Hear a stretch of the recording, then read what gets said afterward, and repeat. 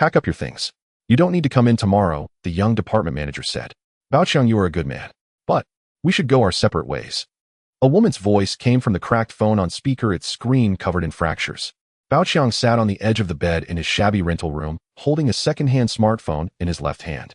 He raised his right hand, extending 2 fingers toward the tattered mosquito net above his head. I swear if I could start over I would definitely. At that moment, a tiny black dot appeared above his 2 fingers. The tips of both fingers vanished at the same time, and Baoqiang felt a pulling force surge from his fingertips up along his arm. His entire body was yanked upward toward that black, his figure gradually fading away as the dot shrank and disappeared as well. My hand. Why can't I feel my hand? Panic rose in Baoqiang's heart. He tried to look up at his right hand, but above him was only a violet dome. Baoqiang tried to move his left hand, but there was no sensation at all. His feet were the same. He could not move, his entire body felt nothing. The window paper in his rental room had been torn for days, and he had yet to mend it, so why now could he no longer feel the cold? Instead, he felt warmth as though immersed in gentle water. Looking around, he saw violet everywhere. Beneath him stretched a perfectly smooth violet floor.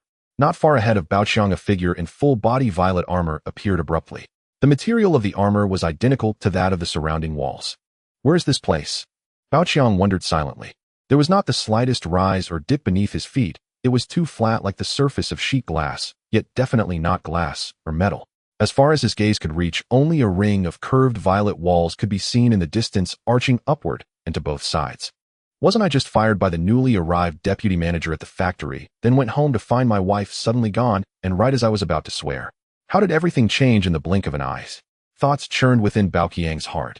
How could making a simple vow turn out so absurd? My wife left, the sorrow in my chest felt like a heart attack coming on, and then suddenly everything changed. I ended up in this hemispherical violet hall, empty, on all sides, the floor smooth as a mirror. How is it that I can see front, back, left, right, even above and below, yet feel nothing at all?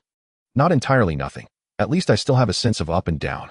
The cold and heat are gone, and it's strangely comfortable. His thoughts continued. And then there's this person clad head to toe in futuristic violet armor, not a single gap from top to bottom. Where the eyes should be, there are only 2 deep violet lines of light pulsing between bright and dim. This armor looks unbelievably cool. Faint violet radiance flowed from the figure like neon, framing a signboard, coursing down its body, passing through its feet, into the floor, forming a glowing halo underfoot. The halo expanded outward along the ground to the base of the walls, then climbed upward. Rings of violet light rose quickly to the dome, converging at the very top into a single violet point of light, before fading away. Baoqiang silently took all of this in. They say blessings never come in pairs, while misfortunes never come alone. When a man is down on his luck, even cold water can crack his teeth. Here I am sitting at home, and disaster has dropped in from beyond the sky.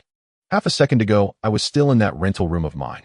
Neither warm nor cozy, cold and desolate as it was. But at least it was my little nest, wasn't it? And half a second later I'm here, in this bizarre sci-fi place. Who is going to explain this to me? And I seem unable to move at all. Baoqiang was still thinking when a greeting sounded, hello. The violet-armored figure did not move, yet its voice echoed in Baoqiang's mind. How to describe it? Neutral, neither male nor female, neither high nor low. Who are you? Baoqiang asked. Where is this place? Are you talking to me? Without waiting for the armored figure to answer, he pressed on. What exactly is happening right now? How can you speak inside my head? Baoqiang demanded. This is my home, the voice replied. In your terms, you may call it a spaceship or a UFO. Something of that sort. I am communicating with you through what you would call a psychic link, directly connecting to your energy soul. The thing you call a spirit, the violet-armored being continued without moving. I have just examined the memories of your soul, the voice said.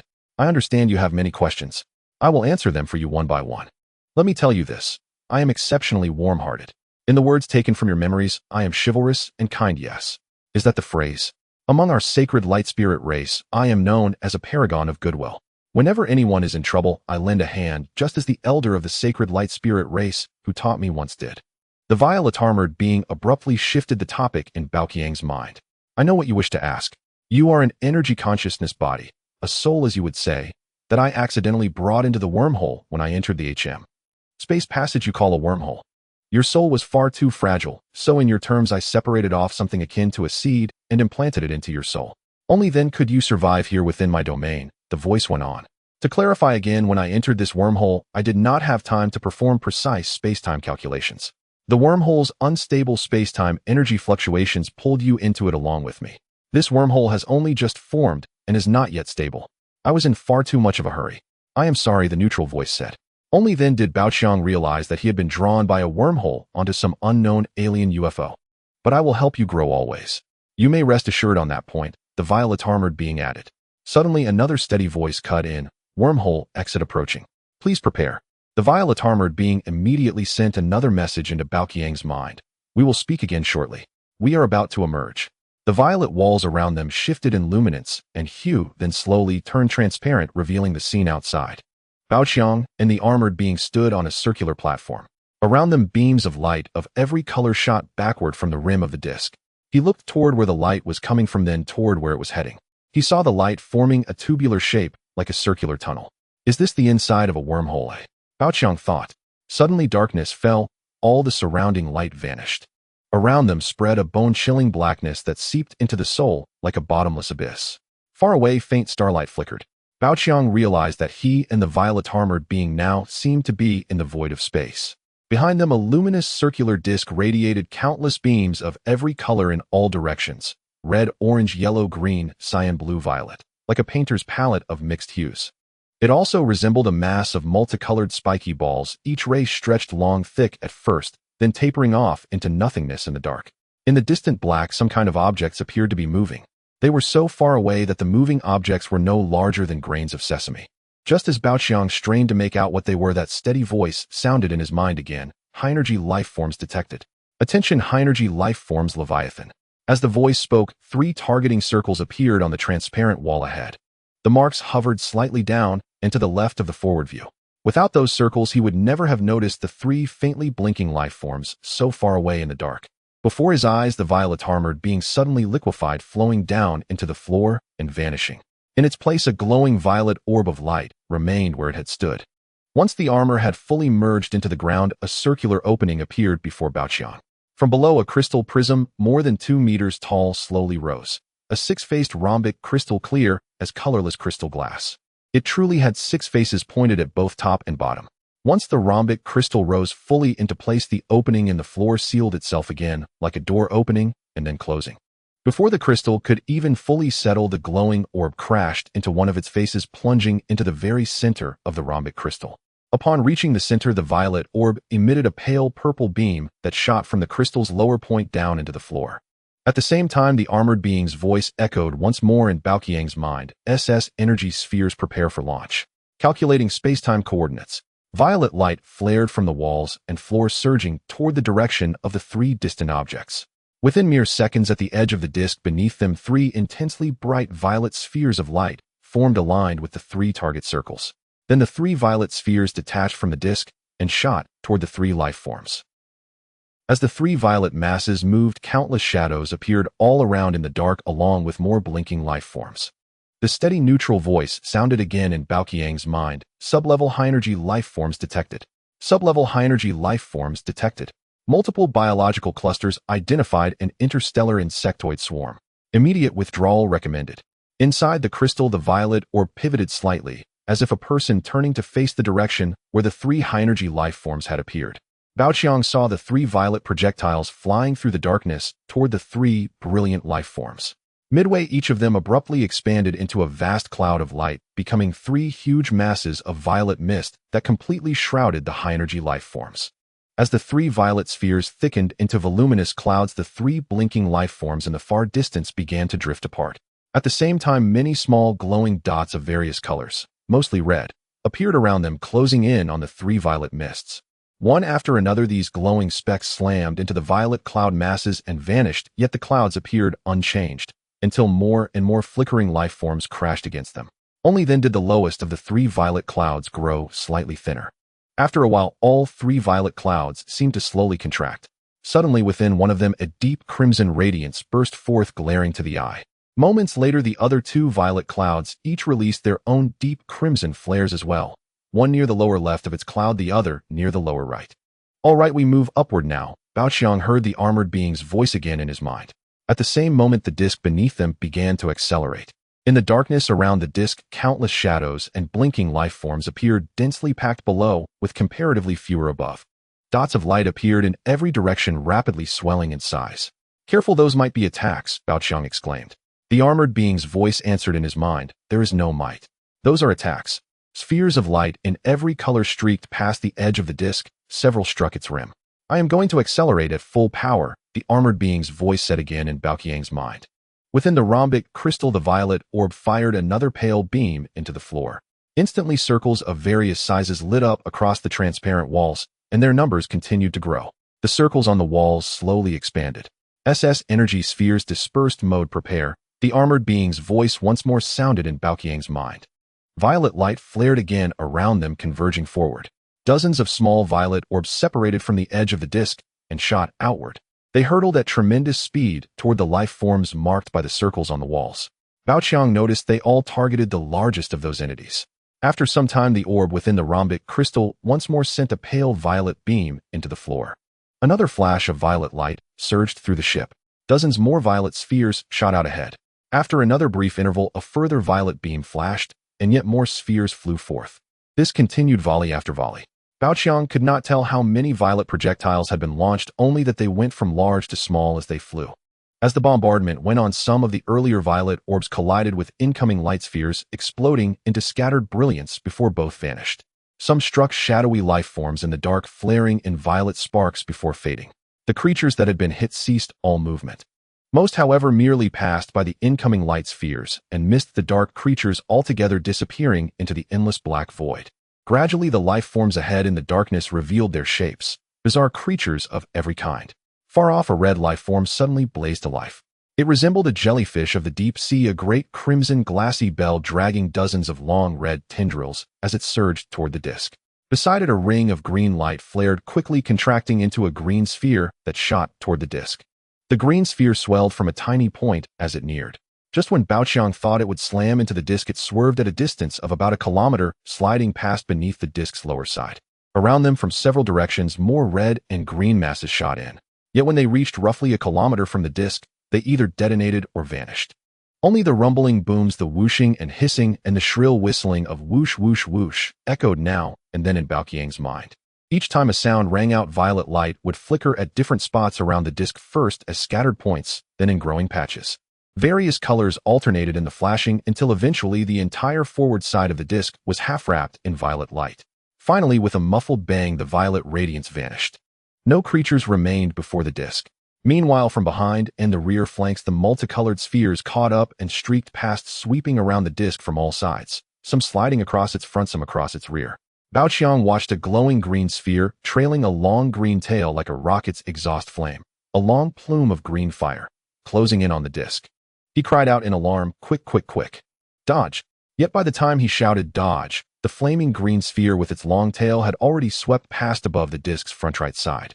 He then saw two more green spheres, both trailing long tails, closing in, one to the left, one to the right, seemingly attempting a pincer attack. Unfortunately for them, they were just a bit too slow and crossed paths behind the disk instead.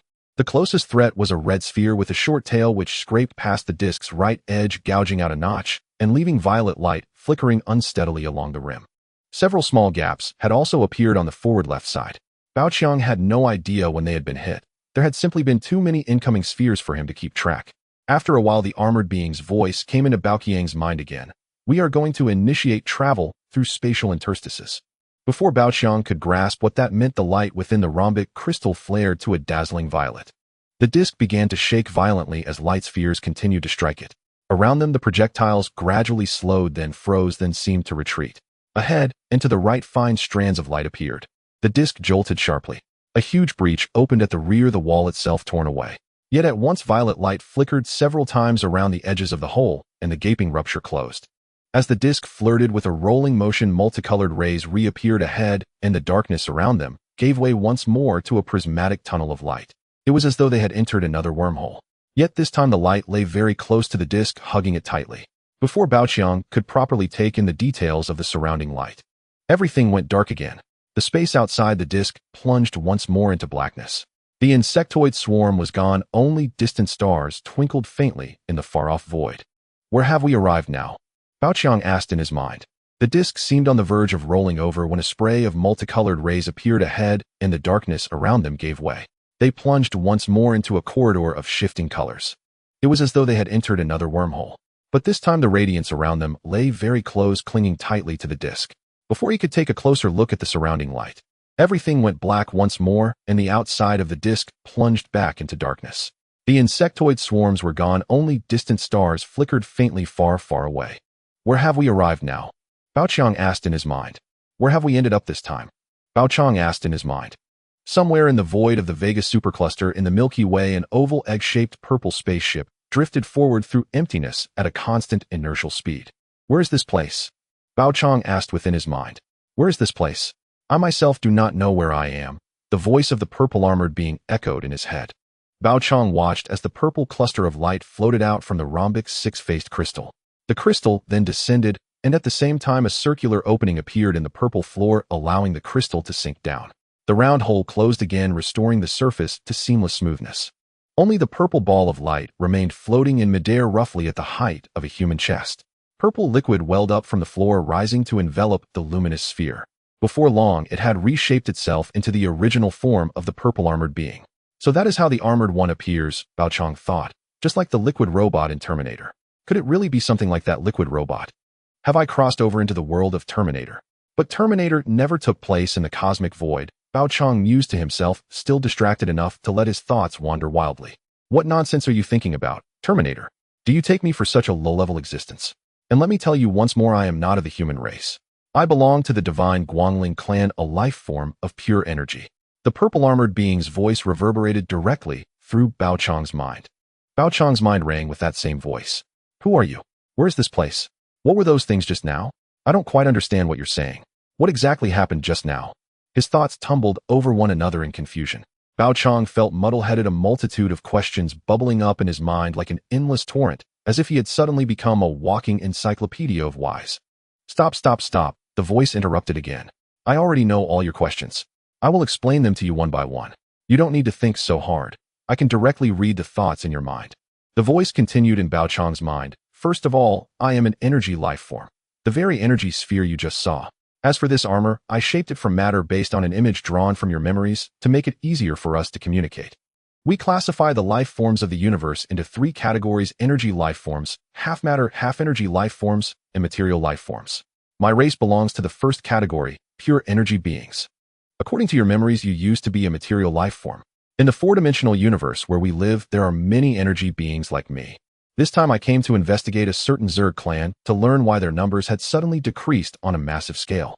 My race has been engaged in intermittent warfare with this particular insectoid clan for 10,000 years already. The purple-armored being paused for a moment. Also, you may call me Lingzi. What brought you here was a wormhole. That multicolored vast passageway you saw when you first regained consciousness was a supersized wormhole. Whenever a supersized wormhole forms, it generates an enormous amount of energy and matter. This is energy transmuting into matter. This particular wormhole was one way. I cannot return through it, and I do not know how long I will have to drift before I can go back. At this point, Lingzi fell silent. Baoqiang could clearly sense Lingzi's mind wandering. He did not urge him, for by Lingzi's account, Baoqiang himself had no way back either. Lingzi collected his thoughts and continued. All you need to understand is that we just passed through a one-way wormhole, so there is no returning in the short term. As for how you arrived here, my guess is that the wormhole spacetime had not yet stabilized and a deviation occurred, pulling your soul across. As for your original spacetime, you should give up on the thought of going back. In that regard, I am powerless. Hearing this, Baoqiang's mind buzzed. He had accepted that he had crossed over, yet what traveler would not long to return home? He thought of his parents and his child, of every fragment of his life since childhood, and of the wife who had left him. Overcome with emotion, he tried to move forward, again and again. Why am I still in the same place? Baoqiang tried to advance, but even after a long while he was still floating where he had been. He lowered his gaze toward his feet. Below him, there was only empty air. He recalled Lingzi's words. Right. Lingzi said, I am now a soul in energy form. Baoqiang thought to himself, as an energy body, how am I supposed to walk? I'm waiting online. Urgent, very urgent, he muttered inwardly, yet he still did not move at all. At that moment, Lingzi spoke again. Do not panic. First take a look at what you look like now. As Lingzi spoke, a mass of purple liquid materialized in front of Baoqiang. Like Lingzi's armor, the liquid slowly reshaped itself into a mirror. In its surface, Baoqiang saw a small sphere of light radiating seven-colored brilliance, quietly suspended in midair. So this is what I look like now, eh? Baoqiang thought. It turned out that the human soul was multicolored, twinkling softly. As his thoughts shifted, the flickering of the seven-colored sphere seemed to follow a subtle rhythm. Exactly, this is your current form, Lingzi's voice sounded in Baoqiang's mind.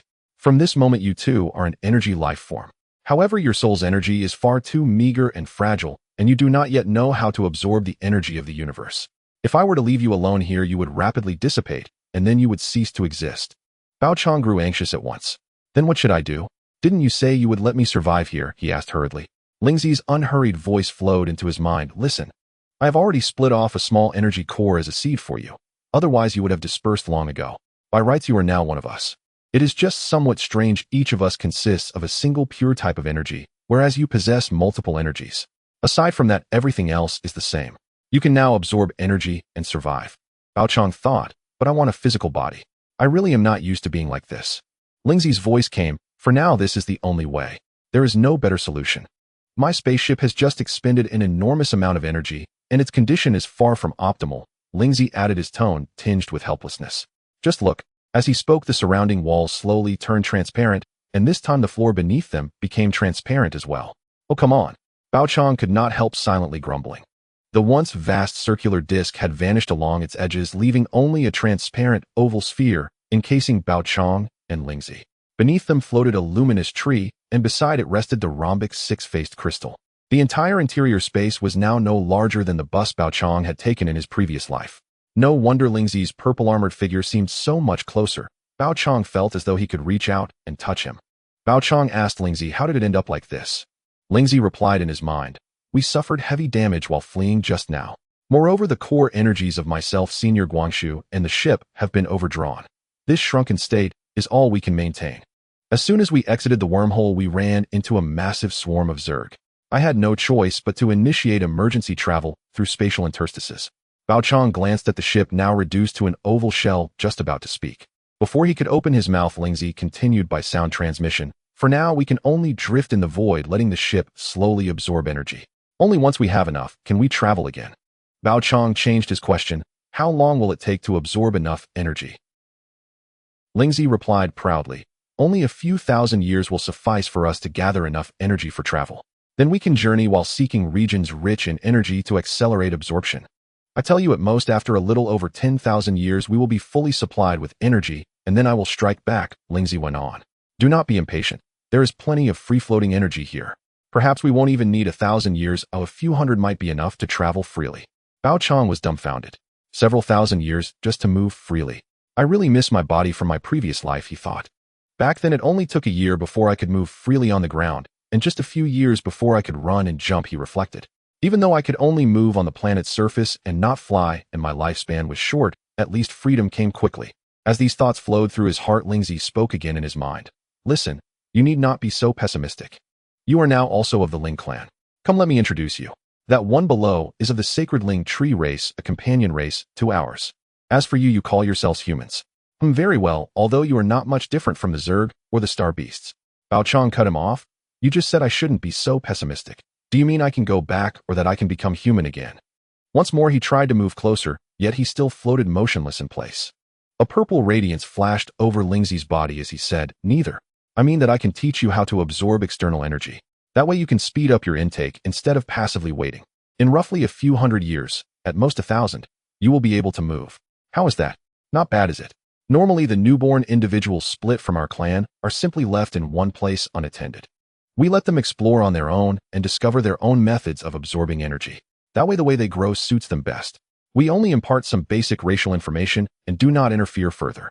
As Lingzi spoke, he began teaching Bao Chang how to accelerate energy absorption so that the seed of his soul energy could grow more quickly, and also how to use energy to better perceive his surroundings. Through energetic perception, Bao Chang discovered that the cosmic void was not empty at all, but filled with countless varieties of moving particles. They were simply too minuscule for human eyesight to detect. Humans could only see objects under the influence of one particular type of strong luminous particle. In truth, many more particles emitted light, yet human eyes could not respond to them, and thus could not perceive them. Sometimes when one's vision inexplicably blurred, it was formed by such effects. Now through Bao Chang's energetic perception, the cosmic void had become dazzling and multicolored. He immersed himself in sensing the rich, colorful universe while receiving Lingzi's various teachings on the use of energy and putting them into practice one by one. Although he could not understand many of Lingzi's lessons, he memorized them first, believing he would slowly comprehend them in time. They were, after all, distilled from tens of thousands of years of Lingzi's experience.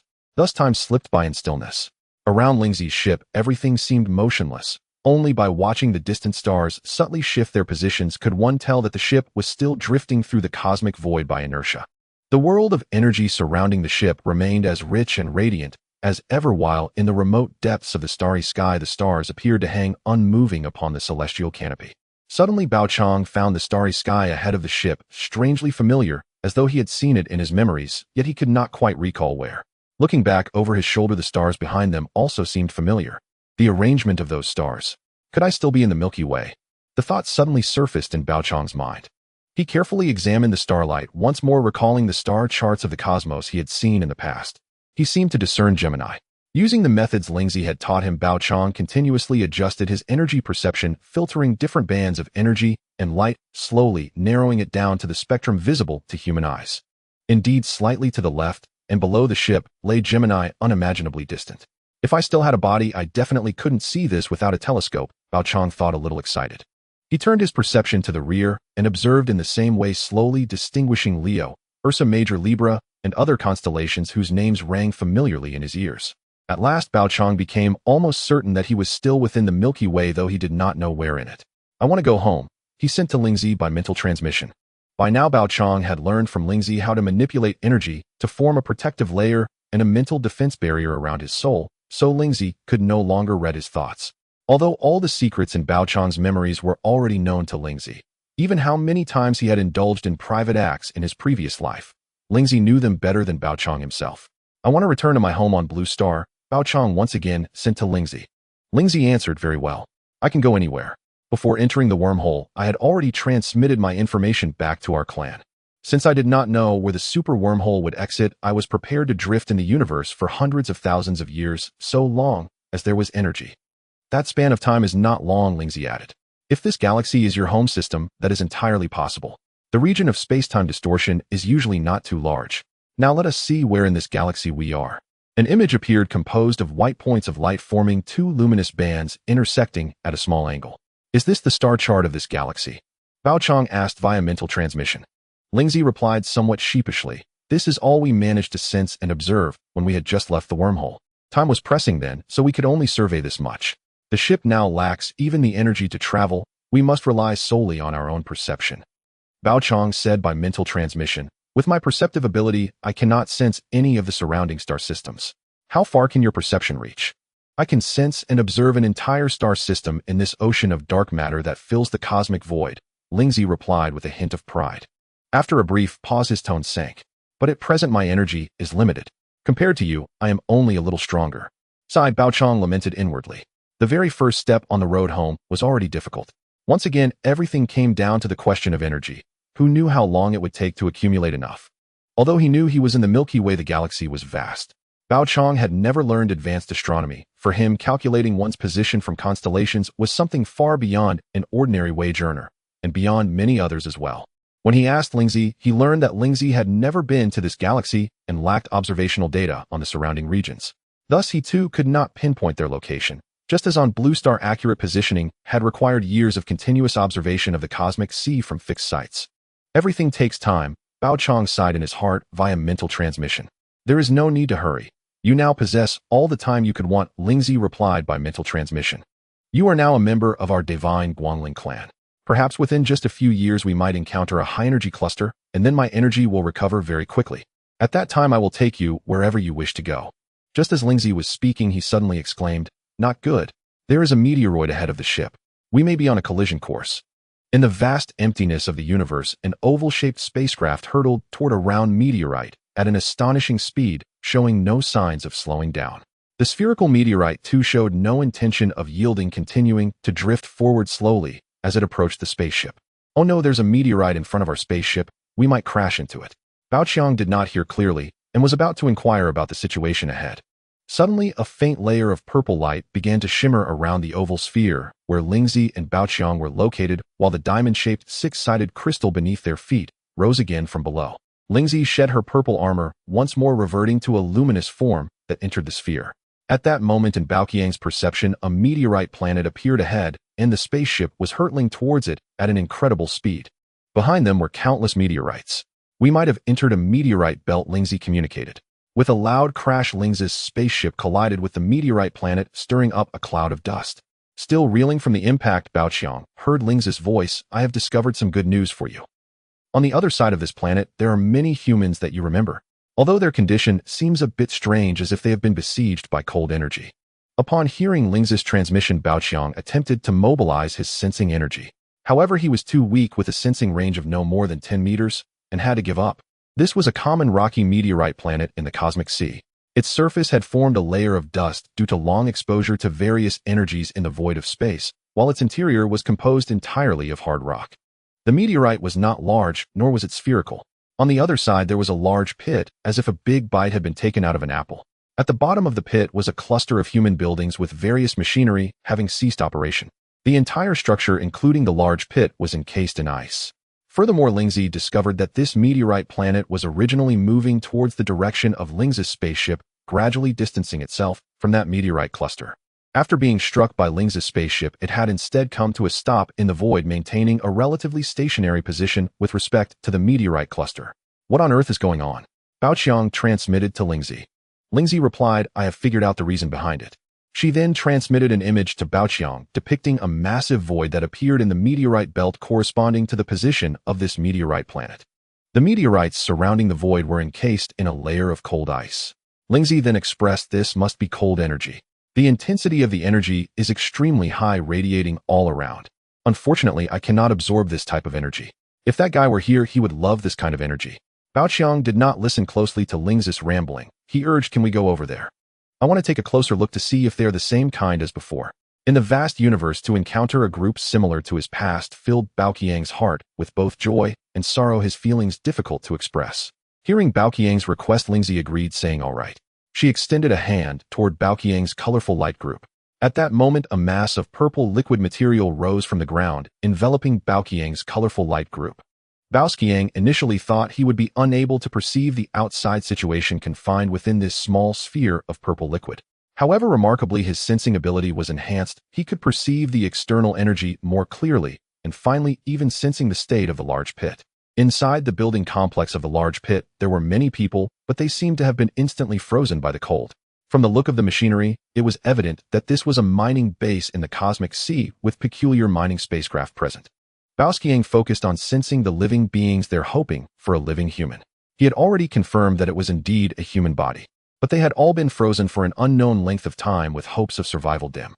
Lingzi seemed to understand Baoqiang's feelings and timely explained this purple material is a type of energy substance discovered by our Holy Light Spirit clan in the universe. It has an excellent affinity for energy, can easily manipulate its form through energy control, and can enhance energy intensity. Oh, is that so? Baoqiang responded absent-mindedly. Lingzi carried Baoqiang's orb with one hand and walked toward the front of the spaceship. She continued to explain to Baoqiang, my spaceship is currently low on energy and cannot fly freely. I will take you over there. Thus, a humanoid robot with a sci-fi design floated out of the oval spaceship holding a small orb made of the same material as the armor. The wall of the spaceship opened a gap, which closed again after Lingzi floated out with Baoqiang. The perception outside was completely different from that inside the spaceship. At that time, the energy around Baoqiang was stable, allowing him to easily sense the surroundings. However, the energy outside was extremely chaotic. After losing the support of the spaceship, Baoqiang found it quite difficult to perceive. Lingzi transmitted to Baoqiang, saying, you are still very weak and need to grow in a stable energy environment. If you remain in this rich, dark matter energy of the cosmic void, you will dissipate. Thus, Lingzi took Baoqiang toward the other side of the meteorite planet, entering into the large pit. During this process, Lingzi continuously imparted various knowledge about energy to Baoqiang in his mind. Upon arriving at the building complex at the bottom of the pit, she showed no signs of stopping her transmission. During this time, whenever Baoqiang was with Lingzi, her transmissions had never ceased. In Baoqiang's mind, she shared various stories and knowledge without regard for whether Baoqiang understood or remembered. Each topic could go on for quite some time. Lingzi has the potential to become a chatterbox expert, Baoqiang thought to himself, but he did not dare to transmit this to Lingzi, knowing that she was fully aware of his linguistic habits. Meyer, be careful, you rascal. We're going to strike it rich. An old man shouted hoarsely. Don't make noise, don't make noise. I'm being careful, just about to get out of the meteorite cluster. You keep an eye on the front while driving. Hey, I'm telling you, I've got it all figured out. A young man said, don't look back at me, look ahead. Look ahead, you're still piloting the mining spacecraft. It's fine, my skills. Be careful. Crack. A sound echoed in Bao Qiang's mind. Visible frost rapidly spread over his body, rendering him numb and unable to move. This is not my memory. This is a human body that Lingzi selected according to my request. The last memory of this body before it died. Bao Qiang regained his senses. After arriving at this mining base, he had longed to possess a human body. Thus, he asked Lingzi to help him find a more handsome and physically capable body. Since he could no longer return to Blue Star, he had to find a good body here to live well. This body was filled with a bluish cold energy. After Bao Qiang's soul entered, he began to use his spiritual perception to control the cold energy, then followed Lingzi's teachings to enter the brain, merging with the energy of the brain cells. Gradually, Bao Qiang could feel waves of bone-chilling cold radiating from all over his body. Bao Qiang's spiritual consciousness slowly awakened in this body which had been eroded by cold energy, yet it felt as though he was imprisoned in a vast cold storage, trembling from the cold. Quick, help me clear the cold energy around me, Lingzi. At this moment, Bao Qiang could only seek Lingzi's assistance. Seeing no action from Lingzi, Bao Qiang felt the coldness around him rapidly dissipate. Fortunately, the air inside the mining spacecraft was circulating normally. Bao Qiang took a deep breath and exhaled. Being able to breathe felt wonderful, and he could return to being human again, which he preferred. Bao Qiang and Lingzi floated from the spaceship to the building complex within the deep pit. The area was in disarray, littered with blue ice shards, and many human bodies had been shattered into several pieces. Bao Qiang wanted to become human again, and Lingzi did not oppose it. Instead, she informed Bao Qiang of a method stating that to become a human here, one could directly enter a human body. By using energy to take over this bodhi's internal energy, merging the soul with the brain cells, one could live out the second half of this bodhi's life until it passed away. There was nothing to worry about. Lingzi had done similar things before, living in another biological form for over 10 years without the original species ever suspecting. After Bao Qiang adapted to the body and soul, he was able to continue exploring the remaining memories of this body.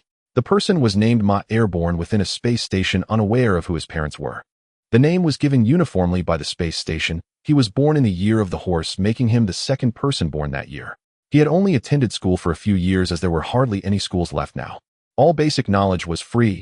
In every corner of the galaxy, as long as there was public internet access, it could be obtained for free. However, advanced knowledge and professional skills were much harder to learn. For example, addition, subtraction, multiplication, and division, as well as the Chinese language that I learned in elementary school, can be found everywhere online. However, advanced high school subjects like functions and geometry are difficult for the average person to learn. It would require a lot of money to learn, and some could only be studied in places directly managed by local authorities needing to meet various conditions.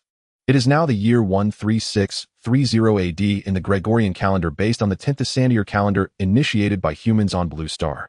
A long time has passed, and humanity has left Blue Star exploring much of the Milky Way. According to this Buddhist memories, humans were on Blue Star in the solar system 10,000 years ago. Bao Qiang was astounded, a myriad of thoughts racing through his mind. Bao Qiang pondered, have I really jumped to 10,000 years later? 3 question marks floated in his mind. Unable to believe it, he asked Lingzi, why am I here in this time 10,000 years later? Lingzi contemplated for a moment and replied, why the wormhole brought you here. I suspect it might be related to the eternity of the cosmic spacetime. Let's assume the cosmic spacetime is 9. To form a wormhole or black hole is to alter time and space. Originally, time multiplied by space is 339, but the wormhole changes it to 199. When time equals 1 and space equals 9, the alteration of space in the universe would create a wormhole. However, since you were sucked into an unstable wormhole, it turned into time equals 9 and space equals 1. Thus, you arrived in the Milky Way 10,000 years later. The total of space-time in the universe has not changed, which is also the principle of wormhole formation. Although I have yet to master it, Bao Qiang felt utterly confused. Having to set aside the questions, he continued to explore the memories of the body. According to the human history, in this Buddhist memories 10,000 years ago, a surge of energy tide from beyond the Milky Way drastically changed humanity's living environment, increasing the energy density on Blue Star. Many materials underwent unknown changes. Some people became younger, while others who had been sick for years suddenly recovered, and the lifespan of all creatures on Blue Star increased. It is said that the longest living humans lived over 300 years. Moreover, the properties of materials on Blue Star also changed. Some substances that were originally soft suddenly became incredibly hard, harder than the previous hardened steel drill. Steel also became more difficult to process, 1 millimeter harder than the previous 3 millimeters, while some materials became extremely brittle. The previously tempered glass became unusable, shattering at the slightest touch, weaker than paper. At that time on Blue Star, due to overpopulation, a third world war was about to break out. The arrival of the energy tide brought a turning point. A vast array of new materials led to rapid advancements in foundational materials science on Earth, with continuously new and better materials being discovered. This spurred advancements in various technologies, especially in aerospace technology, which progressed the fastest. Due to overpopulation on Blue Star, the only solutions were to either consume through civil war or expand outward. Thus, the grand era of interstellar travel began, spearheaded by several nations on Blue Star with space stations, along with a few smaller countries venturing into the development and exploration of the solar system and beyond. In less than 50 years, they exited the solar system, officially entering galactic civilization, heading toward the cosmic sea. However, after 1,000 years of development, they still remained within the Milky Way.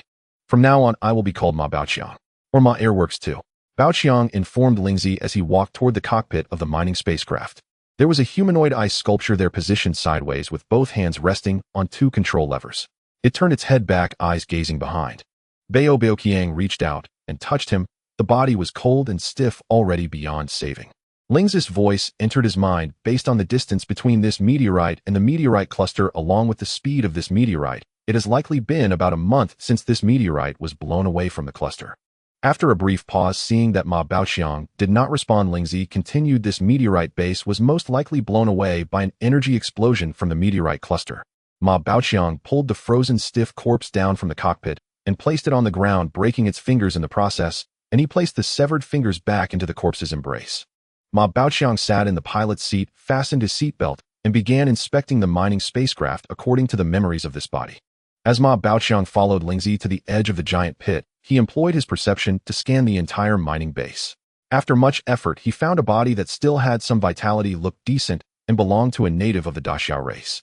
Ma Baoqiang still preferred to be a Daxiao person, even though there were various races in this base. After all, his ancestors were watching from above. In this world, 1,000 years later, humanity had entered the interstellar era, and the various human races on Blue Star had merged, no longer dividing people by skin color. Ma Baoqiang placed the body down and returned to the cockpit of the mining spacecraft, only to find the display screens on the control panel were pitch black. Moreover, the entire mining spacecraft had no energy left. Thus, Ma Baoqiang followed the Buddhist memories to the center of the mining spacecraft. On the floor was a small door, and upon opening it, he found 4 handles inside. Ma Baoqiang grasped one handle, rotated it half a turn, and pulled it upward to remove it, revealing a cylindrical energy core rod in his hands. None of the energy indicator lights on the energy core rod were lit, totaling 4. This energy core rod was already scrapped, not even the emergency energy light was illuminated. This type of energy core rod had 3 normal energy indicator lights and 1 backup emergency light. As long as there was even a tiny bit of energy, the backup emergency light would illuminate. This type of energy core rod could not replenish energy on its own. It had to be recovered by the company that produced such energy core rods for recharging. In the memories of the body, humanity had long ceased to use non-renewable fossil fuels like gasoline and kerosene. Although the universe was vast and boundless, there must be planets similar to Blue Star. In memory, humans still primarily relied on electricity for their lives, but with the advent of the interstellar era, the means of obtaining electricity was no longer boiling water, but rather utilizing various minerals that could be harvested in space, which possessed radioactive energy. In the current universe, there existed various energy materials, the most commonly used by humanity being a type of luminescent polyhedral energy material that could emit large amounts of stable energy. This stable radiative energy posed no harm to human health and could be directly converted into electrical energy after being absorbed by a special metal. This was more convenient and safer than nuclear fusion energy from 1,000 years ago. Ma Baoqiang picked up the 4 energy core rods and set them aside, pondering for a moment before walking towards the pilot seat of the spacecraft, where a standby mining spacesuit for exiting the cabin was located. Don't ask about the mining spacesuit he had been wearing, that one had been damaged when Ma Baoqiang selected the body. While putting on the mining spacesuit, Ma Baoqiang said, Lingzi, I plan to look for energy core rods to see if there are any spaceships or cargo ships here. If we can find them, we can fly to the space station where many humans are. Are you coming? Lingzi replied telepathically, I'm not going, I'll check here first. Ma Baoqiang then said, after I go out, can you help me deal with this spacecraft? Clear away the cold energy inside and outside. We might still need this mining spacecraft. Let's give this body a sky burial, hoping he finds peace in the next life. Okay, no problem. I will take care of it, Lingzi responded telepathically. After changing into the mining spacesuit, Ma Baoqiang prepared to go out. The current spacesuit was highly advanced with oxygen stored in small cylinders within the layers of the suit. The helmet felt weightless, made from an unknown material, and had an oxygen conversion system inside that could convert exhaled carbon dioxide back into oxygen, thus extending the time humans could operate in an oxygen-deprived environment. Ma Baoqiang marveled at the exquisite design of the spacesuit, thinking that if this were in human society 1,000 years ago, it would be considered cutting-edge technology. The various devices made moving in it feel no different from moving on Blue Star. However, this small asteroid had a weak gravitational pull, making each step feel light. He walked to the wall where the cabin door was located and inspected it. The cabin door had some deformation and could not be opened, so he had to exit through the emergency exit at the top from when he came in. However, when Ma Baoqiang pushed open the emergency exit door at the top, the air inside the mining spacecraft surged out from his side, carrying him out of the mining spacecraft. Had he not reacted quickly to grab the handrail at the exit, he would have been thrown directly to the ground. Standing on top of the mining spacecraft, he surveyed the surroundings. The spacecraft had collided with a passage and was mostly undamaged, only the originally used door had some deformation. The distant buildings of the mining base appeared dilapidated with meteorite craters scattered everywhere, and the entire base was covered in a layer of frost. Looking around at the buildings, humanity still primarily used metal as the main construction material after 10,000 years, especially in the vastness of the cosmos. Some metallic structures had various sized pockmarks on their walls, perhaps caused by meteorites struck by energy explosions. Many buildings had turned into piles of metallic ice sculptures, and many passages connecting the buildings had been severed. The center of the base appeared to be a transport ship, and in the memories of this body, the energy storage warehouse was located behind the maintenance workshop at the center of the buildings, not far from the base center. Ma Baoqiang walked along the road in the base where silence reigned, only the sound of his footsteps echoed.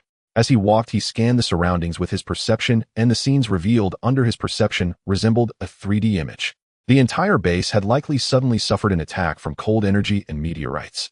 The surrounding metallic walls were covered with countless cracks and pockmarks adorned with ice crystals. It seemed as though they had been frozen for millions of years.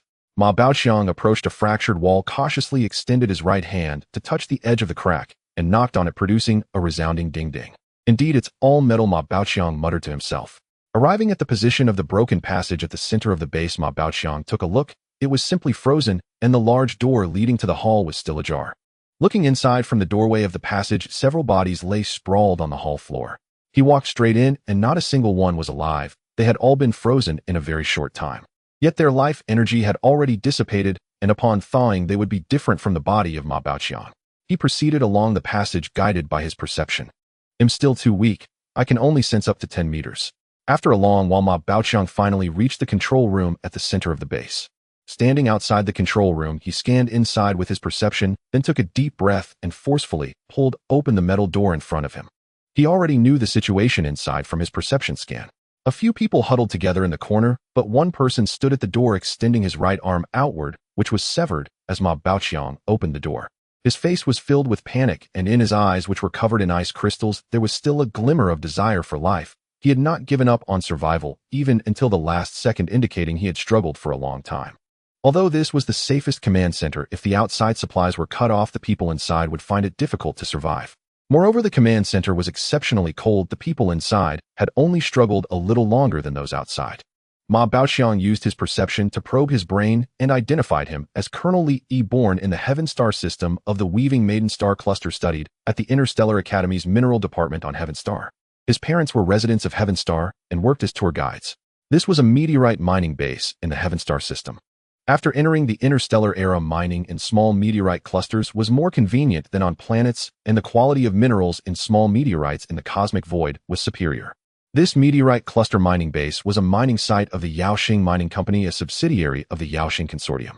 The Yaoxing Consortium is one of the three major powers in this Lyra star system group, having risen during the great development of interstellar civilization after humanity left the solar system. It owns several subsidiaries and controls over a dozen star systems, along with numerous mineral planets and meteorite belts. This Colonel Li Yi, lacking a strong background, had worked hard in the military for over 50 years before being assigned to this base as a commanding officer. The minerals collected at the mining base would undergo simple classification, such as energy crystals, rare metals, precious metals, etc., and then wait for transport ships from the space station to take them away. The space station housed a metal smelting factory capable of refining them into various raw materials, which would then be transported to various factories in need. Originally, a smelting factory was to be built at the mining base, but for some unknown reason, it was never constructed. Transport ships from the space station to the meteorite cluster mining base came once every 3 months. However, this time it had been 6 months since the last visit, and the interstellar communication of the meteorite cluster mining base had lost contact with the space station 1.5 months ago. Everyone was quite anxious. If they lost contact with the space station for over 3 months, ships would need to be dispatched to re-establish communication. In the coming days, he would take his interstellar yacht back to the space station to check, and he was still preparing supplies. Great. This guy has an ordinary appearance, but actually owns his own interstellar yacht. From Colonel Lee, he learned that interstellar yachts were not something just anyone could possess, much like private luxury cars or yachts on Blue Star. Ordinary people had never even seen an interstellar yacht, and at this mining base, if Lee were not the highest commanding officer, he would not have been able to afford it. The mining boss has been rich since the Blue Star era. Ma Baoqiang thought to himself, feeling extremely excited. Now the interstellar yacht belongs to me. Ma Baoqiang could not wait to take a look and did not enter the command center. Instead, he turned and walked outside, simultaneously organizing the information he had obtained from Colonel Lee in his mind. Since humanity entered the interstellar era despite rapid technological advancements, some traditions passed down by humanity had not significantly changed, such as the classification of military warships, which still followed the convention of categorizing from small to large into interstellar corvettes, interstellar destroyers, interstellar cruisers, interstellar battleships, and interstellar carriers. Originally, Lee had hoped to become a destroyer commander, but due to lack of background, he ended up at this mining base. This mining base, located in a remote area far from shipping routes, was originally not profitable and conditions were harsh, making no one willing to come. However, a year ago, energy crystals were discovered, and Colonel Lee did not report it. Instead, he sold them privately, which provided him with the funds to purchase a small interstellar yacht. Colonel Lee even built a dock specifically for the interstellar yacht right next to the command center. Ma Baoqiang remembered seeing various damage around the command center when he entered. Many buildings had been struck by meteorites. He hoped the interstellar yacht was safe and sound. Exiting the command center, Ma Baoqiang turned to one side, walked around a corner, and there stood the rectangular building that was the dock for the interstellar yacht. One corner had already collapsed. The condition of the interstellar yacht was uncertain. From Lee's memories, he learned that his interstellar yacht was 54 meters long, 35 meters wide at its widest, and 28 meters high. Ma Baoqiang had never even owned an electric bike, and now a 54-meter giant ship was right before him, about to be his. Thus he approached the dock gate with an excited heart. Not moving. Too excited, he forgot to remove the ice and unlock the door. Ma Baoqiang activated his energy to accelerate the melting of the ice, directly severing the door bolt with energy, and this time, he pushed open the door and walked in. The docking bay was huge, and Ma Baoqiang's perception couldn't reach the top. Looking up with his naked eyes, he couldn't see the end of the wall behind him. It was too dark inside to see clearly. After thinking for a moment, Ma Baoqiang decided to first find energy in the energy storage warehouse. From the information gathered, it could be inferred that Ma Baoqiang's body had discovered a large piece of energy crystal, with others preparing to transport it back to the mining base. However, during their exit from the meteorite cluster, the driver had been overly excited, leading to an accident that caused an explosion of cold energy, consequently freezing the entire base and resulting in the death of all personnel. Ma Baoqiang returned to the passageway of the control center and walked back. The energy core rods used by the mining spacecraft were located in the energy storage warehouse behind the maintenance workshop of the mining spacecraft. Ma Baoqiang returned to Lingzi's side, and Lingzi communicated telepathically, "Look, I've found you a temporary home." Saying this, both armored arms waved towards the mining spacecraft. Ma Baoqiang gazed at the mining spacecraft, which resembled a giant bread crab. This mining spacecraft was the universally used crab-type, small mining spacecraft among humans in the current Milky Way. It was typically operated by 2 to 3 people, 2 at the front of the cockpit and 1 at the back. One person piloted the craft, another detected mineral locations, while the third operated the robotic arms. Both the front and rear could visually observe the outside conditions, with both pilot seats equipped with transparent, 360-degree observation windows. This transparency was not glass, but a type of steel known as glass steel, which could be directly welded with iron and shaped like steel, widely adopted in interstellar travel today. The mining spacecraft had long mining robotic arms on both the front and back, while the bottom featured 4 short and sturdy retractable mechanical arms. Additionally, there were 4 anti-gravity engines at the corners of the mining spacecraft. The mining spacecraft's engine had 4 units distributed in the upper, lower, left, and right directions. The upper and lower engines were fixed, while the left and right engines could rotate 360 degrees. This design made the mining spacecraft more agile. This was the result of continuous improvements over thousands of years. It was heard that a better improved version had appeared, but it was not available here. The entire mining spacecraft was the size of a large bus from Blue Star, specifically used for mineral extraction operations in meteorite belts, and could also be utilized for transporting goods between space stations and large ships. The entire mining spacecraft had an oval internal structure resembling a bread crab, thus, it was named the crab-type mining spacecraft. Just then a flash of ghostly blue light shimmered across the mining spacecraft from head to toe. After a while, another wave of ghostly blue light flashed by. Thus, a rhythmic pattern of ghostly blue energy continued to flicker across the mining spacecraft. Hey, Lingzi, what's going on? The cold ice energy has changed again. Ma Baqiang looked at Lingzi with a puzzled heart. Lingzi responded with a proud tone, you wouldn't have guessed. Just now, when I was about to clear out all the cold ice energy from this mining aircraft, I discovered that the cold ice energy inside was merging with the aircraft. You have no idea how beautiful and marvelous that process was. Lingzi paused for a moment as if pondering adjectives. Yes, it was marvelous. Have you ever thought about why, when the cold ice energy erupted, it was not far from your body, yet you and that big man remained unharmed and still active, while everyone in the farther base turned into ice sculptures and many corpses shattered at a touch? Lingzi posed the question, but seemed not to expect Ma Baqiang to answer. Lingzi continued to answer on their own. I speculate that because you were at the center of the cold ice energy explosion, the cold ice energy had no impact initially and could only pass peacefully through this small mining aircraft before having enough space to explode. Just like when you punch someone, there is an acceleration process, and it takes a certain distance to have the ability to cause harm. And your body and this mining aircraft were fortunate enough to be at this optimal position, which is why your body still retains its vitality. Lingzi's voice came with a sense of emotion. You can carefully perceive your own body. There is plenty of cold ice energy within you. It's just that your body has adapted to this energy, so you don't feel it. Now you just need to practice slowly and absorb it into your soul seed, and you will gradually grow. Ma Baqiang waved his hand dismissively at Lingzi's suggestion. He still looked at the aircraft confused and asked, can this be my home? Lingzi explained telepathically to Ma Baqiang, let me tell you. In our Holy Light Spirit race, each clan member has a spaceship made of energy material as their home. Other members of the Holy Light Spirit race cannot enter without permission. Just like my spaceship, it is my home. When I was split off, the ancestors of the Holy Light Spirit race also gave me a small piece of energy material. At that time, there was only a little. I absorbed the energy while cultivating it until I could move. Then I traveled with it, collecting the same energy materials. There are many energy materials in our Holy Star system. I built the Lingzi based on the experiences passed down by my ancestors. My home is also my spaceship. By the way, Lingzi is the name I just thought of. What do you think? It's cool, right? I always tell my ancestors that I am very. Ma Baqiang helplessly interrupted Lingzi, saying, all right, let's talk about this thing instead. Ma Baqiang pointed at the mining aircraft. Lingzi paused for a moment, then responded telepathically, this. All right, this. This mining aircraft has also been invaded by cold ice energy. The cold ice energy combined with the mining aircraft, becoming an energy body aircraft imbued with cold ice energy. As long as you can control the cold ice energy, you can control this mining aircraft. Although this mining aircraft is not as good as my spaceship, it's quite nice as a temporary home.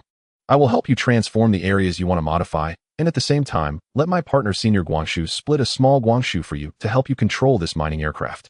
Lingzi seemed to think of something. You have seen my partner, the accompanying Guangshu.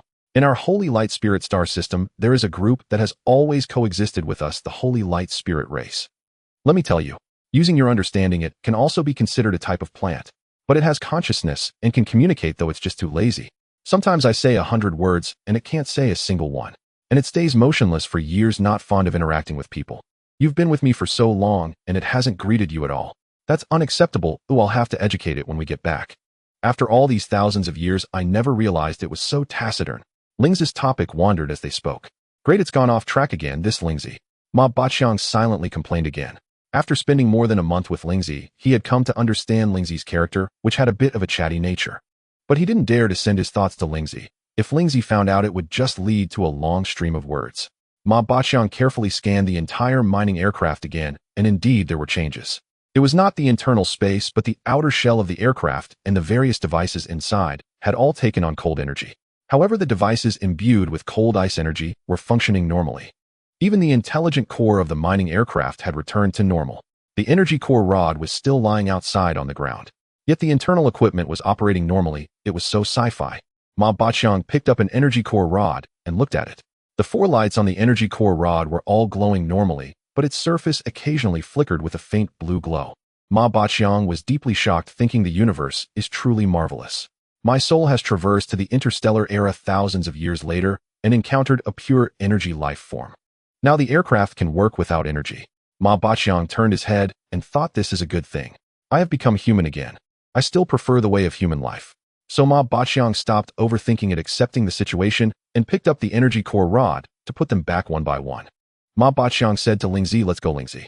Now that we have a mining aircraft, we should go back and move your home this spaceship. It just so happens that this mining aircraft has mechanical arms. Although one of the mechanical arms in the back is broken, the two in the front are fine. The mechanical arms of the mining aircraft are designed like human arms, allowing for direct synchronization of operations with human hands. The movements of the internal personnel's arms can be perfectly synchronized with the mechanical arms. Thousands of years ago, it was not so smooth and delicate. Ma Baqiang carefully perceived the internal structure of the mechanical arms. On the surface, it looks like a metallic arm made of metal, but inside there are many metal wires. When the operator raises their arm, some of the metal wires in the mechanical arm will contract while others will relax, causing the external mechanical arm to lift and sync with the operator's arm. Isn't this the legendary metal muscle? Humanity has finally found a metal that can contract and relax like a living organism and is incredibly tough. Ma Baqiang sighed in admiration, releasing the mechanical arm controller sitting in the pilot's seat, and excitedly said, Lingzi, close the hatch. The emergency exit hatch on the top closed with a wave of Lingzi's purple armor. Every boy has a dream of piloting a spaceship, and Ma Baqiang was about to fulfill his. Turning to look at Lingzi, who was closing the hatch, he also walked towards the pilot's position, which was designed for 2 pilots. Lingzi walked over while transmitting. We need to fix the main hatch. Using the small hatch on top all the time is too troublesome. Ma Baqiang ignored Lingzi's complaints and urged Lingzi to hurry over and sit down. He adjusted the safety belt and looked at the 3-dimensional display screen on the cockpit. It was excellent. The energy miraculously was full. All the indicator lights were normal. So Ma Baqiang recalled the operational procedures for the mining aircraft in his mind. Turn on the energy main control switch, activate the anti-gravity engine power, and switch on the engine energy. Ma Baqiang muttered softly while following the operational procedures in his mind. All right, engine started. After preparing, Ma Baqiang pressed the large red button on the control panel firmly, and the sound of buzzing came from the 4 engines of the mining aircraft. At the same time, the mining aircraft lifted slightly, adjusting its flight posture and realigning. It matched the gravitational pull of the meteorite below, which had been slightly tilted on the ground. Ma Baqiang said to the driving assistance intelligence, check the entire system. Fortunately, in this interstellar era, after thousands of years, Chinese could still be used universally among the stars. This was something Ma Baqiang sensed from the memories of his body. There are several major universal languages in the interstellar space, and Chinese is one of them. My homeland must have become even stronger since I left. Ma Baqiang silently blessed his country. Ma Baqiang controlled the retraction of all mechanical arms. As it ascended, the 4 anti-gravity engines increased their output, and when they reached about 100 meters above the ground, the mining aircraft stopped. Hovering in the air, I'm piloting a spaceship. Ma Baqiang felt ecstatic. Everything outside the mining aircraft looked so novel from the pilot's position. Ma Baqiang shouted forward. At the same time, he pushed the gear lever on his right hand forward 1 notch, and with a click, it shifted into first gear. The 4 engines started simultaneously, and the mining aircraft slowly moved forward, heading out towards the base building. Ma Baqiang looked around from the pilot's position, feeling extremely fresh. It was a soothing feeling that was hard to describe, making him feel relaxed and as if he were in a dream. Suddenly, the mining aircraft lifted slightly, bringing Ma Baqiang back to reality. This was due to the operation of the mining aircraft's driving assistance intelligence. The display screen of the mining aircraft showed that there was a building spire below. If the assistant intelligence hadn't corrected the height, they might have crashed into it. It was Ma Baqiang's first time piloting the mining aircraft. Although he had the operational procedures and experience in his mind, they were not something he had personally gone through, so he still needed to familiarize himself bit by bit. Under normal circumstances, learning to pilot a mining aircraft takes more than 3 months of study and half a year of practical training with someone before one can drive independently.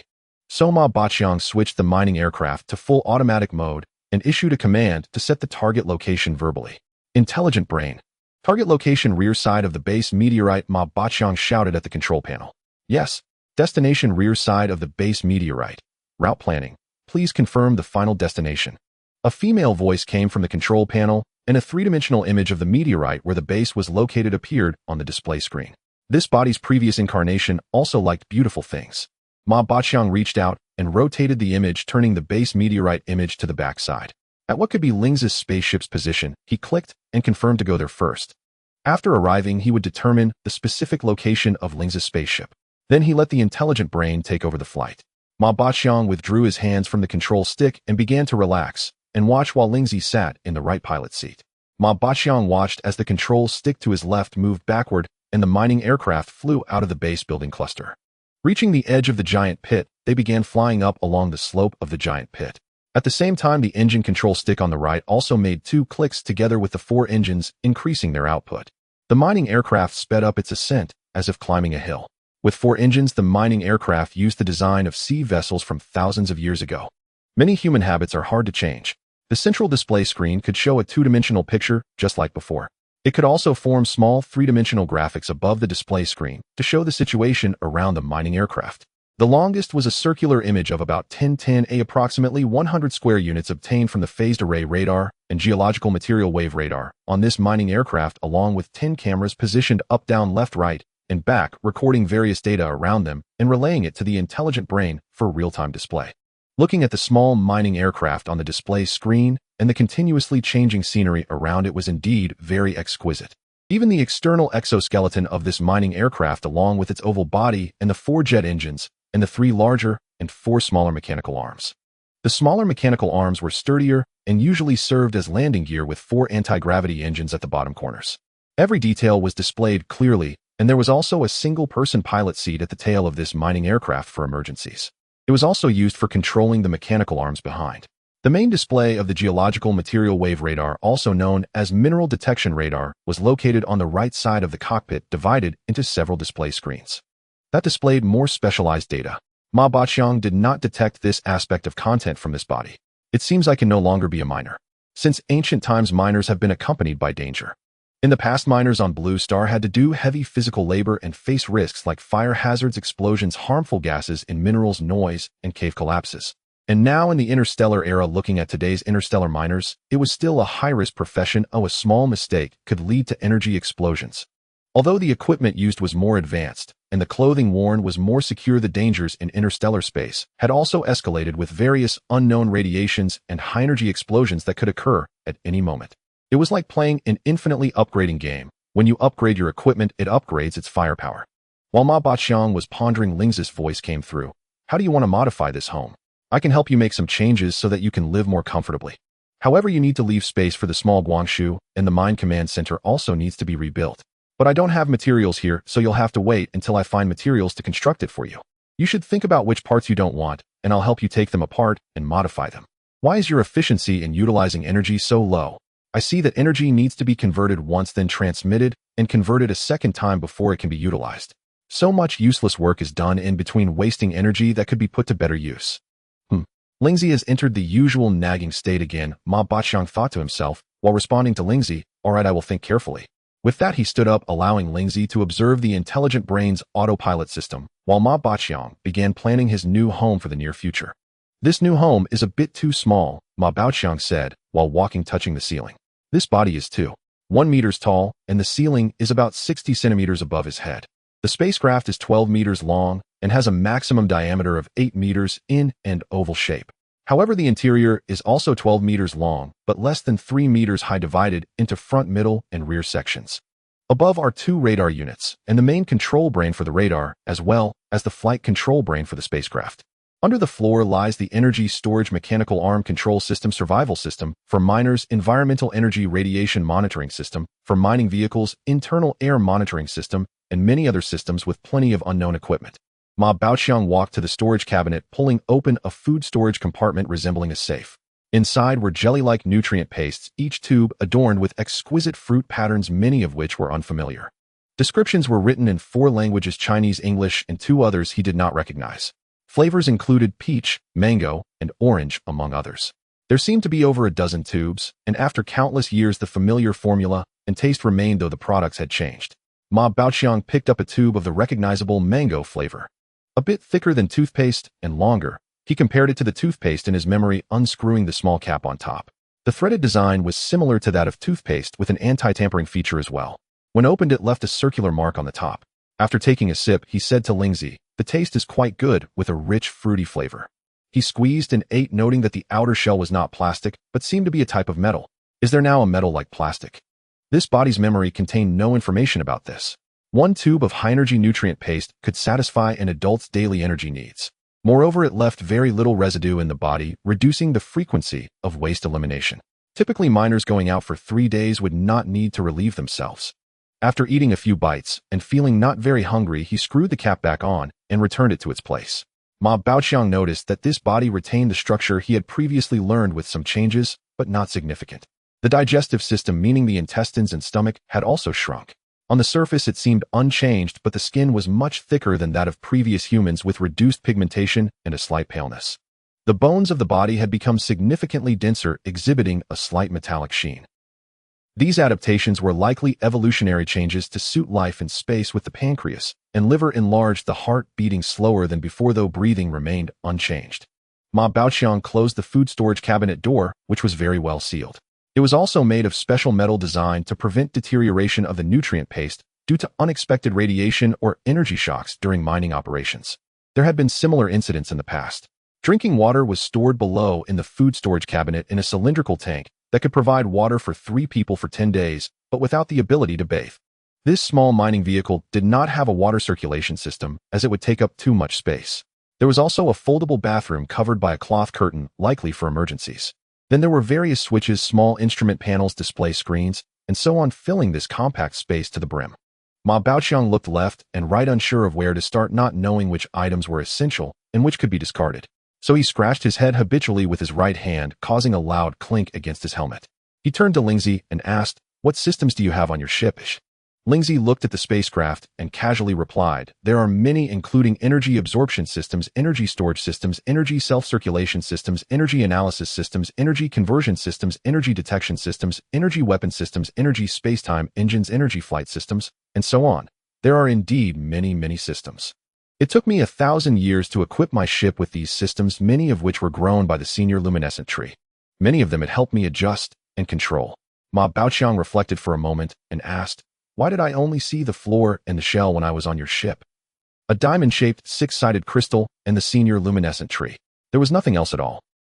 He asked Lingzi in confusion, who then proudly chuckled, her armor shimmering a bit brighter. "I am a genius of our sacred luminescent spirit clan. Other clan members' spacecraft have many systems that take up a lot of space, similar to your mining vehicle. I have meticulously integrated these systems, delegating all processing to the senior luminescent tree. The roots of the luminescent tree connect to various devices. What you see on the floor of my ship, the opaque lines, are the roots of the luminescent tree. Each illuminated bump represents various ship systems. In fact, the spacecraft essentially has only 3 main systems: the energy absorption and conversion system, the flight system, and the weapon system.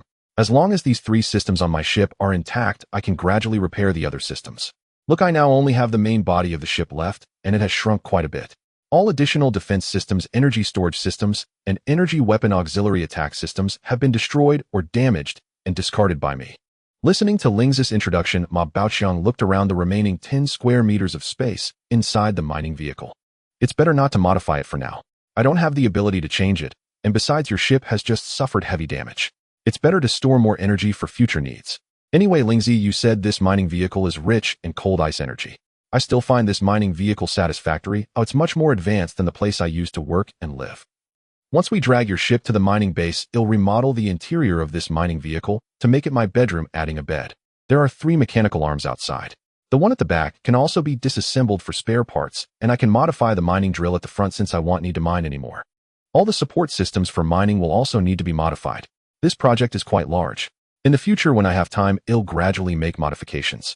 These materials cannot be wasted. I will collect them all. I might need them to modify this spacecraft in the future." As Ma Baoqiang and Lingzi discussed, the mining vehicle approached the location of Lingzi's ship. Ma Baoqiang sat back in the pilot seat, pulling the safety belt tight with a click, adjusting its position for greater comfort. Intelligence brain, prepare for operation and grab the target object. As Ma Baoqiang gave commands to the intelligence brain, he activated a pair of mining mechanical arms in front. The left arm resembled a human finger, while the other ended in a drill.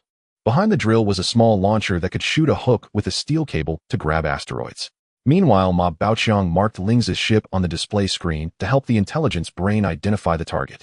The intelligence brain responded, "Acknowledged. Received. Target confirmed."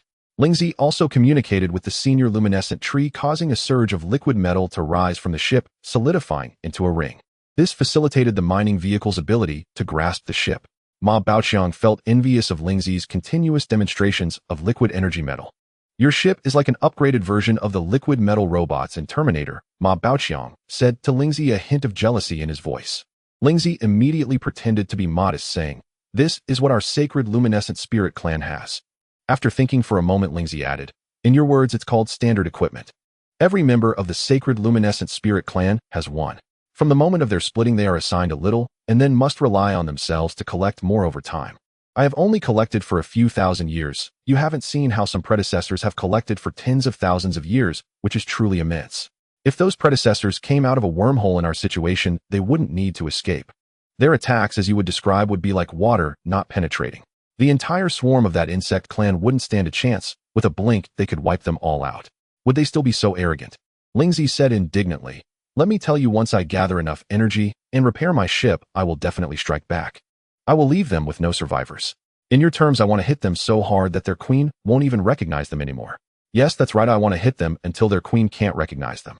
Ma Baoqiang chuckled and said, "Lingzi, please don't use those terms casually in the future, And why do those insect clans come here?" Lingzi replied to Ma Baoqiang's question, "Wormholes generate a large amount of material energy minerals at their exit. Indeed, a massive amount of energy mines formed here. The energy from half the galaxy is rising, but unfortunately, it isn't located at the core of the galaxy. Otherwise, it would become a pure energy star system, like our clan's mother star system, which would be wonderful. However, there are certainly many planets near the wormhole that can produce pure energy, and maybe even pure energy star systems will emerge. Just pay attention to the direction we came from. The brightness of the stars in that area has increased significantly. I just wonder how far we have traveled in this spatial gap. If it isn't far, we can quickly return there to absorb energy." Lingzi once again entered its rambling mode. While listening to Lingzi's chatter, Ma Baoqiang operated the mining mechanical arm, first using the hook on the right mechanical arm to aim at the pull ring and shooting it out. With the assistance of the intelligence brain for targeting, the hook flew towards Lingzi's ship. Meanwhile, the mining vehicle's engines were completely shut down, and the left and right engines quickly reversed 180 degrees, directing the nozzles forward before restarting, using both engines simultaneously. They began to decelerate, and all of this was smoothly executed under the automatic driving of the intelligence brain. The mining claw returned, but Ma Baoqiang still lacked experience. He fired the mining claw before the vehicle even stopped, and the claw had a maximum range of only about 100 meters, which had not yet been reached. Feeling embarrassed, Ma Baoqiang raised his hand to scratch his face, slap, and hit the helmet again, this time against the fiberglass. The impact made his head buzz as if he had punched himself. Ma Baoqiang couldn't bear to hear Lingzi's laughter and hurriedly retracted the claw on his right arm. Once the mining vehicle stopped, he launched it again, this time hitting the target perfectly. 10 rings, yay. Ma Baoqiang silently celebrated. The claw of the mining vehicle gripped the ring, retracting the steel cable, and the vehicle slowly approached Lingzi's ship. Once within reach of the mechanical arm, it extended to grasp another protruding ring on Lingzi's ship.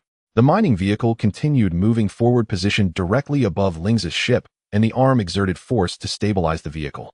In this way, the mining vehicle hovered above Lingzi's ship, gradually descending. When it reached the bottom, the 4 sturdy landing gear mechanical arms could also make contact with Lingzi's ship. Activating the grabbing mode of the landing gear mechanical arms, they were generally retracted into the abdomen of the vehicle's engines during flight. Simultaneously, under the control of the senior luminescent tree, Lingzi's ship changed to correspond to the positions of the mechanical arms, creating 4 circular pull rings to lift the ship.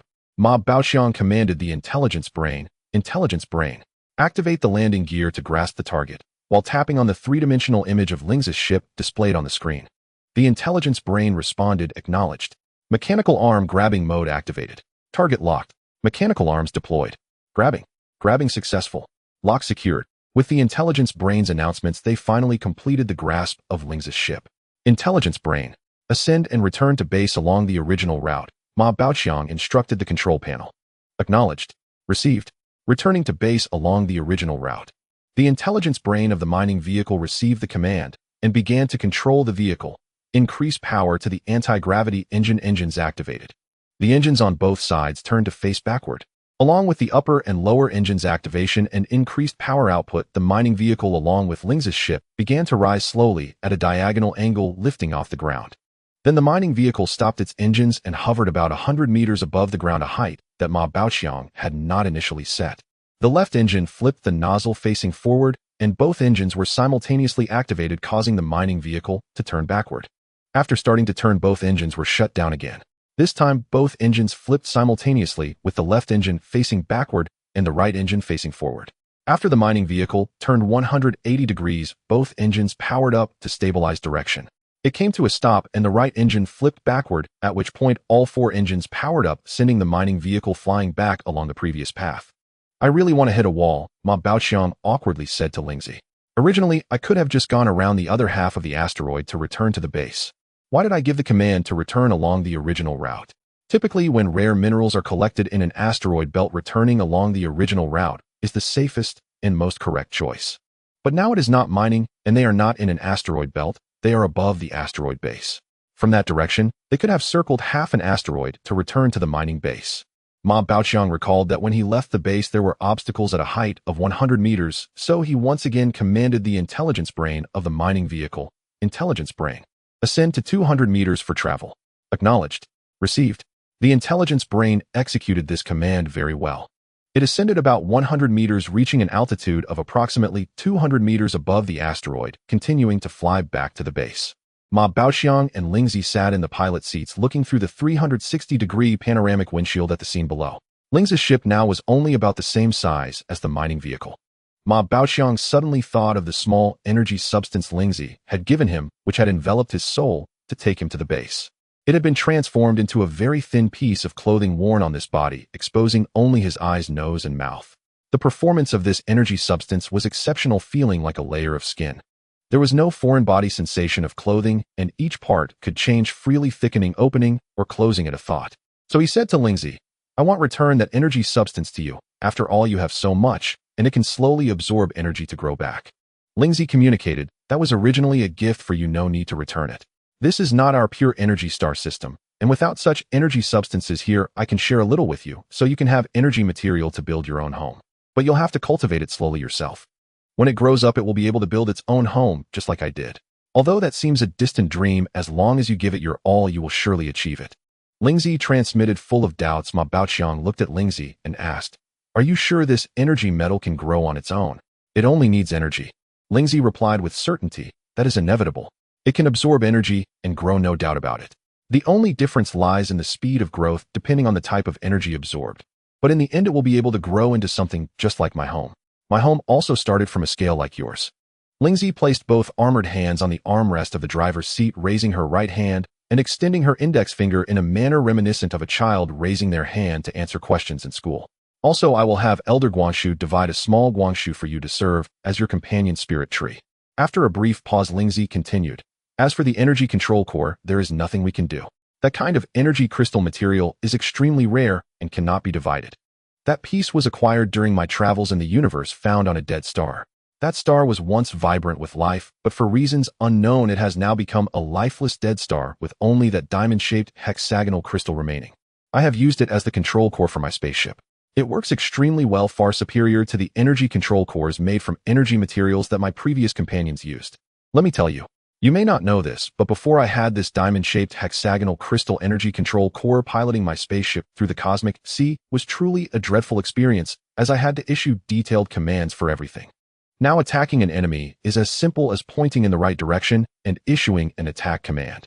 Previously, I had to first connect to the spaceship's energy reserves, extract energy, then alter the energy structure while simultaneously changing the energy materials to form energy channels, guiding the altered structure to utilize energy for attacking the enemy. This is just a simplified explanation. The actual operation is much more complex. Lingzi wiped her right hand and lowered it, then continued, Let me tell you this energy.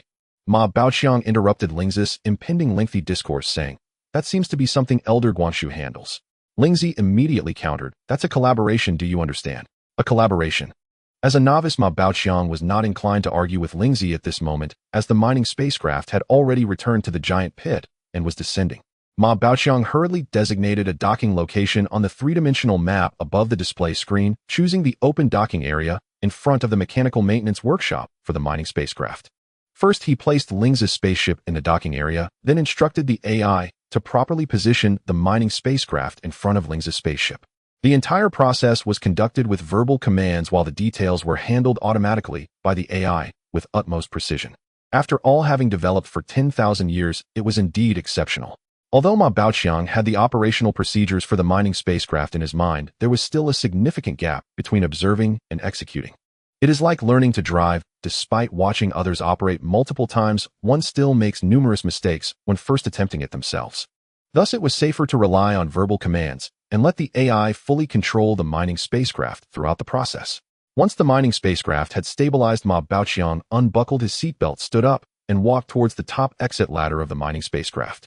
The hatch of the mining spacecraft had not yet been repaired, so he could only climb up to the hatch. Ma Baoqiang climbed up, while Lingzi, seemingly burdened by heavy armor, flew directly into the air. Just as Ma Baoqiang was about to turn around to pull Lingzi back, he was startled, stretching out his right hand and staring blankly as Lingzi flew out of the hatch in front of him, not pausing at all, before heading towards her spaceship. At that moment, Ma Baoqiang finally snapped out of his daze, retracting his hand and descending from the outer ladder to the ground.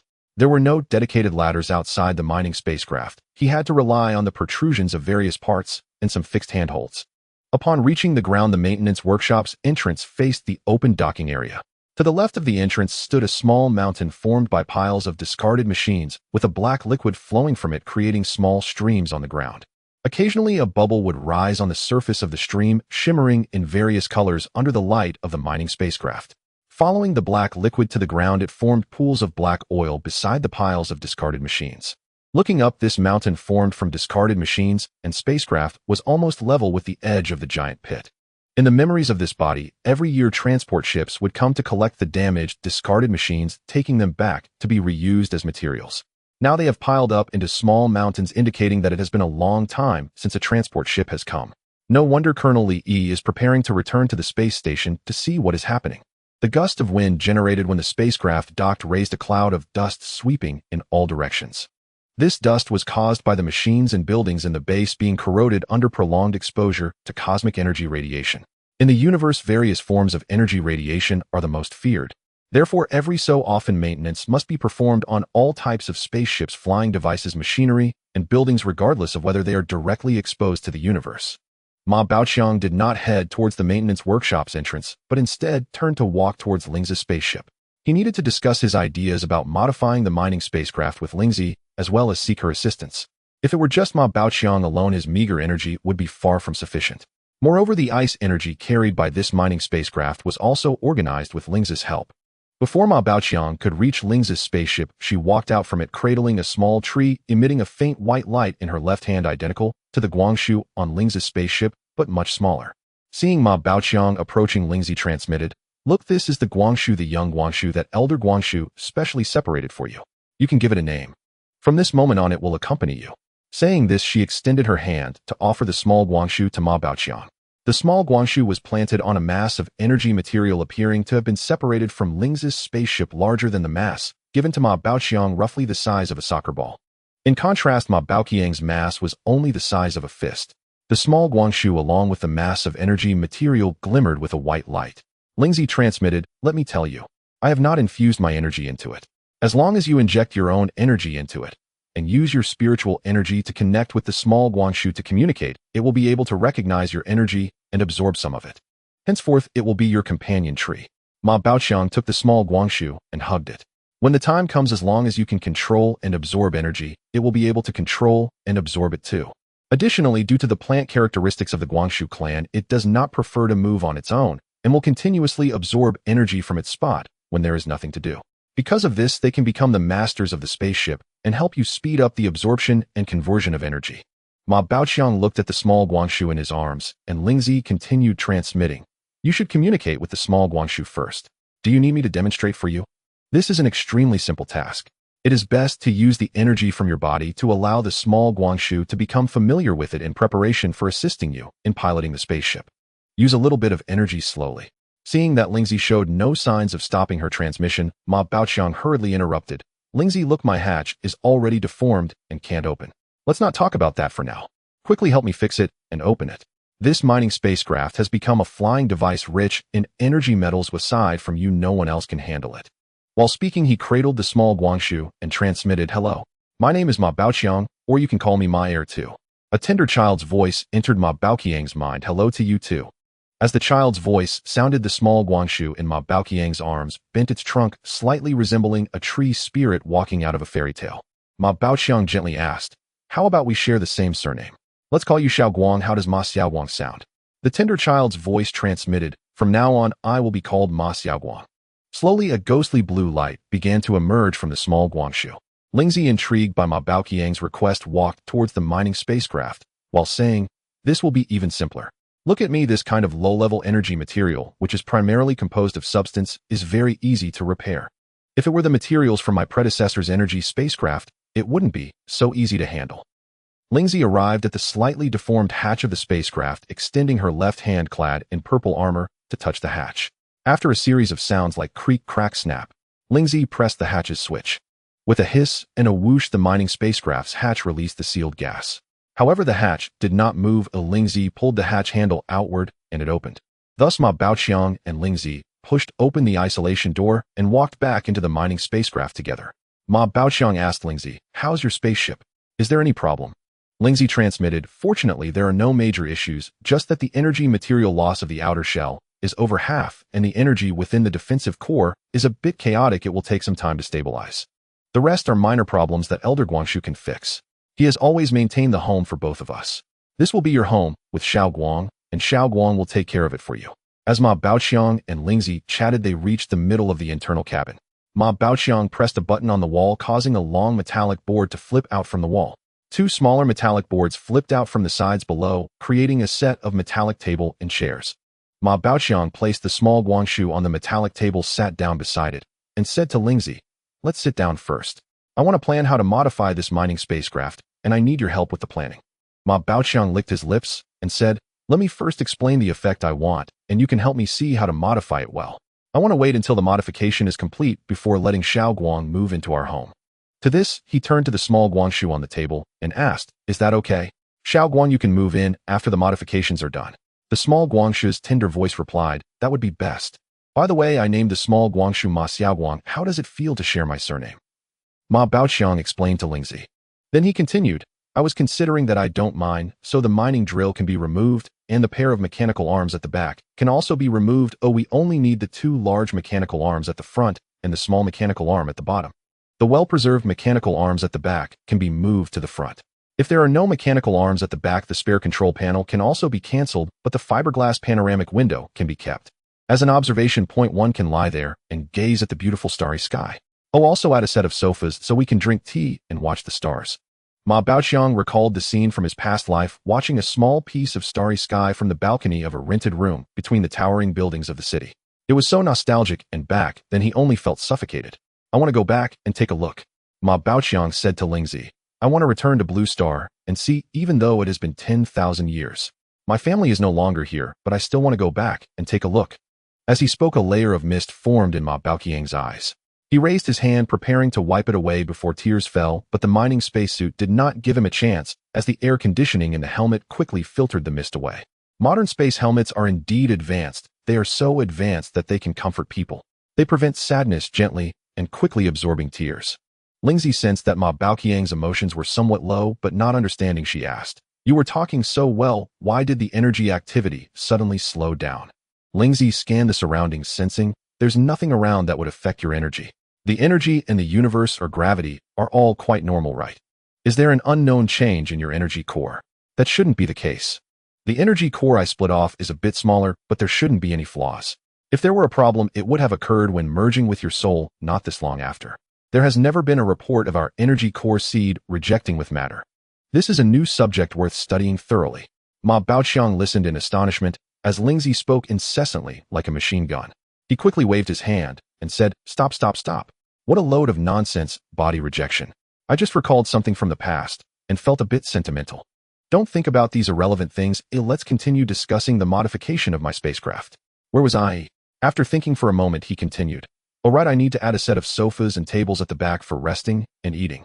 This way the reinforced partition wall and the airtight door won't need modification, and I need to add a small weapon controller, changing the two mechanical arms outside to two laser cannons. This would enhance the spacecraft's defense while taking up no internal space, requiring only a connection to the energy source. The energy core compartment also needs to be enlarged. With only 4 energy core rods, it's too little, allowing for only a week's flight. It needs to at least be capable of flying for a month. Ma Baoqiang considered further, I don't mind, so all those mining-specific systems, pipelines, controllers, etc. can be removed. By merging the mining AI with the flight AI, it will enhance the flight AI. And also, Ma Baoqiang contemplated for a moment, gazing at the panoramic window of the control panel ahead, where two spherical radars were mounted on either side of the mining spacecraft's exterior.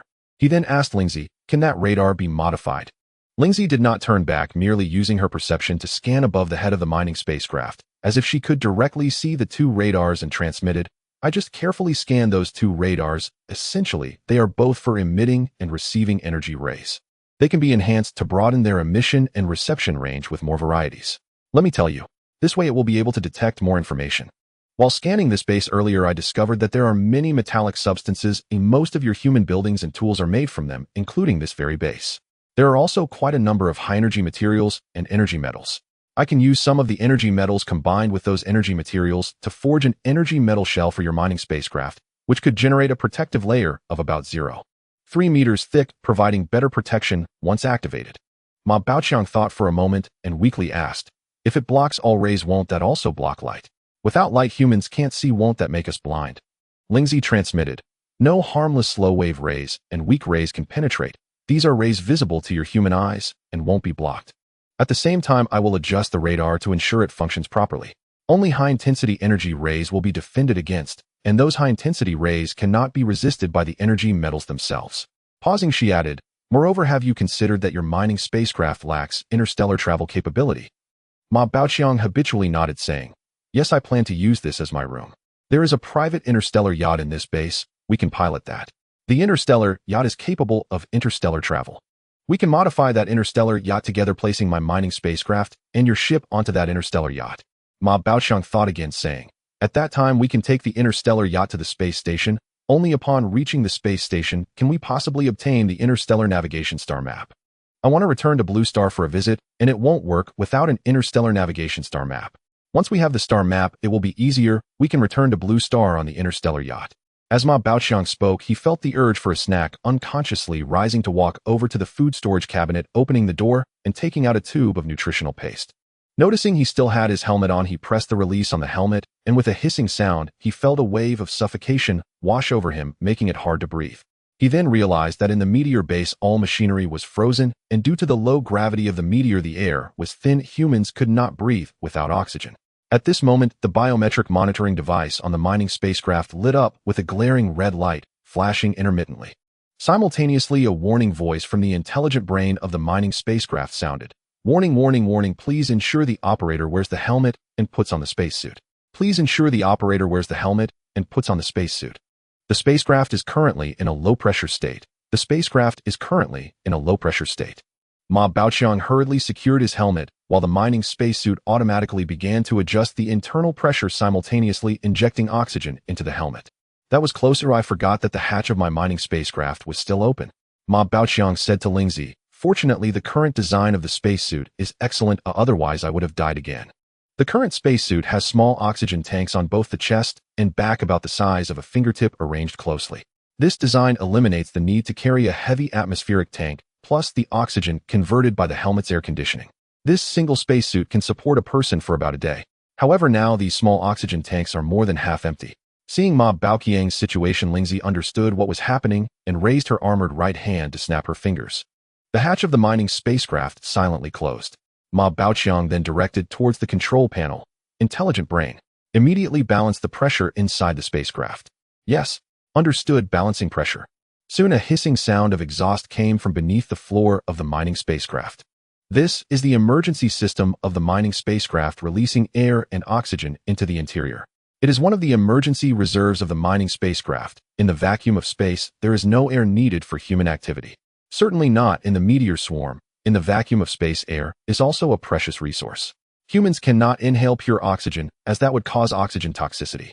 Once the interior of the mining spacecraft was filled with air, Ma Baoqiang pressed the helmet's unlock button again, releasing the connection between the helmet and the suit, removing the helmet, and began to eat the nutritional paste, which was orange-flavored this time. Due to the arduous nature of mining work, the food was still acceptable. In some space stations, many civilians eat nutritional paste that has no flavor and are unsure of what it is made from, with poor nutrition and a lot of residue. As Ma Baoqiang ate, he thought of the need for oxygen, compressed air, food, and a series of consumables for the mining spacecraft. After finishing the nutritional paste, Ma Baoqiang placed the packaging in the designated recycling bag on the spacecraft and went to change into the last mining spacesuit. Typically, there are 3 spacesuits on the mining spacecraft, 1 spare for each of the 3 crew members. This mining spacecraft only has 2 operators, and this last suit belonged to another deceased individual, making it slightly small.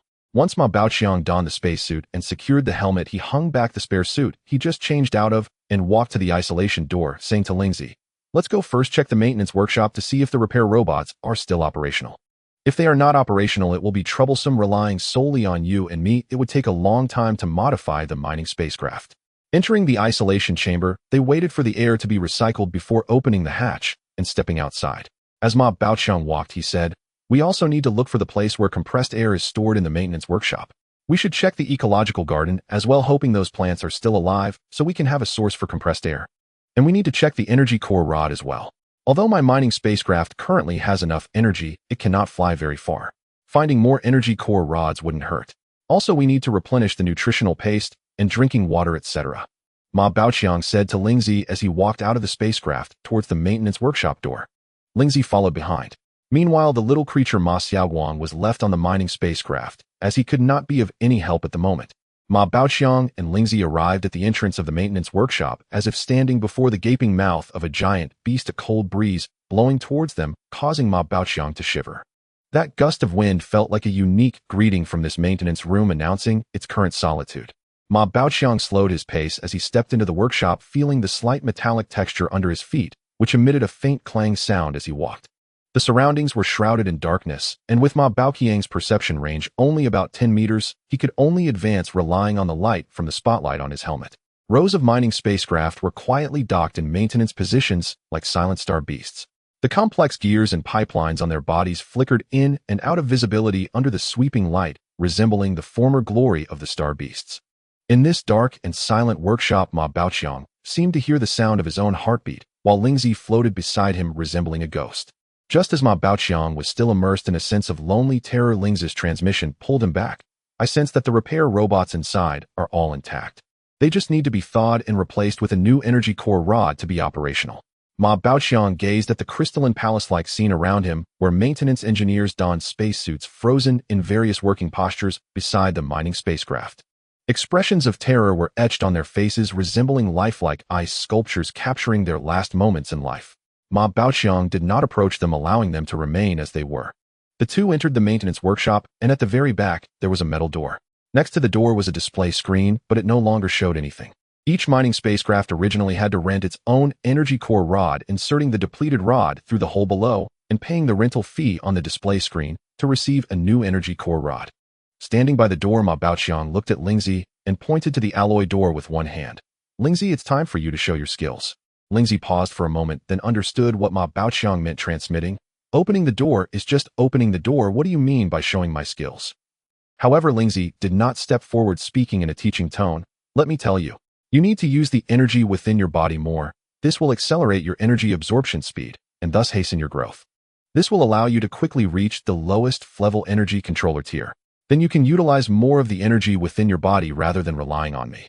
First, concentrate on the perception in your mind to absorb and control the energy in your brain. After nearly a day of adaptation, you should be able to control a part of the energy. And in the process of control, strengthen your soul." Under Lingzi's guidance, Ma Baoqiang stepped forward, trying to mobilize the ice energy in his brain. Surprisingly, he found it quite easy to control. However, he faced an issue of not being able to project it outward, so he could only place his hand on the metal door, sensing the internal structure.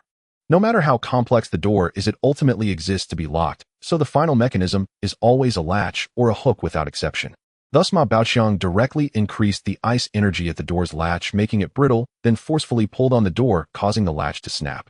As he withdrew his energy, Ma Baoqiang clearly felt a change in the ice energy. He retracted. It had become easier to handle, and simultaneously ice energy flowed back into his mind and soul. Strengthening his soul also increased the amount of ice energy he could control. His soul felt a wave of comfort. Ma Baoqiang thought, "No wonder in the novels I've read cultivation can become addictive." Lingzi also approached, placing one hand on the wall beside the door, and the door silently slid open, dispersing a whole wall of ice to reveal a small passage just wide enough for one person to pass through.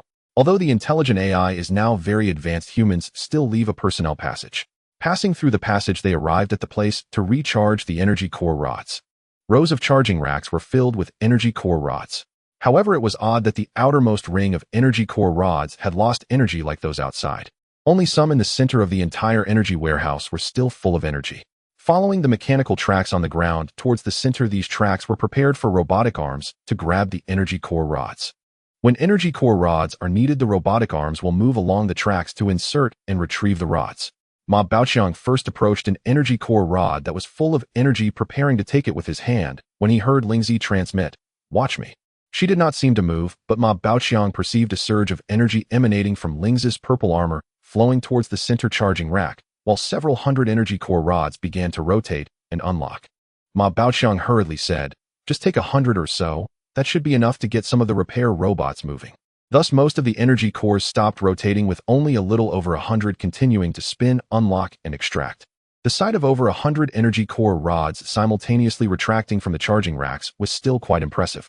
After watching for a while, Ma Baoqiang turned back towards the passage they had come from, saying, "Let's go unfreeze the repair robots, hoping they can still function normally. That way we only need to give them commands." Lingzi floated behind Ma Baoqiang with over 100 energy core rods floating behind her, as well, specifically 113. As Ma Baoqiang walked, he said, "The entire base lost power at the same time. I wonder if those repair robots are broken. Can the intelligent AI system still function?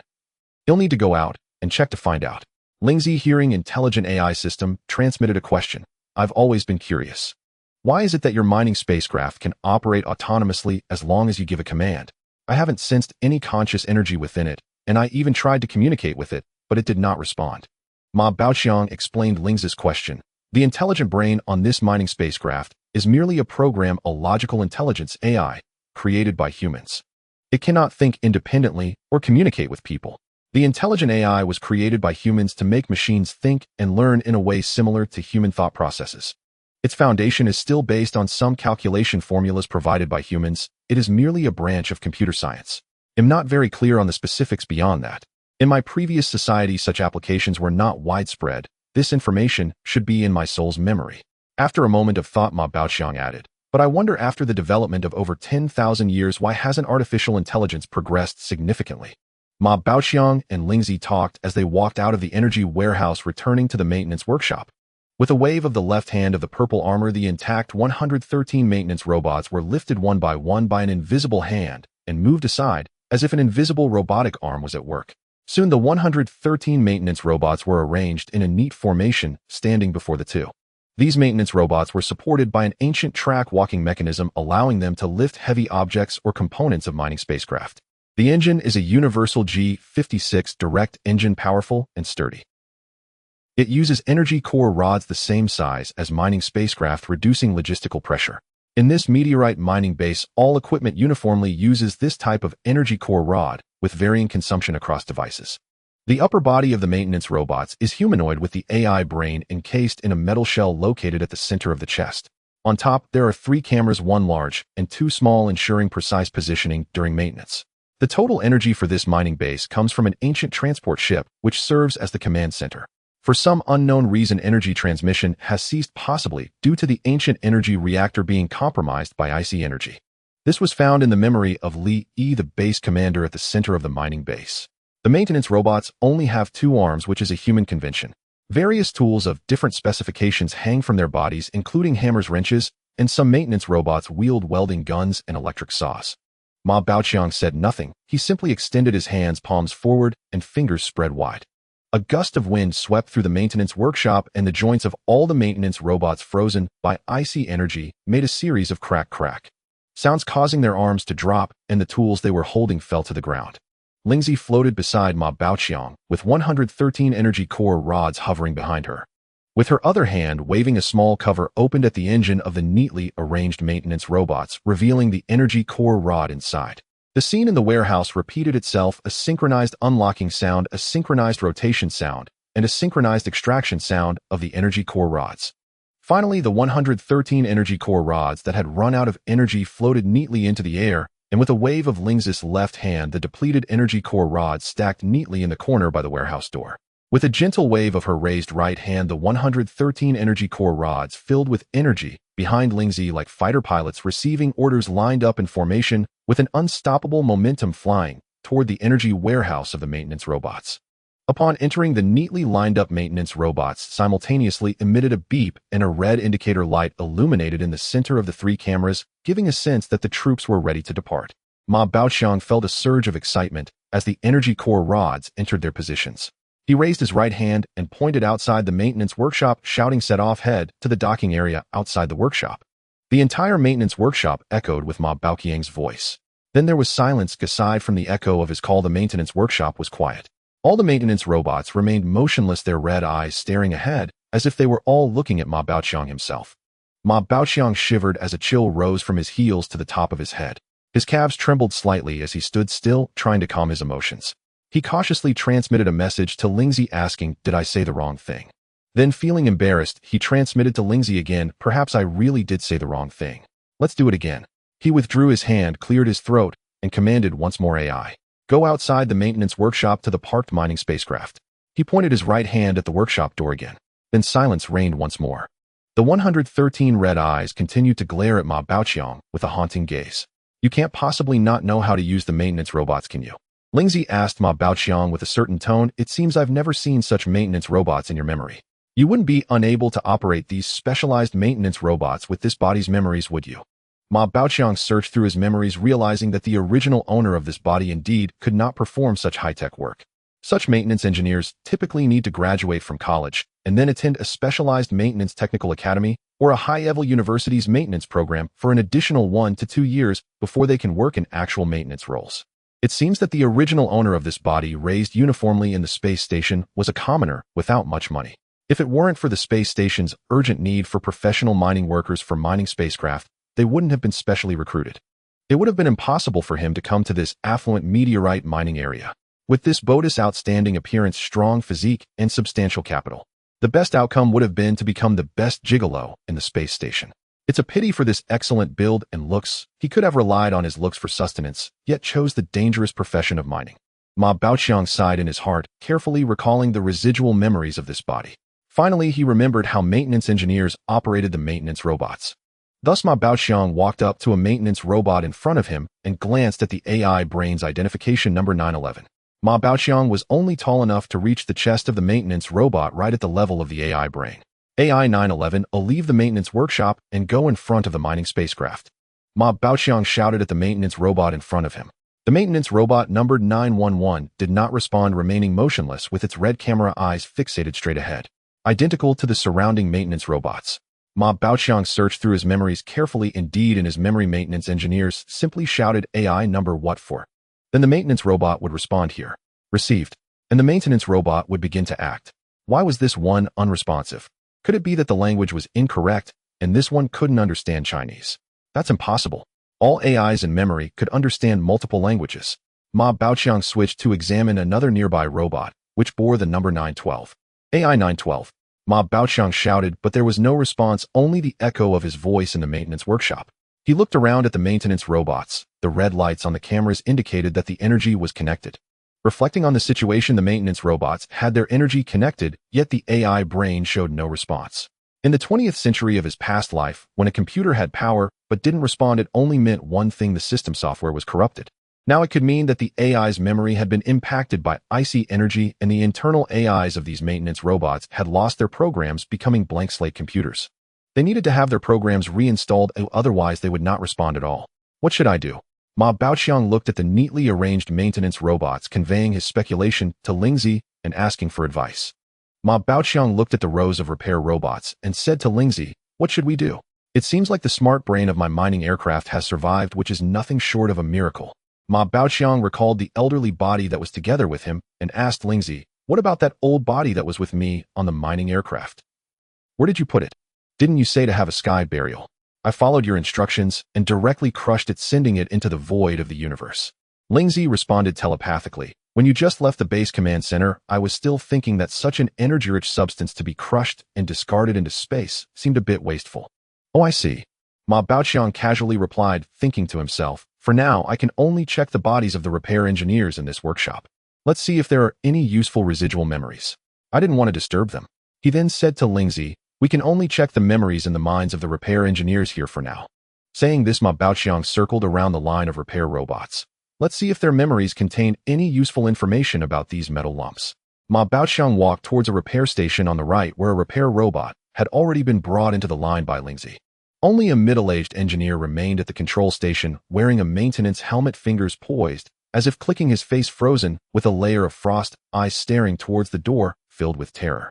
To the right of the control station, a mining aircraft was suspended in midair with a large section of its shell removed, revealing the internal systems and wiring. Ma Baoqiang stepped forward, extending his energy perception to sense the residual information in the engineer's brain. What is that? So fast. Daughter. A photo of a delicate girl flashed into his mind. Is that all? Ma Baoqiang moved to the next workstation. There was another middle-aged man, their hands pressed on the workbench, not looking back at the entrance, but simply raising his head to look at the engineer on this side of the warehouse. A large mole was on his chin. With today's medical standards, such a mole could be easily removed, right? Ma Baoqiang thought uncertainly. In the 20th century, they could already remove moles, and after so many years of development, it should be a piece of cake. As he approached, Ma Baoqiang sensed and scanned. What is it? Oh, it's the mechanical arm's metal muscles that are fatigued and broken, just a small problem. Just let Unit 901 replace the good metal muscles. To his right, a well-preserved aircraft was parked on the ground. When Ma Baoqiang approached the mining aircraft, he noticed that the metal wires on the front mechanical arms were bouncing, resembling arms dressed in woolen sweaters. There's no useful information here either. Ma Baoqiang continued to the next workstation. What's going on here? A young engineer was holding a transparent panel-like object in his left hand, his right hand motionless on it, the panel semi-transparent, with a data cable connected to the mining aircraft in front of him. There were obvious track marks on the ground beside him. This one doesn't have anything useful either. Ma Baoqiang stepped over him and continued to the next person. He walked all the way to the end without finding any useful information. He then turned to the left as Lingzi had gone to the left, while Ma Baoqiang was checking the right, hoping to find some useful information there. However, Lingzi had already completed its search and was looking at Ma Baoqiang. Seeing Ma Baoqiang looking at him, he transmitted, "Don't look at my side. If there were any discoveries, I would have contacted you long ago. These people might have been suddenly attacked by ice energy, and many of them didn't react at all, still working. The few who noticed didn't have time to react. The fastest among them might have only run a few steps. I know that I just saw a young and strong repair engineer turning around." Ma Baoqiang said, "There are so many repair engineers here, but none of the residual memories contain the control program for the mining aircraft's repair robots. Knowing how to use repair robots doesn't mean one can write programs. Even specialized programmers cannot memorize all the programs. Moreover, these people only use the repair robots." At this time, Lingzi's voice transmitted again. "There's nothing here. We can check the command center, or perhaps their living quarters should have work manuals or notes or insights from their work. We can go look for those." Lingzi made a suggestion and then complained, "Your race's bodies are too fragile. I've seen the bodies of the insect race, which can still bounce around under such ice energy. Even if their shells are frozen and immobile, they can still live for decades. I tell you, those years we fought against an insect race, most of them had no warmth at all. They were all cold, icy organisms. We didn't dare to approach them. Their kind of cold could freeze even our energy cores. However, that was only possible for a few high-level insect queens, as their race had only one queen, but had more than a dozen insect kings. Most insect races have a queen leading a few insect kings and a group of little insects. But this queen was clearly different. Those dozen insect kings each had their own characteristics, indicating that this queen's offspring made up several distinct races. We spent a great deal of effort to eliminate this insect race. For that, we lost several companions. Ma Baoqiang saw that the repair robots here were unusable, so he and Lingzi prepared to leave, ignoring the neatly arranged repair robots. Suddenly, Ma Baoqiang stopped, as if recalling something. He called to Lingzi. "Wait a moment, Lingzi.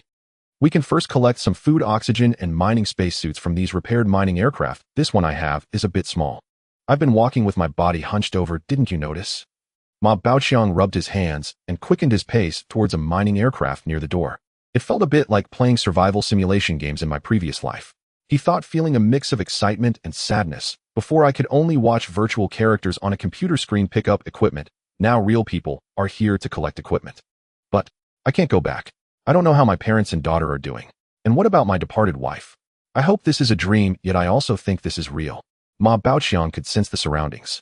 Shaking his head, he dismissed those fleeting thoughts. No matter where I am, I must live vigorously. He resolved in his heart. Lingzi, you also need to help me. First collect everything here, and I'll come back to pick a few that fit, and we need to prepare a few more as backups. What?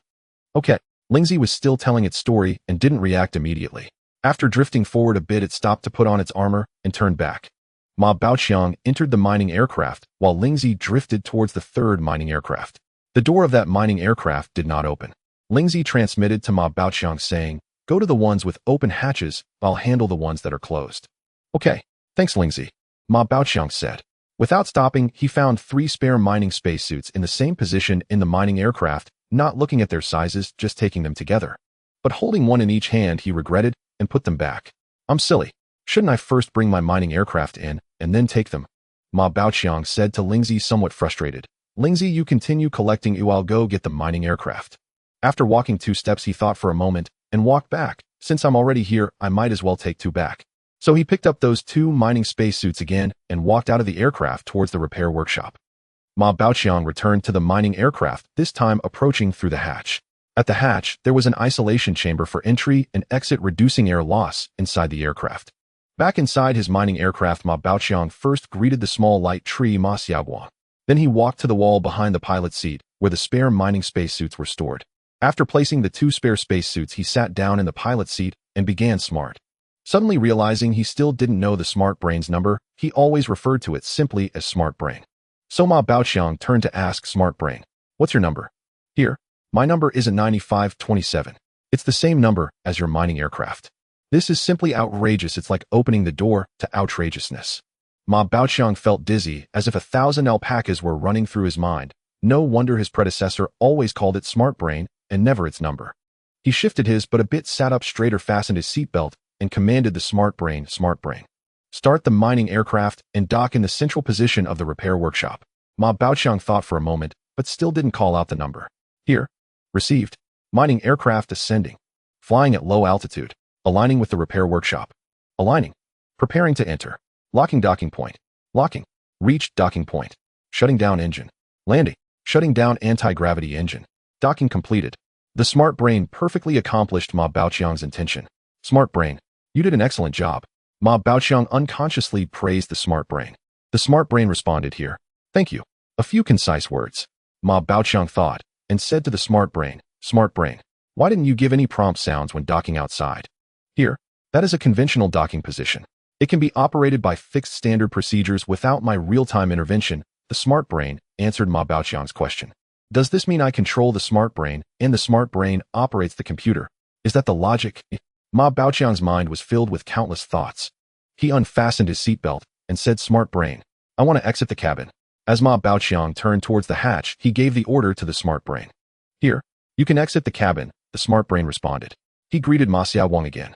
Not waiting for a response, he entered the isolation chamber, a series of hiss sounds of gas escaping, and the hatch opened as Ma Baoqiang walked out. Ma Baoqiang stepped out of his mining spacecraft. As soon as he closed the hatch, he saw Lingzi approaching, carrying multiple mining spacesuits collected from several mining spacecraft. Lingzi, with the neatly stacked mining spacesuits behind her, flew over, saying, "There are over 100 in total. I selected 40 suits that you can wear for you. I brought back the one you can't take." Ma Baoqiang replied, turning to clear the hatch area and reopening it. Fortunately, the isolation chamber had not been filled with air yet, and Ma Baoqiang felt relieved. "First, put the mining spacesuits inside and see how many can fit at once. You can control it from the hatch, right?" Ma Baoqiang asked. "No problem," Lingzi replied proudly. "This is a piece of cake for me. Please remove the question mark at the end." As she spoke, the 40 mining spacesuits flew into the isolation chamber, but 3 of them could not fit in. Lingzi adjusted the positions of the mining spacesuits and managed to squeeze in half a suit. Before Ma Baoqiang could say anything, Lingzi sent a sound transmission saying, "Seriously, I can definitely fit them all in. I don't believe this. They're just a little short of fitting all in." The 40 mining spacesuits flew out again, rearranged, and started to squeeze into the isolation door one by one.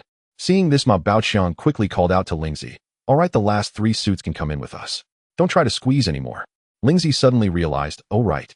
She floated back the 3 mining spacesuits and closed the hatch. A sound of air intake was heard from the isolation chamber. Ma Baoqiang sensed the situation inside the mining spacecraft.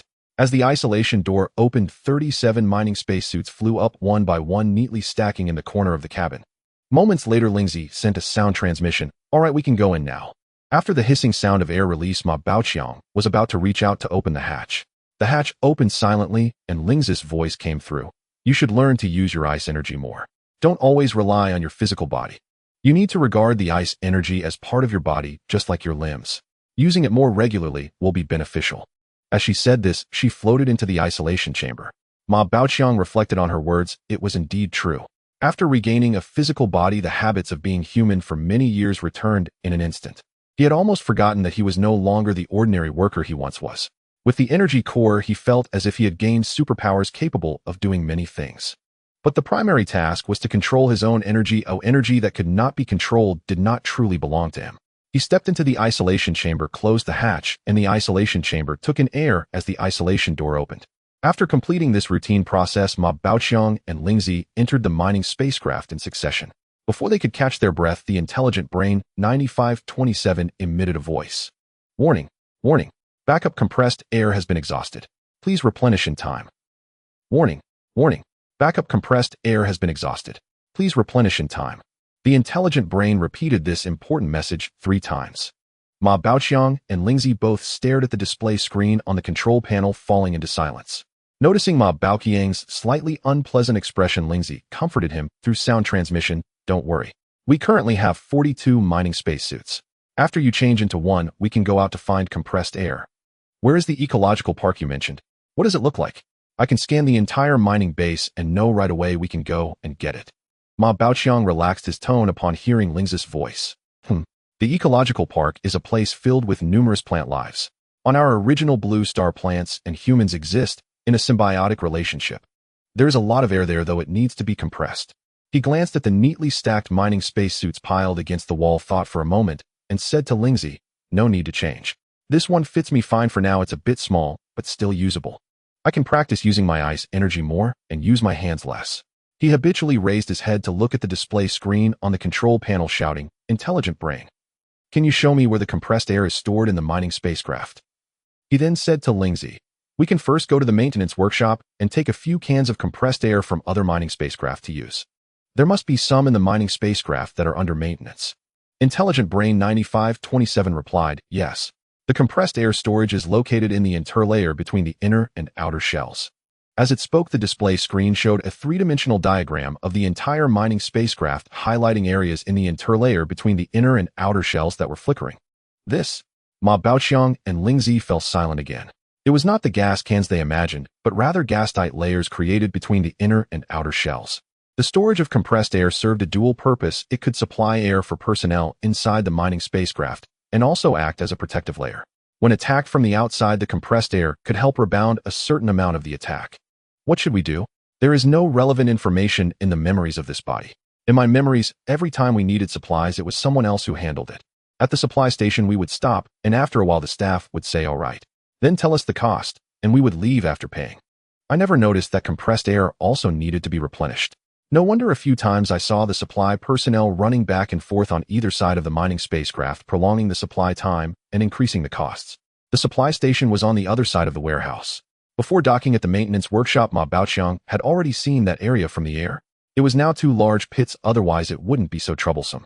So he reflected to Lingzi, I should have had you fix this hatch from the beginning so we wouldn't have to use the emergency exit on top and mistakenly entered and exited twice.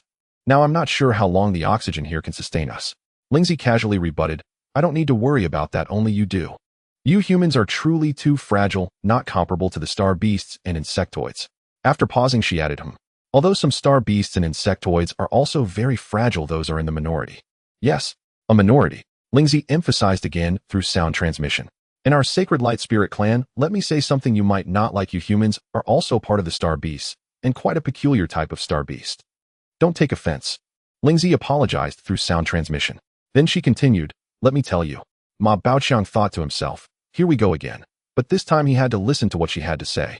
Let me tell you. In my memory, there has never been a star interstellar race that evolved primarily through external means except for you humans.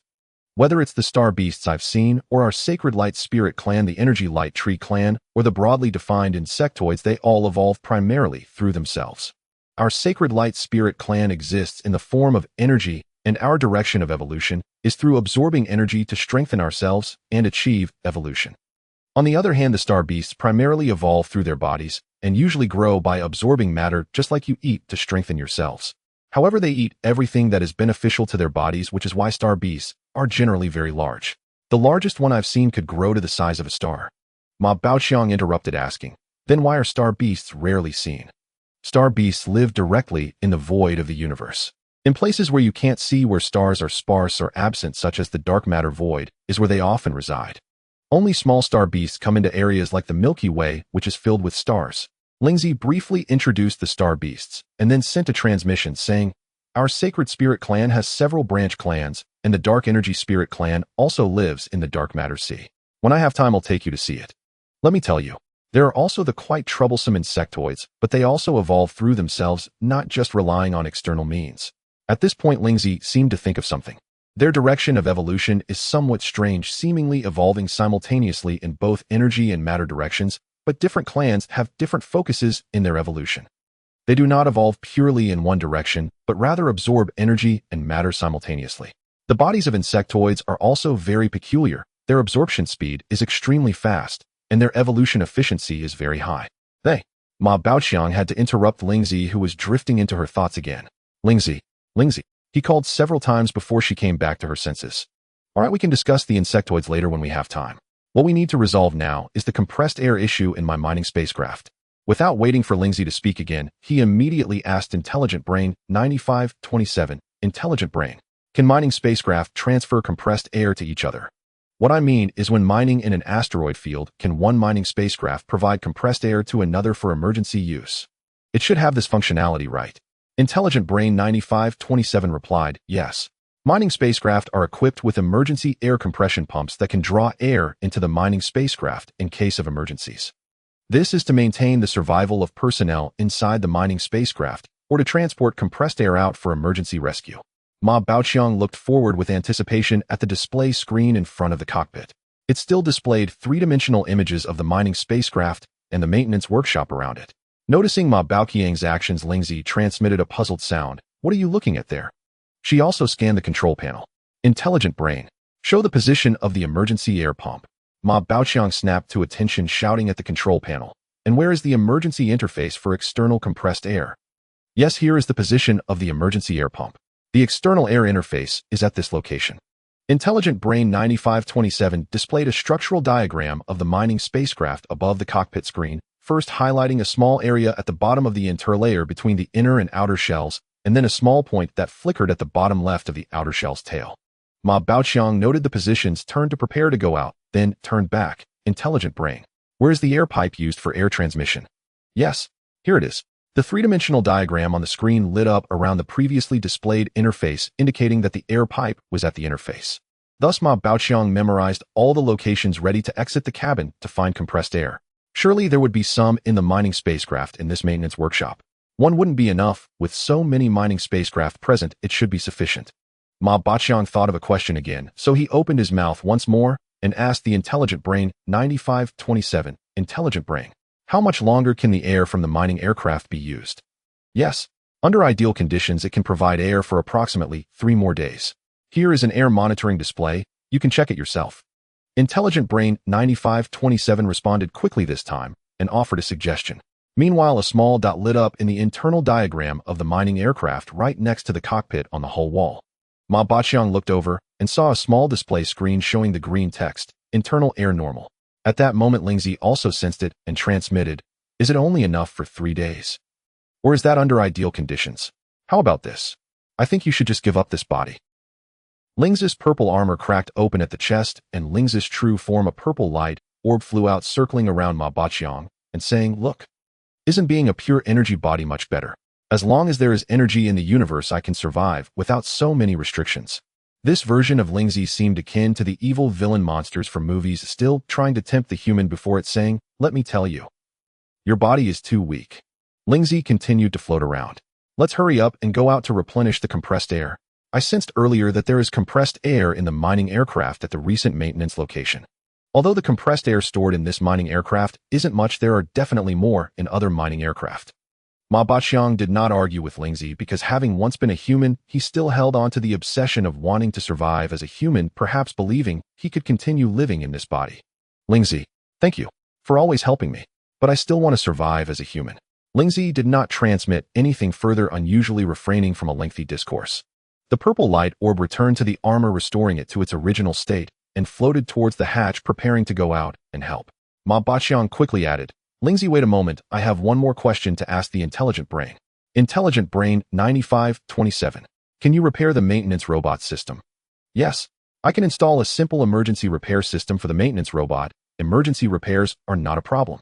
Intelligent brain 9527 replied. Can you see if the external maintenance robot can have it installed? Can your system have a backup installed there, or can a copy be made for the maintenance robot?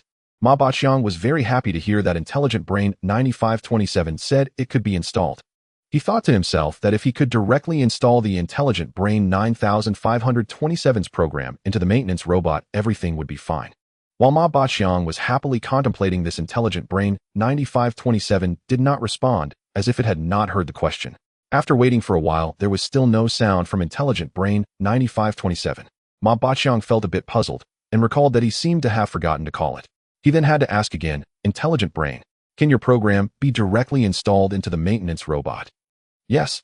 I'm sorry. My main program prohibits anyone from copying in any form. The core program library of this Intelligent Brains program is off-limits to anyone in any illegal form except for the administrator. The ownership of this Intelligent Brain system belongs to Yaoxing Technology, and unauthorized copying is illegal. Intelligent Brain 9527 maintained its elegant female voice while reciting serious legal terms. Ma Baqiang thought to himself, I shouldn't have had such fantasies. In my past life, computer programs were encrypted and required payment to use. After countless years, it would only become more stringent. How could there be such a huge loophole for me to exploit even for a simple emergency system that can be installed?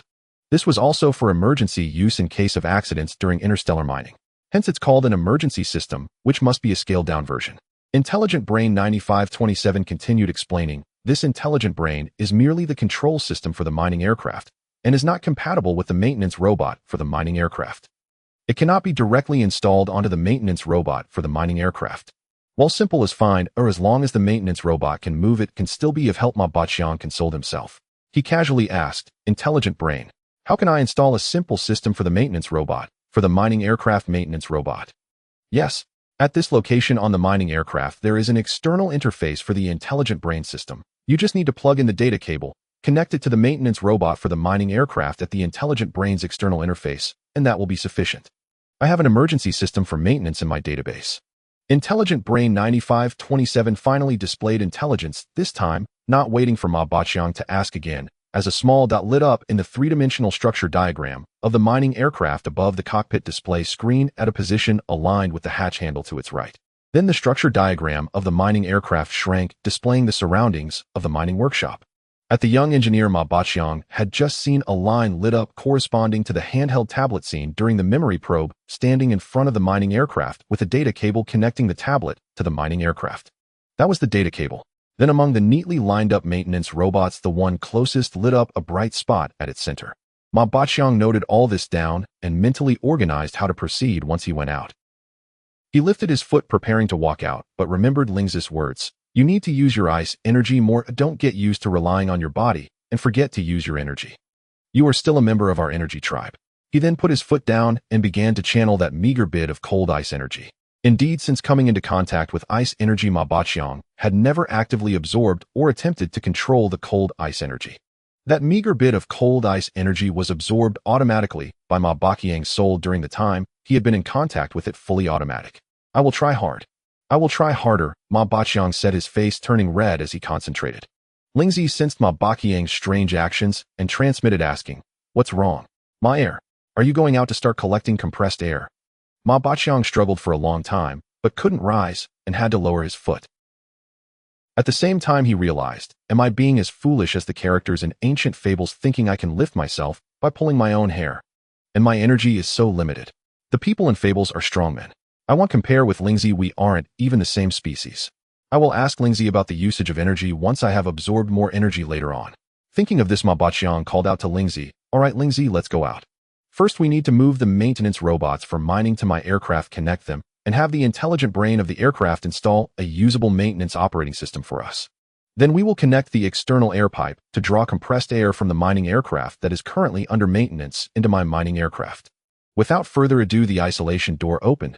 They entered, the isolation door closed, the exhaust began, the hatch opened. Ma Baqiang and Lingzi walked out, and the hatch closed. However, this time Ma Baqiang stopped as he exited the hatch. He ordered the intelligent brain in his helmet. Intelligent brain, do not refill the isolation chamber with air. The intelligent brain's response echoed in his helmet, yes. Acknowledged, pausing air filling for the isolation chamber. After issuing the command, Ma Baqiang walked toward the young engineer holding the tablet, saying to Lingzi, I still need to trouble you, Lingzi, to help me move 2 maintenance robots to the hatch of the mining aircraft. Isn't this a small matter? No need to be so polite, Lingzi said, while waving her right armored arm, causing the last 2 maintenance robots in the queue to float up and fly to the hatch, landing there and stopping. Ma Baqiang walked up to the engineer and directly absorbed the cold ice energy from the data cable. He pulled out the cable and walked back. The ends of the data cable were identical, so it was universal. One end was plugged into a small compartment by the hatch, and the other end was held in his hand, looking towards the back of the maintenance robot where Lingzi had positioned it just right. There was no cover at the interface on the back of the maintenance robot, so he directly plugged it in. Ma Baqiang called out to Intelligent Brain 9527, Intelligent Brain. We can start loading the system now. Yes. Acknowledged.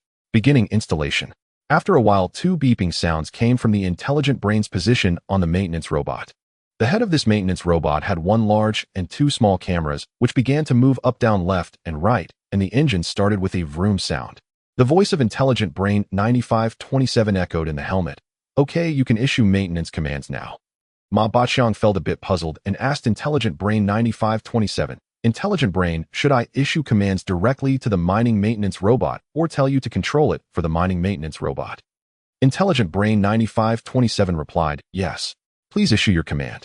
I will control the mining maintenance robot to execute your order. It seemed he still needed the assistance of the Intelligent Brain within the mining aircraft. Lingzi waited for a moment and asked, is it ready? Can the mining maintenance robot be used now? It's ready. At the same time, he issued a command to the Intelligent Brain, remove the 2 mechanical arms at the tail. On the display screen inside the helmet, the 3-dimensional structure diagram of the mining aircraft showed the 2 mechanical arms at the tail. The right arm was fine, but the left arm was just a segment. The metallic wires forming muscle on top had turned into a blooming chrysanthemum shape, still flickering with light. Yes. Are these the 2 mechanical arms? Please confirm. Intelligent Brain 9527 awaited confirmation.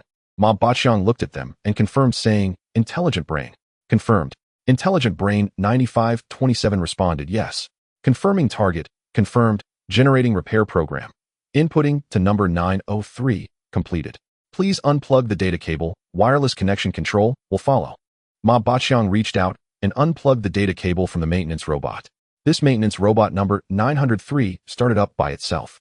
It moved towards the tail of the mining aircraft. Ma Baqiang plugged the data cable into number 902. The other maintenance robot performed the same operation, and after unplugging the data cable, number 902 also started and moved towards the tail of the aircraft. We will leave it to the Intelligent Brain. Let's connect the pipe for compressed air, Ma Baqiang said to Lingzi. Ma Baqiang noticed 2 maintenance robots heading towards the tail of the mining aircraft. He glanced around and moved towards the nearest maintenance station. There was a mining aircraft docked there, its front cockpit already dismantled. As he reached the tail, he dispelled the icy energy covering the tail section of the mining aircraft. Searching the position displayed by the Intelligent Brain, he found a circular shell secured by 4 screws, which had L-shaped heads that could be easily turned by hand. Gripping the L-shaped screw handle, he twisted it with force. It wouldn't turn clockwise. Realizing it was a right-hand thread, he needed to turn it counterclockwise, having initially twisted it the wrong way. Changing direction, he unscrewed the 4 screws, and the circular cover fell off, revealing a series of air tubes embedded within the shell, with the ends featuring snap connectors. Pulling on the connectors, all the air tubes were extracted, each end equipped with a snap connector. The center of the circular area in the shell was the interface for the compressed air cabin, making it easy to snap on the connectors. Ma Baqiang pulled the other end of the air tube back, but after a moment, he felt it was a bit short. After checking the position of his mining aircraft, he was about to call Lingzi to pull out the air tube from his aircraft and connect it. Lingzi had already floated over with the connector. The compressed air interface at the tail of Ma Baoqiang's mining aircraft was already connected. Ma Baoqiang took the connector with both hands, preparing to connect it. But he held 2 identical connectors without an interface, frowning. How am I supposed to connect this? Where could he find an adapter air tube with connectors on both ends? Should he have the Intelligent Brain 9527 move the mining aircraft instead? If the compressed air in this aircraft wasn't enough, wouldn't that mean he had to move several times? Lingzi sensed Ma Baoqiang's inaction and guessed the reason. This is simple, just watch me. As she spoke, a surge of energy came, and the connector that Ma Baoqiang pulled from the maintenance station began to enlarge, enveloping the connector brought by Lingzi. This will work, Lingzi communicated mentally. Next, they needed to open the valves on both mining aircraft, with Ma Baoqiang and Lingzi each taking one side. A hissing sound of gas surged through the air tubes, and Ma Baoqiang breathed a sigh of relief in his heart. Intelligent Brain 9527. Activate the air compressor. Yes. Received. Air compressor activated. The Intelligent Brain 9527 responded. The compressed air could now be replenished, and drinking water could also be replenished. In this way, survival was assured for the short term. Nutritional paste could also be replenished from the mining aircraft being repaired. Ma Baoqiang looked around. The entire maintenance workshop was silent except for the hissing sound of the airflow. The mining aircraft parked at the maintenance station lay still, resembling giant beasts of the starry sky, undisturbed by the faint sounds. Ma Baoqiang felt a wave of loneliness again, with only the hissing sound from the air tubes beside him. But soon the sound from the air tubes faded away. Regaining his focus, Ma Baoqiang scanned with his perception, discovering that one of the compressed air compartments in the mining aircraft beside him was already empty. However, each layer between the inner and outer shells had multiple independent compartment spaces, each equipped with switch valves. Ma Baoqiang had no choice but to try to use his meager energy. Following his perception, he reached the location of the valve. Reaching the exact location smoothly is not a difficult task. Ma Baoqiang secretly rejoiced in his heart. The icy energy arrived, but how to open the valve? Ma Baoqiang imagined the shape of a hand, hoping the icy energy could transform into a hand on its own. Unfortunately, the icy energy remained motionless. Lingzi had long noticed Ma Baoqiang's actions, but did not provide guidance on how to control the energy, allowing him to explore on his own. What to do? He could only resort to the most straightforward method: impact. Ma Baoqiang retracted the icy energy, trying to shape it into a hand. Failing, he could only form a stick, a soft and floppy rubber stick. Thus, he poked the valve as if prodding it with a stick. Luckily, the valve wasn't particularly sturdy. It was opened by the icy energy stick wielded by Ma Baoqiang. Immediately, a powerful rush of water sensation transmitted from the tip of the icy energy stick, as if he were under a waterfall continuously washing over the stick formed from icy energy. But at least the valve was open, and compressed air from another compartment sprayed towards this direction, and the pipe beside him emitted a hissing sound again. Before the sound faded, the icy energy continued forward, reaching the next valve. Another poke, and this time it was much easier than before. He moved forward again and poked another valve, which opened. There were no more air compartments ahead. Scanning with perception, he found that to the left and right sides of the second compartment space, there were still 2 gas isolation spaces. The icy energy stick moved left and right. Ma Baoqiang once again carefully scanned with perception, realizing that the mining aircraft beside him had 6 compressed air compartments and no others. The quantity was far too few and the space was limited. Soon the compressed air in this mining aircraft was almost exhausted. It was impossible to completely empty it after all the power of the air compressor on the mining aircraft was limited. Ma Baoqiang asked the Intelligent Brain, how much water is stored in the mining aircraft? The Intelligent Brain replied, yes. There is still 91 of the water storage capacity. Approximately 30 was lost in the process. Now, let's handle the next one. Confirming with Lingzi that she had closed the valve, Ma Baoqiang unscrewed the connector of the air pipeline from the mining aircraft, as there was hardly any air left inside, so he did not close the valve. With a hissing sound, the connector separated from the interface. Ma Baoqiang dragged the 10-meter-long air tube towards the next mining aircraft, reaching the tail to perform the same operation. Unscrewing the screws to open the round cap, he did not need to take the air pipe directly connecting to the interface, securing it tightly and opening the valve. The familiar hissing sound emerged again as Ma Baoqiang scanned with perception, following closely behind with the icy energy. This time, just poking one valve was enough. The sweet voice of the Intelligent Brain came through. Compressed air has been fully replenished, indicating to Lingzi to close the valve. At the same time, he moved to the connection point of the 2 air tubes where the icy energy invaded, making the outer layer of the connector brittle. With a strong pull, the outer layer of the connector shattered. The section of the air tube from his mining aircraft was retrieved and placed back in its original position by Lingzi.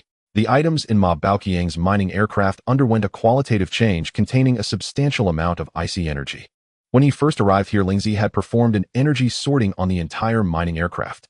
Therefore, the internal icy energy was very stable and consisted of high-quality energy materials needing to be collected. Then there was the issue of water.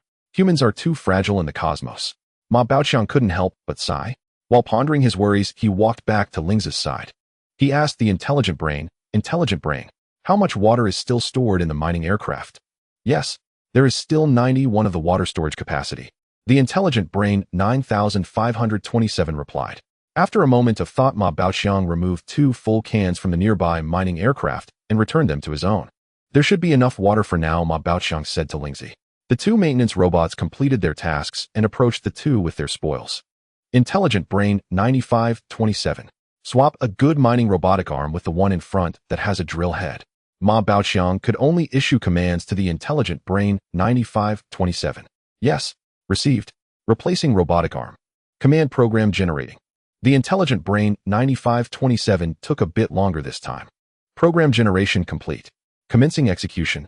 2 maintenance robots activated and walked directly past the 2 towards the front of the mining aircraft. Seeing them take away the broken robotic arm, Ma Baoqiang hurriedly shouted, "Leave the broken robotic arm here." The 2 maintenance robots did not look back, steadfastly moving forward. Ma Baoqiang quickly changed his tune and shouted, "Intelligent brain. Put down the broken robotic arm." "Yes. Understood." Putting down the robotic arm. The intelligent brain 9527 responded. The maintenance robot holding the broken arm released its mechanical grip, and the broken robotic arm fell directly to the ground, bouncing once before landing in front of it. The maintenance robot unhesitatingly crushed it. This is still a novice female driver from a past life. This time Ma Baoqiang did not go over. Instead, he mobilized the icy energy, and the broken robotic arm rolled forward. It turned out the icy energy stick had poked it. "I want to take it, not poke it," Ma Baoqiang thought, switching to using the icy energy stick to pull it back. Thus, the broken robotic arm twisted and turned, quite cooperatively practicing with Ma Baoqiang's stick technique. Lingzi watched Ma Baoqiang's actions silently. Lingzi must be laughing in her heart. As the broken robotic arm became more cooperative, beads of sweat appeared on Ma Baoqiang's forehead. Should I find a crevice to slip into? Turning back to see Lingzi remain silent, Ma Baoqiang could only continue. Lingzi still did not speak. Isn't it usually quite talkative? Has it changed its temper? Ma Baoqiang helplessly stopped his movements and looked at Lingzi. It can't be. Teach me. Before Ma Baoqiang's eyes, an arrogant, big rooster, with its tail raised high, seemed to appear. What should I do? Please guide us, our expert in energy usage, Lingzi. Ma Baoqiang asked, compliantly seeking Lingzi's guidance. Lingzi replied, looking refreshed. You need to relax the icy energy a bit. Don't form it into a stick shape right from the start. To relax, imagine the flow of water. Let the energy flow like water first instead of poking. Once the energy covers the broken robotic arm, then focus it. By keeping the broken robotic arm inside, while focusing the icy energy, you can retrieve it together. This is the simplest method, Lingzi communicated. Ma Baoqiang followed Lingzi's instructions to manipulate the icy energy, and indeed managed to retrieve the broken robotic arm. Let me tell you, this is just the most basic way to use energy. Luckily, we have time now. Lingzi the expert began her lesson again. You can practice energy manipulation.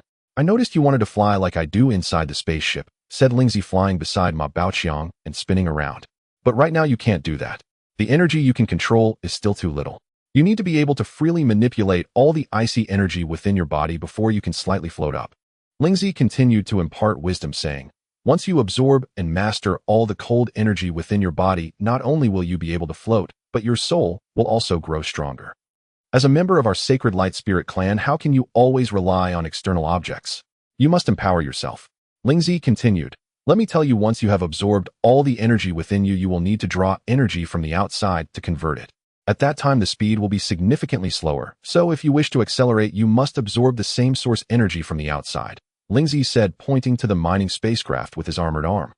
The cold energy from this mining spacecraft is perfectly aligned with your own. As long as you can absorb it, all your cold energy will multiply several times over. Moreover, absorbing energy that is not of the same source and then converting it yourself will be a much slower process. Even after thousands of years, I have yet to reach my peak. Lingzi, sensing the mining spacecraft, couldn't help but feel nostalgic. Let me tell you, your starting point is quite high now. With the readily available same source cold energy, it can assist you greatly. Back then, I couldn't move freely and only had similar energy to absorb, which required me to convert it myself. You remember the term like being imprisoned, right? That's exactly how it felt. Every day, I could only passively absorb a little, and it took a long time before I could move around to seek energy. Then he began to absorb energy while practicing control, transforming the energy into various shapes. Sometimes I truly envy material life forms. As long as they possess wisdom, they can move freely in no time. Lingzi trailed off slightly but quickly returned to the main topic. You need to utilize your cold energy more, only then can you absorb more. Ma Baqiang attempted to follow Lingzi's advice, releasing all the controllable cold energy outward, starting to change its shape slowly. At times it transformed into a square, and at other times into a rectangle. Gradually, it managed to take on a shape resembling a human hand, raising the severed mechanical arm high in the air. Although it was still not very agile, it was undoubtedly a good beginning. After an indeterminate period, a sweet voice from the intelligent brain 9527 emerged from the helmet. The mining mechanical arm has been replaced. Two maintenance robots returned to the hatch, one holding the replaced mechanical arm with a drill. Ma Baqiang, utilizing the newly acquired energy manipulation skills, entered the mining spacecraft with Lingzi while bringing along the two mechanical arms. The two maintenance robots had to stay outside for the time being. I was originally thinking about how to renovate and decorate my new home, the mining spacecraft. The ideal is beautiful, but the reality is stark. Ma Baqiang expressed his feelings. However, there is something better waiting ahead, the interstellar cruiser that can be used directly without any renovations. As Ma Baqiang spoke, he removed the ill-fitting mining spacesuit and retrieved the backup one he had originally worn. He replaced the small oxygen storage bottle on the mining spacesuit, transferring a bottle of oxygen that was slightly too small and had not yet been used onto his backup suit. Lingzi waved his hand, revealing the mining spacesuit that this body originally wore, which had a hole between the legs. Lingzi placed it together with the two mechanical arms. What were you thinking at that time to want to explore there? As Lingzi picked up the mining spacesuit, sensing the scan of the hole, he suppressed a laugh and asked Ma Baqiang at that time, "I didn't even react, you just asked me to help find a suitable body." Ma Baqiang scratched his head somewhat embarrassedly. "You had scanned it. The mining base was filled with corpses devoid of any vitality. Only the body in this mining spacecraft still has vitality. I was just curious about this young and handsome body's potential." Before Lingzi could respond, he added, "I didn't expect that as soon as my perception touched the mining spacesuit, it turned to dust. The cold energy was extremely chaotic at that moment, exploding upon contact. I was also helpless. It seems this suit can only serve to absorb energy now. Thus, this authentic mining spacesuit completed its mission but could not retire in honor. Together with the two mechanical arms about to retire, it made its final contribution to Ma Baqiang, donating the cold energy within them." While replacing the oxygen bottle, Ma Baqiang discussed various topics with Lingzi, and soon the oxygen bottle was replaced. Lingzi placed the slightly smaller mining spacesuit alongside the mechanical arms. After Ma Baqiang finished replacing the oxygen bottle, he put on his spacesuit again, saying, "It's much more comfortable in my own suit." He patted his suit and muttered to himself, "From now on you are the first no. 1. After putting on the mining spacesuit, Ma Baqiang still wanted to remove the control panel at the back, but realized he lacked the ability, so he looked at Lingzi and said, "Lingzi, can you help me remove that control panel at the tail? That control panel can also serve as energy storage." Lingzi had just placed the damaged spacesuit down. "Sure. It'll help you take it down, but it's just a small task." Lingzi entered the mining spacecraft, hovering in the middle, without moving, only turning his armor around. A sound of crack came from the tail of the mining spacecraft. Before long, the control panel and seat at the tail were brought in horizontally and piled together at the drill. Ma Baqiang scanned the rear and found only a small hole in the floor at the tail, thankfully not the large hole he had imagined. Ma Baqiang said to Lingzi, "I need to exit the mining spacecraft and go to the maintenance workshop to remove all the small oxygen bottles from the remaining spacesuits for backup. And those mining spacecraft currently under maintenance must also have nutrient paste stored, so they'll collect those as well." After saying that, he walked towards the isolation chamber. "All right, you don't need to go out. They'll help you collect them. You wouldn't be able to take much if you went out anyway. It's better to rest here for a while and practice your cold energy more." Lingzi waved his left hand, and after a while the isolation chamber vented, the hatch opened and closed, and the isolation door opened with a pile of variously packaged nutrient paste flooding, and followed closely by a swarm of finger-sized oxygen bottles resembling a group of returning bees. To be honest, the storage cabinet of this spacecraft is indeed too small. Although it can accommodate 3 people at the same time, now it seems there is almost no space left. The small oxygen bottles had to be wrapped in spacesuits and placed at the tail, just as the control panel had been removed. The nutrient paste that couldn't fit in the storage cabinet was treated the same way. For a moment, the tail was filled with spacesuits. "Lingzi, I want to take those 2 maintenance robots with me," Ma Baqiang said to Lingzi, scanning the entire mining spacecraft with perception. The internal design was very compact and left no extra space. Intelligent Brain 9527. Show the 3-dimensional structural diagram of the mining spacecraft's interior. Ma Baqiang called out to the control panel, refusing to give up. "Yes. All right."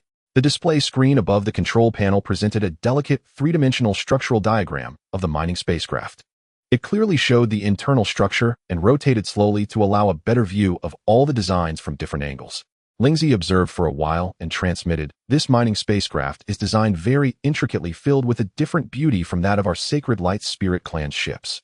"That's only natural. A mining spacecraft that can be widely used in this starry realm must have an excellent design," Ma Baqiang said, staring at the three-dimensional structural diagram of the mining spacecraft, suddenly exclaiming, "Intelligent brain. Show the structural diagram of the top shell of the mining spacecraft." "Yes. All right," responded Intelligent Brain 9527A, and the display on the control panel changed, enlarging the top shell section so that the structure was clearly visible. "Intelligent Brain, what are the two platforms beside the top engine used for?" Ma Baqiang asked, looking at the area next to the top engine. "It's just to the left and right of the engine, a bit behind the radar." "Yes. That is a temporary holding rack for items mainly used to store relatively important minerals that cannot fit inside the mining spacecraft or whose danger level is uncertain, provided they are not too large," responded Intelligent Brain 9527. Ma Baqiang's eyes lit up. That space was just right for placing the two maintenance robots. He then commanded, "Intelligent Brain, place those two maintenance robots there. Can they be secured?" "Yes. Understood." Starting execution. Completed. The two mechanical arms of the mining spacecraft activated, expanding, and picked up the two maintenance robots to place them on either side of the top engine. Simultaneously, 4 metal hooks unfolded above the engine, pressing down on the maintenance robots, while 4 curved hooks on the sides of the mining spacecraft flipped up to secure the maintenance robots. After placing the maintenance robots, the mining mechanical arms adjusted the positions of the 8 metal hooks to ensure that the maintenance robots were firmly secured. Ma Baqiang said to Lingzi in a relaxed tone, "All right, now we can go get that interstellar cruiser. The mining spacecraft is too small to travel far in space. We can pilot the starship of the base commander." Lingzi appeared unconcerned. "Anywhere is fine, and my spaceship can't currently fly anyway." Lingzi turned around while floating. "I have sensed that interstellar cruiser. It can accommodate both my spaceship and your mining spacecraft. The design there is excellent, with a massive cargo hold on the bottom, seemingly prepared for loading goods. And the ecological garden you mentioned seems to be present on the interstellar cruiser, where there are numerous plants." Lingzi paused for a moment. "But unfortunately, they have all frozen to death. According to my original perception, that interstellar cruiser should be able to withstand the invasion of cold energy. However, it was likely being restocked at the time. The loading door of the interstellar cruiser was left open, and the transport personnel were moving supplies inside, which is why cold energy could invade instantly. Such a shame." Hearing Lingzi's transmission about the situation, Ma Baqiang sighed. "What exactly is the condition there? We must go check to understand. I hope the interstellar cruiser is intact. At this location, only the interstellar cruiser possesses the capability for interstellar voyages. This mining spacecraft can only operate in the vicinity, and it will require resupply of various resources within a week. We cannot go out to seek energy or head to the Wuzishan space station," Ma Baqiang stated. "Only Colonel Li's interstellar cruiser can do that." At the same time, he thought, in the era of interstellar travel, it's not much better than Blue Star. On Blue Star, we worry only about basic needs. But in this interstellar era, even breathing freely has become a challenge. With the meager supplies from this mining base, I must venture into human society." Ma Baqiang forcefully took the driver's seat, sat down, and fastened his seatbelt. "Intelligent Brain, start the mining aircraft and ascend." However, the response from the Intelligent Brain made Ma Baqiang feel confused again. "Yes. I cannot ascend because I am inside a building. Please drive to an open area and try again." Ma Baqiang's driving skills were almost non-existent. The only memories he could retrieve proved that he was still far from mastering the mining aircraft. Thus, he could only rely on the driving skills of Intelligent Brain 9527, which, while not exceptional, was stable enough. "Intelligent Brain, please exit the maintenance workshop and return to the original parking spot." After some thought, Ma Baqiang issued the command to Intelligent Brain 9527. Intelligent Brain 9527 responded, "Yes, understood." The mining aircraft's anti-gravity engine started hovering about 1 meter above the ground. The engines on both sides rotated 180 degrees and activated. As the tail flames of the engines flared up, the mining aircraft began to slowly retreat. Meanwhile, the display screen above the cockpit once again showed real-time images of the surroundings of the mining aircraft. Returning to the external parking area, the mining aircraft landed. The engines on both sides shut down and reverted back. Ma Baqiang said to Lingzi, "Why not bring your ship along?" Lingzi thought for a moment, sure to avoid going back and forth. "Intelligent Brain, grab the ship behind and ascend." At this moment, Ma Baqiang could only rely on verbal maneuvering to control the mining aircraft for some safety assurance. He still needed to practice his driving skills more often. "Yes, received." Intelligent Brain 9527 responded, and the mining aircraft started up again, backing up to grab Ling's ship. Intelligent brain. Altitude 300 meters, destination, the base command center. Ma Baoyang issued the command. Intelligent brain 9527 replied, yes. Received. Destination command center.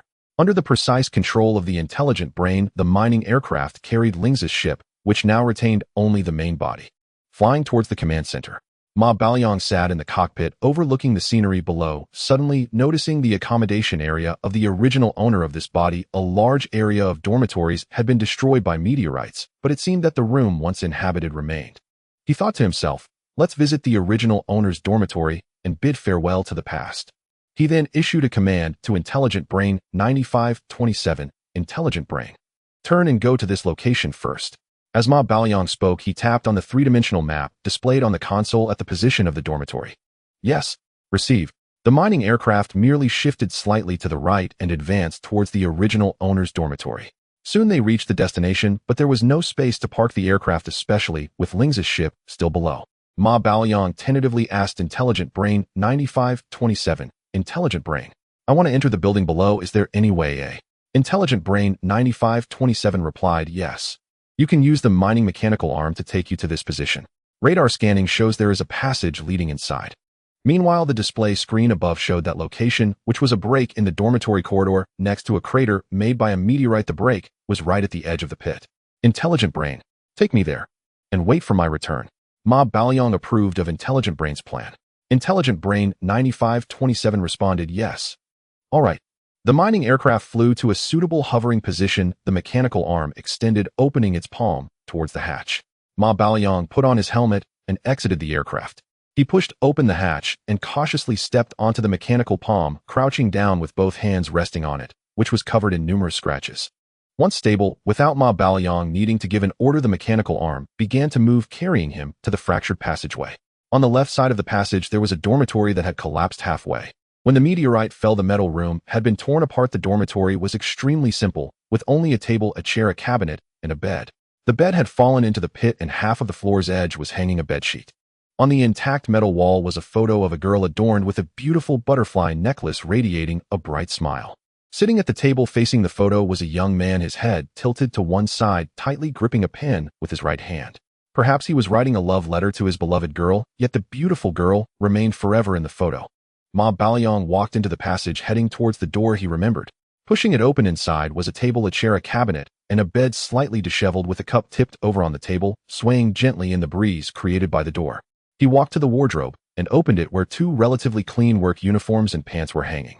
From the innermost part of the cabinet, he pulled out an old cloth bag already washed to a pale color. After packing the clothes, he took the rolled-up thin blanket. Ma Baoyang did not linger any longer, and as he exited the room, he straightened the cup, bidding farewell to this place, uncertain if he would return in the future. Closing the door, Ma Baoyang lifted his head, straightened his chest, and walked towards the mechanical arm. I am back. Upon returning to the mining aircraft, Ma Baoyang smiled at Lingzi. He placed the clothes and blanket into the cabinet, then returned to the driver's seat and said to the command center, Intelligent Brain 9527. Set off, destination command center. Yes. Received. The sweet voice of Intelligent Brain 9527 echoed, as usual. The mining aircraft slowly ascended and turned, flying towards the command center. As the mining aircraft approached the command center, a giant transport ship came into view, lying there as if it had merged with the earth. Its body was covered in the scars of time, and under the spotlight of the mining aircraft, the numerous intersecting scars were its lifetime medals of honor. Intelligent Brain, drop the ship here and land. Ma Baoyang pointed to a vacant area next to the command center on the three-dimensional map. Yes, understood, replied Intelligent Brain. The mining aircraft lowered Ling's ship and then landed in the designated spot, with Ma Baoyang and Lingzi exiting and heading towards the command center. Still that broken passage, looking up at the command center above here, was the head of the old transport ship, which had been transformed beyond recognition. The old transport ship had made its final contribution to this base. Meyer, keep up, Lingzi called out to Ma Baoyang, interrupting his detailed observation. This is the most densely populated area for you humans, yet no one can escape that ice energy. Its power and range are nearly identical to my ship's long-range energy ball attack, just slightly smaller. Let me tell you, you should absorb this ice energy properly. It is quite rare in the universe. Common ice energy is neither this pure nor this concentrated.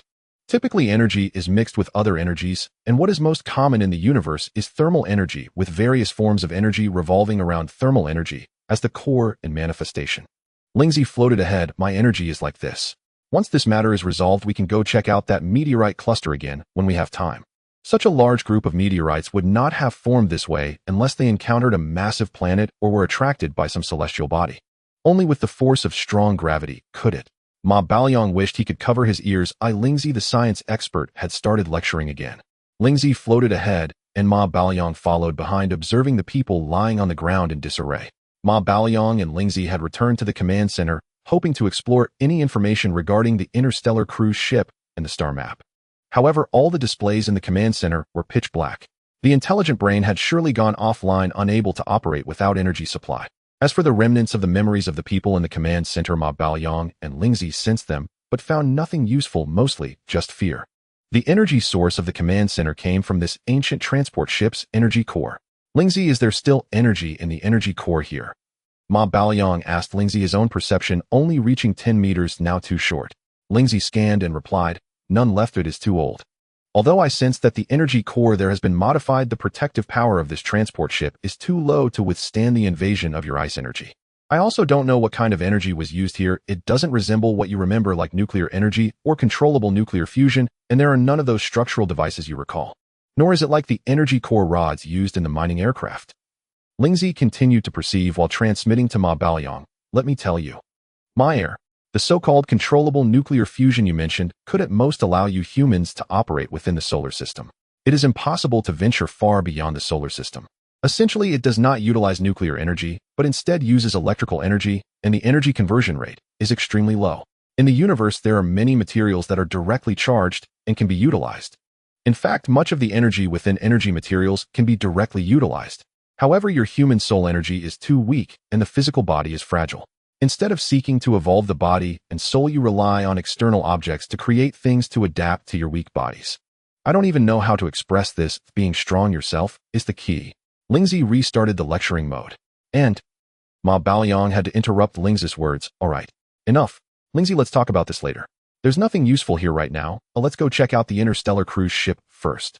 After scanning the entire command center again, all the display devices were silent. The tables and chairs were in disarray, but there was not a single piece of paper. Instead, there were many semi-transparent tablets scattered around. In this interstellar era, perhaps paperless office work had already been realized. Those semi-transparent tablets were the daily recording tools used by people. However, an unknown interstellar disaster had caused all the recording devices here to fail, leaving them with no means of investigation. Ma Baoyong had to leave the command center control room, with Lingzi heading back. There are many strange things in here. Can you tell me their uses? At the same time, a picture appeared in their mental connection, showing a middle-aged man sitting on a toilet with his pants and underwear visible down to his knees. What is he sitting on? It doesn't look like a chair. I didn't scan anything like that in your soul memories. Lingzi inexplicably asked this. Ma Baoyong felt a bit embarrassed. This is called a toilet, a place where human waste is expelled from the body, then flushed with water to be sent to a place for transformation and recycling. This explanation was exhausting, and sweat broke out on his forehead. Oh, this is a place for humans to deal with bodily waste. How troublesome. We don't produce useless waste energy. If we absorb useless energy, we can simply expel it. It will dissipate on its own. Lingzi transmitted proudly. You should just rely on your soul. That means you won't be able to move for centuries, which is much better than this physical body. There are no such troublesome matters. What about this one? Lingzi asked again, transmitting a picture of several automatic sensing urinals. Hanging on the wall, they were oval-shaped. Is this a seat? It's a bit small. Is it for your human children? This base seems to have no children. Ma Baoyong felt an impulse to cover his face, but still explained, this is also a collector for human waste expulsion, serving the same purpose as the previous one, just collecting different kinds of waste materials. He could only explain it this way. Why was Lingzi asking such awkward questions? Ma Baoyong pondered. Suddenly Lingzi turned down a side passage, and their thoughts transmitted. This leads to the ecological garden you mentioned, where there are many plants and a few humans, but unfortunately, they are all frozen. Lingzi was about to channel energy to open the door, but Ma Baoyong stopped him. They did not enter the ecological garden, but only scanned the interior with their perception. This ecological garden mainly contained vegetables, and as Ma Baoyong perceived, many familiar vegetables were present. Although their appearance had somewhat changed, they could still be identified as vegetables. In this interstellar era, having such an ecological garden on a mining base is quite precious. This was only seen from a distance at the space station's ecological garden door in the memories of his body. Perhaps it was self-equipped with this transport ship. A few ecological garden staff were bending down, reaching out their hands. The pure natural vegetables here must be delicious as the leaves shimmered with crystal-clear ice. Ma Baoyang did not immediately go in to pick vegetables. Instead, he turned around and continued walking back. Lingzi, let's go to the Interstellar cruise ship first. Ma Baoyang turned to Lingzi and said, once we are ready to set off, we can come back here to see what vegetables are still edible. Right now, there's nowhere to store them. Lingzi floated behind Ma Baoyang, following him back. Those plants are so small and delicate. I scanned them and sensed that your wish might be dashed. The ice energy has already destroyed them, just that they still appear intact, but they will crumble at a touch. Are these plants your human energy supplement sources? How much can there possibly be? No wonder your human bodies are so weak. Lingzi remarked with emotion. Let me tell you, you are much stronger in this body now. If you absorb more energy, it can gradually help strengthen your body. Perhaps one day you too can survive in the universe with this body, just like those star beasts and insectoids. I tell you, life forged from matter can sometimes become extraordinarily formidable. For instance, those high-ranking insectoid beings. An energy blast cannot so much as scratch them. I mean the kind of energy blast my ship fires.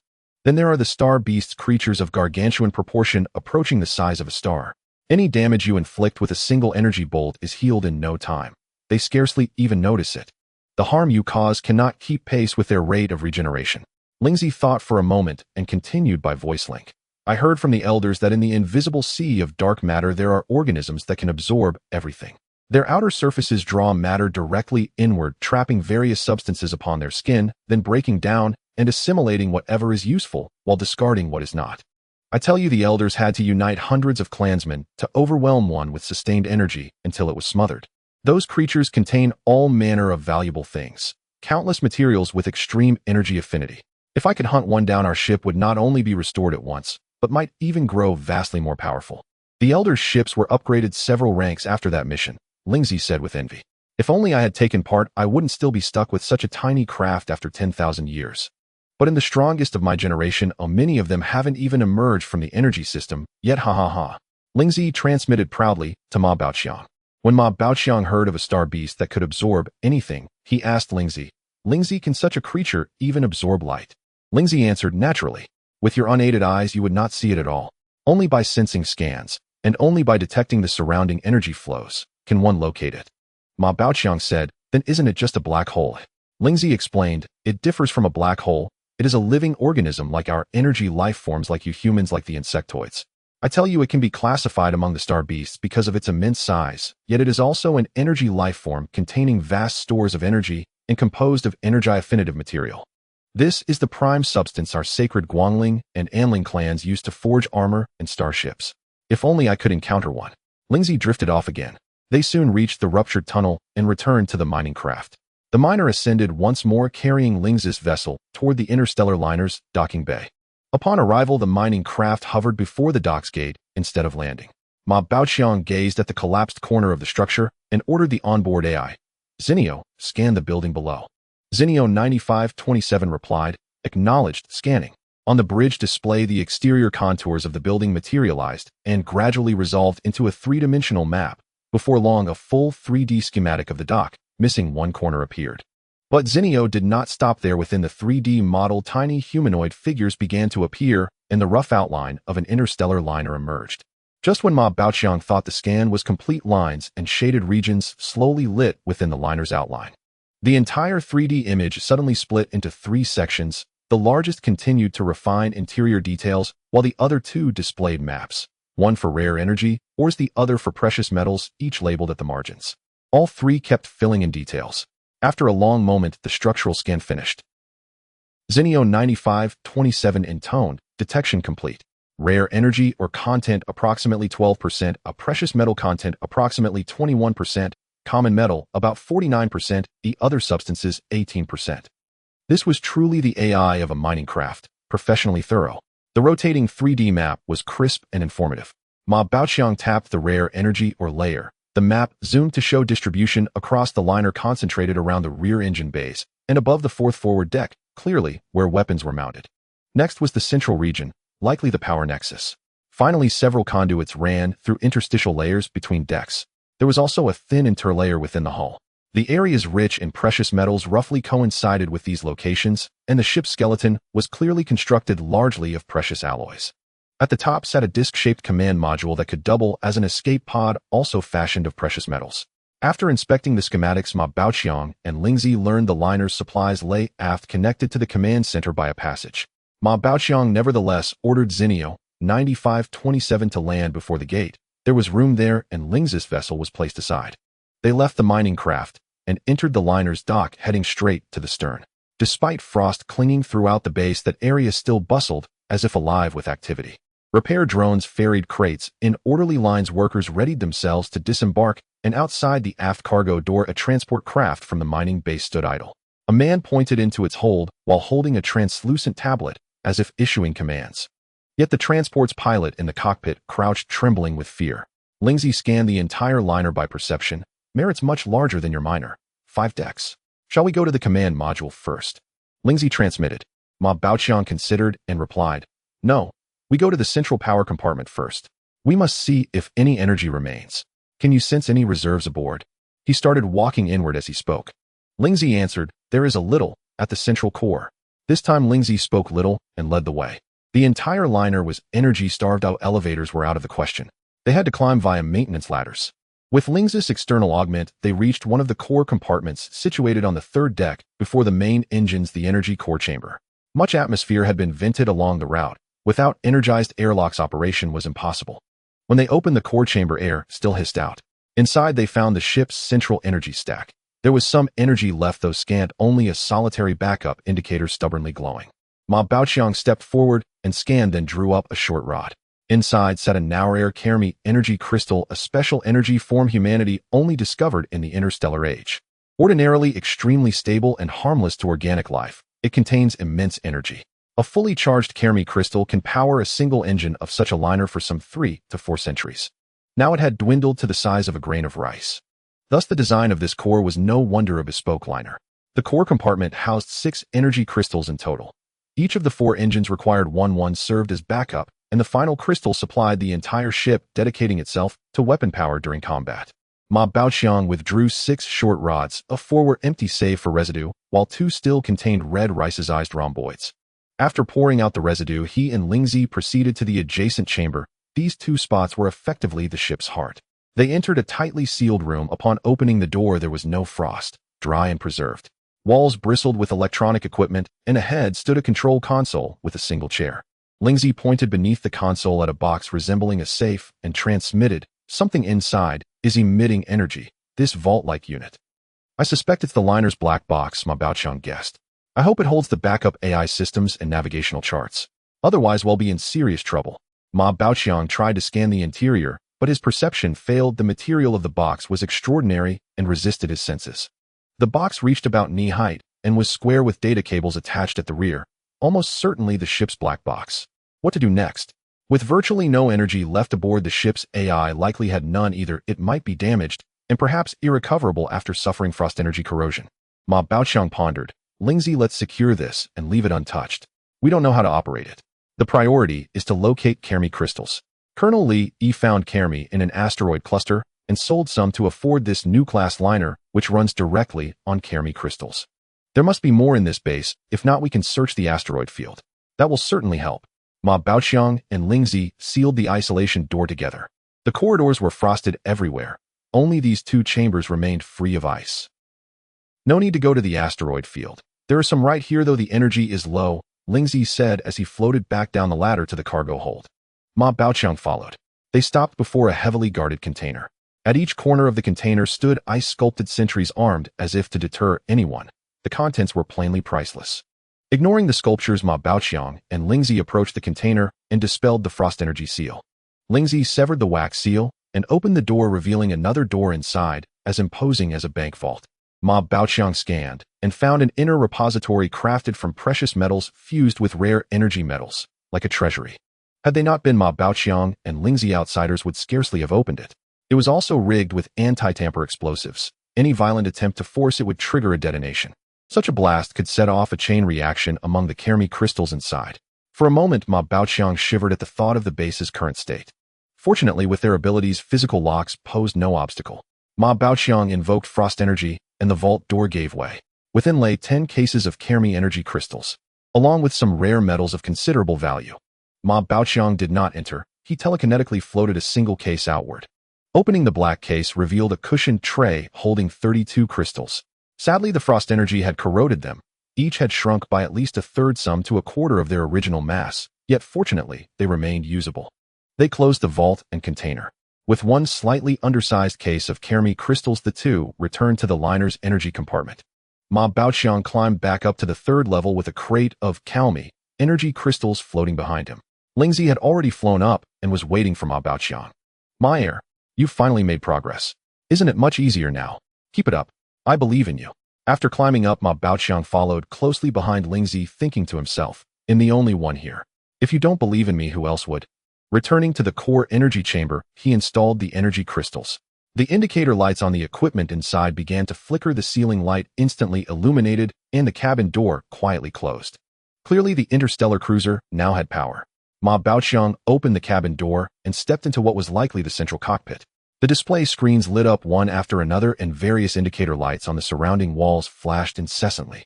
The small displays all lit up, showing various data, but Ma Baoqiang could not comprehend any of it. Several red-lit displays showed no content. A few screens at the front presented images, evidently monitoring views displaying the supply locations outside, but those areas were all frozen and the images appeared to be stuck. Most screens were pitch black, indicating no incoming data. The main control AI of the interstellar cruiser showed no signs of activation. It was clearly dead. Unwilling to give up, Ma Baoqiang called out, "AI. Perseverance, AI. AI." There was no response within the central cockpit. Only the indicator lights continued blinking, showing that the cruiser had acquired energy. Perhaps sensing Ma Baoqiang's slight discouragement, Lingzi remained silent, quietly floating by his side. After a brief silence, Ma Baoqiang feigned nonchalance and said to Lingzi, "It's over. My treasure, my man's romance is gone. What should I do?" Sighing, Ma Baoqiang continued, "I wonder if the AI 9527 of my mining spacecraft has any solutions. Should I ask?" Rising with a sliver of hope, he hurried back to the mining spacecraft. "AI 9527, Ma Baoqiang called out through his helmet even before entering. AI 9527 responded, "Here. Please speak." Ma Baoqiang carefully chose his words. "AI 9527. Can you remotely control an interstellar cruiser?" Before AI 9527 could answer, he added, "Or perhaps rewrite an operating system for the cruiser, or at least an emergency system." As Ma Baoqiang asked, he entered the mining spacecraft.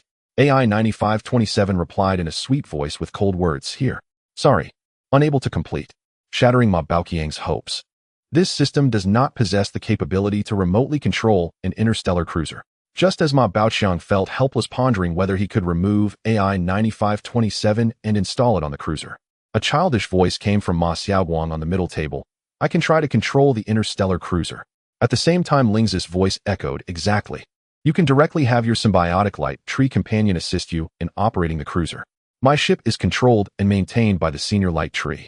It is still helping me absorb the drifting energy in the cosmos. Let me tell you. By the way, you haven't communicated with the senior light tree yet. Come, senior light tree, greet my heir." After Lingzi's message, a young but steady voice transmitted into Ma Baoqiang's mind. "Hello, Ma Baoqiang." Just that one sentence, then silence. Like Ma Xiaowang, only greeting at the start, Ma Baoqiang was nearly forgetting about them both. Approaching the table, he reached out to pick up Ma Xiaowang, who was still in the energy metal basin, and asked, "Can you truly control such a massive interstellar cruiser?" "Theoretically, it is feasible." Ma Xiaowang's youthful voice attempted to explain its plan. "While flying the mining spacecraft, I carefully scanned with my perception. The essence of the mining spacecraft's engine is that the engine extracts energy to generate thrust, while the AI merely guides how much energy is extracted, thus altering the thrust produced." The childish voice paused briefly. "Although I cannot transmit energy signals as precisely as the AI, as an energy life form, I can replace some of the AI's functions. With several attempts and guidance from the senior light tree, it should be manageable, right?" As Ma Xiaowang spoke, its confidence waned slightly. Ma Baoqiang pondered, "For now, only Ma Xiaowang can try. In a place where even air is incredibly precious, if I don't act now, my life as a human may swiftly end." Resolved, he took action. "All right. Thank you for your effort, Ma Xiaowang." Ma Baoqiang reached out to touch the tip of the little light tree, ignoring its protests. Holding it, he and Lingzi exited the mining spacecraft, preparing to return to the interstellar cruiser to see how to operate it precisely. After taking 2 steps, Ma Baoqiang turned back and looked at Lingzi's docked ship. He asked Lingzi, "Why don't we simply move your ship and my mining spacecraft together beside the interstellar cruiser? That way we won't have to make repeated trips." Lingzi pondered for a moment and deemed it feasible. It seemed the space between the cruiser's front and its main gate could accommodate both our ships, so it agreed. Ma Baoqiang didn't return to the mining spacecraft, but directly issued an order through his helmet. AI 9527. Move the nearby ship and place it inside the interstellar cruiser's docking bay. AI 9527 responded, "Here. Received. Please specify destination." Ma Baoqiang's helmet displayed a surrounding image of our location. After considering how to describe the location, Ma Baoqiang finally ordered, "AI, lift Lingzi's ship beside us, follow me at low altitude, and await my next command." Not sure how to describe precisely, so he took it step by step. "Here. Received. Executing command." The mining spacecraft's engines and thrusters started up, and soon it lifted Lingzi's ship with its two front mechanical arms following behind the two. Simultaneously, the mining spacecraft's forward spotlight illuminated the entire docking bay gate of the interstellar cruiser. Ma Baoqiang waved and pushed open the double doors, fortunately each nearly 10 meters tall. These doors were designed for large supply and maintenance vehicles to pass, spanning 15 meters wide, both doors fully open. Ma Baoqiang issued a command through his helmet. AI lower altitude, place Lingzi's ship inside this gate. AI 9527 then warned repeatedly, warning insufficient space ahead, cannot place. The AI emphasized the importance by saying it thrice. Simultaneously, a structural diagram appeared on the helmet's display showing the space between the door and the cruiser's front in red, marked as only 8.5 meters long. Without hesitation, Ma Baoqiang said to Lingzi, "Lingzi, why not just open the loading door at the front of the cruiser and put your ship inside directly?" He was thinking it would be easier to place it inside. Lingzi quickly dashed cold water on the idea. "The cruiser's cargo bay cannot accommodate my ship, nor can your mining spacecraft." At the same time, a mental image of the cruiser's internal structure appeared in Ma Baoqiang's mind. It showed Lingzi's ship and the mining spacecraft inside the cargo bay, overlapping vertically, indicating insufficient internal height. Lingzi then transmitted the scanning results displaying a three-dimensional structure diagram of the interstellar cruiser and said, "The interstellar cruiser, named Yiliheo, has the largest layer as the cargo hold, equipped with two partition walls that can be interconnected based on its structure. The front cargo hold is equipped with a loading ramp. Our ship can be placed left and right at the front, but some internal structural modifications are needed." As he spoke on the three-dimensional structure display of the interstellar cruiser, the top structure of the front cargo hold bent upwards slightly, while Lingzi said, "With such modifications it can be accommodated."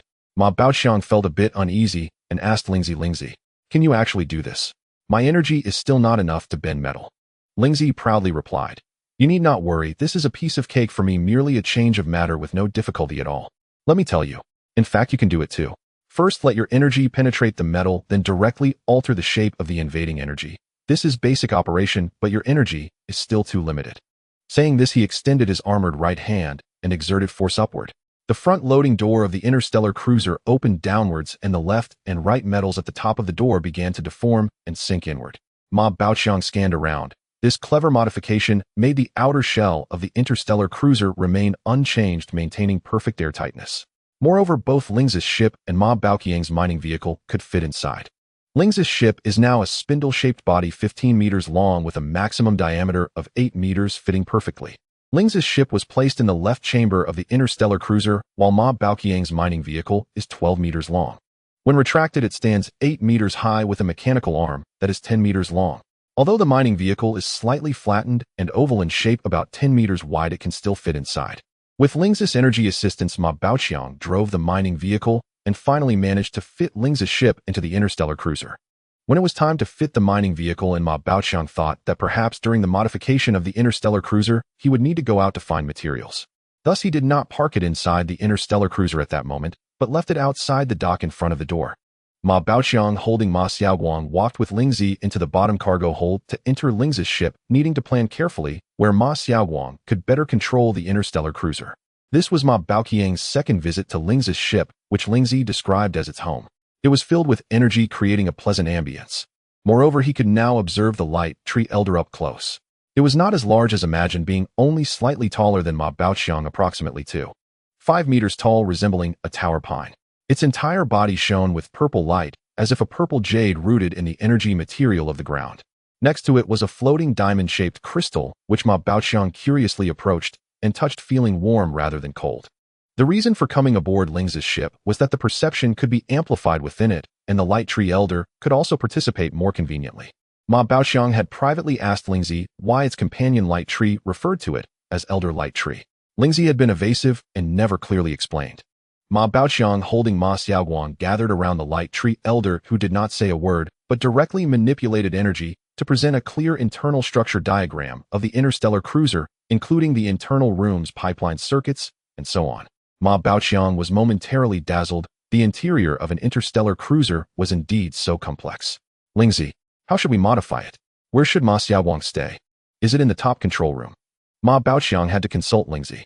According to the common perception, the control room is the command center and is located at the highest point of the interstellar cruiser, just like a human's brain is positioned high.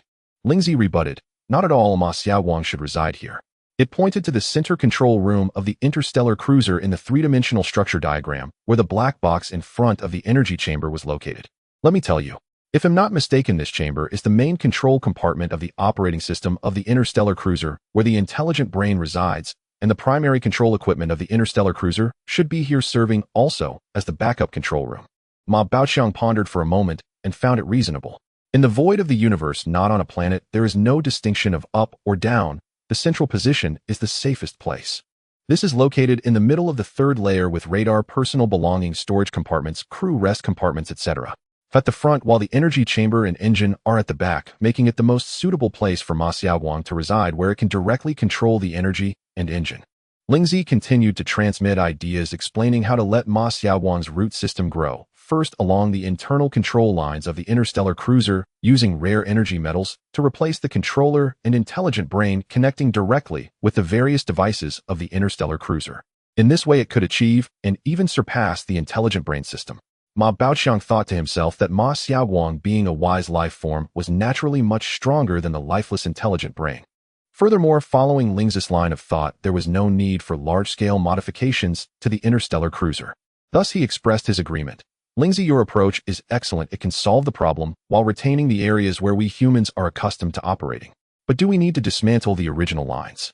Lingzi thought for a moment and said, at that time, useful lines will be kept while useless lines will be directly dissolved and reinforced into the wall, with not too many at each position. Let me tell you, you do not understand the capabilities of the Light Tree clan, and the Light Tree clan is exceptionally skilled in controlling energy and energy materials, doing much better than us in the details. Letting Ma Xiaoguang familiarize itself with the operation of the ship for a while will certainly be possible, especially with the Light Tree Elder guiding at any time. I believe operating the ship should be quite similar, right? Finally, adding you, and me, mainly me. Let me tell you, in my tens of thousands of years of life, having flown in the universe for who knows how long, you can rest assured of my flying skills. There will be no problems. Lingzi, the expert, entered lecture mode again. Ma Baoxiang communicated with Ma Xiaoguang. Can you manage this? Ma Xiaoguang replied confidently, yes, no problem. I have been observing the mining vehicle for quite some time, and I have memorized the strengths of various energies. The interstellar cruiser is merely a larger version of the mining vehicle. I have observed its internal structure, and many of its functions are similar, just on a larger scale. Moreover, the Light Tree Elder thinks so too. Ma Xiaoguang's youthful voice was filled with confidence. However, my growth requires a large amount of energy and rare energy metals to replace those lines. As long as there is enough of everything, there will definitely be no problem. These should not be an issue. Just now during the scan, I discovered that there is a large amount of rare energy metal ore in the supplies of the interstellar cruiser. I can refine it for use. Additionally, there are 10 boxes of Karmi energy crystals, which are absolutely sufficient for your needs. Lingzi conveyed. Then let's set off to the central control room. Ma Baoxiang looked around at everyone again. Lingzi had already gracefully lifted off and flew out of its ship. Ma Baoxiang, holding Ma Xiaoguang, followed suit, embarking on his grand shipbuilding venture. Upon exiting the spaceship, Ma Baoxiang and Lingzi returned to the central control room. The various indicator lights in the control room continued to flash, indicating that the energy supply was normal. This modification would be a brand new challenge. Lingzi suggested through sound transmission, let's have Ma Xiaoguang take root here. This is precisely the hub of the interstellar cruise ship. Directly replacing the intelligence brain will do. This can be replaced along the existing pipelines without causing too much disruption. With me, Lingzi, around, everything will be a piece of cake. Ma Xiaoguang will soon become the core of this interstellar cruise ship, and we will be able to go wherever we wish. Don't you agree? Ma Baoxiang did not respond to Ling's words, but instead scanned the ground again, confirming the thickness of the third deck and the height of the interlayer between the third deck and the sealing of the second layer, as well as the condition of the pipelines within that interlayer. After finishing the scan, he said, "Let's start with the ground here, transforming it into a rare metal that is compatible with energy, allowing Ma Xiaowang to take root and grow. But I need you to go to the bottom cargo hold and bring up some rare energy-compatible metals from the prepared supplies. He'll handle the ground here first." Ma Baoqiang said to Lingzi, then picked up Ma Xiaowang and walked out of the central control room again. Lingzi also flew out to the cargo hold to retrieve rare metal ores and refine usable rare metals. This mining base had no mineral refining equipment. It was usually just rough ores and raw minerals. Ma Baoqiang set Ma Xiaowang down nearby and began to crush the ground, thinking it would be best to replace the entire floor of the central control room with rare energy metals since they were already at work. Manipulating the ice energy to infiltrate the floor, there was a tremor and chunks of the ground began to shatter. He removed them from the central control room and placed them in a nearby vacant chamber. In no time, all the metallic flooring was cleared. Various pipelines were revealed, neatly arranged on the ground. As Ma Xiaowang could not move, yet Ma Baoqiang, after seeking its opinion, placed it in the center. Once placed, the energy material enveloping Ma Xiaowang spread out in a circular shape around it and began to extend towards the intelligence brain's main unit. However, it did not enter the interior of the intelligence brain. Instead, it continued along the pathways leading in and out of the intelligence brain, demonstrating to Ma Baoqiang the alternative method Ma Xiaowang envisioned, while also explaining through sound transmission, "I will build another pathway along this route to replace the intelligence brain's control of this interstellar cruise ship, but I need your assistance as my energy is too low." Without a second thought, Ma Baoqiang agreed, saying, "I will work together with you. Our energies are of the same source, and acting together will be much faster, but let's not waste the energy materials provided by Lingzi. It's best to put them away." Saying this, he mobilized energy and acted alongside Ma Xiaowang, starting to analyze the pathways, while waiting for Lingzi to bring back the rare metals. Lingzi soon returned with chunks of rare energy metals, all thanks to Colonel Li. He was preparing to return to the Wuzhishan space station and had brought a large amount of rare metal ores. Lingzi just needed to go to the supply area to refine them directly, without having to search outside. Thus, Lingzi refined the rare metals while Ma Baoqiang and Ma Xiaowang advanced along the pathways, reconnecting them. Regardless of their utility, they connected them first. This work consumed a considerable amount of time, and all parts of the interstellar cruise ship were reconnected with rare metals, with an insulating layer wrapped around the outer side of the rare metals. The materials used for the insulating layer were sourced from the command center. Ma Baoqiang and Ma Xiaowang's mastery over their energy became increasingly proficient in this application, while the ice energy could not melt metals. Lingzi could.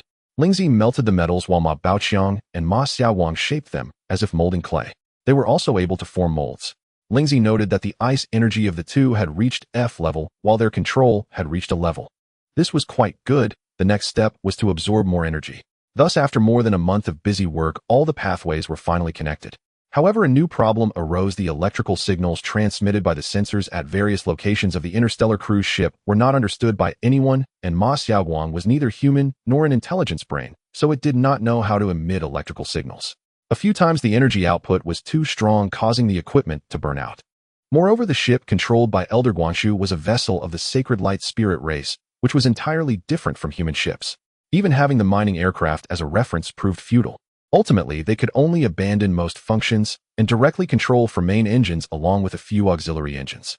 The weapons were also directly connected for physical control, bypassing all intelligence brains and unknown circuit boards. At the same time, this solidified Ma Baoqiang's determination to go to the Wuzhishan space station. To enable Ma Baoqiang to pilot the interstellar cruise ship, the backup control panel that had been disassembled from the mining aircraft was also brought by Lingzi. It was installed in the upper control room, giving it a rather odd appearance. Overall, it looked quite peculiar. It was akin to the Blue Star during World War II, where piloting planes and tanks involved minimal computer controls, relying purely on hardcore physical direct connections to operate engines and weapons. As for the radar, there was no hope. They could only rely on Lingzi's spaceship and Elder Guanshu, but that was the best radar capable of detecting up to 1,000,000 kilometers. At this moment, Ma Baoqiang felt as if he had stumbled upon a new energy vehicle with power, but no main control computer, not knowing how to drive it and unable to do it manually.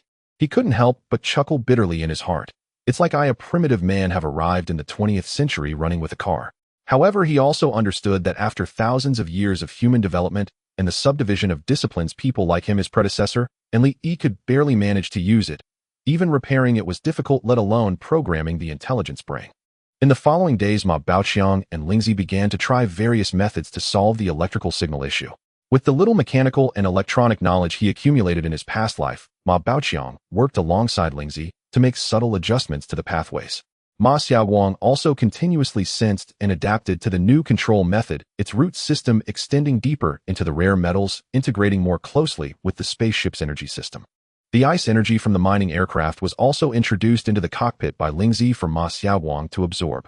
Although various situations were quite unreliable, they ultimately completed the modification just in time, as Ma Xiaowang was now able to start and control the engines. This was thanks to having the mining aircraft as a reference. Finally completed, the display screens were able to show the external scenery normally, but to know the operational status of the various devices on the interstellar cruise ship, they could only rely on sensory scans. To prevent the engines from damage due to overload, Ma Baoqiang would invoke energy protection each time, and fortunately Ma Baoqiang's ice energy was perfectly suited for temperature protection. Ma Xiaowang controlled the flow of energy to regulate the engine's power. Relying on the meager middle school knowledge and life experience from his past life, along with the full cooperation of Lingzi Elder Guangshu and Ma Xiaowang, Ma Baoqiang finally possessed his first interstellar spaceship, the interstellar cruise ship Ely. However, Ma Baoqiang did not take off immediately. He merely had Ma Xiaowang test the control of several engines, and after everything went smoothly, they exited the interstellar cruise ship. He was to pilot the mining aircraft to scour the entire mining base, bringing back everything useful to the interstellar cruise ship. This was destined to be a game that could not be saved and replayed. Ma Baoqiang's interstellar cruise ship was ready to set off, so he began preparing for resupply. He and Lingzi arrived at the tail of the cruise ship to start clearing away the humanoid ice sculptures. These were the victims of the ice invasion, and there were no survivors in the entire mining base. Initially, Ma Baoqiang felt some trepidation, but after seeing so much at the base, he became accustomed to it. Colonel Li had previously been preparing the supplies for the interstellar cruise ship with materials placed at the bottom hatch entrance in the rear, saving Ma Baoqiang and Lingzi a lot of trouble. Lingzi waved her armor, and the ice sculptures on the ground instantly floated up, slowly moving towards the corner. Ma Baoqiang also waved his hand, causing an ice sculpture standing at the door to fly up, only to crash into a box of goods. Ma Baoqiang said to Lingzi with a hint of embarrassment, "I intended for it to float over, but unfortunately it lacked sufficient energy and could only be tossed like this halfway through." After saying this, he stepped forward and placed the ice sculpture among the group gathered by Lingzi. Just as he was about to turn around, he caught a glimpse of a glimmer of energy flashing by in the corner of his eye. Ma Baoqiang hurriedly swept his perception over, discovering a figure dressed in mercenary attire whose necklace was made of an energy crystal, though it had long since lost its energy. Seeing Ma Baoqiang standing in front of the group of ice sculptures, Lingzi transmitted, "You humans are truly a peculiar race. Instead of enhancing your own bodies, you opt for modifications, replacing your limbs with external objects. Isn't that a form of dependence on external items? While it may seem stronger in the short term, in the long run, it cannot compare to self-evolution." Ma Baoqiang carefully scanned again and noticed that among these ice sculptures, some individuals had replaced their arms with mechanical ones, while others had modified mechanical legs, though they looked no different from ordinary people. Thus Ma Baoqiang defended them, saying perhaps they were injured and lost limbs, so they had no choice but to use these mechanical prosthetics. After all, humans lack regenerative abilities. In their mechanical limbs, he scanned and found structures similar to weapons, but not the gunpowder-type weapons from Blue Star. Ma Baoqiang thought that in the vastness of space where there is no air, nothing can burn, so gunpowder weapons would naturally be useless. Moreover, it had been 10,000 years, weapons had long been updated and replaced. Scanning revealed that the core of their weapons was tubular with launching ports likely of the electromagnetic gun variety. One individual's prosthetic leg seemed to contain a small missile clearly identifiable in shape, but the internal material was undetectable and it was unclear how it was launched. Ma Baoqiang had no intention of probing further, as he had scanned something valuable. One of them, possibly the leader, had equipment that was evidently far superior to that of the others. His armor resembled that of a mech from movies, standing about 2.5 meters tall, presumably a type of powered armor. Scanning the waist area, he discovered a small energy core that had lost its power, much smaller than those used in mining spacecraft and repair robots. On the back, instead of a compressed air pack, there was a melee knife and a cylindrical weapon, which also had a depleted energy core. Ma Baoqiang concluded that it was a laser weapon, as its barrel lacked an ammunition feed, with a transparent crystal tube inside. Ma Baoqiang stepped forward, dispelled the cold energy from this person, found the connection points of the armor, and carefully helped him remove the armor. Taking a glance, it was a middle-aged man, and in this interstellar era where the average lifespan exceeded 200 years, it was truly hard to judge age by appearance. This armor was clearly on the verge of becoming an ancient artifact covered in scratches and charred marks, yet it was one of those coveted items in the hearts of every man.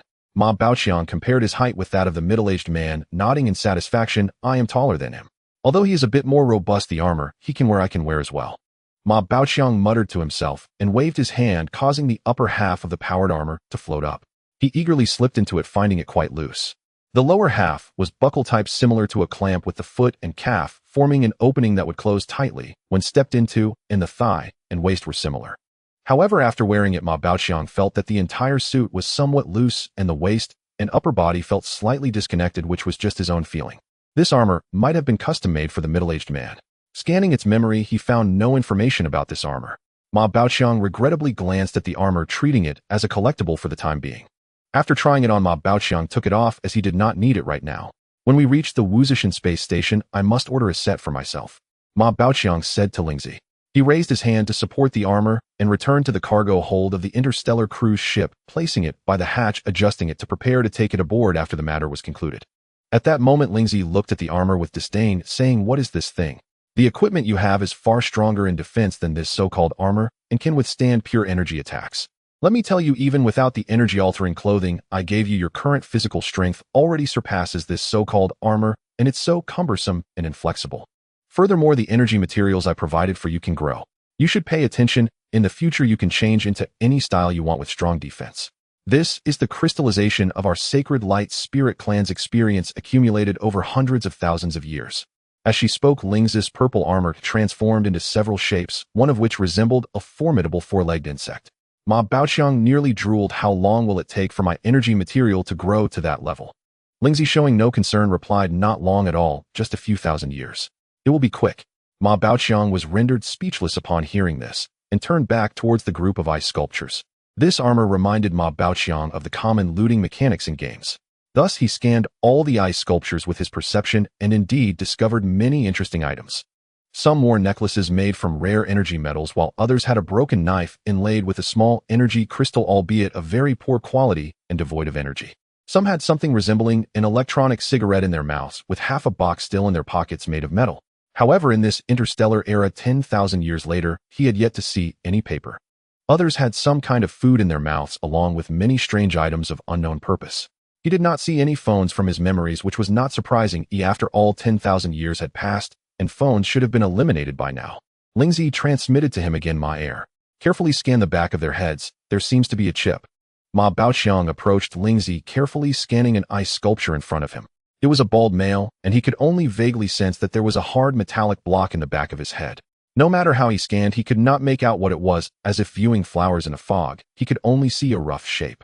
"My soul energy is still too weak, and I can only sense it's a hard block," Ma Baoqiang said to Lingzi. However, humans had already begun researching brain chips in my era. This might be a research outcome.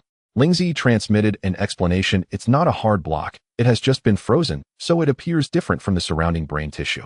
It's a very interesting little thing." Ma Baoqiang asked Lingzi, "Is it a metallic electronic chip?" "It is definitely a chip, but I am not sure if it is made of metal. If it doesn't freeze, and its manifestation differs from a brain, I wouldn't be able to scan it." Lingzi said affirmatively. Ma Baoqiang conducted another perception scan, but the result was the same, so he had to ask Lingzi, "I am still too weak. Lingzi, can you scan to see if any other people in this base have such chips? Also, does the base's highest commander, Colonel Li, have one in his brain?" Ma Baoqiang quickly added.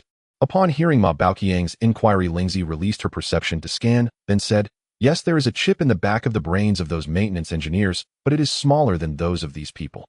As she spoke, Lingzi pointed at the group of ice sculptures in front of them, indicating that the people in front of them all had chips. There are indeed some others in the base who also have chips. Furthermore, in the base command center, almost everyone has one. As for Colonel Li, Lingzi scanned carefully for a moment before continuing. The brain of the base's highest commander, Li, also contains a chip, but its position is extremely special, connected by an energy thread to the center of the brain, and there is a layer of energy metal on the frontal bone. That chip is much larger than those of the others here.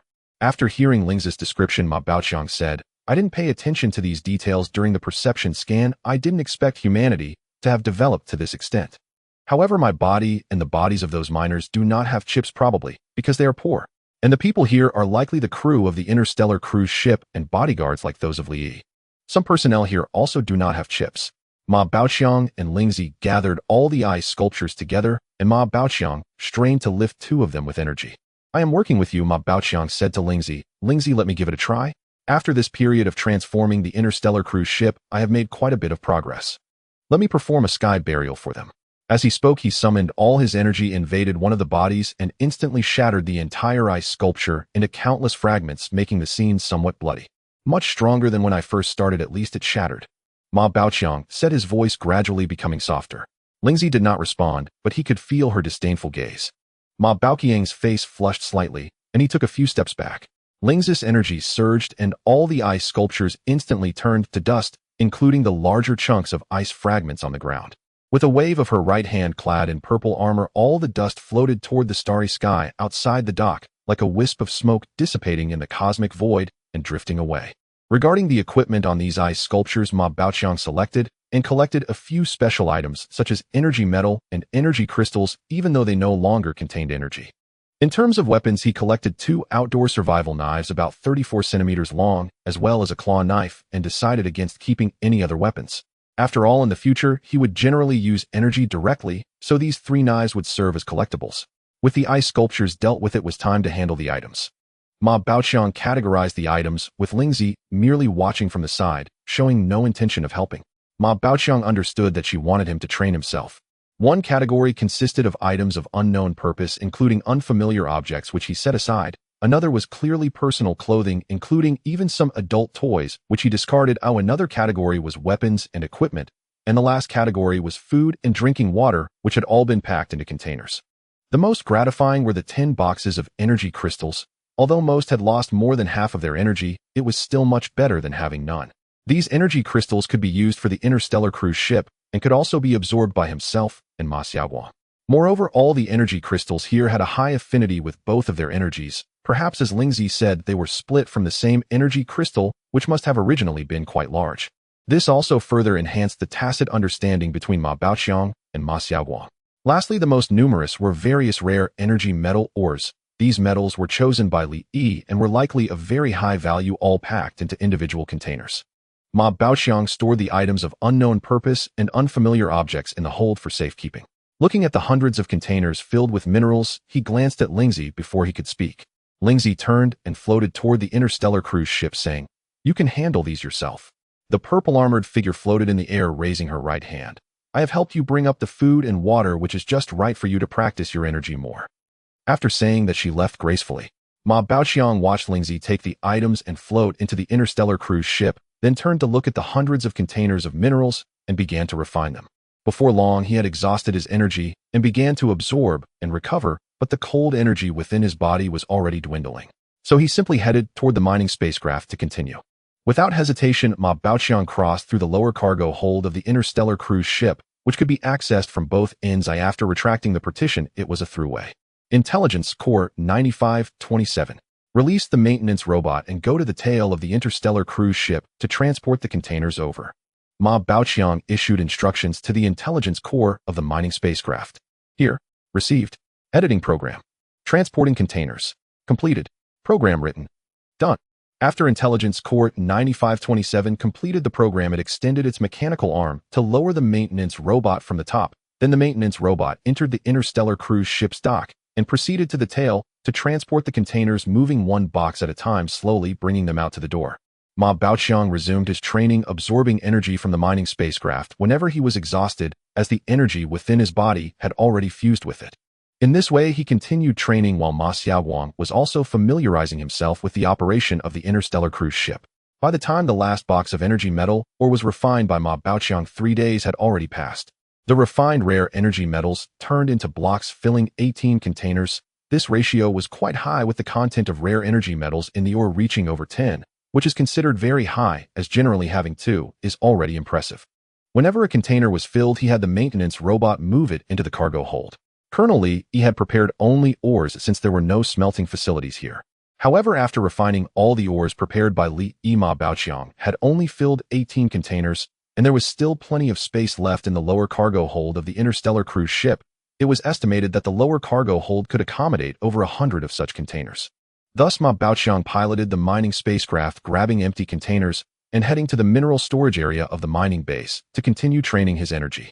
He only stopped to rest after the rare metal or filled the 100th container.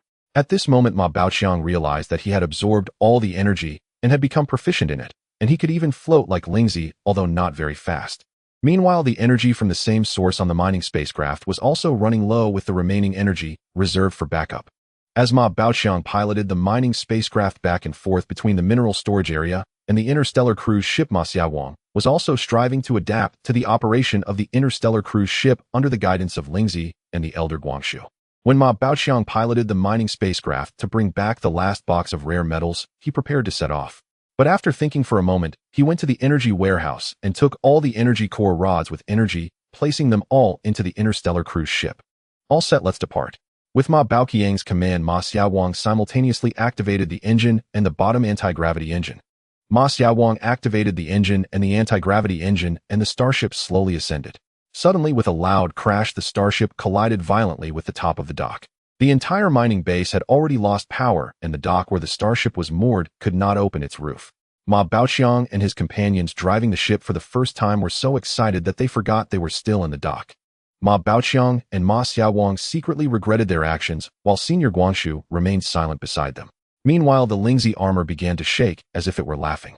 Ma Baoqiang whispered to Ma Xiaowang, "I should have anticipated that with Lingzi's personality, it wouldn't be this quiet. It must have been waiting to see us make fools of ourselves. We cannot let it succeed." Ma Xiaowang's youthful voice came through, tinged with a bit of embarrassment and anger. "Yes. We must not let them see us make a fool of ourselves. What should we do next?" "Activate the electromagnetic cannon. You haven't tried it yet, have you?" Ma Baoqiang asked Ma Xiaowang with a hint of anticipation. Ma Xiaowang replied, "That's right, it's the perfect time to give it a shot. Let's fire away."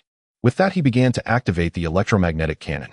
Colonel Li's starship had 5 decks in total. The bottom deck was the cargo hold. The second deck housed the crew's quarters. The third deck was the control and energy center. The front part of the fourth deck contained the concealed main gun's electromagnetic cannon, while the rear part housed the officers' quarters. The fifth deck only had the rear half as the command and driving center with a small ecological garden at the back. The main engine was located at the rear half of the second and third decks, while the auxiliary engines were situated on both sides of the front part of the fourth deck. The radar was installed at the bow of the second and third decks. The bottom was equipped with 3 pairs of multifunctional mechanical arms and landing gear. Surrounding the entire ship were 7 hidden closed defense laser cannons. This starship was the latest custom order from Li and had only sailed twice. Ma Xiaowang learned this information from the ship's black box and also obtained the interstellar flight map from Wuzhishan Space Station to the mining base. As the electromagnetic cannon slowly rose, a shell exploded at close range in the dock amidst Ma Xiaowang's excited firing, blasting a large hole in the dock ceiling. However, these 2 novices forgot that the starship was also still in the dock, and the explosion caused damage to it as well. At that moment, Lingzi could no longer contain its laughter. "Ha ha. 2 fools, did you not think before acting? Ha ha." Ma Baoqiang and Ma Xiaowang, feeling helpless, had to consult again on how to resolve the situation. At this moment, the starship's shell was slightly deformed and cracks had appeared inside but needed to be repaired. "Let me tell you." Lingzi was about to elaborate when Senior Guangshu's steady voice interrupted, "I will help you repair the ship." Let me rephrase," Lingzi said. "Ma Baoqiang, you need to go to the mineral storage area again and refine a special metal called neodymiumbran alloy, or I will help you coat it on the starship's exterior." This way, when Ma Xiaowang connects the energy to the neodymiumbran alloy coating, it will generate a repulsive field with a radius of 10 meters around the starship. Let me tell you, although this repulsive field is not as good as my energy shield, it can still be considered a kind of repulsion shield capable of bouncing back all attacks with a certain amount of kinetic energy, whether physical or energy attacks. At this moment, Lingzi appeared much more serious. Thus, Ma Baoqiang opened the bottom cargo hold, piloted the mining vehicle again, took an empty container, and flew to the mineral storage area to start refining neodymiumbran alloy, strictly following Lingzi's required proportions. After refining it, he brought it back to the starship, where Lingzi and Senior Guangshu helped weld it onto the original shell, ensuring a perfect fit. In this way, Ma Baoqiang made 2 round trips and finally gathered all the necessary materials. Together with Lingzi, they coated the neodymiumbran alloy onto the starship's exterior, connecting it to the internal energy core at several specific locations. With the welding work done by Lingzi and Senior Guangshu, the neodymiumbran alloy perfectly fused with the shell, forming a repulsive shield. With the help of Senior Guangshu and Lingzi, the damage to the starship was repaired. With the dock's ceiling blown off, the starship finally managed to ascend successfully for the first time under the control of Ma Xiaowang and Ma Baoqiang. The starship soared higher and higher, soon flying out of the massive pit where the base was located. Ma Baoqiang instructed Ma Xiaoguang to halt the starship as he turned to gaze at the place of his rebirth, preparing to head to Wuzishan Space Station. At this moment, Ma Xiaoguang's youthful voice came through, "I just mastered the starship and need to practice more around here." After pondering for a moment, Ma Baoqiang and the others all agreed. Ma Baoqiang suggested, "Since you want to practice piloting the starship, I will go to the asteroid mining area to see if I can gather some energy crystals. These might be rarer and more valuable than rare energy metals." By the way, he turned to Lingzi and asked, "Didn't you say you wanted to check out the center of the asteroid cluster? How about going with me now?" He thought, with Lingzi around, given her powerful sensing and scanning abilities, finding energy crystals will surely be much quicker. Lingzi transmitted, "I don't know what you're thinking, but alright. They'll go with you to take a look. It will also save some time. If you were to find energy crystals on your own, who knows how long it would take. Although your current sensing and scanning range has reached 100 meters, it is still too small. Let me tell you, my sensing can cover dozens or even hundreds of kilometers. With just a casual scan, finding a few energy crystals is a piece of cake. Let me tell you, my sensing ability is quite impressive back where we come from, with a range that is remarkably far. Moreover, it seems I can also absorb the energy from these energy crystals. My ship can use them, so I definitely need to collect some.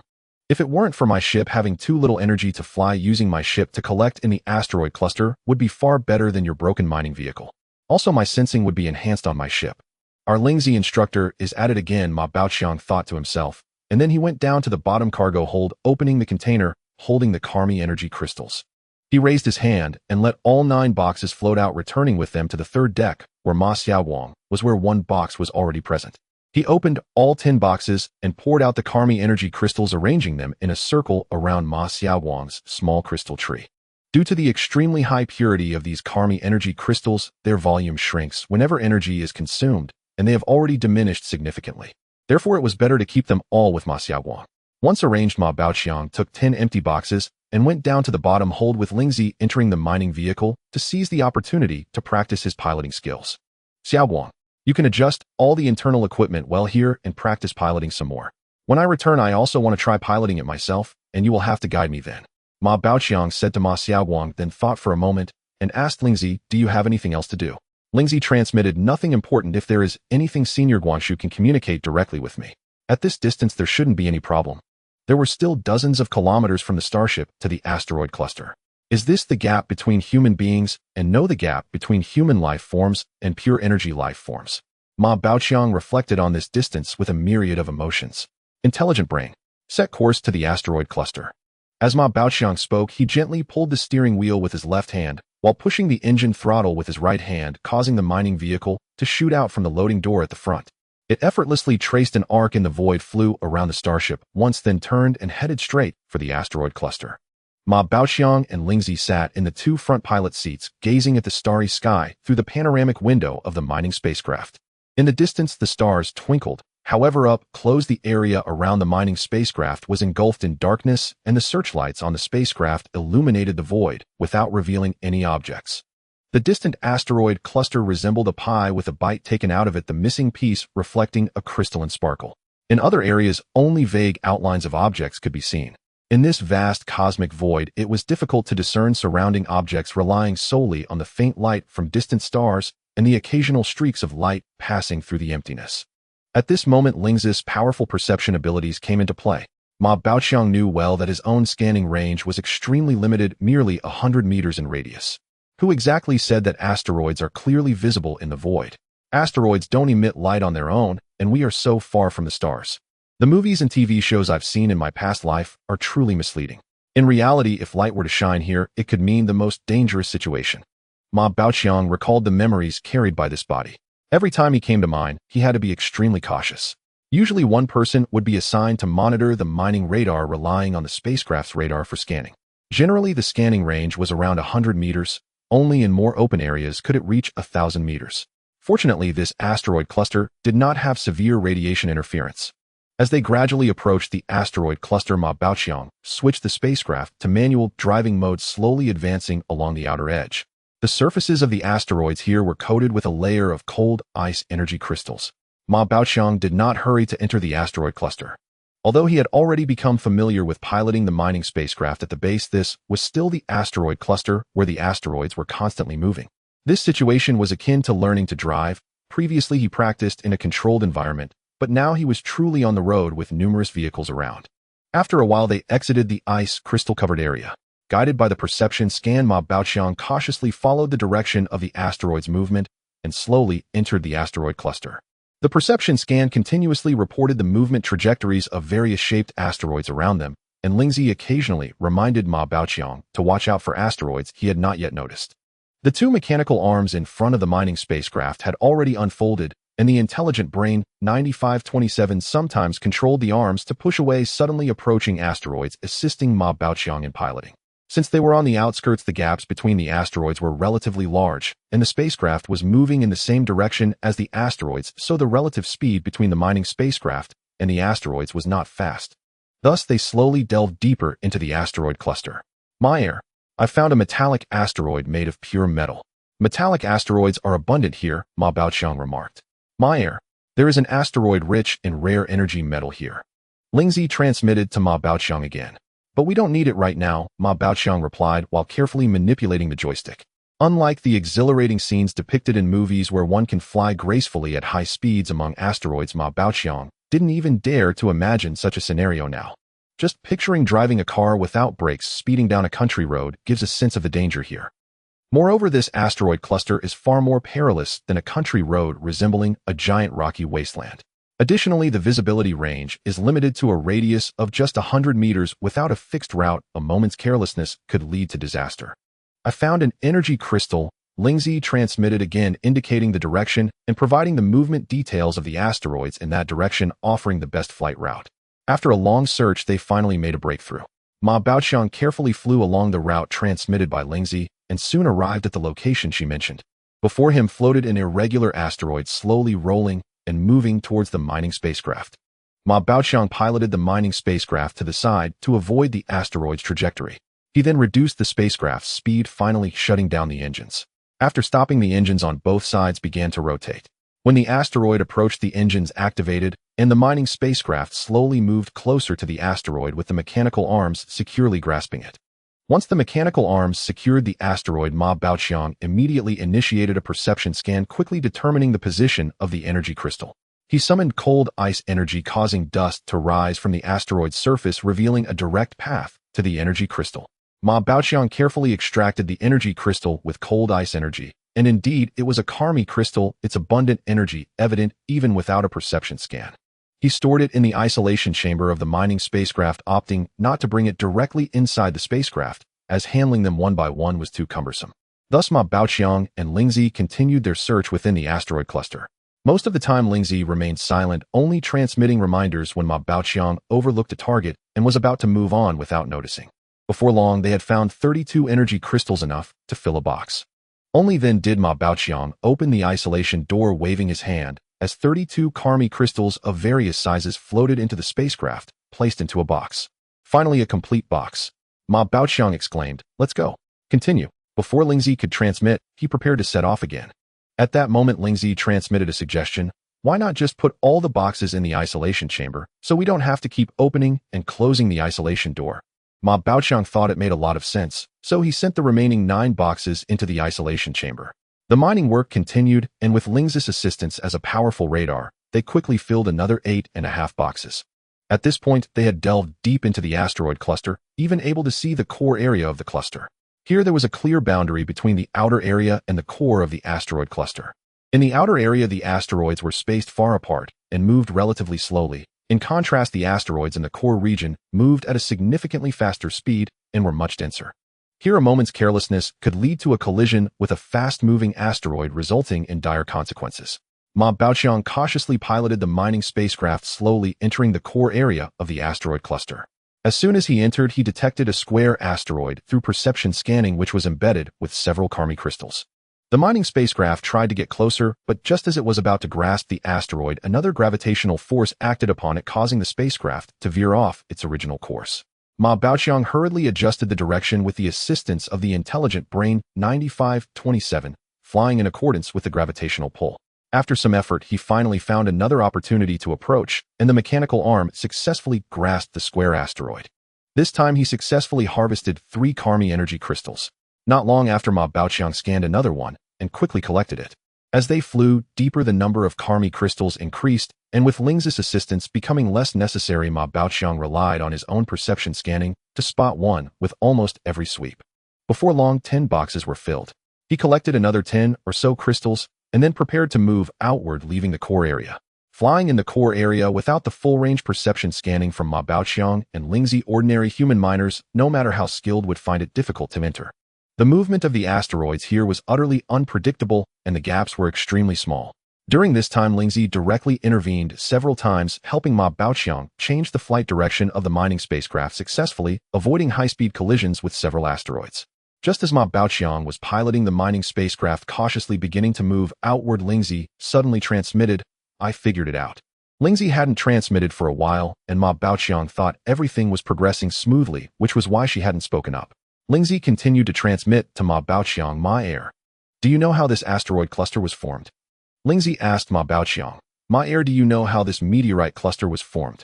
Ma Baoqiang, while carefully piloting the mining spacecraft, casually replied, I don't know. Do you know? Lingzi, seeing that Ma Baoqiang had engaged, immediately transmitted, let me tell you. Generally speaking, meteorites drift through the void of the universe. When they encounter a planet's gravity, they either fall or form a meteorite belt around the planet. Even a group of meteorites can move, even creating meteor showers that scatter everywhere. From my observation, the situation here is different. The reason they are fixed here is not because there is a planet in the center that we can easily see, but because there is a small wormhole at its center. Isn't that peculiar?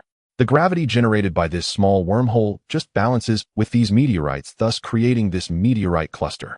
Ma Baoqiang curiously asked, then where do the meteorites here come from? Did they fly over from somewhere else? I speculate that this might have originally been a planet which broke apart to form the meteorite cluster. This also explains why there are so many Karmi energy crystals here. Perhaps this planet originally contained a rich supply of such crystals. Ma Baoqiang countered, a planet is so large who could create a wormhole inside it. Moreover, according to your theory, if a wormhole were created inside a planet, the pressure there would be immense. How could a wormhole form? Lingzi, hearing this, became proud again. Let me tell you, little guy like you just lacks knowledge. Not only inside planets, but even within stars there are life forms that can survive. Weak beings like humans can still step into the cosmic expanse. Indeed, you are an anomaly, and your evolutionary path is quite unique, relying on external matters. I must take some time to study this properly. Lingzi seemed lost in thought, then continued to transmit. I suspect this wormhole was created by a star beast. Perhaps that star beast devoured the energy core within the planet, causing the planet's transformation. It became trapped within and had no choice but to open the wormhole. In this universe, the majority of wormholes are opened by star beasts. Although our holy light spirit race and the insect race also possess the ability to create wormholes, we rarely do so because it consumes too much energy. Ma Baoqiang, upon hearing this, felt doubtful. Lingzi, are you saying that wormholes can be created easily? Lingzi, however, transmitted back. You might be mistaken. Creating a wormhole is extremely difficult. Let me tell you, someone like me, considered invincible among peers, still cannot create a wormhole. Only the elders in our race have that ability. The insect race is the same. Only a few individuals possess the ability to create wormholes, and most of them are hunted by other races. The best at creating wormholes are a faction of star beasts. They can easily create wormholes and are also the most mysterious faction. Lingzi turned to look at the wormhole at the center of the meteorite cluster. Often we can only discover the wormholes they leave behind, like this one. Let me tell you, nowadays the fastest means of transportation in the universe is through wormholes. However, wormholes are usually one way. The place where you and I met is a wormhole. That wormhole is quite large, while this is just a small wormhole that cannot even suck in the surrounding meteorites. Thus, I speculate that this might be a small star beast or the juvenile form of a wormhole star beast. They are trapped within the planet and unable to escape, which is why they created this wormhole. Should we go in and take a look? Perhaps I can use this to return to my original star system, and you can return to your past life too. Of course, I need to bring my spaceship, Senior Guang's tree, and Lingzi's tone was full of longing. As Lingzi spoke, the so-called expert managed to digress, straying further from the topic like a crooked building. Ma Baoqiang did not respond further. He simply pinched his thigh, confirming that he was not dreaming as he focused on piloting the mining spacecraft out of the meteorite mining area, heading towards the interstellar cruise ship. On the way back, Ma Baoqiang, who usually knew no fatigue, suddenly felt a deep-seated reluctance to move. Yet he still mustered his energy to pilot the mining spacecraft, locating the interstellar cruise ship that was hovering in the air and smoothly landing the mining spacecraft. Ma Baoqiang felt waves of drowsiness washing over him, so he said to Lingzi, I don't know what's wrong, but I feel extremely fatigued right now.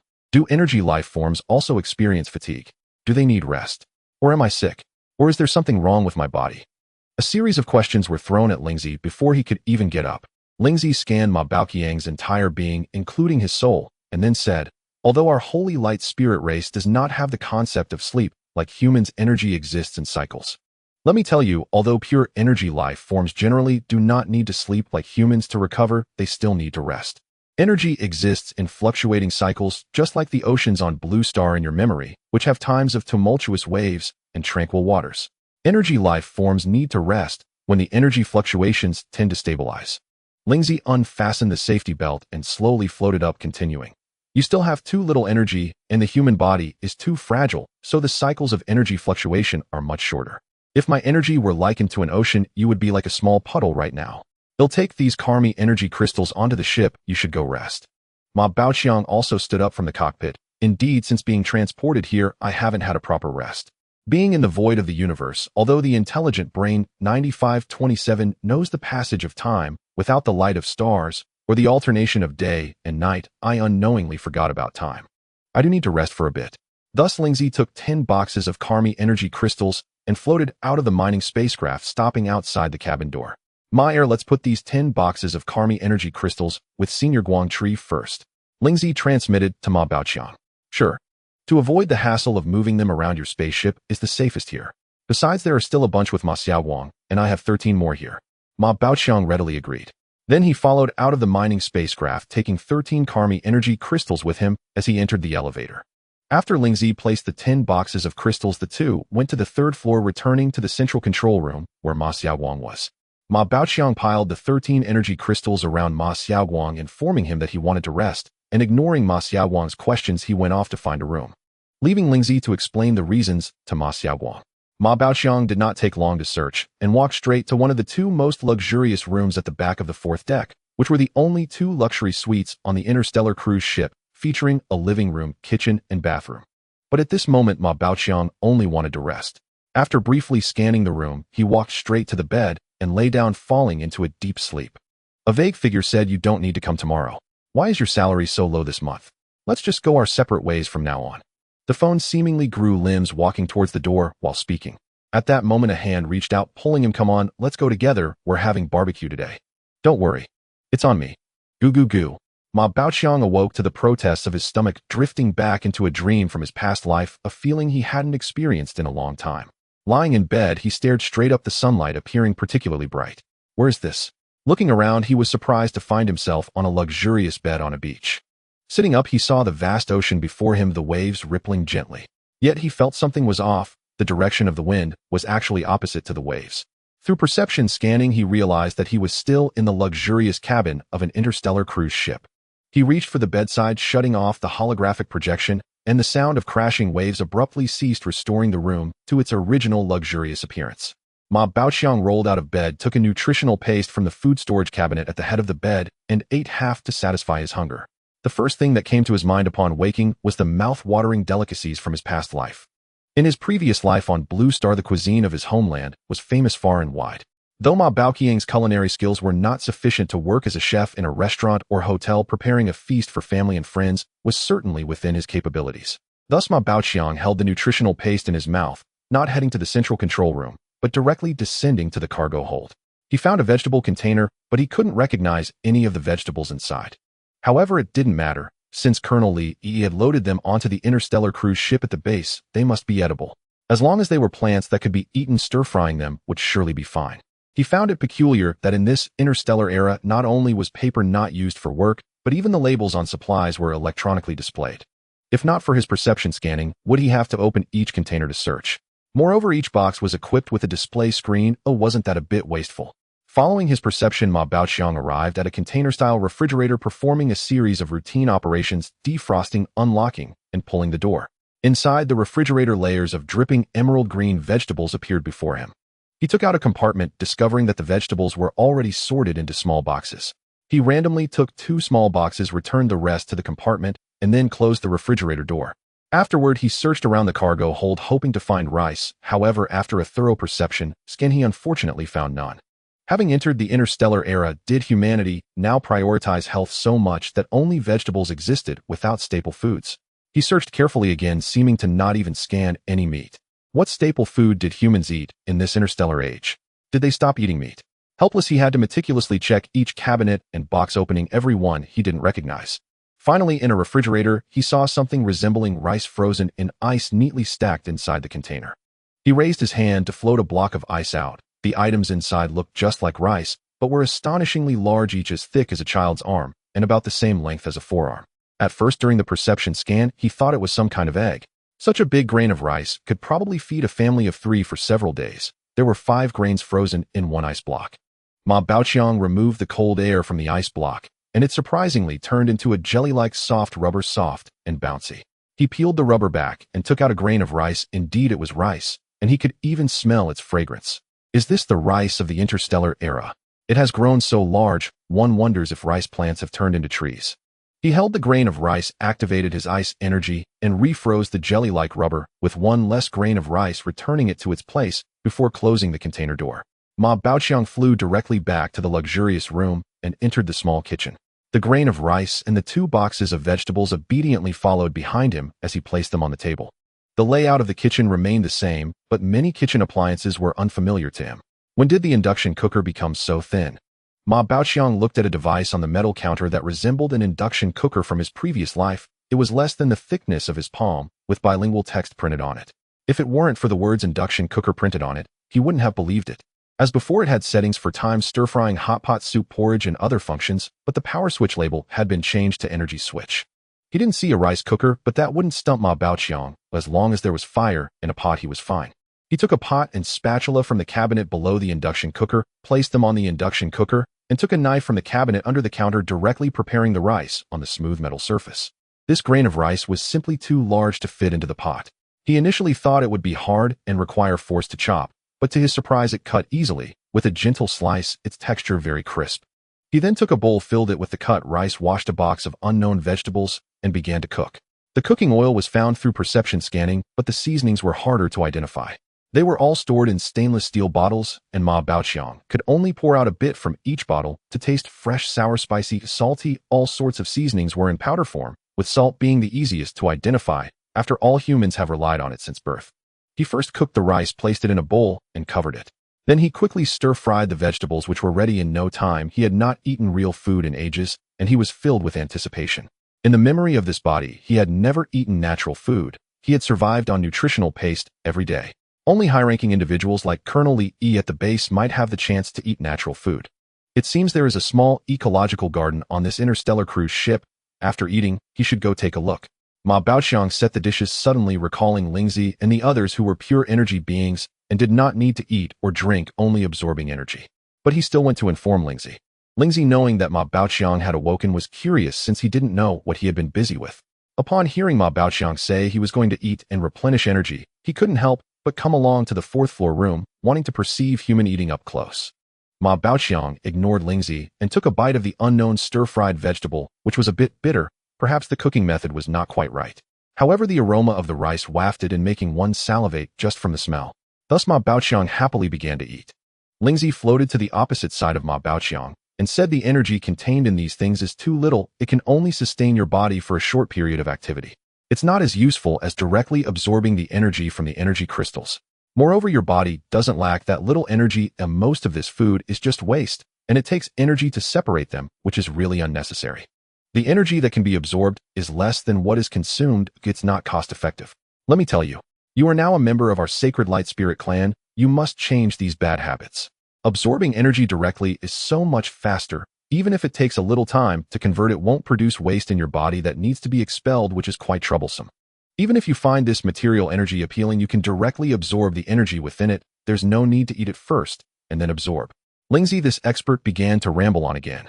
Ma Baoqiang ignored Lingzi's incessant chatter, savoring his meal instead, and said to Lingzi, "You don't understand. This is a unique enjoyment of human sensory perception unrelated to the amount of energy. It's like absorbing different types of energy. If you absorb energy that is similar to your own and requires no transformation, you will feel pleasure while absorbing it. However, if you absorb energy of poor quality or energy that requires transformation to utilize, you won't feel any pleasure while absorbing it. The principle is the same. Right now as I eat, my body feels very pleasant. As he spoke, Ma Baoqiang had already finished his meal. He then washed the dishes and tidied up the kitchen.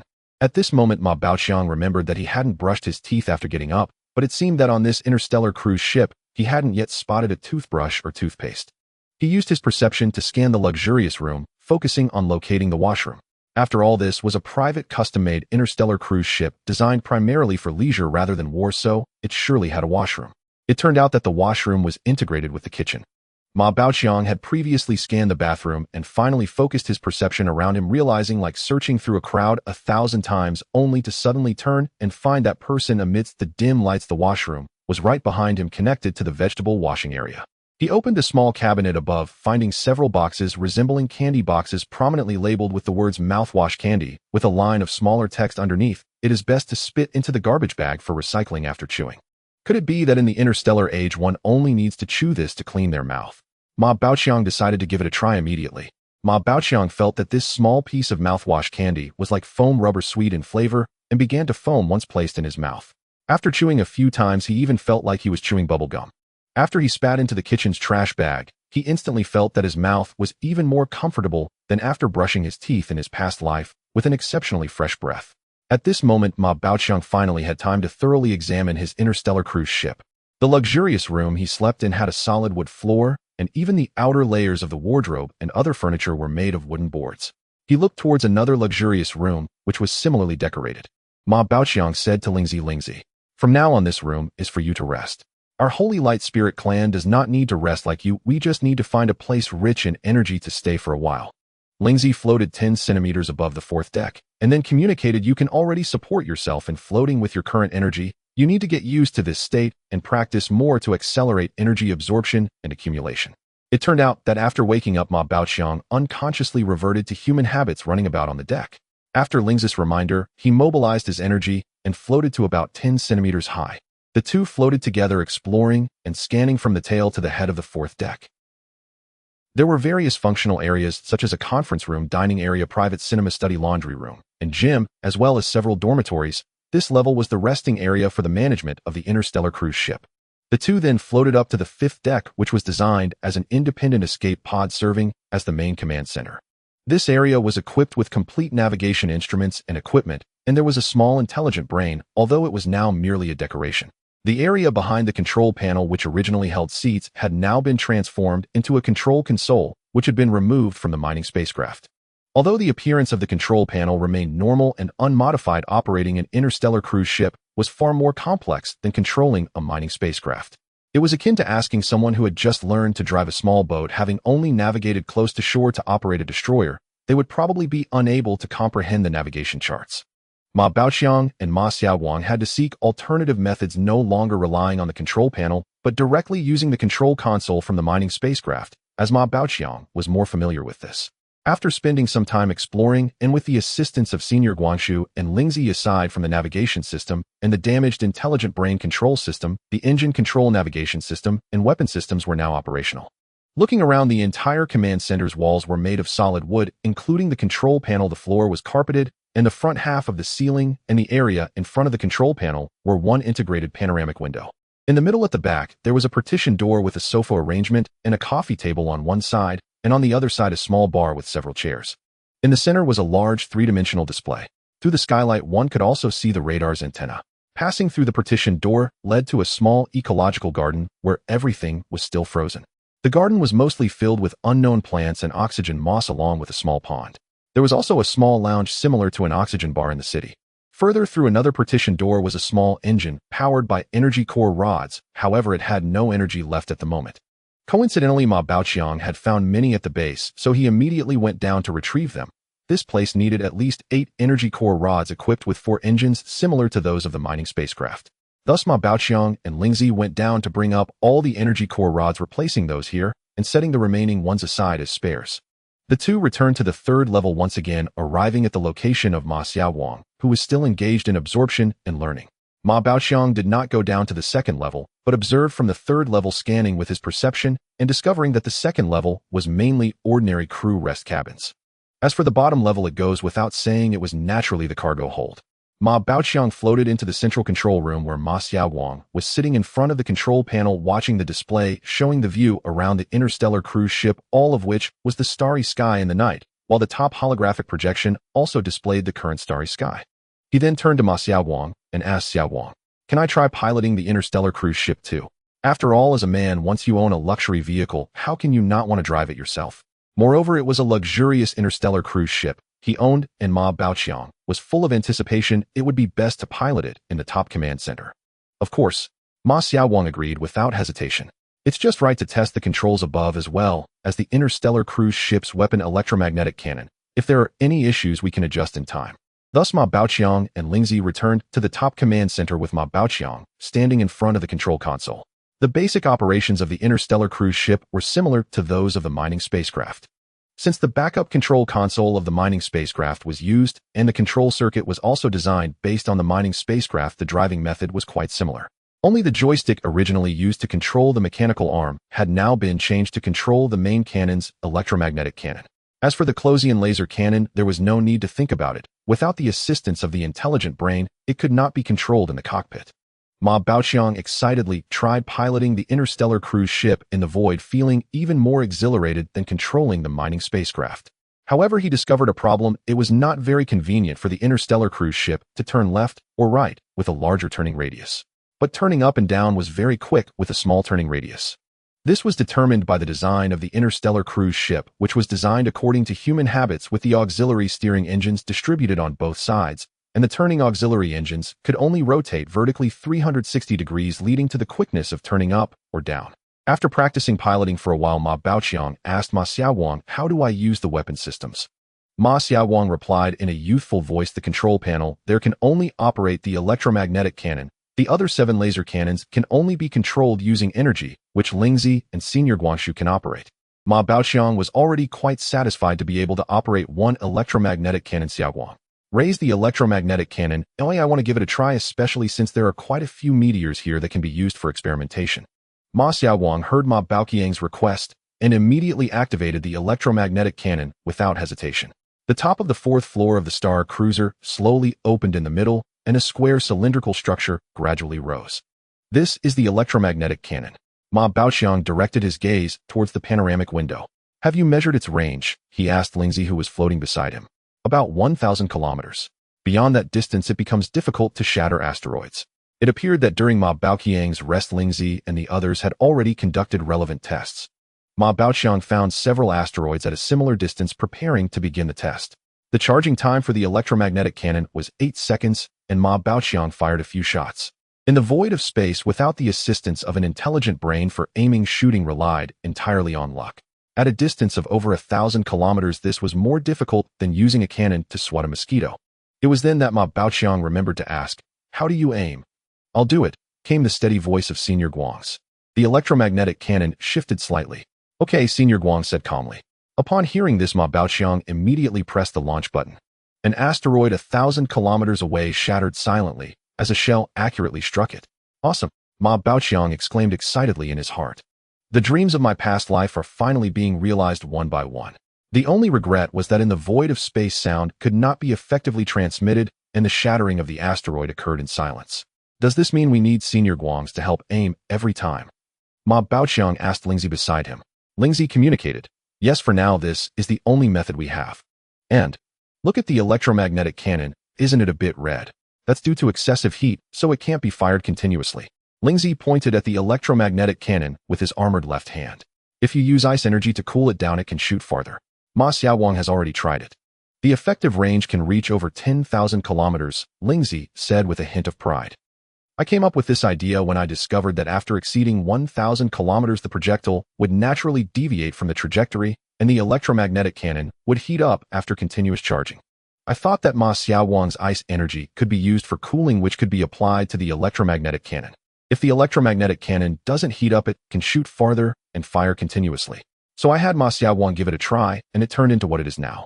Lingzi communicated with Senior Guangs and Ma Xiaowang while saying, "Let's try another shot." So Ma Xiaowang operated the electromagnetic cannon, while Senior Guangs was responsible for aiming. Then Ma Baoqiang infused his energy into the cannon, aiming at an asteroid about 10,000 kilometers away. "Fire!" When everything was ready with the electromagnetic cannon, Ma Baoqiang pressed the launch button without hesitation. An asteroid over 10,000 kilometers away exploded with a thunderous roar. With Ma Baoqiang's energy boost, the electromagnetic cannon could reach a range of over 10,000 kilometers. Of course, this also relied on Senior Guang's precise aiming assistance and Ma Xiaowang's stable piloting of the star cruiser. Ma Baoqiang fired a few more shots, 2 of them missed, but it wasn't a big problem, just slightly off target.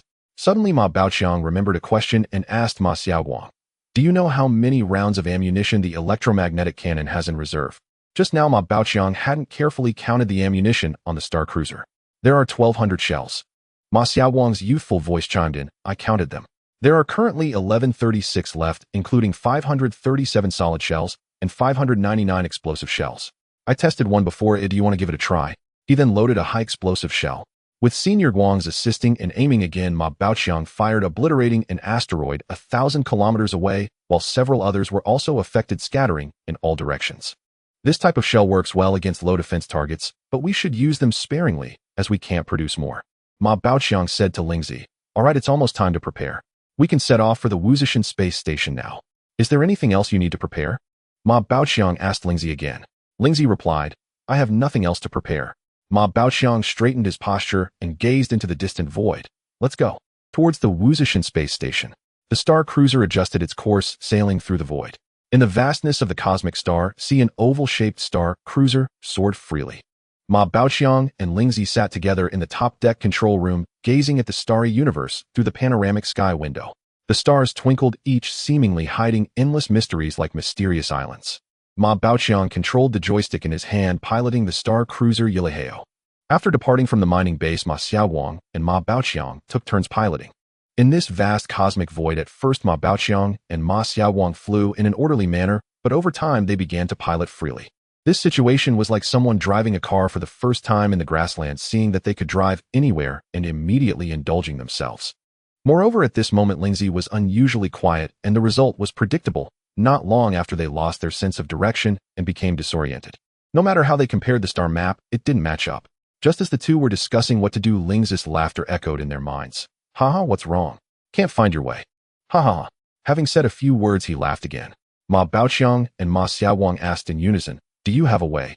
Lingzi's armored body stood up, floated out of the driver's seat, and moved back and forth in the control room, gesturing with his hands while communicating with them. "You are still too naive. The cosmic void is not some place where you can navigate however you like. Let me tell you, in this seemingly void space, although it seems you can navigate anywhere without worrying about colliding with anything, that is precisely the most dangerous part. This seemingly tranquil void actually conceals countless invisible traps. Losing direction is merely the mildest issue. At least there is no immediate life danger. As long as you find the correct stellar light, you can determine your position. The closer the stellar light is to you, the easier it is to locate. However, you were just too busy playing around and didn't carefully observe the changes in the surrounding stellar light." Ma Baoqiang released the control stick of the star cruiser, allowing it to fly straight temporarily. He turned around and asked Lingzi, "What do we do now? It's not possible to return to the mining base, right?" Lingzi raised his armored right hand, shook a finger, and communicated, "No need to complicate things. Did you forget? My spaceship is also on this star cruiser, and it records all navigational star maps. Moreover, since we just set off, we surely haven't deviated far from our course. As long as we compare the navigational star map recorded on my spaceship with the original route map of the star cruiser, we can determine our current position. So there's no need to worry too much. Consider this a reminder for you. The universe is fraught with dangers." As soon as Lingzi's voice fell, he added, "A powerful gravitational field detected 100 kilometers ahead." The calm voice of Senior Guang's then resonated in everyone's minds. Senior Guangshi's calm voice resonated instantly within everyone's minds. "I have detected an immensely powerful gravitational field 100 kilometers ahead, a small neutron star." Ma Baoqiang and Ma Xiaowang were utterly stunned. Ma Baoqiang's mouth fell agape in sheer disbelief. Lingzi had just warned them of the perils lurking in the void of space. Yet here, without warning, loomed a neutron star. Did Lingzi possess an uncanny crow's mouth trait after all? A neutron star, one of the densest celestial bodies in the universe, may appear diminutive in size, yet it harbors boundless, terrifying power. Now it hung motionless ahead, radiating an aura so chilling it froze the blood. "Quick, evade!" Ma Xiaowang. Ma Baoqiang's voice trembled uncontrollably, his words stammering. Simultaneously, he whirled around and gripped the control lever with both hands, straining to lend every ounce of assistance. Ma Xiaowang's youthful voice cracked under pressure. I'm already giving it everything I've got. Can't you see? The starship's lateral thrusters fired perpendicularly to its hull, their exhaust flames roaring like furious dragons as it strained with every fiber to alter course. Yet Ma Baoqiang's starship proved pitifully insignificant against such overwhelming force. At this proximity, evasion was impossible. It hurtled inexorably toward the neutron star. Instrument panels erupted in frantic strobing lights, screaming warnings shrieking under the crushing weight of that monstrous gravity. Jaw-clenched, Ma Baoqiang gripped the controls with white-knuckled intensity, fighting desperately to stabilize the vessel, while the neutron star's gravity loomed like a ravenous beast dragging the starship mercilessly into the abyss. In an instant, the starship convulsed violently, as if battered by a blizzard of gale force fury. Alarms wailed with piercing shrillness, data streams on every display surged wildly, leaping across screens like untamed stallions, dazzling, disorienting, overwhelming. Activate the energy shield and all auxiliary engines. Reverse our orientation first. Perhaps the main drive can counteract the neutron star's pull. Ma Baoqiang roared. At Ma Baoqiang's command, Ma Xiaowang swiftly steadied himself amid the chaos. He engaged the energy shield, fired up every auxiliary engine, and activated every available system, mounting a full-scale resistance against the star's relentless gravity. After sliding perilously closer, the starship at last managed a grueling 180-degree turn. Its main engine ignited at full thrust. Only then did it barely arrest its descent, hovering precariously in place, no longer drawing nearer to the neutron star. Yet escape remained impossible. In this life-or-death moment, each second stretched into an eternity. Beyond the panoramic viewport, only absolute darkness reigned. Ma Baoqiang stared at the display, where naked eyes saw only blackness. Eerie luminescence flickered instead of vast spiraling vortex poised to devour all. Time itself seemed to congeal, then shatter. At last, through Ma Xiaowang's masterful control and Ma Baoqiang's indomitable will, the starship stabilized, barely. But this was but a fleeting reprieve. The neutron star's gravity coiled around them like an invisible tether, inescapable, unrelenting. Clutching hope, Ma Baoqiang turned urgently to Lingzi. You must have a solution. Surely you do. You're so composed. Surely you've already devised a way out of this crisis, haven't you? This neutron star exerts primarily material gravity. You'll sense it clearly upon scanning, Lingzi replied, unruffled. Let me explain. The moment the energy shield activated, the starship stabilized, proof that its energetic gravitational field is weak. Otherwise, we'd have detected it long before reaching the 100-kilometer threshold. Moreover, its physical scale is modest. The gravitational pull on matter significantly exceeds that on energy. This is a trial for you. You must find your own way free of its grasp. That is why Senior Guangxu and I remained silent, and why we offered no aid. Lingzi's tone shifted subtly. Besides, even if drawn onto its surface, it would hardly be a death sentence. That neutron star may harbor rare energy metals, valuable beyond measure. Even the smallest neutron star conceals treasures beyond imagining. Having spoken, Lingzi drifted serenely in place, observing patiently as the two devised their salvation. Ma Baoqiang drew a deep, steadying breath and resolved to orbit the neutron star along its outer spacetime curvature. After conferring, he and Ma Xiaowang decided to harness the neutron star's gravitational slingshot effect to break free. Ma Xiaowang immediately powered up every computational and sensing module aboard the starship, calculating the optimal trajectory, precise thruster output points, and ideal pulse frequencies. Ma Xiaowang plunged into intense calculations while Ma Baoqiang maintained the vessel's delicate equilibrium. Lingzi and Senior Guangxu observed in silence, neither interfering nor assisting. Soon Ma Xiaowang completed his analysis and transmitted a precise flight path, curving behind the neutron star's far side, directly into Ma Baoqiang's mind, along with exact velocity requirements and thruster outputs for each phase. After verifying the plan once more with Ma Xiaowang, Ma Baoqiang adjusted the starship's nose to align precisely with the arc-shaped trajectory. This route demanded a daring approach, skimming perilously close to the neutron star's dark rear before accelerating sharply outward from the opposite side. As the starship crept nearer, space-time itself began to warp. Energies twisted and contorted unnaturally under the star's immense gravitational tide. Though the ship flew parallel to the neutron star's flank, its lateral thrusters, designed to fire backward, now expelled exhaust flames at a 90-degree angle directly toward the star itself. Even light bent grotesquely, refracted as if reflected from a warped mirror, conjuring surreal, shifting patterns. Some beams curved at angles, defying comprehension. The starship accelerated relentlessly, reaching the trajectory's closest point to the neutron star, where its engines burned at maximum output. In that instant, time within the vessel fractured into eerie stillness. Everything froze soundless and suspended. Except the instruments, their displays raced with frantic luminous data, as though the entire cosmos held its breath, trapping them in a silent, timeless prison. Moments later, time resumed its natural flow, and reality reassembled around them. Through the command center's panoramic viewport, the lateral thrusters' exhaust normalized. Light regained its steady, tranquil course.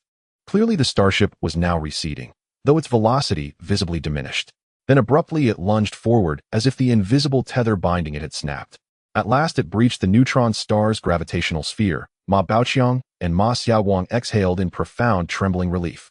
"We've escaped at last," Ma Baoqiang addressed Lingzi. Turning back, they gazed upon the void behind, still pitch black, as if the harrowing ordeal had been nothing more than a shared nightmare. Having just experienced the dangers brought by the neutron star, Ma Baoqiang and Ma Xiaowang still felt a lingering fear. Finally relaxed, Ma Baoqiang walked to the sofa and collapsed onto it. At that moment, Lingzi transmitted a message to Ma Xiaowang and Ma Baoqiang saying, "Indeed, you handled this crisis fairly well. In the universe, you will encounter numerous difficulties, and you must swiftly come up with solutions just like this time." However, Lingzi paused briefly before continuing, "I must point out a few shortcomings in how you dealt with this crisis." Lingzi, clad in purple armor, floated in the command room, hands clasped behind her back, slowly turning in circles. "First of all, just before the crisis began, that is to say before you were captured by the gravity of the neutron star, you were too focused on enjoying the interstellar cruise and forgot to pay attention to the flight path. I learned from your memories, Ma Baoqiang, that navigation over the oceans of Blue Star requires adherence to established routes due to numerous dangers in the waters, such as underwater reefs. The situation you just encountered was akin to reefs in the cosmic sea. When sailing through the cosmic sea, you must maintain a necessary vigilance.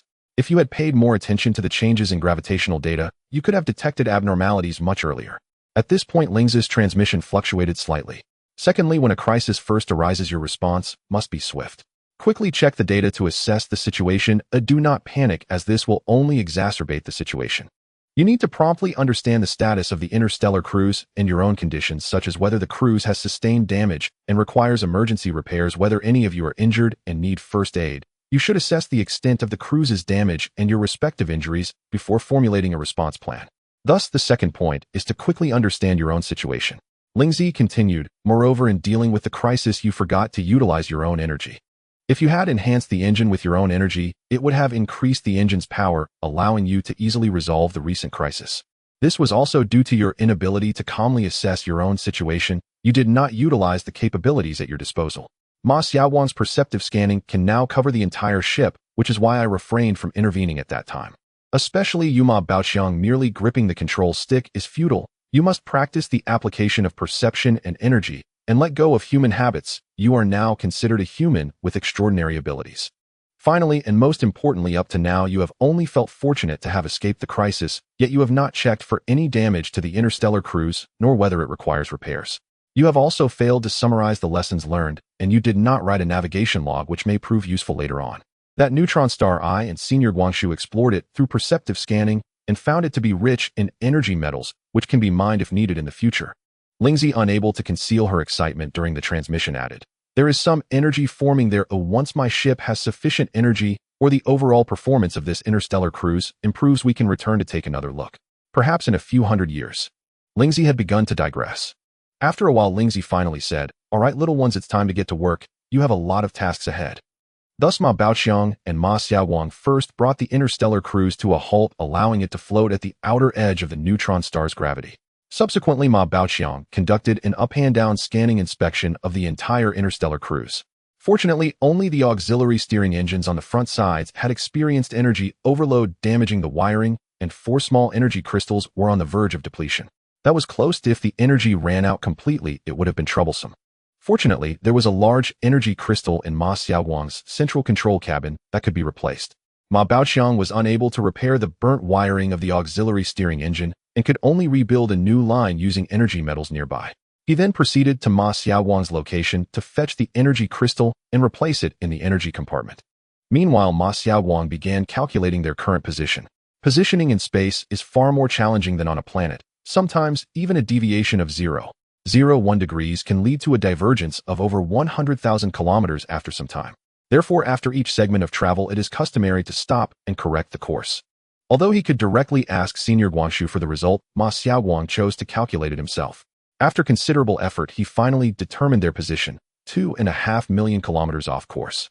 What a pair of 250, Ma Baoqiang couldn't help but mentally complain. Once all preparations were in place, they continued on their journey. At this moment, Ma Baoqiang had no way out, like life regardless of good or bad, one must forge ahead. The interstellar cruise adjusted its course and began to fly towards the navigation path, and it wouldn't be long before they could return to the normal route. After flying for a while, everyone suddenly felt the interstellar cruise pass through a layer of something akin to a membrane. A beam of light appeared from nowhere, and through the panoramic window, they could see a pure water planet in the distance which from the outside appeared to have no land. Lingzi's slightly urgent voice coincided with Senior Guangxu's calm voice as they both called out, "Stop the ship. Quickly retreat." Upon hearing the command, Ma Xiaoguang immediately shut down the main engine, while the auxiliary engines spun rapidly, unleashing full power. Ma Baoqiang also quickly infused energy to ensure the auxiliary engines turned swiftly, increasing their power tenfold. The interstellar cruise decelerated and halted at maximum speed, then began to reverse. Fortunately, thanks to Lingzi and Senior Guangxu's timely reminders, the bow of the interstellar cruise only flickered with a few sparks. Through perceptive scanning, Ma Baoqiang discovered that the conical outer shell of the bow had vanished, eroded away, revealing the radar system at the front, while a large hole appeared in the electromagnetic cannon compartment on the fourth level, the edges of which were smooth and even. "Lingzi, what is going on?" Ma Baoqiang and Ma Xiaoguang's hearts sank once again. Then they felt as if they had traversed another membrane. The pure water planet ahead had vanished, and before them was still the pitch-black void of space. Xiaoguang stopped the ship for now, Ma Baoqiang transmitted to Ma Xiaoguang, who was at the fifth-level command center with Lingzi. "All right." Ma Xiaoguang's youthful voice trembled slightly in response as the interstellar cruise slowly came to a stop and the auxiliary engines realigned naturally. Ma Baoqiang turned to Lingzi, who remained silent, clearly waiting for an explanation. However, Lingzi did not explain immediately, but instead transmitted to Ma Xiaoguang, saying, "Now proceed slowly. As soon as you feel you are passing through the membrane, stop immediately." Ma Baoqiang, seeing Lingzi's reluctance to explain while urging them to proceed again, felt anxious. "Wait, even if you don't want to explain, we must first repair the front of the interstellar cruise before going inside." Lingzi pondered for a moment and replied, "All right, I'll go with you, and I'll explain once we return inside." Thus Ma Baoqiang and Lingzi descended to the bottom cargo hold. Due to the rare energy metals loaded onto the interstellar cruise, they could only use these metals to make repairs. Working together, the two quickly restored the conical shape of the bow of the interstellar cruise. With everything ready, the interstellar cruise slowly advanced, passing through the invisible membrane once more and came to a stop right against it. The interstellar cruiser hovered silently against the invisible membrane, suspended in the vast emptiness of space. The panoramic observation dome was shrouded in a strange dark purple halo, and the needle on the gravity gauge trembled slightly like a butterfly. Clearly, the gravitational pull from the planet, formed entirely of pure water ahead, had weakened significantly by the time it reached this point. Ma Baoqiang gently floated to the cockpit, gazing through the panoramic skylight at the heavy water planet suspended in the void. It resembled a black obsidian stone abandoned by celestial beings, with a surface shimmering with the unique silver-gray ripples of liquid metal. Geometric patterns formed by dodecahedrons flickered in the eerie blue magnetic storm, mysterious and strange. "Let me tell you." Lingzi, the expert, was about to start his lecture. "Let me explain instead. You haven't seen it in person, all you've done is hear me talk about it." Senior Guangxu's steady voice created subtle resonance in the cabin, interrupting Lingzi's transmission. Ahead is a heavy water planet, its core composed of a high-density metallic alloy formed from titanium and iron-nickel fusion. The surface is enveloped by a layer of heavy water made of liquid metallic hydrogen, which maintains a unique dynamic magneto-hydrodynamic equilibrium, Senior Guangxu explained methodically. Generally speaking, heavy water planets mostly form in titanium-rich nebula regions of supernova remnants, so why is there one here? It is truly perplexing. Senior Guangxu continued his explanation. Meanwhile, Lingzi's armor projected a holographic star map in the command cabin, and the purple light accurately outlined the strange structure of the heavy water planet. It was not a naturally formed sphere, but a miniature sponge made of countless interlocking dodecahedrons, with countless tiny titanium alloy particles, as small as dust, continuously moving around the heavy water planet. The recent disappearance of the front end of the interstellar cruiser was indeed the result of these barely visible particles. However, under the perceptual scanning of Senior Guangxu and Lingzi, they were clearly visible.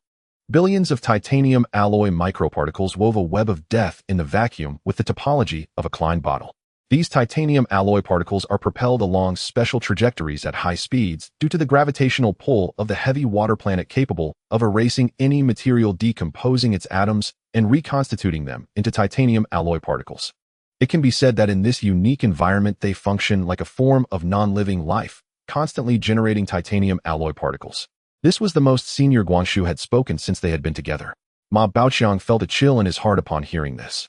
No wonder the front of the interstellar cruiser had silently disappeared. Those metallic demons, smaller than quarks, were traversing at 0.7 times the speed of light, leaving behind pixelated ripples in space reminiscent of data corruption.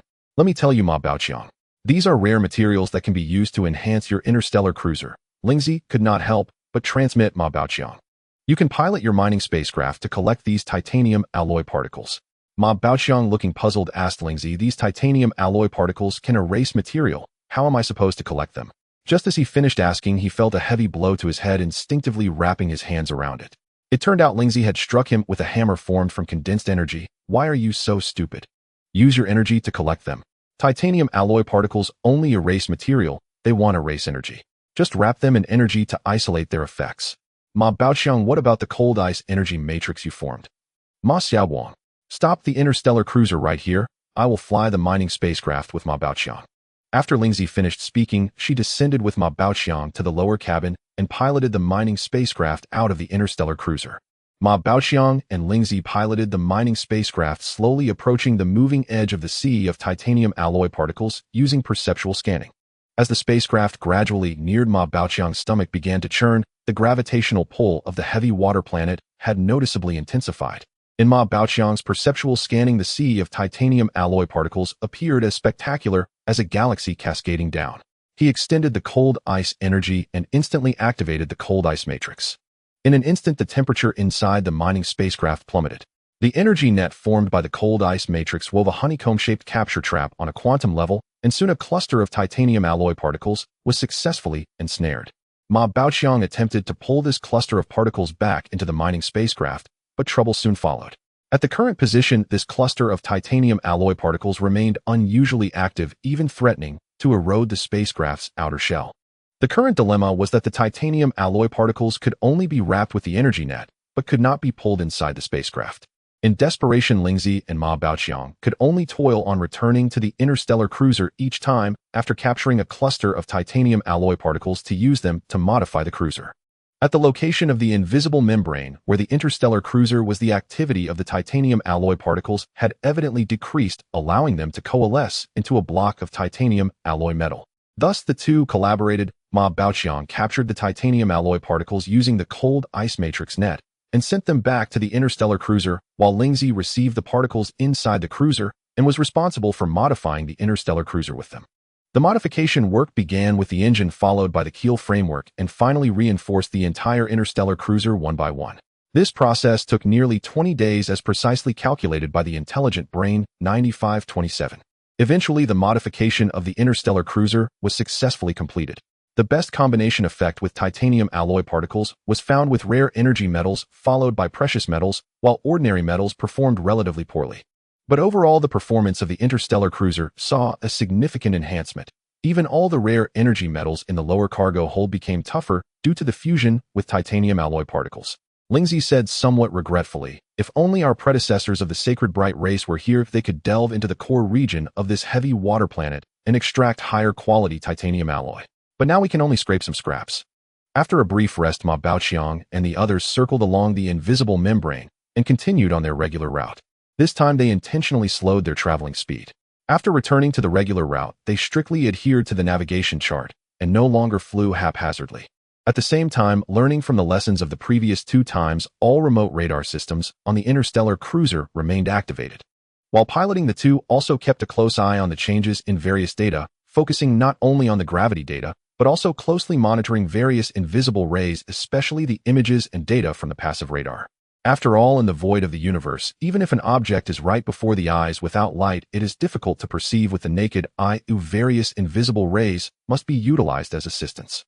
Without the assistance of the intelligent brain, the few could only check the raw data detected by various devices, which undoubtedly increased their workload significantly. Ma Baoqiang, while observing various data, said to Ma Xiaowang, "We've probably covered about half the distance now. Looking at the monotonous cosmic void outside, sometimes I feel like we haven't moved at all. If it weren't for the changes in some starlight, the constant flickering of various data on the display, and you guys keeping me company, I really don't know how I would manage. It feels like time has stopped. At that moment, Ling's voice suddenly interrupted, perhaps having heard the conversation between Ma Baoqiang and Ma Xiaowang. Let me tell you. You are now a member of the sacred light spirit race. You must learn to perceive time using our sacred light spirit methods. Every time your energy tide completes a cycle from intense activity to calm and back to intense activity, you can define this process as a week's time. Our light spirit race usually considers 52 or 54 cycles as 1 year. Just define time this way, and you will gradually change your habits. Human lifespan is only a short 200 years. It is truly too short. Lingzi then asked Ma Xiaowang through transmission, Ma Xiaowang, how many times has your energy tide gone through? Ma Xiaowang pondered for a moment and replied, I'm not sure, I haven't kept count. I'll start now. Ma Baoqiang also recalled carefully. It seemed that his energy tide count wasn't high either. He had probably felt the urge to rest only 4 or 5 times, so he said, then I'll start counting from the next rest. Just as Lingzi was about to say something else, Ma Baoqiang caught a fluctuation in the remote passive radar monitoring image from the corner of his eye. He immediately sat down at the control panel and urgently said, Ma Xiaowang, strengthen the remote active radar immediately and check what's going on. Ahead, 2 insectoid biological nests have been detected. Senior Guangshu's steady voice resonated in the command room. Ma Baoqiang's eyes were fixed intently on the remote radar display, which at that moment showed only 3 small dots. In the center was a green dot with 2 faint red dots above it connected by lines that clearly displayed the distance, 15,120 km. Due to the lack of an intelligent brain system, they could only rely on these rudimentary primitive displays to gather information. The purple armor of Lingzi projected an image from its chest area, quickly forming a 3-dimensional diagram that showcased the results scanned by the spirit ship. The 3-dimensional image displayed 2 extremely regular circular shapes, which at first glance resembled meteors. However, the biological detection radar aboard the interstellar cruiser provided a shocking conclusion.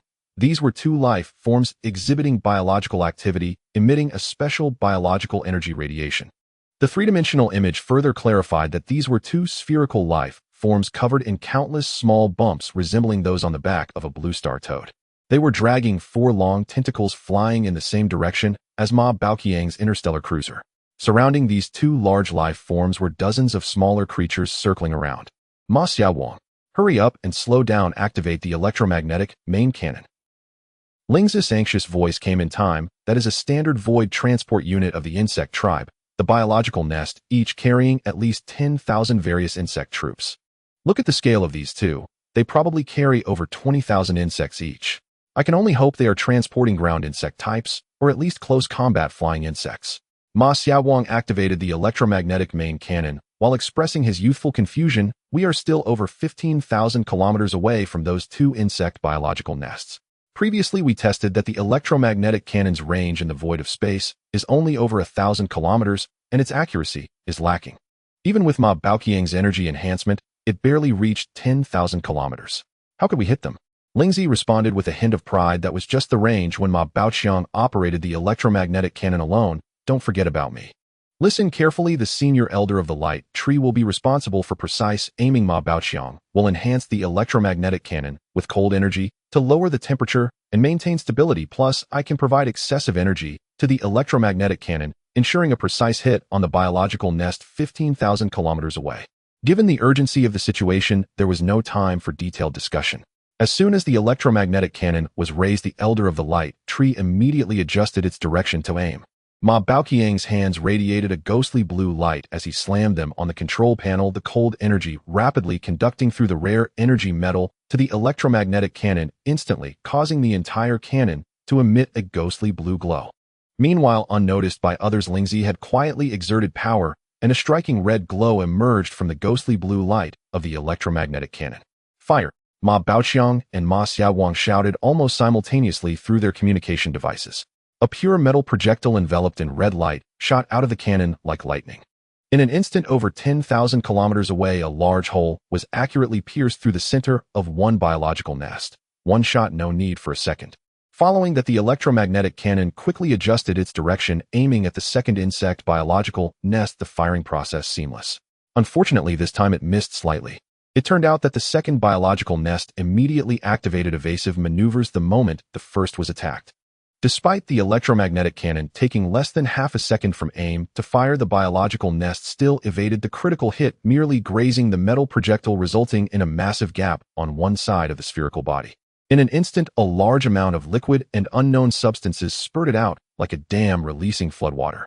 However, the breach quickly resealed itself like a closing gate. The spouting ceased, and it began to slowly close up. Soon the gap disappeared completely. The purple three-dimensional imaging projected by Ling's armor remained very clear. The bumps on the outer shell of the spherical life form had all burst, spraying out individual creatures like a Gatling gun firing. After flying a certain distance, these creatures spread their wings, spiraled slightly, before finding their direction and rapidly charged towards the interstellar cruiser. This scene inevitably reminded Ma Baoqiang of his childhood, poking a round wasp nest with a stick as the swarming wasps charged fiercely at the enemies, destroying their nest. The first biological nest that was attacked stopped after only spraying a small number of creatures. The large hole in its center remained unrepaired, clearly indicating that the gate had not closed. The liquid and various shaped substances sprayed from within had significantly decreased, resembling a water reservoir about to run dry. At that moment, Ma Baoqiang had neither the mood nor the time to observe the images projected by Lingzi. With Ma Xiaowang's cooperation, he focused entirely on following the Elder of the Light Tree's commands, continuously operating the electromagnetic cannon to fire. The electromagnetic cannon was switched to high explosive rounds targeting the approaching shadowy life forms. At this moment, through the panoramic window, the silhouettes of the incoming creatures could be vaguely seen. The three-dimensional images displayed synchronously by the spirit ship were even clearer. They were a group of creatures resembling bats with their body lengths comparable to their outspread wings, and when they flapped their wings to fly, their bodies undulated, making them extremely agile. Each time a high explosive shell flew in, most of the creatures could scatter in time, greatly reducing the killing effectiveness of the high explosive shells, with only a few to a dozen being shot down each time, which was just a drop in the bucket for the swarm of over 10,000. Ma Baoqiang quickly realized the limited effectiveness of the electromagnetic cannon. These insect life forms had entered within a kilometer range, about to close in, and he could vaguely make out their appearances with the naked eye. Lingzi retracted the projection and said, "I'm telling you, these are the most common and numerous void creatures of the insect tribe, the void-flying dragons. Look at their flying posture. These are still the lowest level, lacking long-range attack capabilities. Fortunately, we can still cope. Alright. Now initiate full defensive combat, activate the laser cannons, and prepare to start the repulsion shield system." Lingzi quickly began assigning tasks. Ma Xiaowang is responsible for enhancing the repulsion shield system with energy while maintaining agile flying. Ma Baoqiang, you need to enhance 7 laser cannons with energy, and you'll be in charge of aiming and firing the electromagnetic cannon by yourself. I and the Elder of the Light Tree will be responsible for aiming and directing the firing of the 7 laser cannons. Now, among the few people on the interstellar cruiser, Ma Baoqiang and Ma Xiaowang were inexperienced like 2 little rookies, while the Elder of the Light Tree was not talkative, so the heavy responsibility of commanding this battle naturally fell on Lingzi. "Ma Baoqiang, you aren't scared, are you?" Lingzi asked, observing Ma Baoqiang's demeanor at that moment. At that time, Ma Baoqiang's eyes were fixed ahead, his hands and feet trembling slightly. Suddenly he yelled, "Ah!" His hands slammed down on the control panel. The ghostly blue light surged, his eyes reddened with blood vessels clearly visible. This was a common reaction for rookies on the battlefield. When the enemy was still distant and their forms unclear, they could still perform normally. However, as the void-flying dragons approached, seeing their huge and grotesque teeth in their upright jaws and their bulb-sized black crystal eyes, the fear deep within turned into anger. The void dragons of the insectoid race flew into a 100-kilometer radius, overwhelming the view of the panoramic skylight of the interstellar cruise ship in an instant. The scene was as if an evil black carpet of insects was spreading over, with the writhing insectoid creatures appearing exceptionally terrifying. Ma Baoqiang fixed his eyes on the front, his electromagnetic cannon firing incessantly. At this moment, there was no need to aim. The void dragons were so densely packed that a single shot would take out a large area. Broken limbs and wings splattered in front of the interstellar cruise ship, while the void dragons with severed wings were also hurled against the ship. 10 kilometers within range fire. Lingzi calmly relayed Ma Xiaowang, "You can activate the repulsion shield now." In an instant, the outer shell of the entire interstellar cruise ship shimmered with a ghostly blue light. Under the control of Lingzi and Senior Guangshu, 7 laser cannons aimed at their targets and fired continuously. An invisible wall formed around the interstellar cruise ship. Any void dragons that approached were shattered to pieces, with black liquid splattering everywhere.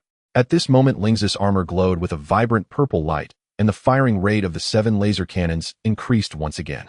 The approach of the Void Dragon swarm noticeably slowed, with some even colliding with each other to evade the laser cannon attacks. Even so, the Void Dragon swarm slowly continued to approach the interstellar cruise ship. Only a few remained within 1 kilometer of the interstellar cruise ship, and in the end, only a few thousand Void Dragons broke through the laser cannon's interception net, clawing and thrashing as they charged at the ship. As they flew within about 10 meters of the ship, they were blocked by the repulsion shield. Although the shield could deflect attacks, it could not stop living beings. The Void Dragons quickly realized this characteristic of the repulsion shield. One by one, they clung to the shield, pressing inward, trying to burrow in. However, their movements were sluggish and were eliminated one by the laser cannons. Thanks to Lingzi and Senior Guangshi's perceptual scanning guidance, the laser cannons achieved such results. In the end, only a few Void Dragons successfully climbed onto the outer shell of the interstellar cruise ship. Ma Baoqiang watched helplessly as a Void Dragon crawled onto the panoramic skylight, opening its ugly maw and biting down, sending sparks flying as its 2 sharp spikes struck the skylight, with all their might eventually being obliterated by the laser cannon in a burst like a watermelon exploding. As humanity had yet to develop shield technology, the outer shell of the interstellar cruise ship was particularly thick and used a multi-layered structure. In the void, there were no strict requirements for weight, and the outer shell was made of 1 meter thick composite armor. The Void Dragons were unable to locate the hatch, primarily because most of them focused their attacks on the laser cannons. Several Void Dragons targeted the continuously firing laser cannons, lunging at them with claws bared, but they were instantly frozen into ice sculptures. The laser cannons were unaffected and continued firing. When it turned to shoot at another Void Dragon, several frozen ones were swept away and shattered. Due to the overall enhancement from Ma Baoqiang's ice energy, the laser cannons were especially cold and hard, thus obstructing the dragon's attacks, leading to their complete annihilation. Switch the electromagnetic cannon to pure metal projectiles. Prepare to fire. Senior Guangshi's calm voice came again. That injured biological nest wants to escape. At the same time, an image flashed into Ma Baoqiang's mind, instantly waking him up. He saw the spherical biological nest tightly closing its mouth, rapidly fleeing away from the interstellar cruise ship, with 4 long tentacles trailing behind. Ma Xiaowang immediately adjusted the direction of the interstellar cruise ship, pursuing the insectoid biological nest. Soon they entered a shooting range of 15,000 kilometers. Ma Baoqiang gathered his final strength and infused it into the electromagnetic cannon. The blue glow of the cannon lit up again with a red light, and a pure metal projectile shot out with a whistling sound. A large hole instantly pierced through the center of the biological nest's body, with liquids and various substances spraying out. From a distance, its tightly closed mouth opened again, gushing forth various materials along with the original wound. Before long, the 4 tentacles drooped limply, and the biological nest floated motionless in the void, already dead. Ma Baoqiang's hands weakly fell onto the armrest. The intense mental strain and significant energy consumption left him drenched in sweat, feeling weak all over, with no strength left to speak, staring blankly ahead. We won. It's finally over. Ma Xiaowang's youthful voice came through, filled with excitement, yet tinged with fatigue. All right, you all did well. Senior Guangshi's steady voice reached Ma Baoqiang's ears. You can take a break. Oh, leave the rest to me and Lingzi. How can it be like this? I haven't agreed yet. Lingzi protested telepathically. But the protest was in vain. Senior Guangshu ignored Lingzi and took control of the interstellar cruise ship, continuing toward the biological nest. The interstellar cruise ship first reached the location of the first defeated biological nest. This biological nest was much larger than the interstellar cruise ship, making the ship look like an ant beside an elephant. There were still a few Void Dragons here, charging fearlessly toward the interstellar cruise ship, and were shot down one by the laser cannons under Senior Guangshu's control. These few Void Dragons clearly crawled out from the deceased biological nest, with 2 of them still attached to unknown biological tissues. As the interstellar cruise ship approached the biological nest, a clear view of its internal structure was visible through the large hole. The internal biological tissues had lost a significant amount of liquid in the void environment, appearing desiccated. There were also egg-like objects encasing the Void Dragons, most of which had dried up, but clear signs of struggle from within were visible, with only a few successfully breaking out of their nutrient eggs to escape.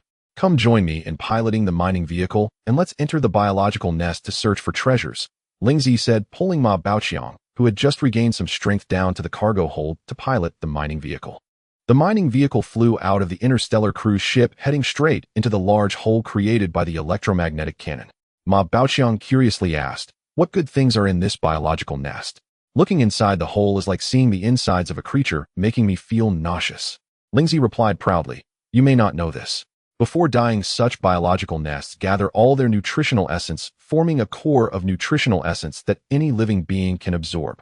Let me tell you, if you eat this core made from nutritional essence, your body and soul will directly advance a level. As Lingzi spoke, he scanned the interior of the biological nest. Ma Baoqiang followed him in scanning, discovering that within the biological nest, there were still some void dragons surviving on the residual energy. Lingzi detected the same, but only killed a few that were closer to them, saying, "The rest can be ignored, the biological nest is dead, and they can't get out, they will only suffocate inside." Ma Baoqiang thought it made sense. The outer shell's passage of this biological nest, those protruding bumps, had not opened many. It suffered a sudden attack and died too quickly. The method of troop transportation for the insectoid biological nests was also quite unique. The insects were connected directly to the biological nest through conduits, much like infants in a mother's womb, with the biological nest responsible for all nutrient intake and excretion. Thus, it was understandable that the biological nest stored a large amount of nutrients required by the living beings. Ma Baoqiang and Lingzi piloted the mining vehicle, carefully exploring within the insectoid biological nest. The biological nest of the insect tribe is vast, and compared to it, the mining spacecraft appears diminutive. After the spacecraft navigates around a biopipe of unknown purpose, an immense heart suddenly comes into view. This heart has been struck by an electromagnetic cannon, missing a large chunk with a black liquid scattering from the breach. The heart continues to pulse vigorously, and with each contraction, black liquid spills out, while several areas seem to draw this liquid back in. "It's inside here," Lingzi transmitted. "Be careful and approach slowly." Before Lingzi could finish, a shadow shot out from the breach, charging directly toward the mining spacecraft. Ma Baoqiang quickly maneuvered the two mechanical arms to defend. Just as a violet light flashed, Lingzi had made her move. The shadow was instantly cleaved into 3 segments, each over 2 meters long, as thick as an adult's arm, with a white luminescent exterior. However, black liquids surged from the severed ends, twisting restlessly in the void. Under the spotlight of the mining spacecraft, the shadow appeared segmented, covered in tiny bone spurs, with its sharp tips glinting ominously. Lingzi explained, "Let me tell you, this is a creature that parasitizes within the biological nest, typically residing in the heart of the biological mother insect. The reason the heart of the biological nest can still beat is that it is inside. Once the heart stops, it will quickly perish from lack of nourishment. Therefore, it maintains the heartbeat of the biological nest for a while, during which it will rapidly lay eggs. You see, its body is segmented, indicating it is on the verge of forming eggs. At this time, it will consume the core formed from condensed nutrients. We arrived just in time." Lingzi's tone was filled with relief. Lingzi, sitting in the pilot seat, raised her right hand, her index finger slicing forward as a purple light cleaved down toward the point where the parasite was emerging from the massive heart, causing the heart to split from that spot. With a flick of her right hand, a small, colorless, transparent heart wrapped in violet light floated out. This heart was approximately the size of 2 adult fists. The mining spacecraft opened its hatch. Lingzi directed the colorless, transparent heart to float in front of Ma Baoqiang. "All right, quickly consume it." Ma Baoqiang caught it with both hands, feeling it was as cool and hard as a piece of jade. Hearing Lingzi tell him to eat, he embraced it and opened his mouth, preparing to take a bite. A wave of purple energy blocked his mouth while Lingzi transmitted, "You are now an energy life form, don't try to bite it. Besides, your teeth cannot penetrate it. Wrap it in your ice energy and absorb it. That's the proper way to consume it. Let me tell you, you need to do this properly." Lingzi, the expert, was about to start lecturing again. Ma Baoqiang had no mood to listen to Lingzi's rambling and directly enveloped the colorless, transparent heart with his ice energy and began to absorb it. He had expected it to be difficult and slow, but to his surprise, with one pull, the entire transparent heart instantly transformed into a stream of energy, merging into Ma Baoqiang's own energy. In an instant, Ma Baoqiang felt a wave of satisfaction coursing through his soul and body. Through his soul perception scan, he discovered he could now scan an area of 500 meters, and his body felt as if it were filled with boundless energy. Originally, his scanning range was only 100 meters, but now it had increased 5-fold. Ma Baoqiang was ecstatic, feeling as if he were brimming with uncontainable energy, excitedly asking Lingzi, "This is amazing. Is there more?"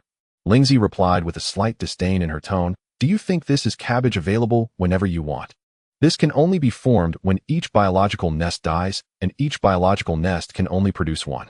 After hearing this, Ma Baoqiang's mood calmed a little. Then he thought, "Isn't there still another biological nest? Let's hurry there, we must be able to find another heart." Saying this, he controlled the mining spacecraft, preparing to leave this biological nest.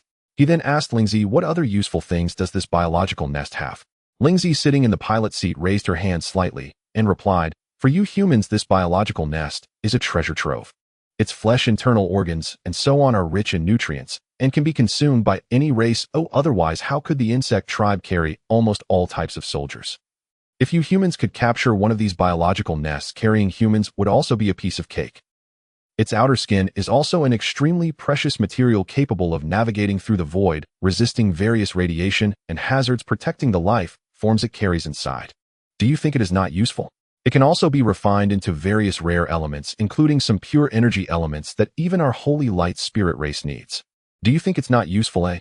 Lingzi countered Ma Baoqiang, but before he could respond, she continued, however, we currently have no means to take advantage of it. At most, we can only slice off a few pieces of meat to bring back for consumption. Here you can cut anywhere you like. Any piece of meat can be eaten. Thus Ma Baoqiang maneuvered the mining spacecraft back, observing the surroundings while employing his perception scan. Inside the insect tribe's biological nest, the meat appeared in various colors. Ma Baoqiang found a spot that resembled pork from Blue Star. Imitating Lingzi, he thrust his hand forward, and energy formed a hand from the outside of the mining spacecraft, grabbing a large chunk of meat from the selected area. He thought for a moment and decided not to bring the meat inside the mining spacecraft. Instead, he used the two mechanical arms to grasp the massive chunk of meat, feeling quite satisfied as he piloted the mining spacecraft back to the interstellar cruiser. While piloting, he explained to Lingzi, I really can't bring myself to eat that colorful meat. I can only try this piece that looks like pork from my past life. I wonder what it tastes like. I'm not sure about the taste, but it is rich in energy and nutrition, and also, Lingzi replied as the two returned to the interstellar cruiser. At that moment, the second biological nest of the insect tribe was slowly drifting away, surrounded by a dozen void-flying dragons. Ma Baoqiang suddenly thought of a question. Lingzi, why do you think there are insect tribes here? And how come they know you? Lingzi nonchalantly responded, do you really need to ask? They followed our flight trajectory.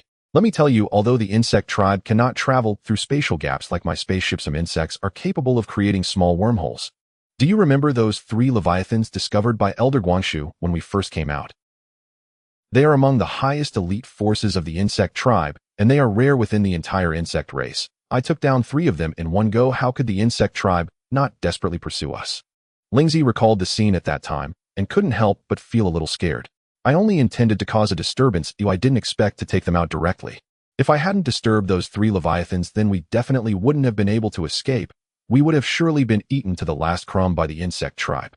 Ma Baoqiang heard Lingzi mention that the insectoid race was approaching and recalled that the mining base had not been in contact with the Wuzhishan space station for several months. An ominous premonition surged in his heart. We haven't seen any insectoid troops at the mining base for months.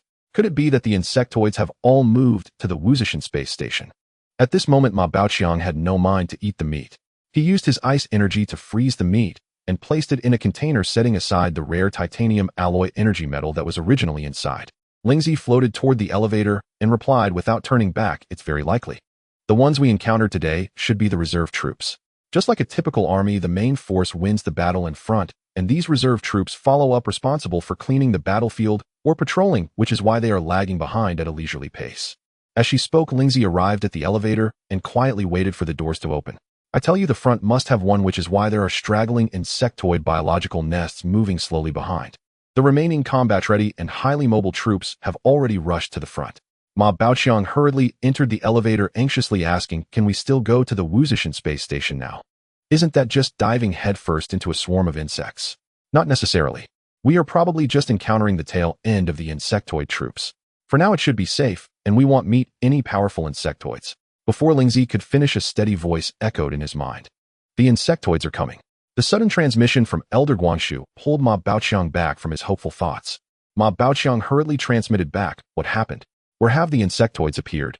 This time it was Ma Xiaowang's youthful voice that responded, a group of insectoids is coming from the front of that biological nest. Hurry over, prepare for battle. There was a hint of excitement in his tone. As Ma Baoqiang rushed into the top-level control room, Lingzi, clad in purple armor, hurriedly followed. Ma Baoqiang asked Lingzi, what's the situation now? Do you know? Lingzi replied through transmission, I just received the transmission from Elder Guangshu as well. While Ma Baoqiang and Lingzi were discussing, Elder Guangshu's steady voice came through again. Look at this. A perceptual scan image entered everyone's mind. The image displayed seemed distant, showing a vast shadow in the direction of the second biological nest that had been destroyed. At the forefront of the shadow, a few biological outlines could barely be seen. Ma Baoqiang did not recognize what insectoid species this was, and was about to ask Lingzi when she already provided the answer. This is one of the insectoid troops, the fastest void self-detonating flying insect. Look at this creature. As she spoke, Lingzi's purple armor shot out a three-dimensional image from her chest, illuminating the outline of a creature that resembled a missile flying toward them, with four similar directional wings flapping in a peculiar manner, enabling the void's self-detonating insect to move at incredible speed. Lingzi explained through transmission, this is a unique void species of this insectoid group, the void self-detonating flying insect. After pondering for a moment, Lingzi transmitted again to Elder Guangshu. Elder Guangshu, how is the repair of my spaceship going? Elder Guangshu understood Lingzi's intent and answered slowly, not yet, it can't fly yet. Ma Baoqiang couldn't wait any longer and directly asked Elder Guangshu, Elder, where are those insectoid troops now? How far are they from us? This situation was discovered by Elder Guangshu using Lingzi's spaceship perception scan. With the current radar capabilities of the interstellar cruiser, it was impossible to scan that far. Elder Guangshu said tersely, 113 kilometers, still approaching. The number of insectoids is unknown. Lingzi transmitted, even without perception scanning, one can guess that every time the insectoids deploy the void self-detonating flying insects, they come in tens or hundreds of thousands at a time. Ma Baoqiang hurriedly said, then what are we waiting for? Turn around and run. Is there anything else? At this moment, Ma Xiaowang's youthful voice replied, did you not notice? I am already turning around, but the speed of our interstellar cruiser cannot match those insectoids, especially the void self-detonating flying insects. Even if we boost the engines, we will only be caught a bit later. Lingzi also transmitted, we still lack weapons on our interstellar cruiser. In the face of the insectoid sea tactic of millions, we are utterly defenseless. So we need to come up with a plan. Ma Baoqiang and Lingzi began to discuss countermeasures. Elder Guangshu's voice echoed again, this time no longer steady, but tinged with urgency. The insect swarm is 8.0 kilometers away, with numbers exceeding 1 million. After hearing this, Ma Baoqiang thought for a moment and said to Ma Xiaowang, calculate the position of that neutron star from last time. How far is the route to get there from here? Can we reach it before the insectoids catch up? Ma Xiaowang calculated and responded with a youthful voice, at our current speed, even without boosting the engines, we can reach it before the insectoids catch up. But if we hide on the neutron star, it will be difficult to come out again. Ma Baoqiang said, we don't need to go inside, but instead lure the insectoids there. The gravitational range of that neutron star is only about 100 kilometers. If we lure the insectoids into the gravitational range of the neutron star, they will definitely not be able to fly out. As long as we perform another gravitational slingshot maneuver, the insectoids will be pulled in by the neutron star's gravity and may even be crushed by its gravity. Ma Baoqiang then thought of a key question and asked Lingzi, by the way, Lingzi, how is the flight explosive power of the insectoids? Can they counteract the neutron star's gravity like us, or are they completely unafraid of it? Lingzi replied, you're overthinking it. The void self-detonating flying insects definitely can't withstand it. The insectoids are also material life forms, and the gravitational pull of that neutron star is primarily material, so it can definitely pull those void self-detonating flying insects in. They are inherently fragile, just fast. I tell you, don't overestimate those insectoids, otherwise how could our small interstellar cruiser easily eliminate tens of thousands of insectoids just now? As the group discussed, the interstellar cruiser had already changed course, speeding toward the neutron star. At this moment, Elder Guangshu's steady voice rang out again, behind the void self-detonating flying insects, we've also detected the silver sheath winged insects. At the same time, an image entered everyone's mind showing a swarm of flying insects resembling fireflies from Blue Star, each one trailing flames like the engines of the interstellar cruiser, with 4 pairs of silver wings on their backs. Ma Baoqiang, having a question, asked Lingzi, are the silver sheath winged insects also part of the insectoid troops? Of course, and they are quite a formidable group. Together with the void flying dragons, they form the backbone of this insectoid swarm, and their numbers are substantial. I didn't expect there to be a group nearby. The void self-detonating insects reached the location where the interstellar cruiser had just been, then turned again, pursuing the interstellar cruiser from behind. In the vast and boundless universe, a privately customized luxury starship bearing numerous scars was recklessly hurtling forward. Behind it, a large swarm of insectoid creatures known for their self-destructive tendencies relentlessly pursued. Following the swarm of self-destructive insects, the silver-winged insects appeared. Although their speed was relatively slow, even slower than the starship, they continued to closely follow. As long as the self-destructive insects could successfully slow down the starship, the silver-winged insects would have a chance to catch up. In the rear, 3 dark figures were also slowly approaching. Ma Baoqiang anxiously observed the distance to the swarm, while asking Ma Xiaowang, how far are we from the neutron star? We're almost there. I'm currently determining the exact coordinates, Ma Xiaowang replied swiftly. At this moment, the starship's active radar data began to fluctuate sharply, and Ma Xiaowang's youthful voice carried a sense of urgency. We're close, about a few hundred kilometers away. Last time I was careless and accidentally entered the absolute gravitational field within 100 kilometers. Now the absolute gravitational field of the neutron star is still over 200 kilometers away from us. After a moment of contemplation, Ma Baoqiang said, now slow down, we need to take some risks. Let's wait for that swarm of insects. We must bring the self-destructive insects into the absolute gravitational area with us, and ideally, we can hold out until the silver-winged insects catch up. How is that possible? Ma Xiaowang's youthful voice came with doubt. The ones ahead are self-destructive insects. They will explode as soon as we get close. Lingzi added from the side, you're thinking too optimistically. Although the insect army may not be very intelligent, they are not foolish. With over 1 million self-destructive insects ahead, the silver-winged insects at the back would only observe from a distance until the front ones were exhausted. However, the only good news was that as long as one self-destructive insect exploded, others within a certain radius would also follow suit. Now, with over 1 million self-destructive insects pursuing our ship, the density of their swarm must be substantial. If handled properly, we might be able to take them all down at once. Moreover, judging by the fact that the insect swarm has been relentlessly pursuing our starship, it is likely they have already engaged in battle with you, and their main force may be attacking the Wuzishan space station, or may have already successfully invaded. This is normal. Your flesh and blood are undoubtedly very attractive to the insect species. They would not let go of such a delicious meal. Though Lingzi's words sent a chill through Ma Baoqiang's heart, the pressing issue was to resolve the crisis at hand to secure a future. The starship gradually reduced its speed, and the self-destructive insect swarm, noticing the slowdown, became excited, their 4 wings fluttering faster, slightly increasing their flight speed. The starship continued to fly forward, fully prepared for battle. 7 laser cannons rose, all pointing towards the rear. However, the electromagnetic cannon, as the main artillery, was powerless since it could not fire backward. Ma Baoqiang said sternly to Ma Xiaowang, this time your responsibility is crucial. Always keep an eye on the starship's speed and maintain distance from the insects. We cannot go too fast, or we will escape the insects' attack range, nor can we go too slow, allowing them to catch up and surround us. Even if the self-destructive insects attempt to encircle, we must delay until the very last moment.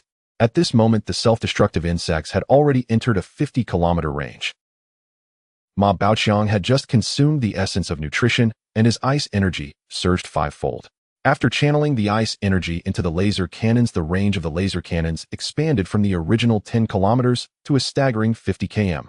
This time, without needing orders, Ma Baoqiang focused on enhancing the strength of the 7 laser cannons, while Lingzi and the elder Gua Shu managed targeting and firing. Each time a laser cannon precisely struck a self-destructive insect, it triggered a chain reaction of explosions among the surrounding insects. In an instant, swarms of self-destructive insects exploded, and the acidic liquid from their explosions splattered everywhere, unexpectedly forming a barrier that successfully blocked the following self-destructive insect swarm. Seeing this, the self-destructive insect swarm began to alter their strategy, circling to form a bowl shape, advancing towards the starship. The 7 laser cannons on the starship quickly adjusted their firing angles, creating another area of explosive acidic liquid from the self-destructive insects, causing the swarm to circle again while the laser cannons adjusted their aim in time. Thus, areas of explosive acidic liquid continued to form, effectively hindering the advance of the self-destructive insects, while also buying precious space and time for the starship. Ma Xiaowang piloted the starship at full speed, continuously changing directions, cleverly dodging the encirclement of the self-destructive insect swarm. The self-destructive insect swarm seemed oblivious to death, blindly charging forward, persistently trying to surround the starship. Seeing this scene, Lingzi breathed a sigh of relief and communicated with everyone, we are fortunate. The self-destructive insects of the insect race possess almost no intelligence, and there are no brain insects or queens in this swarm. Thus, these self-destructive insects only charge based on instinct, providing us with an opportunity. While Lingzi and the elder Guoshu operated the laser cannons for defense, they quickly calculated and reasonably allocated the defensive firepower of the laser cannons, resulting in a stalemate with the insect race in a short time. However, as time passed, even though the number of self-destructive insects gradually decreased, they were still slowly surrounding the starship. At this moment, the starship had just flown to the edge of the neutron star's absolute gravitational area. This caused some self-destructive insects that inadvertently entered the absolute gravitational area of the neutron star to not only be unable to surround the starship, but also be pulled down towards the neutron star by gravity. Seeing this, Ma Baoqiang had a flash of inspiration and hurriedly shouted to Ma Xiaowang, do not enter the absolute gravitational area, yet proceed along the edge, activate the repulsive shield, and raise the electromagnetic cannon. Without hesitation, Ma Xiaowang immediately changed the starship's course, sailing along the edge of the absolute gravitational area.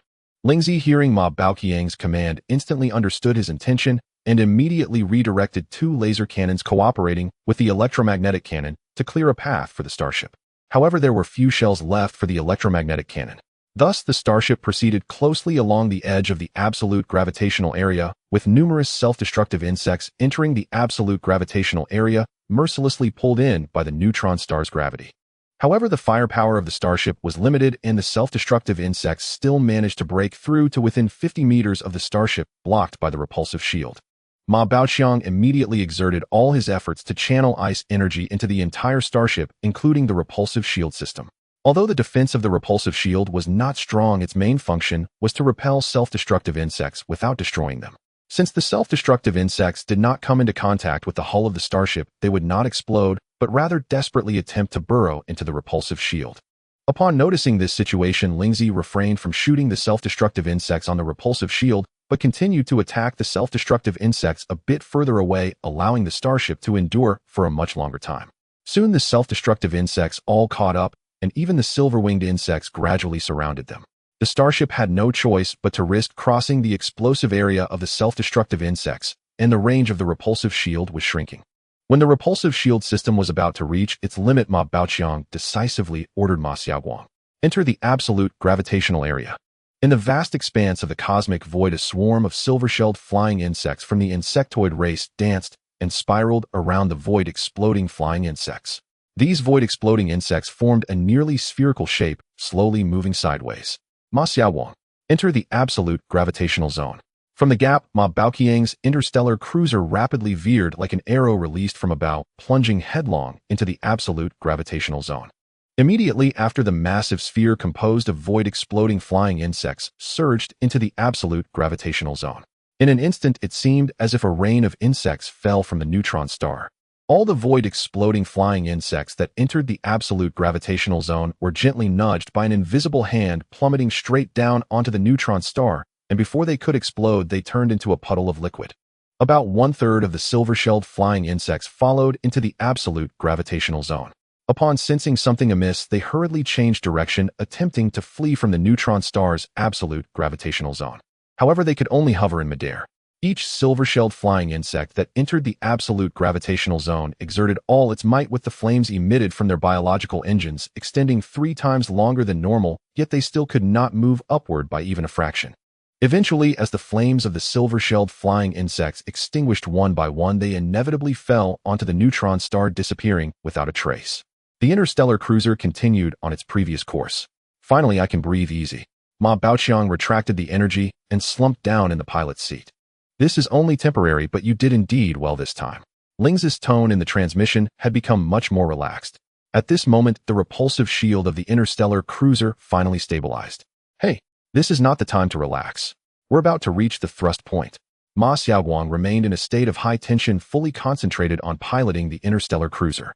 Ma Baoqiang shook his arms, placed his hands back on the control panel, straightened his back, and was ready to channel energy into the main engine at any moment. The armor that Lingzi had just floated up returned to the floor, and he transmitted it. "Seems there are still some silver-shelled flying insects outside. Given the current state of the interstellar cruiser, we might not be able to handle them. What should we do?" Ma Baoqiang replied, "I just sensed those silver-shelled flying insects. Even if the interstellar cruiser were perfectly intact, we still wouldn't be able to defeat them. They are fast, agile, and their bodies are incredibly hard. I just scanned and detected that several laser shots hit one silver-shelled flying insect, yet it left no trace whatsoever. However, their speed is still slightly slower than the interstellar cruiser when I enhance it.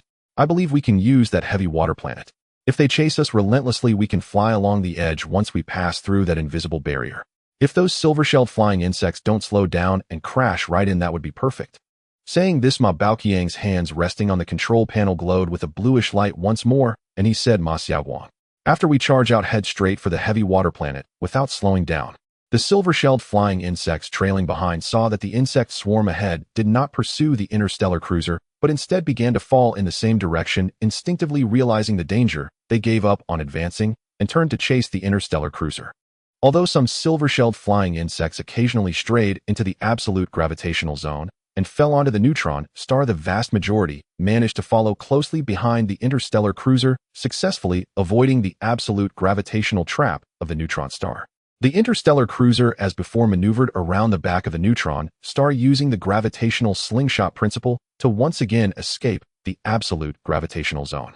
This time with the energy enhancement from Ma Baoqiang and Lingzi, the speed of the interstellar cruiser noticeably increased, easily breaking free from the constraints of absolute gravity.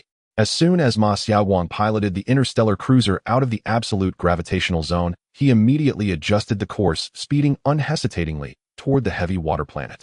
The swarm of silver-shelled flying insects closely followed behind. Meanwhile, the void-exploding flying insects had been completely annihilated. Ma Baoqiang conducted a sensory scan behind, but unfortunately the scanning distance was only 500 meters, making it impossible to ascertain how many silver-shelled flying insects were behind. So he asked Lingzi, how many silver-shelled flying insects are behind us? Before Lingzi could respond, the calm voice of Elder Guangshu came through, about over 10,000. At the same time, an image appeared in everyone's minds, a group of shining silver insects, each with 8 wings and trailing long flames, fiercely pursuing the interstellar cruiser with an unyielding determination. Since Elder Guangshu, even with Lingzi's ship, could not detect the exact location of the heavy water planet. Thus, after the interstellar cruiser had flown a distance, Ma Xiaowang estimated they were close and began to reduce speed, preparing to turn as soon as they entered the barrier. Ma Baoqiang also stood ready, prepared to channel energy into the auxiliary steering engine at any moment. The silver-shelled flying insects trailing behind noticed the interstellar cruiser began to decelerate and became excited as they had reached their speed limit. Although they could not accelerate any further, the hope of catching up naturally brought them joy. Just as the swarm of silver-shelled flying insects was filled with excitement, the interstellar cruiser ahead slowly and gradually began to disappear into the void from the bow. It was as if there was an entrance to another space ahead, and the interstellar cruiser entered this other space. The silver-shelled flying insects did not hesitate and directly chased in after it. From the perspective of the void, it appeared as if the swarm of silver-shelled flying insects was gradually disappearing, starting from their heads until they all vanished into the void as if swallowed by some monster. Meanwhile, the interstellar cruiser, having just crossed the invisible barrier, executed an emergency turn. Ma Baoqiang and Lingzi ceased channeling energy into the main engine and redirected it to the auxiliary steering engine. With their efforts, the interstellar cruiser successfully accomplished the emergency turn and was able to navigate closely along the invisible barrier. The silver-shelled flying insects were not so fortunate. They charged directly toward the heavy water planet after crossing the invisible barrier. The interstellar cruiser narrowly avoided the swarm of silver-shelled flying insects, though some insects brushed past the cruiser's flames. It is easy to imagine the fate of this swarm of silver-shelled flying insects. The three-dimensional image projected from Lingzi's armor displayed clearly that the swarm of silver-shelled flying insects did not slow down, charging unhesitatingly toward the heavy water planet, leaving them no time to turn, and they were gradually ground down by titanium alloy particles. The three-dimensional image shot from Lingzi's armor was quite clear. As the silver-shelled flying insects passed a distance from the interstellar cruiser, their shells began to lose their edges, exposing their internal organs, which then ruptured with bodily fluids splattering everywhere. But before they could fly far, they disappeared, leaving only a faint mist of titanium alloy particles that slowly dissipated. One by one, the silver-shelled flying insects disappeared, and the insects behind sensed something was amiss, beginning to slow down. However, the distance between the invisible barrier and the titanium alloy particles was far too short. And even though the silver-shelled flying insects behind slowed down and attempted to turn, they inevitably crashed into the titanium alloy particles, ultimately vanishing, transformed into titanium alloy particles. When no more silver-shelled flying insects entered and all those that had entered perished, the interstellar cruiser slowly came to a stop, hovering closely against the invisible barrier. Ma Baoqiang and the others finally breathed a sigh of relief. Ma Baoqiang let his hands hang weakly on either side of the pilot's seat, slumping back into the seat, saying, "We finally escaped danger, eliminated the insectoid forces. Now we can finally rest well." Before entering the invisible barrier, I noticed 3 insectoid biological nests flying in from a distance. Elder Guangshu's calm voice came again, which undoubtedly dealt another heavy blow to Ma Baoqiang. Ma Baoqiang instinctively jumped up, his hands swiftly reaching for the electromagnetic cannon control lever. "What are you doing?" Ma Xiaowang's childish voice came through, tinged with exhaustion. "Are we about to check the interstellar cruise ship? Can we rest a bit before the inspection?" Ma Baoqiang felt a bit embarrassed and withdrew his hand, scratching his head as he said, "I heard Senior Guangshu mention that there are 3 biological nests, and I thought the zerg were attacking again." He sat back in the pilot's seat and continued, I really do need to rest for a bit. The energy within my soul is running low and I need some time to recover. After saying this, he turned to the floating Lingzi and asked, Are you and Senior Guanshu all right?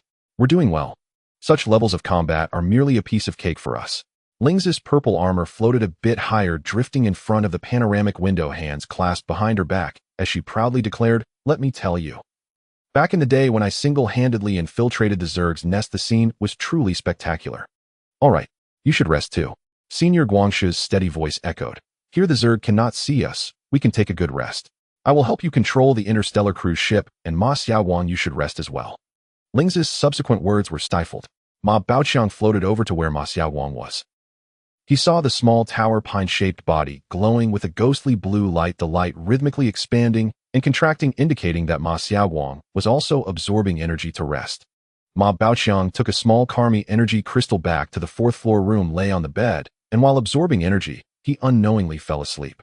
Lingzi floated to the pilot's seat, gazing out at the heavy water planet through the panoramic skylight. Senior Guangshu took over Ma Xiaowang's piloting duties, maintaining the stable operation of the interstellar cruise ship. For a moment, the entire interstellar cruise ship fell silent. Ma Baoqiang woke up again from hunger, and this time, he went straight down to the bottom cargo hold, opened the container cabinet, and took out a chunk of biological nest meat. When he captured this piece of meat, he thought of pork from Blue Star, so this chunk weighed a hefty 500 kilograms, roughly the size of a fat pig from Blue Star. As soon as the meat thawed, it emitted an enticing aroma, and Ma Baoqiang instantly felt an overwhelming urge to bite into it. At that moment, a purple light flashed, slicing off a quarter of the meat chunk, dragging it toward Lingzi's ship. That's mine. Senior Guangshu's calm voice resonated in Ma Baoqiang's mind. Ma Baoqiang said nothing and took the remaining piece of meat to the third floor. After a moment of thought, he floated into the central control room and asked Ma Xiaowang, Do you want some? Ma Xiaowang seemed to have caught a whiff of the meat's aroma and said with a childish voice, I want some of the energy in this meat, feels very familiar to me.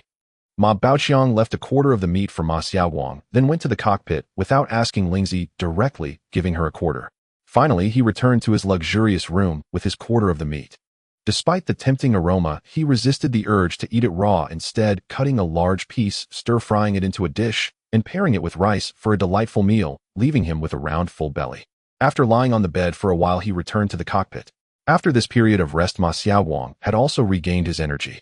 Thus, they began inspecting and repairing the damages to the interstellar cruise ship.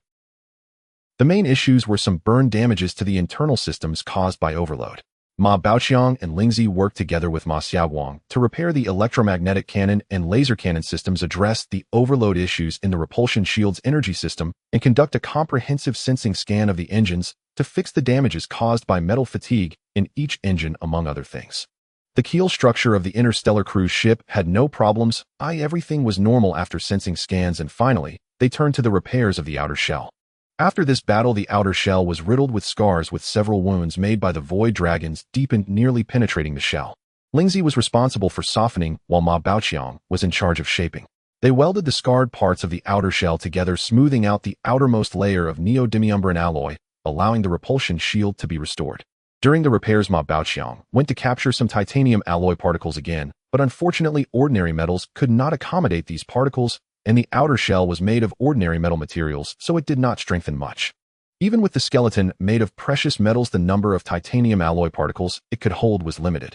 All the rare energy metals on the interstellar cruise ship had already been fully utilized during their last visit to this place. With very few electromagnetic cannon shells left, Ma Baoqiang had no choice but to use rare metals to manufacture some pure metal shells as backups, which would only be used after the ordinary shells were exhausted. After the repairs were completed, Ma Baoqiang and Lingzi worked together again to conduct a sensing scan of the entire ship, confirming everything was ready before preparing to fly out of the invisible membrane. Ma Xiaowang piloted the interstellar cruise ship cautiously out of the invisible membrane. Senior Guangshu used Lingzi's ship to scan the void within 1,000,000 kilometers. The cosmic void remained as dark and silent as ever, with not a single trace of the zerg in sight. Even the 3 biological nests that later appeared had vanished without a trace. Perhaps those void self-destructing flying insects and silver sheath-winged insects came over on the 3 biological nests of the zerg, Lingzi speculated. Let me tell you, if that's the case, there must be a zerg nest or tower nearby. And with the presence of self-destructing flying insects and silver sheath-winged insects, there must be a planet or asteroid rich in fire energy. Ma Baoqiang floated in the air like Lingzi retorting. Then why couldn't they have come directly through a wormhole? Didn't you say the zerg followed us here? Lingzi, floating in her armor, raised her right hand and waggled her index finger in front of Ma Baoqiang, saying, "You just don't understand this, do you? If the zerg had come through a wormhole, it would have been an entire army, and there would definitely be brainworms or a queen among them. Let me tell you, if there had been a brainworm or queen present earlier, those void self-destructing flying insects and silver sheath-winged insects wouldn't have been so reckless, just mindlessly charging forward like NPCs in a computer game from your memories. If even one brainworm or queen had been present, we would have been in mortal danger." Ma Baoqiang suddenly recalled Lingzi's ship and asked her, "Lingzi, why did you not conserve any energy during the space gap travel? If you had saved some energy at that time, your ship could fly and fight now. Who wouldn't give their all while fleeing? Would someone think to hold back? That's just crazy wanting to die faster." Lingzi looked at Ma Baoqiang as if he were an idiot. Ma Baoqiang was momentarily at a loss for words and could only awkwardly smile as he said, "Shall we set off now to find the zerg's nest or tower?" Lingzi discussed with Senior Guangshu for a while before conveying, "We can go look for it. Let's first observe from a distance. This zerg unit is following us, so the time since the construction of their nest or tower should not be long. If there are a lot of defending zerg, then forget it. But if there are few, we could attempt to attack, as there are bound to be some good things inside the zerg's nest or tower." Ma Baoqiang immediately exclaimed, "What are we waiting for? Ma Xiaowang, let's go." Sailing through the vast emptiness of the universe, if there isn't even a single person to talk to, after a while you will surely go mad. Lingzi, in her unchanged purple armor since their first meeting, slowly circled around Ma Baoqiang. "Let me tell you, when I first embarked on my journey alone, it was exhilarating piloting the spaceship wherever I wanted to go. But outside the spaceship, it was always the same unchanging darkness. Over time, not talking to anyone made me feel stifled. Don't you feel bored after being silent for so long?" Lingzi asked Ma Baoqiang, who was seated in the pilot's seat. At that moment, Ma Baoqiang was focused on absorbing the energy from the Kalmini energy crystal while attentively sensing the changes within himself. Since consuming the core of nutritional essence from the zerg biological mother nest, he had not had the opportunity to truly comprehend and absorb the energy. He was either being chased by the zerg or engaged in battle, or he would faint from exhaustion. After waking up, he hurried to repair his starship. Only now, while searching for the zerg's insect tower, did he have the time to calm down and truly feel the changes within himself. Ma Baoqiang carefully sensed and discovered that his soul had grown significantly. What was originally just a small sphere of light now vaguely took the shape of a human silhouette, transforming into a palm-sized figure of light, emitting a ghostly blue glow. Although this light figure still resembled a rag doll and could not move, Ma Baoqiang knew that it was himself. As long as he continued to absorb energy diligently, one day this figure would be able to move freely like a real person. Moreover, his physical body had also become stronger. He felt that if he continued to consume the core of nutritional essence from the zerg biological mother nest, he might one day be able to punch through steel, becoming a superhuman. Even though consuming the flesh of the biological mother nest had slightly lesser effects, it still significantly enhanced the human body. Throughout the journey, Ma Baoqiang was focused on comprehending, so he barely responded to Lingzi.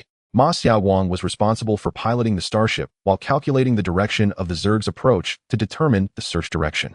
Elder Guangshu remained silent, as ever, using Lingzi's spaceship to scout whether there were any zerg within 1,000,000 kilometers ahead. For a moment, there was no response from Lingzi, but she was just habitually talking.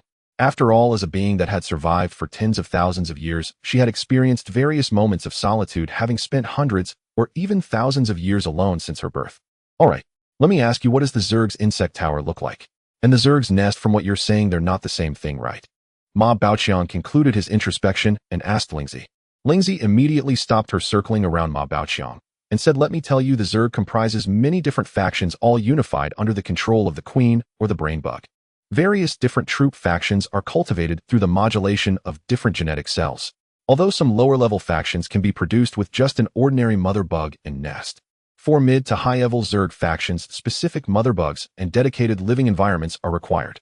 Take the void self-destructing flyer, for instance. It can hatch as long as there is a zerg nest. However, for the silver sheath-winged bug, it must have its exclusive silver sheath-winged bug mother and a specific living environment, which is the insect tower. As long as a nest, mother bug, and insect tower exist, zerg troops can be produced endlessly, and the zerg excels at swarm tactics. Additionally, the key factor restricting the zerg swarm tactics is the availability of various materials, so these two structures of the zerg are bound to be established on resource-rich planets or large asteroids with suitable material conditions. Take the silver sheath-winged bug, for example.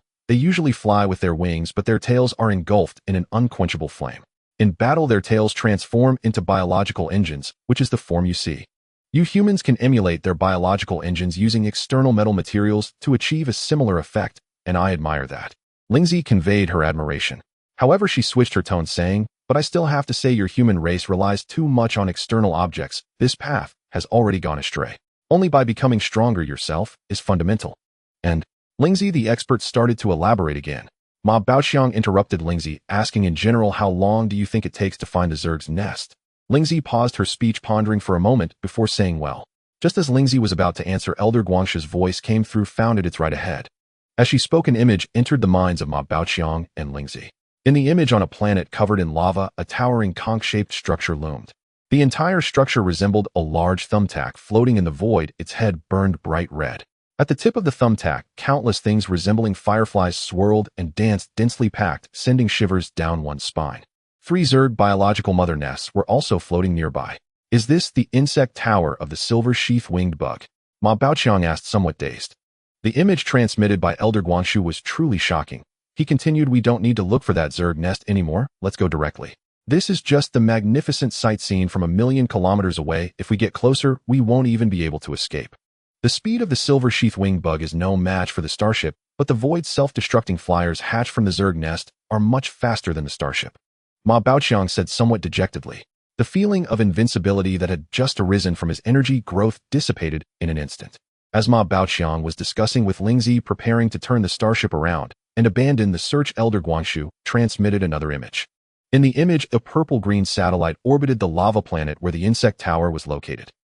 This satellite was covered in holes of varying sizes, with countless void self-destructing flyers flying in and out. It seemed that this was the location of the zerg's nest. As Ma Baoxiang and Lingzi observed the image in their minds, Elder Guangshu's transmitted image suddenly shifted, revealing several identical asteroid satellites, all appearing purple-green, as if each asteroid satellite was covered in moss. Upon closer inspection, beneath the moss, blood vessels were writhing and void self-destructing flyers were swarming everywhere.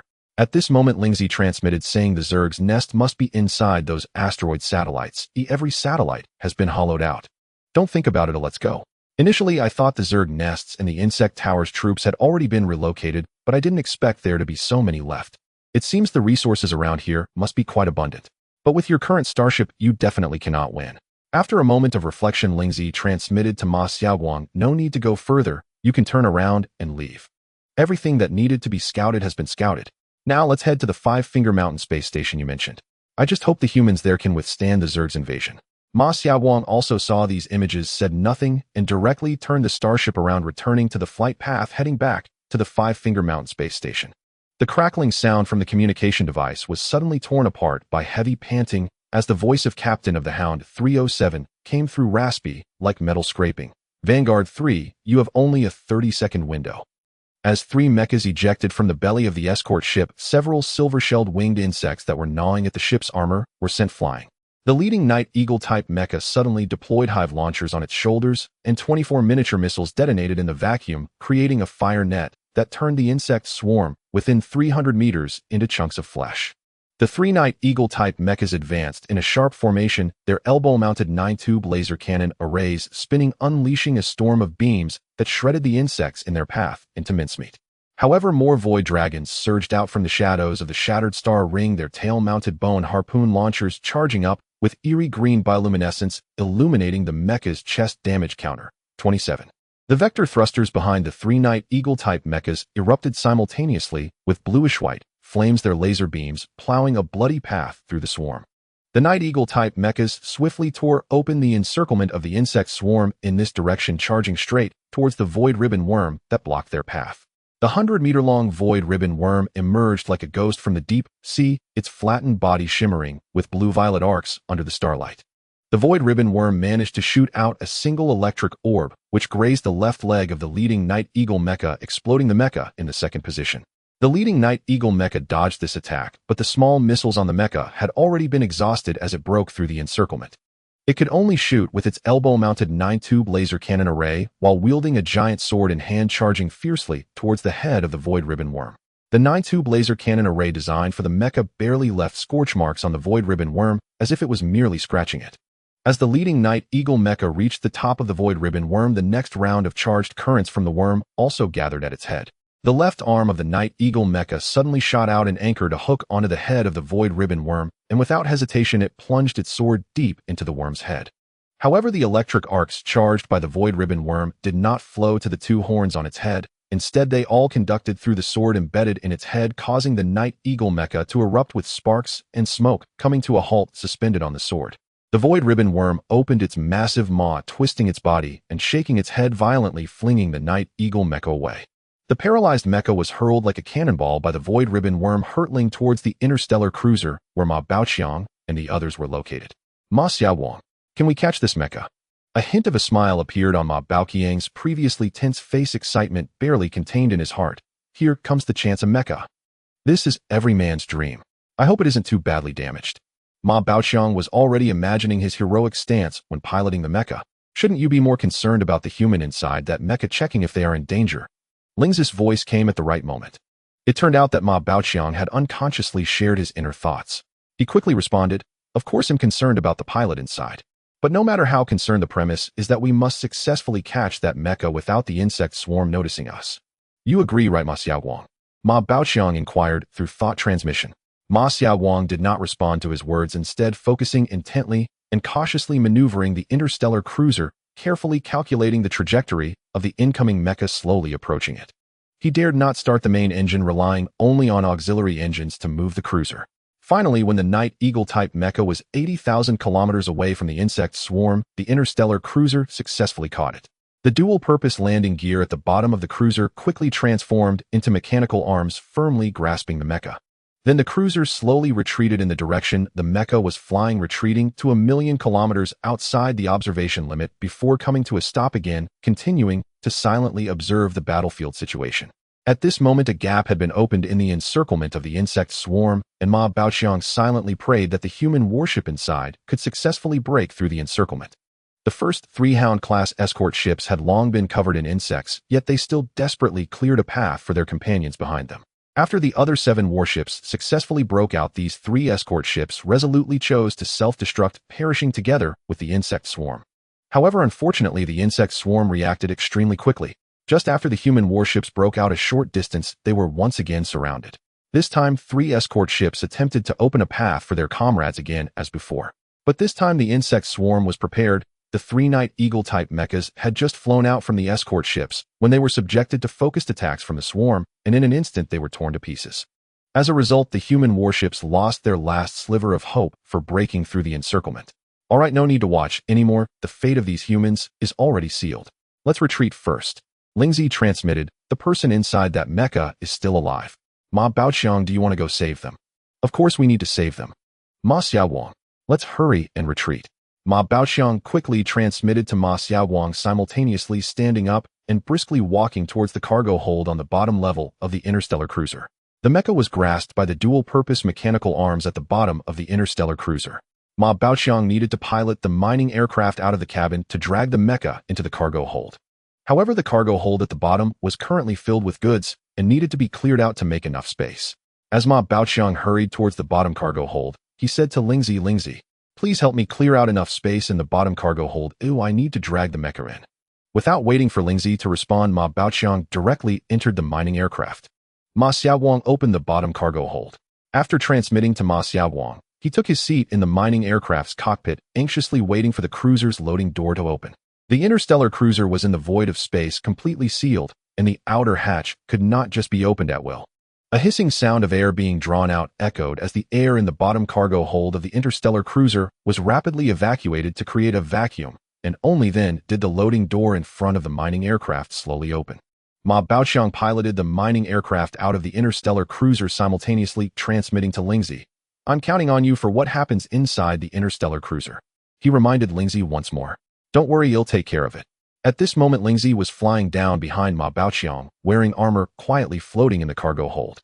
Ma Baoqiang piloted the mining aircraft to the bottom of the interstellar cruiser, extending the mechanical arm to securely grasp the mecha.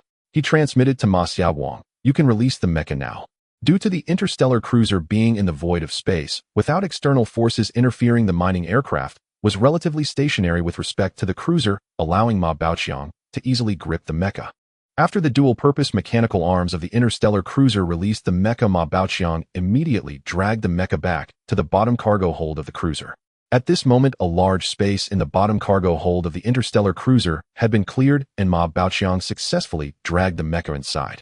Ma Xiaowang piloted the interstellar cruiser, embarking on the route back to the Wuzishan space station from the asteroid mining base. I truly hope the Wuzishan space station can withstand the invasion of the insect race. Ma Baoqiang silently prayed for the human Wuzishan space station in his heart. In fact, he was well aware that the Wuzishan space station had been out of contact for several months. If humanity had indeed triumphed over the insect race, they should have sent someone to establish communication. However, there had been no news, and he could only hope that the space station could hold out until the end. From the memories of Colonel Li, the base commander, Ma Baoqiang learned that the Wuzishan space station only had 3 squads of escort ships, including 3 Vanguard-class destroyers and 27 Hound-class escorts. With such limited forces, it would be exceedingly difficult to fend off the tide of the insect race's relentless attack. The interstellar cruiser had engaged the insect race twice, with each victory being nothing short of a fluke. The first victory came from a surprise long-range attack that decimated a large portion of the insect forces, and at that time the insect race only had close combat capabilities and no ranged troops. The second victory was achieved by utilizing the natural traps in the void, specifically a neutron star and a rare heavy water planet, to painstakingly eliminate 2 of the insect race's battalions, and those were merely the lowest tier of the insect forces. However, the Wuzishan space station was about to face the main force of the insect race. Lingzi seemed to sense Ma Baoqiang's anxiety and spoke. "Don't worry too much, the insect race is pursuing just one of our ships, so they shouldn't be sending too many forces. Moreover, judging by the situation of the insect race establishing nests and insect towers, their first attack may not have gone smoothly. Perhaps they are preparing for a second offensive." Although Ma Baoqiang understood that Lingzi was trying to comfort him, he truly felt helpless at the moment.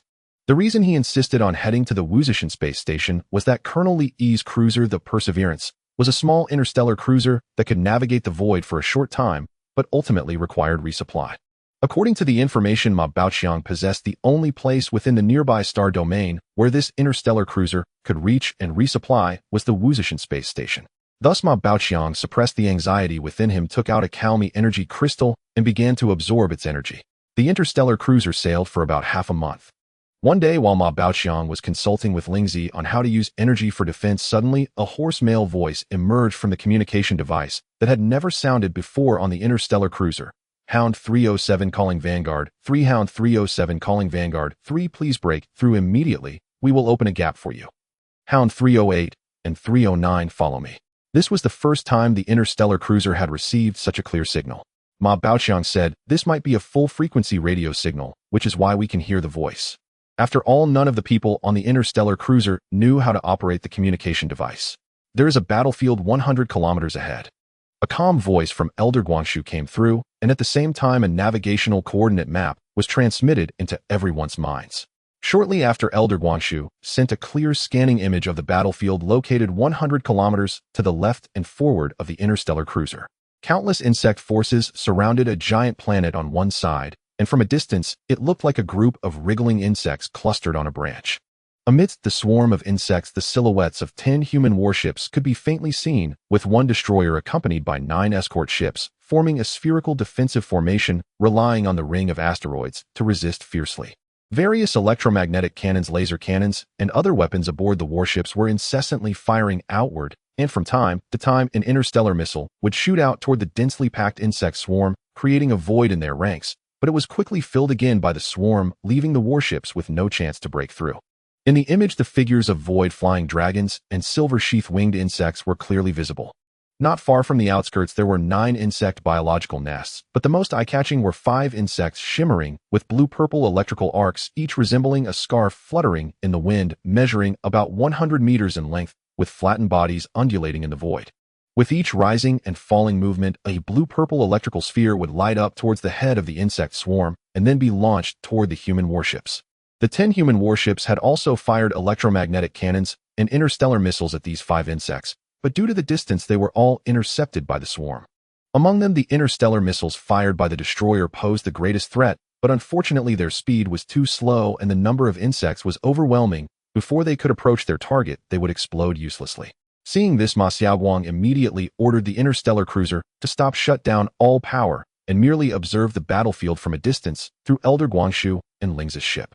After all, the firepower of the interstellar cruiser was inferior to that of the escort ships, and advancing recklessly would undoubtedly lead to death. Suddenly, the hull of the lone destroyer erupted with a blinding blue light, as the energy-reflective layer made of rare alloys fluctuated violently, like the surface of water struck by pebbles. Over 20 void-flying dragons were using bone spears to carve spiderweb-like cracks into its surface, these 1-meter-long bone projectiles glowing with a ghostly green fluorescence evidently infused with some corrosive substance. The destroyer's abdomen suddenly extended 6 diamond-shaped cannons, and dark purple energy ripples spread outward in rings. The first 100 or so insects were instantly reduced to ash, but more insects immediately filled the gaps. In that fleeting moment, the circular formation of the 9 escort ships suddenly contracted towards the center, simultaneously firing electromagnetic cannon explosive rounds, briefly clearing a swath of insects around them. On the panoramic window of the interstellar cruiser, Ma Baoqiang's tense face was reflected as he watched the battlefield image swirling like a storm vortex sent by Elder Guangxu, and asked Lingzi, "What are those 5 insects?" Lingzi replied in a serious tone, "Those are one of the high-ear units of this insect race in the void ribbon insects." As she spoke, Lingzi projected a 3-dimensional image from her armor's chest showcasing the appearance of the void ribbon insects. Their bodies resembled kelp in the blue oceans of Earth, under 100 meters in length, with 2 horns on their heads, blue-purple electrical arcs converging from the rear of their bodies to form a blue-purple electrical sphere between their 2 horns, which they then launched forward. The few void ribbon insects here are merely the lowest tier capable of firing these small electric spheres. The advanced void ribbon insects can launch large plasma blasts, and the human warships do not have the capacity to withstand even one shot. Lingzi was explaining the newly appeared insects to Ma Baoqiang and Ma Xiaoguang. From the images sent by Elder Guangxu, it could be seen that the void-flying dragons here were different from those encountered previously. Each one had numerous bone spears along its abdomen, and every time it bent, it would shoot out a bone spear rapidly toward the human warships. The silver sheath-winged insects, upon nearing the human warships, would first shoot out the 8 wings on their backs, and then crash headlong into them. Every human warship was already embedded with bone spears shot from the void-flying dragons, as well as the silver wings of the silver sheath-winged insects. If it weren't for the several meter-thick composite armor-layered structure on each warship's hull, they might have already sunk. Despite the Closian defense cannons and laser arrays of the 10 warships being fully operational, the situation was still becoming increasingly dire, which led to Ma Baoqiang and the others hearing that transmission. 3 of the human warships adjusted their directions and broke away from the formation, charging towards the Wuzishan space station. Ma Baoqiang dragged the mecha into the lower cargo hold as the interstellar cruiser's loading doors began to slide shut. Lingzi hovered beside the hatch. Once the mecha was drawn into the hold, it drifted straight to the cockpit. "Lingzi, is there any way to save him?" Ma Baoqiang asked as he neared the mecha, having already used his perception to scan the man inside with meticulous care. The man trembled and convulsed faintly. His skin had taken on a flushed red, and small bubbles rose in places. Though the mecha possessed built-in protections, the ferocious electrical discharge from the void ribbon worm had overwhelmed them, leaving the pilot without complete shielding. "This is a minor problem," Lingzi purred.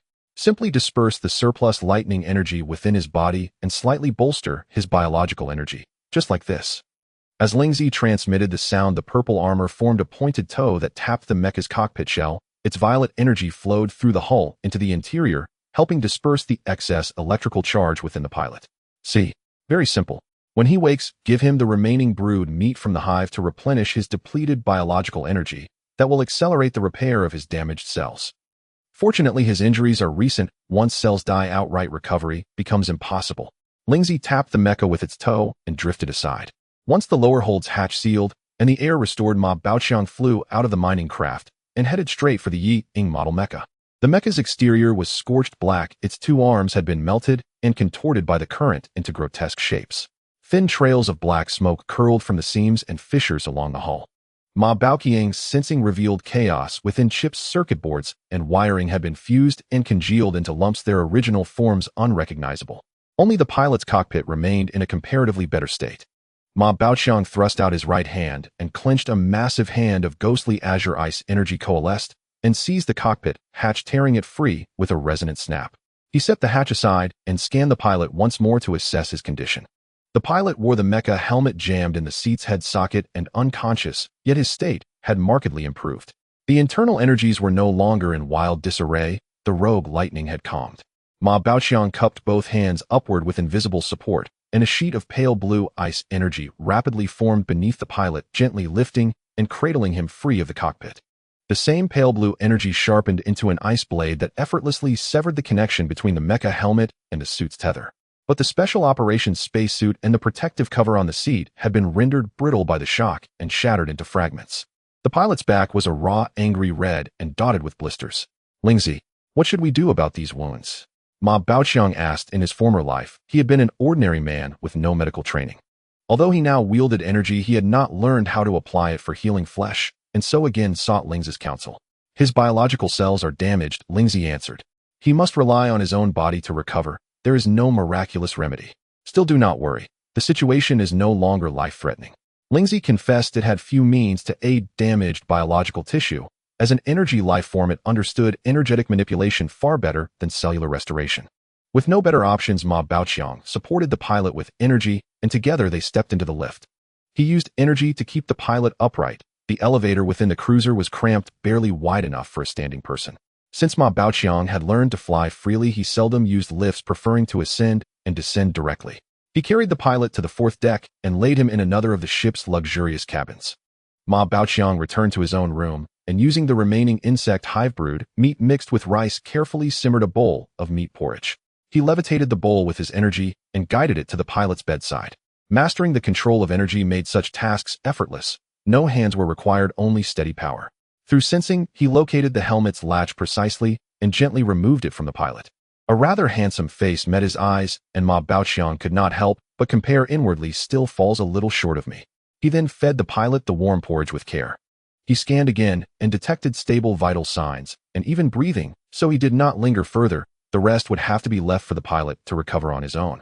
Ma Baoqiang flew back to the bridge where Lingzi was already waiting. "How did you clear such a large area in the lower hold?" he asked as he drifted back into the pilot's seat. Lingzi answered over the bond. "It was simple. I relocated the bulky rare energy metals to the unmanned crew cabins on the second deck, and the containers that held those rare metals. How did you deal with them?" Ma Baoqiang pressed. Lingzi replied with some pride. "Even simpler. I dismantled them into pieces and stashed them in the crevices." "Enough about that. Shall we go back?" Before Ma Baoqiang could answer, Lingzi transmitted again. "Listen, among that insectoid swarm, there must be cerebral worms, or even a queen, otherwise their tactical responsiveness would not be so swift. We must proceed with caution." Ma Baoqiang thought for a moment and said, "Let's return for a look. If we meet the insectoids, we'll pull back a little, scout carefully, and then approach slowly." Lingzi considered and then agreed. "Very well." Ma Baoqiang also sought the counsel of Senior Guangshu and Ma Xiaoguang. Senior Guangshu's reconnaissance was decisive, for only with Guangshu's ship aided by Lingzi could they achieve 1,000,000-kilometer scouting range. By comparison, the cruiser's radar offered negligible reach in the vast void of space, barely useful beyond launching in the life he once knew. After ironing out further details, Ma Xiaoguang piloted the interstellar cruiser and cautiously returned to the battlefield sector. Strangely, they encountered no insectoid detachments along the way. Still uneasy, Ma Baoqiang had Ma Xiaoguang circle the area in widening spirals as they advanced. Even when Senior Guangshu was able to pinpoint the planet designated N502E, there remained no trace of the insectoid forces. Only the scattered wreckage of starships littered the edge of the ring, fragments large and small, various shapes testifying that a fierce battle had recently raged there. The star ring was formed from meteors and dust encircling planet N502E. Without further question, Ma Xiaoguang steered the cruiser toward the battlefield. Ma Baoqiang checked the navigation chart and found that the route led onward to another mining outpost. Because they were now close to the Wuzhishan space station, the two routes would soon converge. The cruiser drifted nearer, and the wreckage resolved into clearer forms, yet there was not a single insectoid corpse among the debris. At that moment, Senior Guangshu's steady voice warned, "Careful, insectoids." In an instant, a dozen void drakes burst forth from the escort ship wreckage and the adjacent meteoroid dust of the ring. On some of the escort fragments and meteors, silver-sheathed wingless insects crawled slowly, their truncated bodies dragging across the debris. Ma Baoqiang gazed at the dozen or so void flying dragons swooping in from a distance. After several fierce battles, his heart had grown calm, yet he couldn't help but lament inwardly, "My dreams have been shattered." During the rescue, he had scanned the conditions inside the mecha, and what he saw was hardly suitable for piloting. It was more akin to a heap of scrap metal.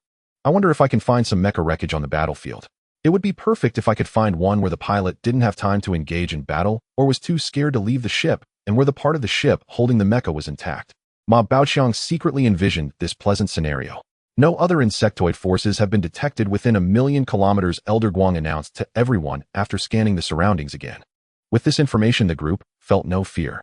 A mere dozen void-flying dragons were hardly a concern for them, and the starship charged straight towards the creatures. From a distance, it was clear that these void-flying dragons were remnants of a defeated force, most of their wings damaged, and some even having only half a wing left, yet they still fiercely lunged towards the starship. The laser cannons on the starship quickly extended, effortlessly annihilating the dozen or so void-flying dragons, and then they continued forward. The wingless silver sheath-winged insects struggled to leap from the metallic debris propelled by the unique properties of the cosmic void, using inertia to pounce towards the starship. Some even ignited the remaining fuel within their bodies with their biological engines, emitting tiny flames as they charged forward. Unfortunately, they were quickly hit by laser cannons one by one, instantly turning into charred remains in the void. The starship smoothly entered the battlefield area where the details of the shipwrecks became clearly visible. Several wrecked warships floated silently in the vacuum. The keel of Vanguard 3 was broken into 3 sections, and the composite armor was riddled with honeycomb-shaped holes. The edges of the cracks, corroded by the insectoid's acidic fluid, were still bubbling, and the occasional sparks dancing across the surface of the armor resembled the final nerve reflexes of a dying behemoth. On the largest fragment of the warship, amidst the starry dust, the half-melted electromagnetic cannon still maintained a firing posture with metallic droplets at the muzzle, preserving the remains of several silver sheath-winged insects' wings, seemingly narrating the fierce clashes of the past. A destroyer that had only its tail remaining had its metallic hull at the break rolling outward, filled with the familiar bone spears of the void-flying dragons alongside numerous claw marks. Another fragment of a destroyer, its cracks clearly torn apart by immense force, revealed complex mechanical structures and pipelines within. Once precise equipment parts were now in a state of ruin, with many components simply falling off, drifting nearby, like kites with severed strings spinning aimlessly and a few helpless threads swaying, as if silently accusing the fierce and brutal nature of this battle. At one moment, Ma Baoqiang seemed to see a human face-like depression emerging on a twisted armor plate, perhaps a final impact mark left by a crew member, but when he scanned it with his perception, it didn't seem to be. Perhaps it was merely a cruel illusion created by the light from a distant star. Some shattered ice and smooth metallic meteorites within the starry ring reflected distant light, casting eerie rainbows upon the wreckage of the warships, adding a touch of mystery and strangeness to the desolate battlefield. Inside a compartment of a broken destroyer, half a tube of unopened nutrient paste floated with ice crystals on the surface, embedding 3 bone spear tips of the void-flying dragons. Further away in the shadows of the starry ring dust, 12 unexploded interstellar missiles maintained a combat posture. Their navigation modules had been completely corroded by some biological acid, yet the red and blue warning lights beneath the acid stubbornly flickered, as if reminding people of the fierce battles that had occurred here. Originally, this battlefield should have been filled with countless insect corpses, but now only a few scattered silver sheath-winged insect shells gleamed like silver. The slain void satin worms' remains should have formed an electrified cloud stretching for miles, yet now not even a trace could be found. All organic debris had been reclaimed by the insectoids. Perhaps the wounded insectoids had just completed their final cleanup on this battlefield. Ma Xiaowang prioritized checking the larger wrecks of the warships. Ma Baoqiang communicated to Ma Xiaowang, understanding that the small debris was of no use to the current starship. Focus mainly on the command center cockpit and central command room of the warships. Lingzi, please assist by scanning to see if there are any surviving humans. Ma Baoqiang turned to Lingzi beside him. No need to look, there aren't any. Elder Guang and I have scanned the entire battlefield multiple times. Lingzi replied calmly to Ma Baoqiang, we have been battling this insectoid race for years. I am well aware of their habits. Whenever they win a battle, no organic material is left on the battlefield.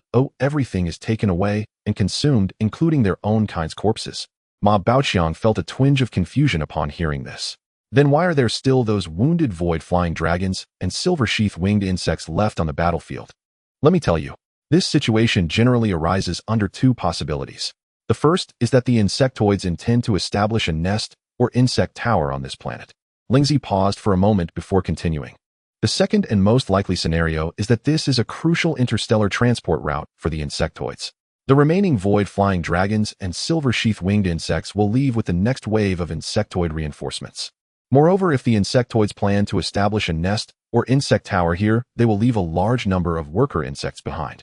The wreckage of these warships provides excellent metal materials for constructing insect towers. That insectoid force was merely in a hurry, which is why they only took the easily transportable organic materials. Ma Baoqiang pondered for a moment, and said, so it seems this place is quite dangerous. We should continue along the route of that insectoid force. That insectoid force was so eager to get moving, perhaps the human Wuzishan space station is still in human hands, and the insectoid offensive isn't going smoothly, which is why they are rushing to reinforce. Ma Baoqiang then thought of another puzzling question and asked Lingzi, according to your statement, this insectoid race is following our trail, but why are they attacking humans? Lingzi pondered for a moment before responding seriously. I've heard from the elders of our holy light spirit race that this insectoid race primarily evolves through material consumption. Perhaps the physical bodies of humans greatly aid in their evolution, which is why they launched an attack upon discovering humans. Let me tell you, as far as I know, this insectoid race will attack and consume any organic matter or living beings they discover. They do not specifically target only humans. In the cosmos, insectoids are the common enemy of all life. However, their reproduction rate is exceedingly rapid. As you can see, it hasn't been long since they followed us, and they have already established nests and insect towers. I believe there is no need to continue searching on this battlefield. Elder Guang and I have scanned multiple times. There are no living humans, not even corpses. Let us hurry and check the Wuzishan space station. Lingzi's words shattered Ma Baoqiang's last glimmer of hope. No trace of human presence could be found on this battlefield. Although Ma Baoqiang knew that there must be intelligent systems among the wreckage, he had no idea how to install them. Even if he found them, it would be futile. Moreover, he would have to slowly search through the wreckage, and if another insectoid force arrived, escaping would be difficult.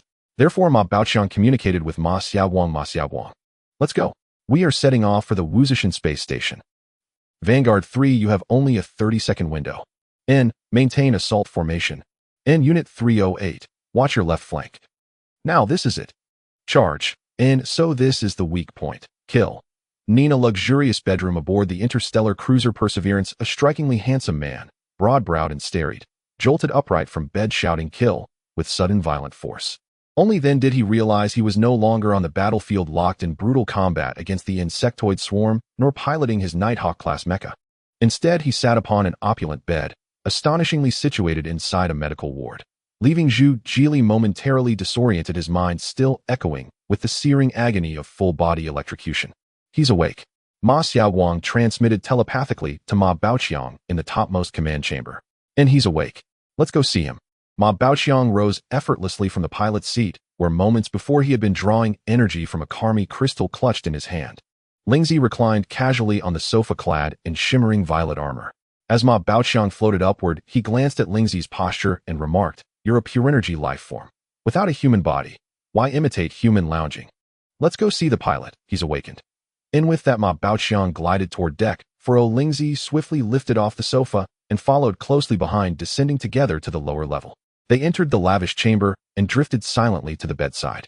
Zhu Jili, still seated on the bed lost in daze, startled abruptly as he noticed two figures materializing beside him. "Hello, I'm Ma Baoqiang, and this is Lingzi." Ma Baoqiang introduced himself, gesturing toward the figure in violet armor. "How are you feeling? Are you recovering?" Out of respect, for Zhu Jili was a fellow human alive and conscious, Ma Baoqiang refrained from probing his mind. And Zhu Jili snapped back to awareness and hurriedly replied, "I'm Zhu Jili. I feel reasonably well." "Where am I?" In Ma Baoqiang scanned Zhu Jili's body. The fierce crimson hue of his skin had faded, though blisters remained, likely to heal swiftly. Then he added, "You're aboard the interstellar cruiser Perseverance." With a subtle flick of his finger, he summoned icy energy to deactivate the holographic projection, revealing once more the sumptuous interior of the bedroom. At the name Perseverance, Zhu Jili stiffened in surprise. His classmate Li Yi also commanded an interstellar cruiser bearing that very name. He'd assumed it was merely homophonic, a different vessel altogether spelled with distinct characters. Yet once the hologram dissolved, the layout of this opulent bedroom matched exactly the one he remembered aboard Li Yi's cruiser. Doubt bloomed within him. He scanned the room carefully, then reached toward the nightstand, opened its drawer, and withdrew a tube of nutrient paste. Zhu Jili turned to the two figures by his bed and asked, "Is this Commander Li Yi's Perseverance?" The familiarity of the room's arrangement was uncanny. "The asteroid mining base, Commander Li Yi." To dispel ambiguity, Zhu Jili clarified deliberately. Ma Baoqiang had begun to speak, but paused, then corrected himself. "Yes, this is Commander Li Yi's Perseverance. Though Commander Li Yi has passed away, it now belongs to me." To prevent misunderstanding, Ma Baoqiang paused thoughtfully before explaining, "I was once a miner at that asteroid base. When I'd finished my shift and was returning, a catastrophic mining collapse claimed every soul there, except me. Lingzi found me and saved my life. Gurgle, gurgle. A hollow rumble rose from Zhu Jili's abdomen. His injuries were severe, beyond the reach of current human medical science. Yet for Lingzi, a being of pure energy, dispelling excess residual energy was effortless. Though that interference had been cleared, his damaged cells still required nourishment to regenerate. Though Ma Baoqiang had already fed him a bowl of broth simmered from chitin flesh of the insectoid hive mother, it proved insufficient. His body now craved abundant nutrients. We'll discuss the rest later. You've been unconscious for days. Your wounds remain unhealed. Rest a while longer. I'll prepare more broth. Ma Baoqiang spoke upon hearing the rumble, then drifted out of the chamber to prepare the broth in his own quarters. Lingzi remained hovering beside the bed and transmitted directly into Zhu Jili's mind. Are you part of the Wuzhishan Space Station Defense Fleet? Why were you there? And how did you encounter the insectoids? Na's voice pierced Zhu Jili's thoughts without warning. He glanced around wildly, then fixed his gaze upon Lingzi clad in violet armor. Are you speaking to me? Internally he wondered, could this be a psionic operative from the Kess Empire? Within our Youstar consortium, I've never heard of anyone possessing such telepathic ability. Greetings. Yes, I am Zhu Jili, captain of Squad 1/3 Platoon 3rd Battalion Wuzhishan Space Station Defense Fleet. Pausing briefly, he assessed his situation, then added, since his platoon's mission was not classified, we were dispatched to the YXG 2010 mining planet to expel space pirates and conduct rescue operations. En route back to Wuzhishan Space Station, near planet N502E, we encountered the insectoid swarm. That world remains seared into my memory. Their vector aligned precisely with ours. Their numbers were overwhelming. We fought while retreating, falling back to the planetary ring system to establish defensive positions. Ultimately, resistance collapsed. I let a breakout, yet I don't know the fleet's fate. Did Vanguard 3 break through the encirclement? His voice trailed off, haunted again by the carnage preceding his blackout. The odds had been devastatingly against them. Lingzi transmitted coldly directly into his mind. Aside from you, the entire fleet was annihilated. Not a single human survived. Its transmission carried no softening, no pause. Only the stark, unadorned truth. Zhu Jili was stricken with grief. He had fought with every fiber of his being, yet the fleet had been obliterated. Even his squadron commander, who had long watched over him, had perished. In the infinite void of space, humanity cannot survive beyond the hull of a starship or vessel. With the entire fleet gone, escape was impossible. In this age of the stars, across the boundless cosmos, humans and their warships are inseparable, truly sharing life and death as one. As Zhu Jili sank deeper into sorrow, Ma Baoqiang reappeared, floating in with a bowl of broth. Channeling energy, he held it suspended midair as he guided it gently to Zhu Jili's bedside. Freshly prepared, still hot. Eat slowly. Mind your tongue. Zhu Jili was immersed in sorrow when a bowl of fragrant meat porridge slowly floated before him, and he instinctively reached out to catch it. Gurgle, gurgle, gurgle. His stomach growled again at an inopportune moment. The images of his comrades still lingered in Zhu Jili's mind, yet the instincts of his body overrode human reason as his hands involuntarily lifted the bowl of porridge, and he began to eat heartily. By the time he came to his senses, a bowl of porridge had already vanished down his throat, and his tongue instinctively reached out to lick the grease from his lips. Would you like more? I made extra this time, Ma Baoqiang said after seeing Zhu Jili completely disregard the heat of the porridge and finish the entire steaming bowl in one go. Feeling a bit embarrassed, Zhu Jili returned the bowl to Ma Baoqiang and said, if you can ID like another bowl, thank you. A forced stiff smile barely appeared on his handsome face. It was evident that he was someone who rarely showed a smile. After all, as a soldier, he had long maintained a serious expression and seldom had the opportunity to smile. Don't be polite. There's plenty more, Ma Baoqiang said as he raised his hand, and the bowl floated beside him. Then he carried it out of the room. Before long, another steaming bowl of meat porridge floated in front of Zhu Jili.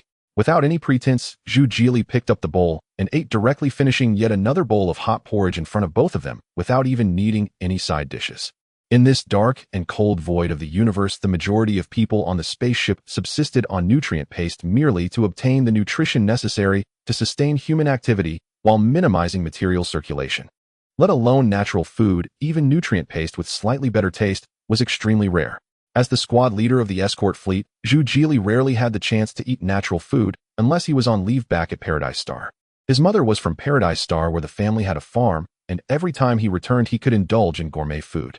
According to his mother, his father was a soldier in the corporate Interstellar fleet, and when his parents fell in love, his grandfather strongly opposed it, because the Interstellar fleet spent long periods adrift in the void of space, rarely returning to the planet. Ignoring her father's opposition, his mother privately pledged her life to his father. However, the longest holiday for the interstellar fleet was usually only 6 months.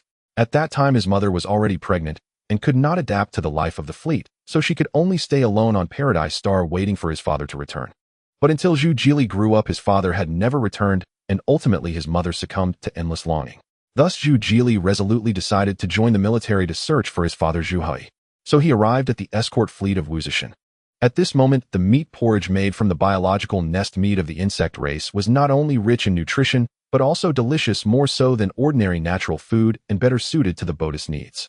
Thus, even Zhu Jili, a seasoned soldier with a strong will, couldn't help but devour 2 bowls in a row. Seeing Zhu Jili finish again, Ma Baoqiang took control of the energy and directly retrieved the bowl and chopsticks from Zhu Jili's hands, saying, "All right, you just woke up and shouldn't eat too much. Now take a rest. I will check on you later." After saying this, he turned around with the bowl and chopsticks and then told Lingzi, "Let's step outside for a bit, let him rest, and I can go eat something too. I haven't eaten for a few days either." To be honest, the meals made from insect race biological nest meat are rich in nutrition and filling. If I hadn't smelled this aroma today, I wouldn't have felt hungry at all. As Ma Baoqiang spoke, he floated back to his room with the bowl and chopsticks.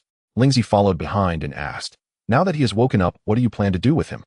Should he stay on the interstellar cruise ship, or will you drop him off at the Wuzishan space station?" Ma Baoqiang did not respond to Lingzi immediately. Instead, he first placed the bowl and chopsticks into the sink, then took out his own bowl and chopsticks, filled the bowl with porridge, and started eating, saying, "You know, this porridge made with insect race biological nest meat is incredibly fragrant even without any seasoning." After eating almost half a bowl, Ma Baoqiang slowed down and slowly said, "First, thank you for saving me and allowing me to become a member of your sacred radiant race. But I mentioned before that I grew up as a human in my past life, and now I want to continue living as a human." He took a few more bites, looked up at Lingzi, and asked, "So can I keep him?" After all, keeping Zhu Jili might expose Lingzi and others as pure energy beings. Lingzi, after hearing this, casually replied, "What big deal is that? If you want to keep him, then keep him. In this void of the universe, where else can he go?" Ma Baoqiang sighed in relief and said, "This is the best outcome. On this interstellar cruise ship, there are many things we don't understand, and we need his guidance. If you agree to let him stay, that would be perfect. Let me tell you, this is really not a big deal. Now that you are a member of our sacred light race, you should be more generous. Our sacred light race can traverse the entire universe freely. You humans have yet to leave this star river spiral. What is there to worry about?" Lingzi spoke with a hint of pride, floating in the center of Ma Baoqiang's room, her purple armor gently rising and falling. Ma Baoqiang could finally enjoy his porridge with peace of mind. After finishing this bowl, he poured all the remaining porridge from the pot into his bowl, and just as he was about to sit down again to continue eating, his stomach suddenly ached, as if urging him, "I've eaten too much today, or I need to digest a bit to make room for you." Although his stomach couldn't speak, Ma Baoqiang understood its meaning. Ma Baoqiang put down his bowl and chopsticks and flew towards the bathroom in the luxurious bedroom. The toilet on this interstellar cruise ship was a luxurious, pure metal creation. When he lifted the lid, even the sitting position was ergonomically designed, making it extremely comfortable to sit on, fitting snugly and with a slight suction. Ma Baoqiang finally felt relieved after using the toilet, and then he instinctively reached out to touch the wall, only to find it completely empty. The smooth metal walls in the bathroom were like mirrors with only this high-tech toilet.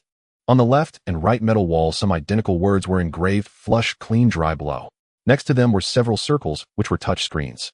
The interstellar age has reached such a level of paperlessness that even going to the toilet doesn't require paper anymore, Ma Baoqiang muttered to himself as he touched the buttons on the wall one by one. Ma Baoqiang experienced the 5-star treatment of his past life. After using the toilet, the automatic service for specific parts of his body was precise and efficient, even assisting him in standing up. After returning to his room, Ma Baoqiang continued his eating endeavors, not even needing to wash his hands, as the nutritious meat from the insect race's nest could not be wasted. After eating, he tidied up the room and scanned the room across the corridor where Zhu Jili was. Perhaps due to his injuries, Zhu Jili had fallen into a deep sleep again after finishing his meal. Thus, Ma Baoqiang and Lingzi returned to the top-deck control room together, where the interstellar cruise ship continued to be piloted by Ma Xiaoguang, heading towards the Wuzishan space station, while they needed to trouble the Elder Guangxu to conduct reconnaissance at all times. Through the vast expanse of cosmic void, the interstellar cruiser Perseverance advanced steadily along its pre-charted stellar route. No insectoid life forms had been encountered since. Inside the cruiser's command chamber, Ma Baoqiang set aside a Karmi energy crystal. Having just completed an absorption cycle, a deep sense of satiety rippled through his soul. Just as humans require time to digest food, the soul possesses a finite capacity for energy absorption. Each intake must be metabolized before the next can commence. Ma Baoqiang turned his gaze toward Lingzi, who hovered nearby. Their amethyst-plated armor rose and fell gently, its surface pulsing with rhythmic violet light. Curiosity stirred within him, and he asked Lingzi, "Your energy reserves must be significantly depleted. We have Karmi energy crystals here. Why do you not absorb them? Did you not say that only active absorption enables rapid growth and recovery?" The violet luminescence across Lingzi's armor paused momentarily, then resumed its measured rhythm. Simultaneously, Lingzi transmitted a voice directly into Ma Baoqiang's mind. "These few Karmi energy crystals are best reserved for you and Ma Xiaoguang. To me, and to Senior Guangshu, they are negligible. Let me tell you plainly, I can absorb 3 or 4 of the largest grade Karmi crystals in a single session. What you hold now would vanish after only a handful of such absorptions.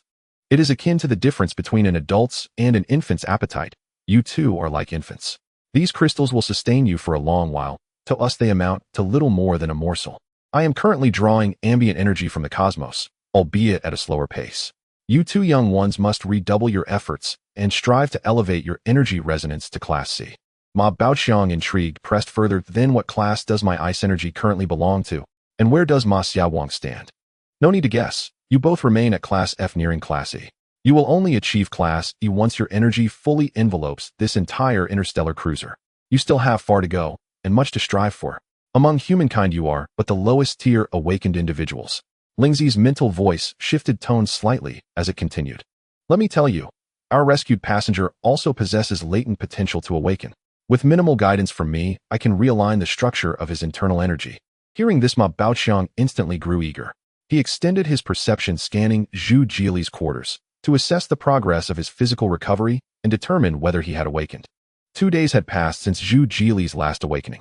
Perhaps Ma Baoqiang's probing energy had triggered a response. Just as Ma Baoqiang carefully scanned the cellular damage within Zhu Jili's body, the man abruptly awoke. This time his injuries had healed considerably. Most of the blisters on his skin had vanished, leaving only a few, now markedly smaller. Not descending to meet him, Ma Baoqiang instead transmitted telepathically, "If you feel well enough, take a shower and join us in the command chamber. We have much to discuss." Zhu Jili had already heard such telepathic communication upon his previous awakening, so he felt no shock. Calmly, he drew back the blanket, only to realize he was completely naked.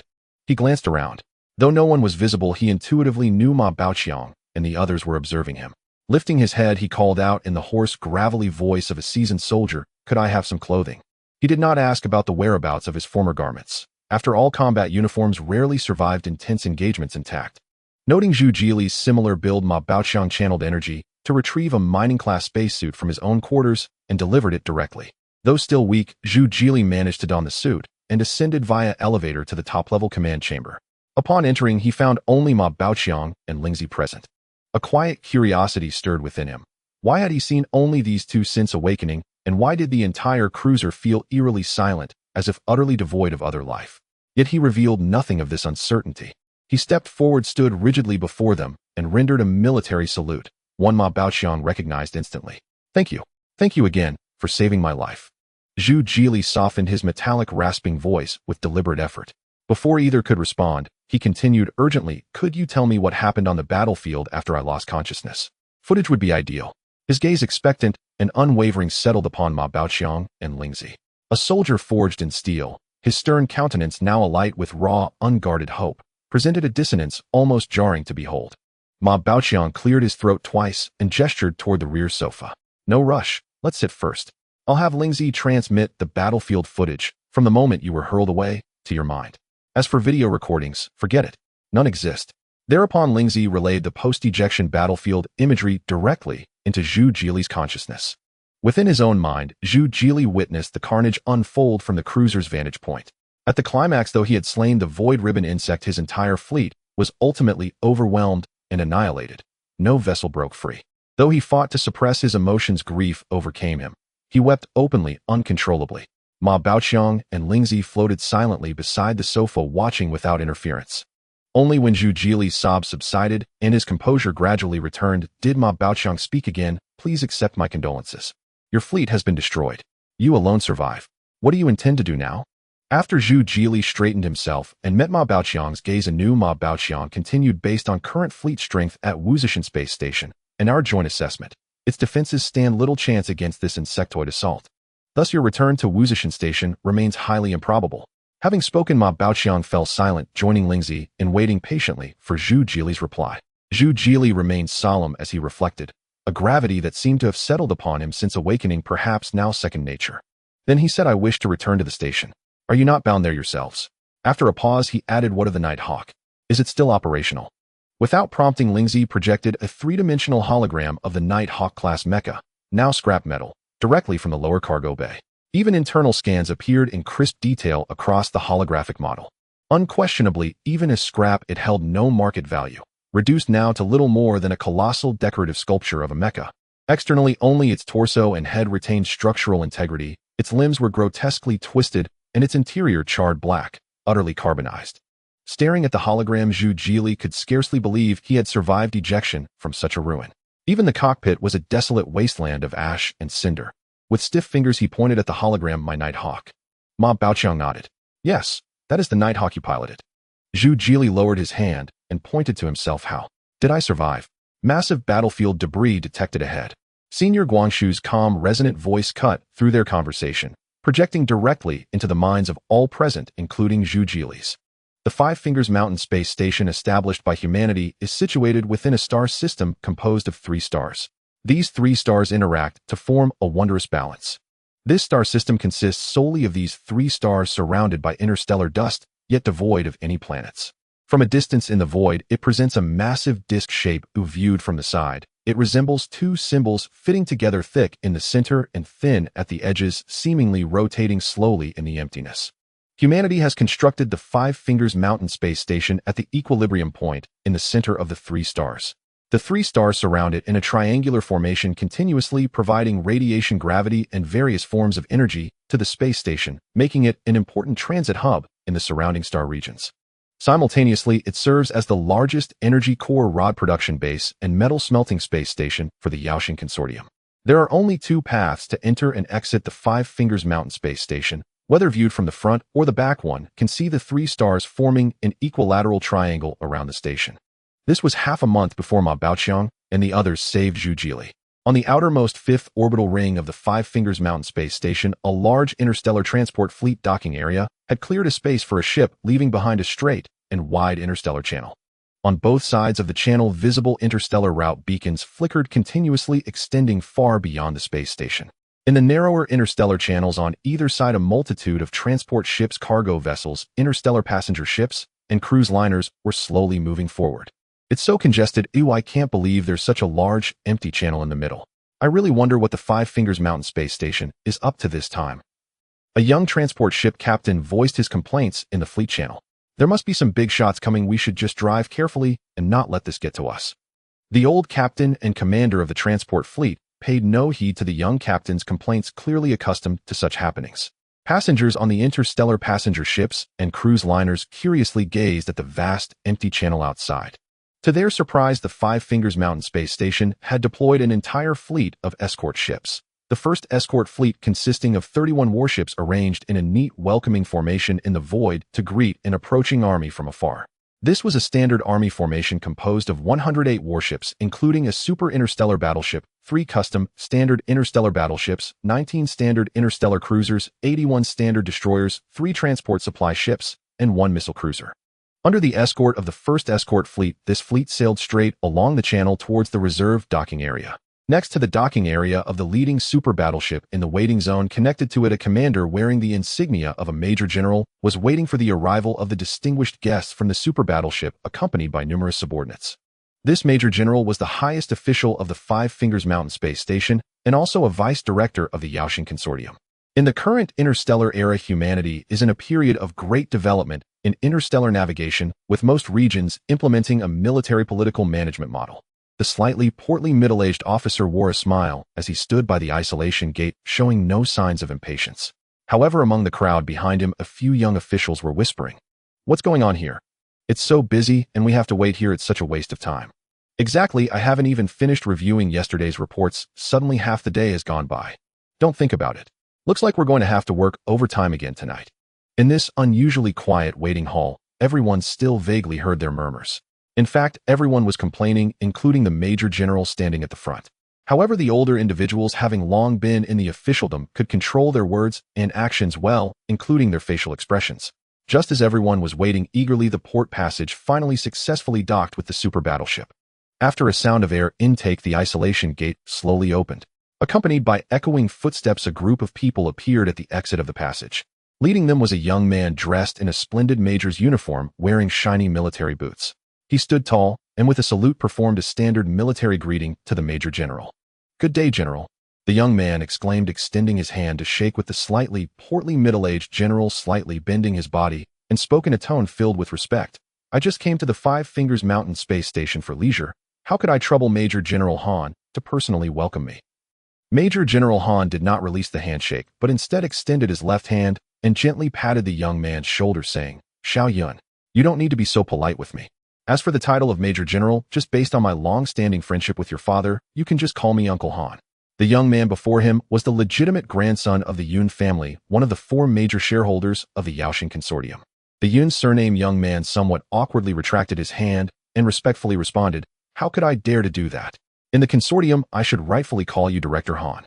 However, since I am currently in the military, I can only refer to you as Major General." Major General Han still wore a smile, stepping aside to let him pass through the passage, saying, "This is not within the consortium. This is the Five Fingers Mountain Space Station, my territory. Here, just call me Uncle Han. Don't worry about those formalities." As he spoke, he walked alongside the young man through the passage, arriving at another docking area, boarding the internal shuttle of the space station. Major General Han personally led the Yun surname young man to the most luxurious seat in the front row.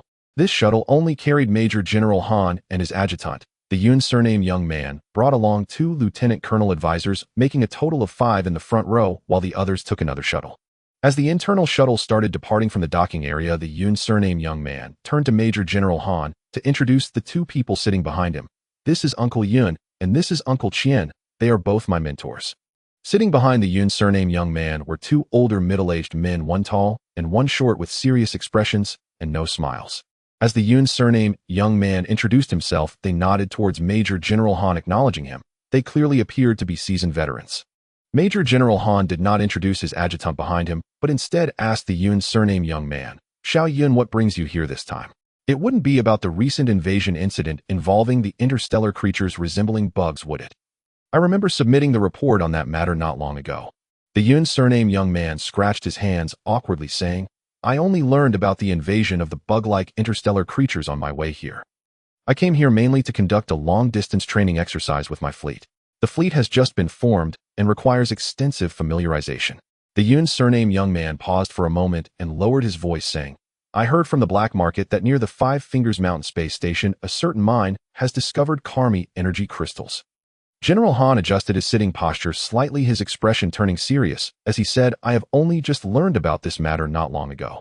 Currently under investigation, it remains unclear which mining area has discovered precious Carmine energy crystals but failed to report it, instead opting to sell them privately on the black market. If I catch them, they will face severe punishment." His tone was clearly filled with anger. As soon as he finished speaking, General Han shifted his tone to a lighter one, saying, "Let's not talk about these disheartening matters. Xiao Yun, this is your first time at Wuzishan Space Station, so you must take the time to visit. It is a great miracle created by humanity in the interstellar era." Speaking of Wuzishan Space Station, it truly deserves to be called a miracle structure in the cosmic void after humanity entered the interstellar era. It is precisely located at the balance point of an equilateral triangle formed by 3 stars, cleverly utilizing the various energies released by these 3 stellar systems. The space station is divided into 5 layers. The core area serves as both the control center of the space station and the production factory for the energy core rods. The other 4 layers form a circular orbit around this central area. Counting from the inside out, the second layer's circular orbit is filled with various research institutes and living quarters for researchers. The third layer's circular orbit is primarily an ecological park, providing all the necessary resources for human survival, not only within the space station, but also for all those in nearby mining areas and small space stations. Moving outward, the 4th layer's circular orbit houses or refining factories and various commercial factories, making it one of the industrial production bases of the Yaoxin Consortium. At the same time, it serves as the second layer of defense for Wuzishan Space Station, featuring a medium-sized interstellar port and acting as the home port for the station's escort fleet. The outermost fifth layer's circular orbit integrates various economic, trade, and tourism areas with ports for both military and civilian ships. This layer also functions as the main external defense layer of the space station, equipped with terrifying phase quantum space cannons type 3 Judicator space cutting cannons, as well as various electromagnetic and laser cannons. General Han pointed to the magnificent orbital star rings outside the panoramic window of the shuttle, detailing the purpose of each layer to the young man surnamed Yun, saying it is precisely because the space station, including its core, is composed of 5 layers of circular orbits with different energies that it is named Warship Space Station. As the two chatted, the shuttle carried everyone toward the ecological park on the third orbit. Typically, after humans travel long distances through the cosmic void, upon arriving at a space station or planet, they will take a moment to adjust and rest in the ecological park above. Therefore, shuttles frequently travel between each circular orbit of the space station. Incoming transport ships, interstellar cruise ships, and interstellar passenger ships are not allowed to enter beyond the 4th layer's circular orbit and must take the internal shuttles of the space station. As the shuttle carrying several people crossed the 4th layer's circular orbit, an urgent communication suddenly came through the shuttle's communicator, its urgency so great that it automatically connected without the agreement of those on board. A 3-dimensional image of a soldier projected before the group. He was the captain of the 2nd Squadron of the Warship Space Station's escort fleet. The 2nd Fleet of Warship Space Station is responsible for patrolling the routes leading to various mining bases in front of the station. The 1st Fleet generally patrols the 2 routes leading back to the Paradise Star system. The visit of the young man surnamed Yun to Warship Space Station had already been communicated a month ago, so after the 1st Fleet returned from patrol, they intentionally stayed for a few days to welcome him. As for the 3rd Fleet, except for the 3rd Squadron, the others are on leave. Report. A large number of insectoid creatures are flying towards our space station. Without waiting for a response from the others, the captain of the 2nd Fleet changed the scene, projecting a view of the distant void where countless insectoid forms surged like a tide towards the Warship Space Station. In the dark void behind, countless shadows continued to surge. The 2nd Fleet was resisting the attack while slowly retreating.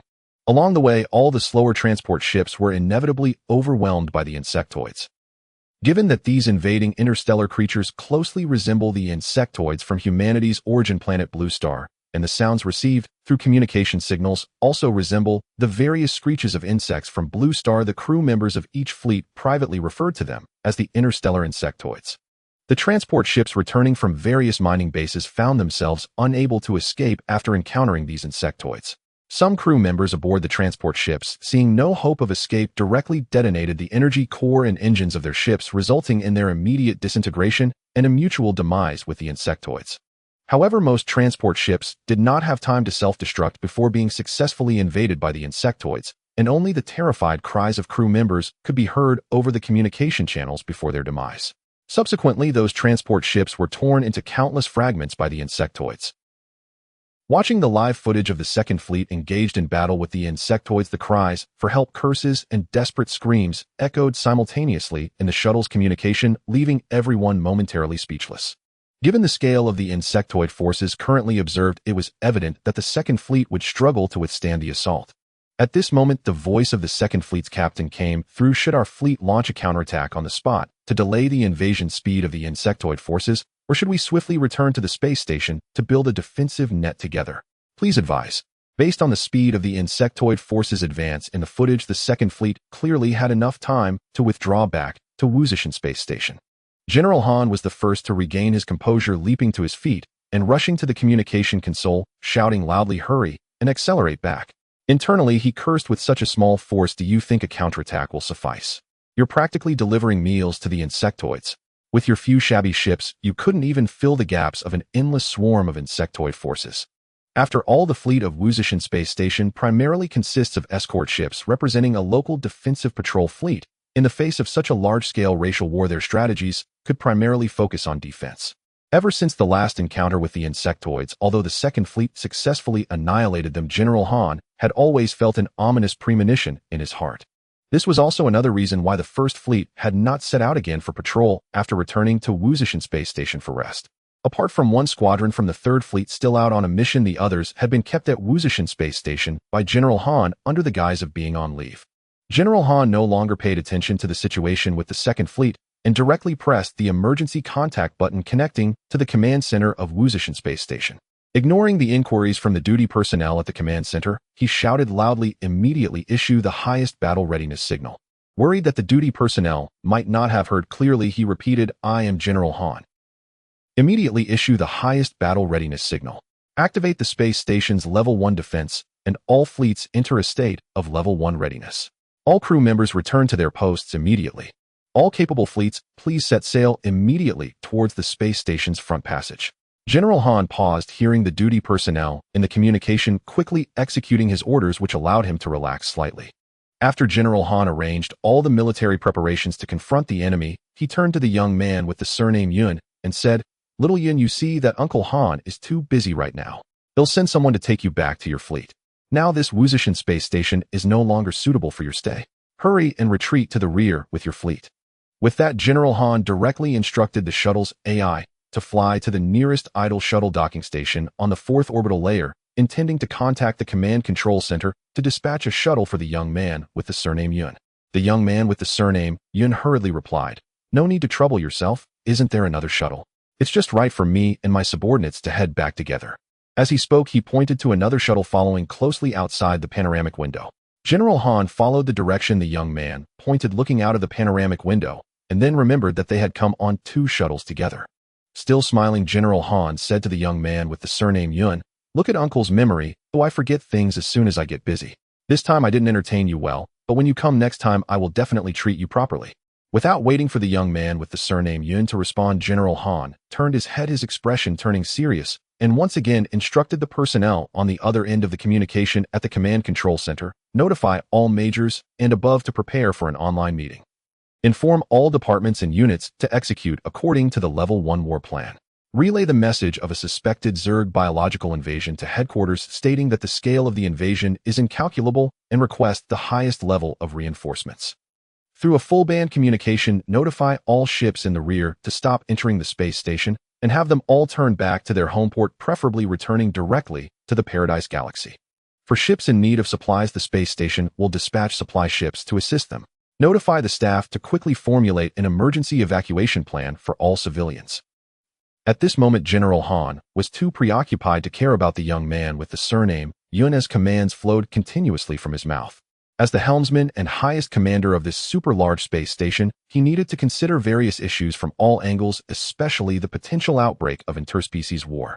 This group, resembling Zerg, seemed to have appeared out of nowhere, or perhaps this Zerg species had mastered the ability or technology to move swiftly through the cosmic void.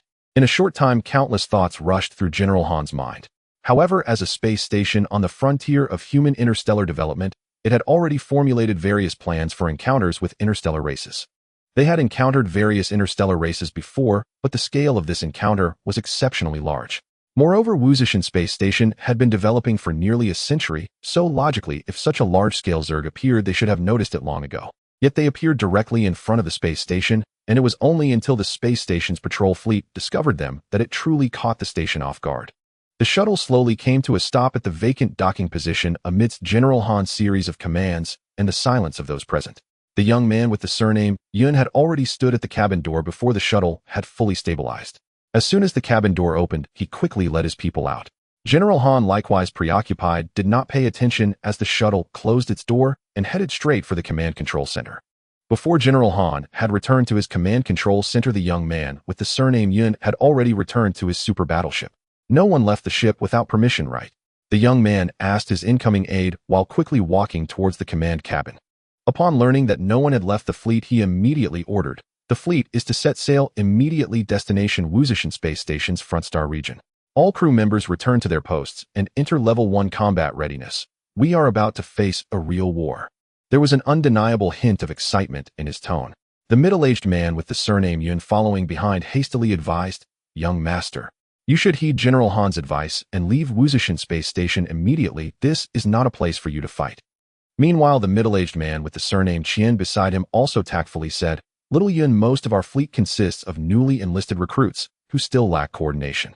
We should first train by dealing with interstellar pirates. Facing interspecies war right away may be too much for many newly enlisted soldiers to adapt to." However, the young man with the surname Yun quickened his pace ahead, waving his hand and saying, "The fleet has been formed for almost a year now, though I believe we are fully capable of handling any war. The two middle-aged men tried to come up with various arguments to dissuade the young man, but he rebuffed them all. Upon reaching the battleship's command cabin, the two middle-aged men wanted to say something more, but the young man with the surname Yun directly interrupted. "Uncles, there's no need to say more. The image just now was seen by both uncles, and if we leave without care it would be very difficult for Wuzishan Space Station to hold its ground. Looking at the scale of the Zerg, it is evident that we may be facing an entire race." The young man with the surname Yin, disregarding the objections of the two middle-aged men, resolutely stepped onto the front lines to confront the Zerg. A whole fleet of standard legions slowly sailed out of Wuzishan Space Station, stopping just 1,000,000 kilometers ahead, swiftly forming a battle formation.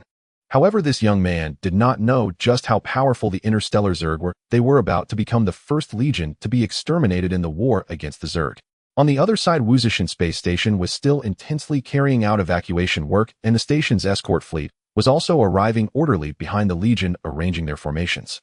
The second fleet of the space station returned just a few hours earlier than the Zerg's advanced troops to the station, and then went straight to the fifth layer port for resupply. Before long, the Zerg troops followed closely with dozens of biological nests, hundreds of void ribbon worms, hundreds of sea anemone mother worms, and countless void dragons overwhelming the area. Among the swarm, there were also several special eye worms and void tank worms resembling turtles with extraordinarily thick shells.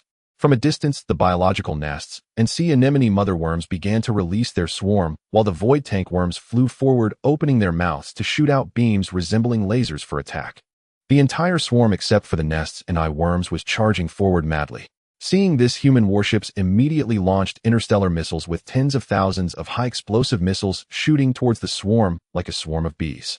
However, few could hit the Zerg troops, as most missiles were intercepted by biological rays resembling lasers shot by the jellyfish-like void jellyfish worms. These void jellyfish worms were carried by sea anemone mother worms, and like void dragons, void self-exploding worms and silver-sheathed winged worms did not possess the ability to travel through the void.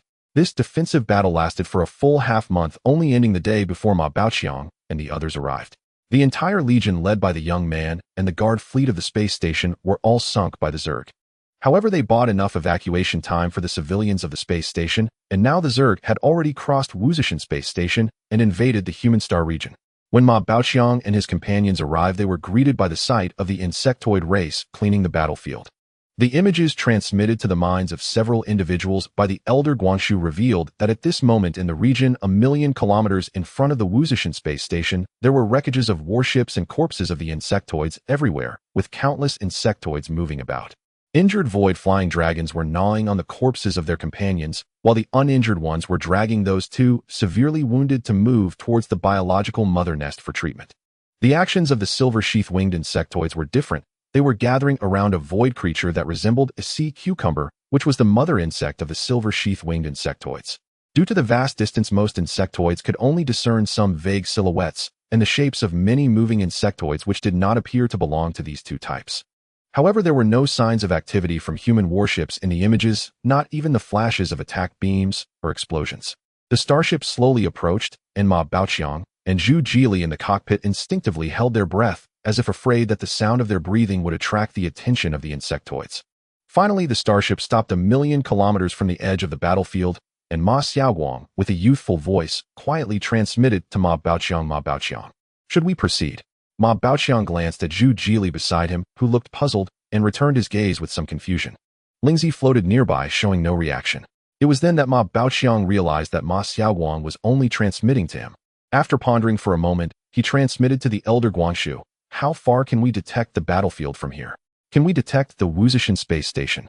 Currently, with the assistance of Lingzi's spacecraft, the farthest detection distance is approximately 1.2 million kilometers, and through optical range finders, it has been confirmed that the entire battlefield covers an area exceeding 1,000,000 kilometers. Unless the starship enters the battlefield, we cannot ascertain the specific conditions of the Wuzishan Space Station, Elder Guanshu replied in a calm voice, shattering Ma Baoqiang's hopes. However, we can proceed slowly. "Oh, I have detected that the insectoids are cleaning the battlefield starting from the edges. It seems the human race has been defeated." Ma Baoqiang then transmitted to Ma Xiaoguang, "Just start the engine, and then shut it down. Let's drift by like a meteor. Given the situation, it seems you might not be able to return to the Wuzishan Space Station. Has the Yaoxing Consortium reinforced this place?" "I'm not sure. I was busy hunting pirates. This mission took half a year," Zhu Jili replied, equally puzzled. The starship glided through the void like a drifting meteor, slowly approaching the battlefield star region in front of the Warship space station. It took the starship 2 days to cover the million-kilometer distance. By this time, the insectoids had finished cleaning the battlefield and had entered the Warship space station. Only a small number of void-flying dragons and advanced engineering insectoids capable of moving in the cosmic void remained in the battlefield. From the current state of the battlefield, it seemed the insectoids indeed had little interest in human creations. They were only interested in organic matter. All the corpses of the human race and the insectoids on the battlefield had been collected and taken away. At this moment, those advanced void engineering insectoids were meticulously gathering various organic materials left in the crevices, leaving no stone unturned. The starship finally blended into the wreckage of warships, nearly shutting down all power and energy, appearing to the insectoids like a relatively intact warship wreck. Ma Baoqiang and the others used the scanning reconnaissance perspective of Elder Guangshu to observe the entire battlefield. They saw the wreckages of human warships drifting chaotically. The void-flying dragons were searching everywhere to see if there were any surviving humans. The reconnaissance perspective slowly moved towards the Warship space station. The 4th and 5th circular orbits of the space station were the main defensive layers, which had now been shattered by insectoid attacks, with most of the wreckage falling towards 3 stars and being incinerated by their intense heat. However, the next observational perspective did not continue to probe deeper into the Warship space station to investigate the inner 3 orbits. Elder Guangshu's ever-steady voice resonated in everyone's minds. We cannot continue to probe inward. At the same time, an image appeared in everyone's minds, revealing a massive void-eye insect floating on the shattered 3rd orbital ring. At this moment, Lingzi transmitted an explanation. Let me tell you. This is the void-eye insect of the insectoids, with a high-level reconnaissance range of up to 1,000,000 kilometers. Especially this particular void-eye insect, which is of a very high rank among them, is extremely sensitive to the reconnaissance of our Holy Light Spirit clan. As long as Elder Guangshu's reconnaissance skin lingers on it for a moment, it will likely detect our presence. Let me tell you, there is no need for us to continue probing. Given the current situation, it is evident that your human race's Warship space station has already been defeated. Let me tell you, Zhu Jili, you can only stay on the Perseverance now. But don't worry, I can guide the energy within you, helping you become a superhuman with special abilities. So joining us is still a promising path. Lingzi directly transmitted to Zhu Jili. Zhu Jili was still immersed in the sorrow of the Warship space station being breached by the insectoids, not fully contemplating Lingzi's words, but when Lingzi mentioned he could only stay on the starship, he naturally accepted. His gaze remained fixed on the panoramic window, observing the chaotic battlefield filled with countless broken warship wrecks. Among those wrecks, a damaged mech stood out prominently. The mech's shell bore a strikingly damaged cloud insignia, painted in a blood-red hue, which appeared particularly vivid under the illumination of 3 stars in this wrecked battlefield. Although the mech's engine had long been extinguished, it still maintained an aggressive posture. Zhu Jili gazed at the bright red cloud insignia, murmuring to himself, why would someone from the Yun family be here? Ma Baoqiang followed Zhu Jili's gaze and also saw the mech, which though damaged still exuded a powerful presence, and asked, do you recognize that mech? Or do you know its pilot? Zhu Jili came back to his senses, but his gaze remained on the mech, replying, no, I recognize the insignia. This is the insignia of the Yun family, a prominent family within the consortium. I found something interesting. At this point, Lingzi transmitted to both of them. Simultaneously, an image of a half-wrecked small transport ship appeared in their minds. Lingzi explained, I sensed a strange energy fluctuation in this half-wreckage. It seems there are surviving human superhumans inside. Ma Baoqiang heard Lingzi's transmission indicating that there might still be human survivors on the half-wreckage of the transport ship, and quickly transmitted to Senior Guangzon. Senior Guangs, could you help me scan the wreckage of that transport ship in detail? Senior Guangs did not respond, but directly transmitted the detected images into the minds of several people. Indeed, within the wreckage of the transport ship, there were 2 small figures huddled together. Senior Guangs reminded in a steady voice, if you plan to go for the rescue, you must act quickly. I detect that the energy layer surrounding their bodies is about to deplete and vanish. At that time, they will be exposed to the perception of the insectoid race. Ma Baoqiang pondered for a moment and transmitted to Ma Xiaoguang. Calculate the optimal route while minimizing the number of engine starts. Do you understand what I mean? Ma Xiaoguang replied with a youthful voice, I understand. It is to reduce the number of engine starts, lowering the risk of being discovered by the insectoid race, while getting as close as possible to that transport ship wreckage to rescue the 2 surviving children inside. After responding, they quickly entered a tense calculation phase. Lingzi and Senior Guangs also joined in to collaboratively plan the route. To ensure Ma Baoqiang and Zhu Jili understood the planned results clearly, Lingzi's purple armor projected a 3-dimensional map once again. From the position of the interstellar yacht to the wreckage of the transport ship, all the debris of warships was clearly projected, and the floating trajectories of each piece of wreckage were displayed in real time. Fortunately, there were no insectoid activities between Ma Baoqiang's interstellar yacht and the wreckage of the transport ship. Soon they finalized the route.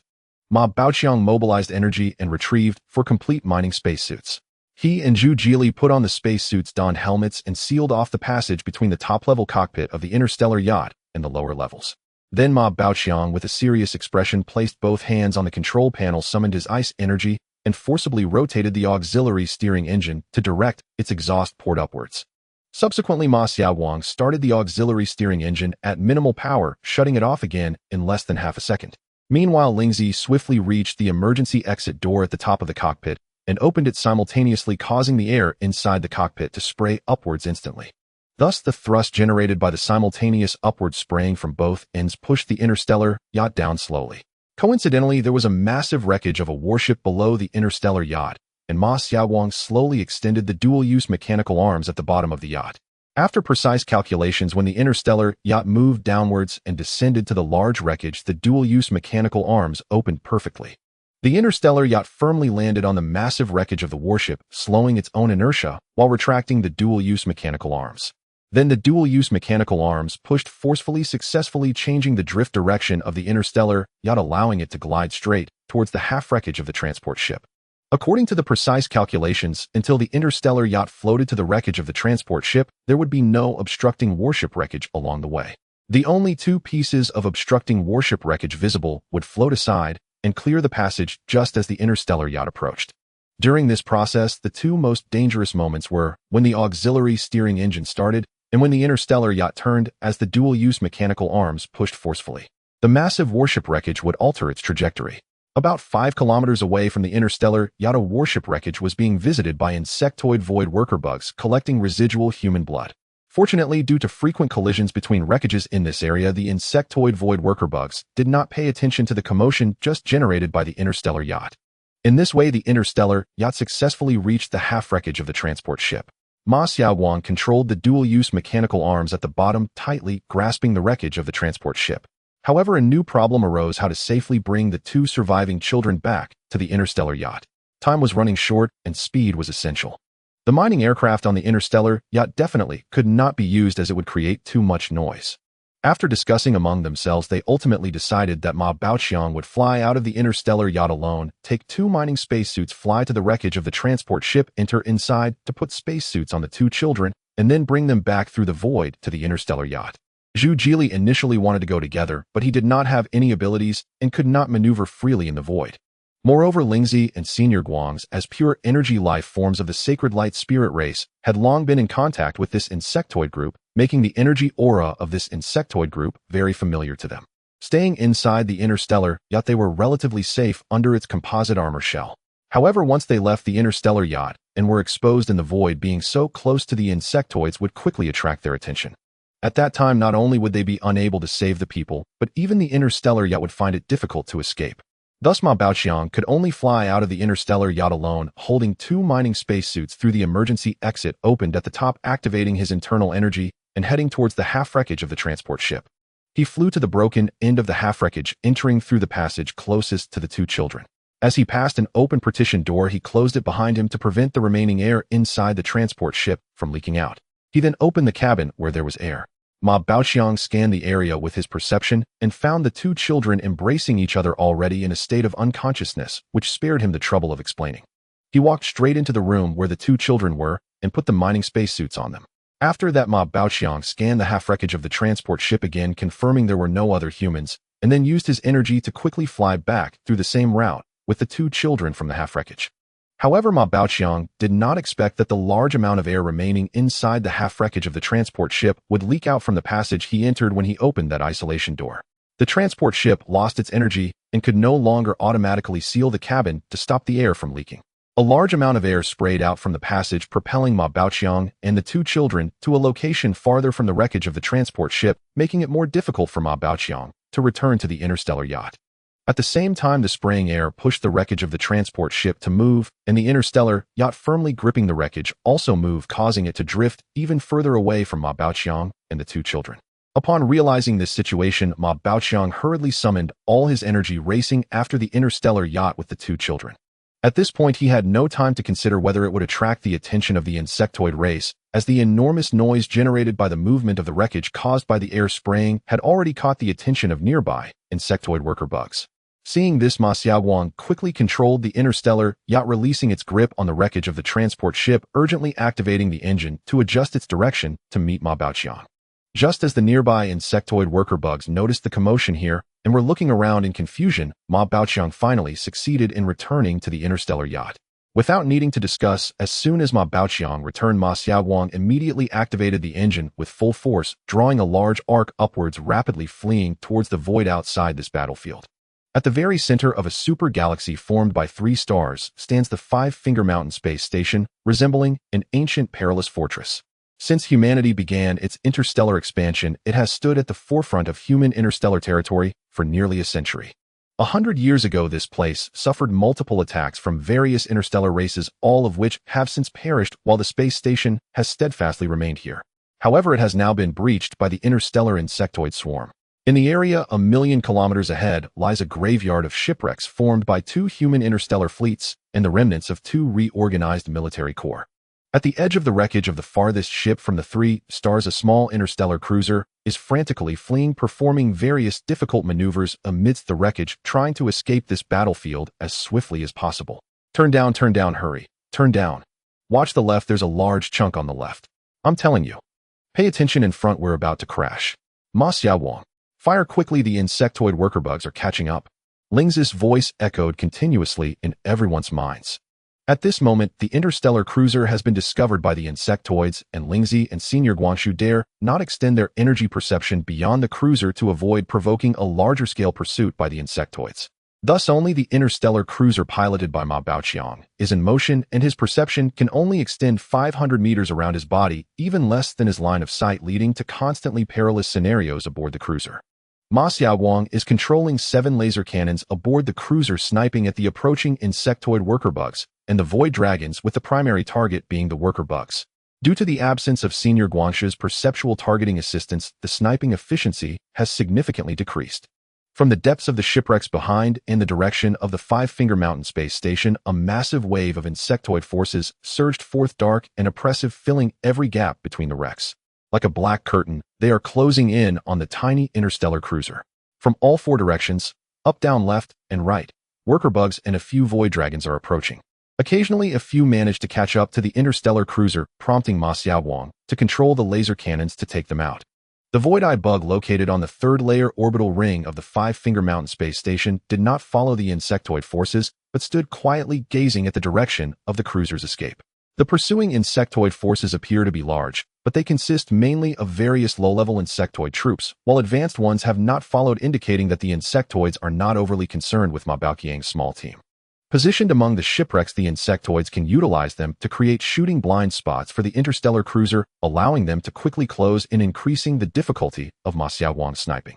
This caused the worker bugs to slip through the sniping net Ma Xiaoguang had built with 7 laser cannons, successfully lunging at the cruiser's repulsive shield. However, it was precisely because of the obstruction of the repulsive shield that Ma Xiaoguang was afforded the time to adjust the cannon muzzles, preventing any insectoid from successfully breaching the shield.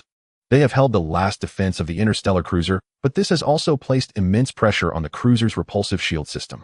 Fortunately, Ma Baoqiang's interstellar cruiser is now at the edge of the entire battlefield wreckage, about to burst out of the debris zone. In dealing with the cruiser's repulsive shield, the insectoid worker bugs have demonstrated formidable offensive power.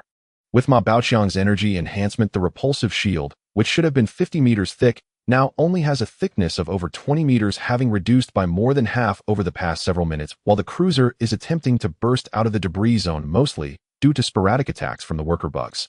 If they were facing void dragons, there would be no need for excessive concern. When the interstellar cruiser carrying 2 ferocious worker bugs finally successfully broke out of the shipwreck zone, Ma Baoqiang and the others could finally breathe a sigh of relief. Ma Xiaoguang effortlessly eliminated the 2 brutal insectoid worker bugs with the laser cannons, then prepared to dash directly into the void outside. Unexpectedly, they plunged headlong into a swarm of void dragons, causing the relief in everyone's hearts to hang in suspense once again. This group of void dragons flew directly from the edge of the battlefield into the cosmic void, then circled back to snipe the interstellar cruiser. To Ma Baoqiang's relief, he had not yet retracted the enhanced energy, the cruiser's repulsive shield still existed, and the cruiser's engines were still operating at full power, maintaining a speed that had not noticeably decreased.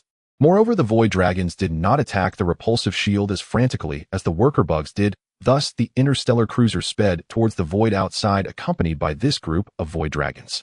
Gradually distancing itself from the massive insectoid swarm still trapped in the battlefield wreckage, this large insectoid force was unable to catch up to the interstellar cruiser. The individuals aboard the interstellar cruiser could not afford to pay attention to the massive insectoid force behind. They were fully focused on dealing with the void dragons before them. With only about 20 meters left of the repulsive shield's thickness, it is gradually being worn down by the attacks of the group of void dragons. Advanced void dragons are firing bone spears at the repulsive shield. Although each shot can only penetrate a few meters inward, it is still causing the cruiser's repulsive shield system to gradually collapse. In desperation, Ma Baoqiang had to allocate all energy to the repulsive shield and laser cannons, abandoning any enhancements to the cruiser's engine, causing its speed to slightly decrease under the sniping of the void dragons. Although the interstellar cruiser had escaped the battlefield area, it remained under the watchful gaze of the huge eye bug of the insectoids. Lingzi and Senior Guangshu could only take over the operation of a few laser cannons from within the interstellar cruiser to alleviate Ma Xiaowang's pressure. Zhu Jili did not play much of a role. He could only close the emergency hatch above and then watch over the two children. Despite the improved efficiency of the laser cannons attacking the void dragons, eliminating some of them, the repulsive shield system ultimately collapsed. The remaining void dragons swarmed up, climbing onto the exterior of the interstellar cruiser and attacking with all their weapons. Ma Baoqiang redistributed his energy to enhance the laser cannons and the engines, but even with full power firing, the laser cannons were quickly destroyed under the fearless attacks of the void dragons. Although the speed of the interstellar cruiser increased once more at that moment, it felt like a lamb awaiting slaughter, having lost all means of counterattack. As for the cruiser's main cannon, electromagnetic cannon, it was not worth considering as it posed no threat to the void dragons already clinging to it. Ma Baoqiang and Ma Xiaowang utilized their perception to conduct a comprehensive scan of the entire interstellar cruiser. Finally, the exterior of the interstellar cruiser was being torn apart piece by piece by the void dragons, with a significant amount of air leaking out and many items from within the cruiser being swept away. At this moment, only the bottom of the interstellar cruiser was still holding out stubbornly because it was equipped with 6 landing gear-type, dual-use mechanical arms that were exceptionally robust. Under Ma Xiaowang's control, these mechanical arms attacked the void dragons, leading to an intense struggle between the two sides. Currently, only the shell of the cargo hold layer at the bottom of the starship remains relatively intact thanks to the 6 multifunctional mechanical arms at the bottom. At this moment, the number of void dragons has dwindled to just a few, perhaps only a dozen left. Furthermore, some void dragons have already begun to burrow into the interior of the starship. Suddenly, a chain of fire flickered within the starship, swiftly wrapping around a void dragon. In the blink of an eye, the intruding void dragon was engulfed in raging flames, and before long, it was reduced to a charred corpse. Immediately afterward, a fiery cone shot towards another void dragon, piercing directly through its abdomen, resulting in yet another charred corpse appearing. Lingzi ultimately could not resist taking action. Perhaps they had exceeded the observation range of the void eye bug, or maybe the subsequent massive force of the insect race was unable to catch up with the starship, making it difficult to inflict substantial damage. In any case, the huge swarm of insects ceased their pursuit outside the battlefield. The people inside the starship noticed that the pursuing swarm did not follow them, nor take any further action, merely allowing the dozen or so void dragons to continue their assault on the starship. However, with Lingzi's assistance, any void dragon that invaded the interior of the starship was eliminated one by one. Some void dragons attempted to launch an attack from the rear engine of the starship. The tail flames ejected by the starship's engine could be described as a flame weapon more powerful than a flamethrower, albeit with a slightly shorter attack range. Thus, a self-conceited void dragon paid a painful price for its recklessness, as its entire head was instantly reduced to ashes. Meanwhile, the edge of the starship's engine had become incredibly sturdy due to the enhancement of Ma Baoqiang's ice energy. After several void dragons' attacks yielded no results, seeing their companions had invaded the interior of the starship, they turned around and followed them inside, ultimately meeting their demise at Lingzi's hands. When the last 2 void dragons sensed danger and prepared to flee the starship, 2 chains of fire emerged from the cracked shell of the starship, swiftly dragging the 2 void dragons inside, where they were subsequently incinerated. At this point, Ma Baoqiang and the others finally let out a sigh of relief. The starship had finally escaped the peril. Although the starship was no longer under attack from the insect race's void dragons, its condition remained dire. Completely relaxed, Ma Baoqiang sat in the pilot's seat, using his sensing abilities to scan the entire starship. The entire starship's shell had sustained 13 areas of damage, the most severe being the 2 hatches where the electromagnetic cannon was located. Since the hatches could be opened, they had been completely torn apart by the void dragons, leaving the twisted doors standing and exposing the electromagnetic cannon, with several system modules missing.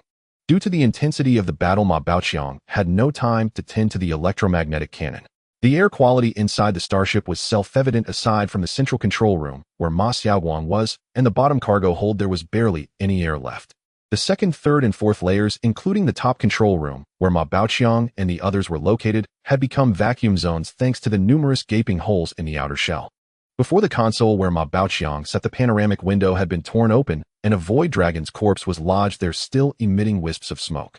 Ma Baoqiang and Zhu Jila's luxurious bedroom had not escaped unscathed, with only the metal parts connecting it to the ship remaining immovable.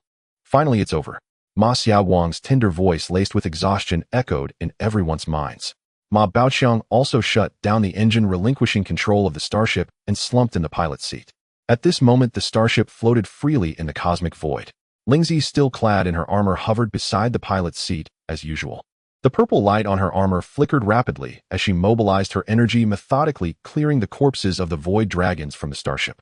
At this moment, Senior Light Tree cautiously extended his perception, first controlling the optical observation equipment on the starship to gaze towards the battlefield behind. After confirming that the insect forces had not pursued beyond the battlefield, he then controlled Lingzi's ship to scan the edge of the battlefield behind. The area there had returned to its state before Ma Baoqiang and the others entered, tranquil, as if nothing had ever happened. Zhu Jili sat on the sofa with the 2 children, his mining space suit already soaked in sweat. While clearing the corpses of the void dragons, Lingzi said, "It appears that this insect race intends to launch a large-scale invasion from here, likely planning to establish a large nest, and may even breed a new queen mother. Let me tell you, Ma Baoqiang, there may exist some extremely special organic substance within the cells of your human race that has attracted the attention of this insect race's high-ranking queen mother, which is why they sent a branch to invade. If it were merely pursuing my ship, the insect race would not dispatch such a massive force," Lingzi explained. Moreover, according to the invasion habits of the insect race, when invading a new area, they typically push in directly from one point rather than employing such leap-type invasions. Lingzi pondered for a moment before asking Senior Light Tree, "In your memory, has the insect race ever conducted such leap-type invasions?" After confirming that the insect forces had not pursued, Senior Light Tree finally responded to Lingzi's question through sound transmission. "In the memories I have inherited, there have been a few instances. But each time it was due to the discovery of something extremely useful to the insect race, not necessarily organic substances. Just like the spatial tunnel insects that the insect race currently possesses, capable of creating small wormholes. At that time, the insect race discovered a vast amount of spatial energy crystals in a cosmic void, thus sending numerous conventional and special biological nests carrying many insect swarms directly crossing the void, bypassing our Holy Light clan's defenses, invading that area, and taking away a large number of spatial energy crystals, which ultimately led to the breeding of spatial tunnel insects. Although that leap-type invasion caused significant losses to that insect race, with over 80% of their swarm perishing. In the end, that swarm was left with only one queen mother returning with the remnants, but now it has developed into one of the largest insect swarms. In just a span of 10,000 years, the insect race's rate of development is truly astonishing. Ma Baoqiang, you humans must be cautious. Either you possess something the insect race needs, or there are items in your location that the insect race covets." Lingzi summarized to Ma Baoqiang. Ma Baoqiang, sitting in the pilot's seat, replied to Lingzi, saying, "Those matters are not for me to worry about now. I can't even get in touch with the human race. There's nothing I can do even if I want to care." Ma Baoqiang glanced at the wreckage in the control room and added, "Now, I am considering how to repair my starship." Ma Baoqiang once again conducted a perceptual scan of the entire interstellar cruise ship, discovering that most areas required maintenance, though the energy core chamber and main engine remained intact. He turned to scan behind him and found Zhu Jili and the 2 recently rescued children safe and sound. However, Zhu Jili, clad in a tightly sealed mining spacesuit, was sweating profusely and appeared quite uncomfortable. When he detected the 2 children, Ma Baoqiang realized they looked identical, one male and one female, revealing that they were twins. "Just hold on for a moment, Lingzi, and I will first repair the passage connecting the lower cargo hold," Ma Baoqiang said as he stood up to Zhu Jili. "Once repaired, you can take the 2 children to the lower cargo hold to rest. It is still unharmed." Feeling a bit of energy restored within his body, Ma Baoqiang slowly floated up and headed towards the passage, simultaneously sending a message to Ma Xiaowang. You will have to pilot the interstellar cruise ship while I need to repair the damaged areas. Ma Xiaowang did not refuse and took over the piloting of the interstellar cruise ship. Ma Baoqiang did not mention Senior Guangshu, as Senior Guangshu was assisting Lingzi in repairing the ship. Lingzi, I will need your help again. Oh, if I were to repair it alone, it would be too slow, Ma Baoqiang said to Lingzi, who was following behind. Descending through the vertical passage, the conditions on each level came into view. The interstellar cruise ship's hull only had 13 gashes torn by the void-flying dragon thanks to its formidable composite defense capabilities. However, the internal defenses of the interstellar cruise ship were not as strong. The interior metal walls were riddled with holes of various sizes and shapes, far outnumbering mere scratches. Many crew members' quarters had metal walls that had completely vanished, merging into a singular structure. The acidic blood left by the void-flying dragon formed pools of green residue on the metal walls and floor, bubbling and smoking, corroding the ship's interior. Ma Baoqiang noticed that the decks separating the fourth and third floors had been eroded into a large hole, revealing various pipelines and the ship's keel. Ma Baoqiang secretly rejoiced that the keel and pipelines of the interstellar cruise ship had been reinforced with titanium alloy particles during their time on the heavy water planet, otherwise the ship might already be in pieces. The reason the ship's hull, including its exterior, had not been corroded by the acidic fluids of the insectoid species was that Ma Baoqiang and his team had coated the hull with a rare energy metal layer containing titanium alloy particles. When Ma Baoqiang saw that all movable items in his luxurious bedroom had vanished, and that there was a massive crack in the hull of the luxurious bedroom, he was grateful that most of his belongings were habitually placed on the mining spacecraft, which was located in the lower cargo hold. Ma Baoqiang and Lingzi descended further, reaching the connection between the second floor and the lower cargo hold, where the internal isolation door was still intact. Long before the void-flying dragon climbed onto the hull of the interstellar cruise ship, Ma Xiaowang had closed all the isolation doors inside the ship. The two worked together to use energy to repair the surrounding metal walls, forming a protective circle. Afterward, Ma Baoqiang flew back to the top-level cockpit, allowing Zhu Jili to descend to the second floor to meet Lingzi, while he used energy to carry the two children down. Next, he collaborated with Lingzi to seal off their location, using the surrounding metal, ensuring that when the isolation door to the lower cargo hold was open, the air inside would not leak out. After sending Zhu Jili and the two children into the lower cargo hold, Ma Baoqiang retrieved another mining spacesuit for Zhu Jili from the mining spacecraft, then sealed the isolation door to the lower cargo hold once more. Lingzi, it's time for us to begin repairing the interstellar cruise ship, Ma Baoqiang said to Lingzi. The two then started comprehensive repair work on the interstellar cruise ship. In reality, their capabilities were limited. They could only restore the hull, repair the metal walls, and use energy to clear away the corrosive liquid left by the void-flying dragon. Fortunately, at that time, the insectoid's worker ants had no wreckage of battleships to use as a springboard and moved slowly in the void, failing to surround the interstellar cruise ship. Only the void-flying dragon among the insectoid forces approached, allowing Ma Baoqiang and his crew's interstellar cruise ship to escape a dire fate. Starting from the front of the second floor, Ma Baoqiang and Lingzi worked together, repairing the metal walls and hull of the interstellar cruise ship layer by layer. Ma Baoqiang used his ice energy to form molds at the locations needing repair, while Lingzi utilized fire attribute energy to remelt the twisted metal and pour it into the molds. Soon a brand new metal wall was constructed, and the gap between the new wall and the existing wall could be refined with energy afterward. For some slightly deformed metal walls, they directly hammered them back into shape using energy. For severely deformed ones, they dismantled them with energy and melted them down. Ma Baoqiang couldn't help but marvel at how pure energy life could accomplish tasks that were often beyond human reach using energy. Soon the exterior of the interstellar cruise ship was restored to its original state, but the 7 damaged laser cannons were beyond the capabilities of Ma Baoqiang and Lingzi. Some tasks are fraught with difficulty for humans, yet they come effortlessly to pure energy life, such as the repair of metal walls and the cleaning of the corrosive liquids left by the insectoid void-flying dragon. Given the extent of the damage to the interstellar cruise ship, humans would need to return to a shipyard to repair the metal walls and furniture, and the ship's hull could only be replaced. However, in the presence of Ma Baoqiang and Lingzi, these issues were trivial. The ship easily regained its former appearance. Nevertheless, some matters were equally challenging for pure energy life, such as the 7 broken laser cannons.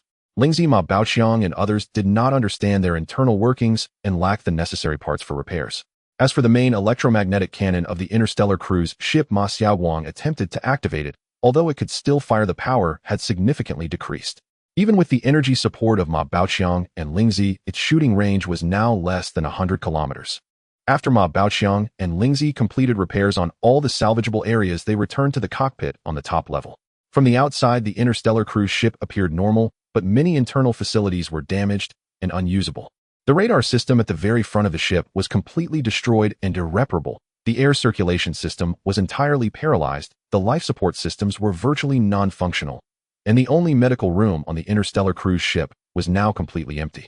In terms of food, they had managed to collect some nutritional paste. It seemed that the extensive use of nutritional paste on human interstellar vessels in the age of interstellar travel had its merits. Along with the nutritional paste Ma Baoqiang had scavenged from the mining base, at least the 4 humans, including Ma Baoqiang, did not have to worry about food for the time being. The water originally stored in the interstellar cruise ship had suffered losses due to the invasion of the void flying dragon.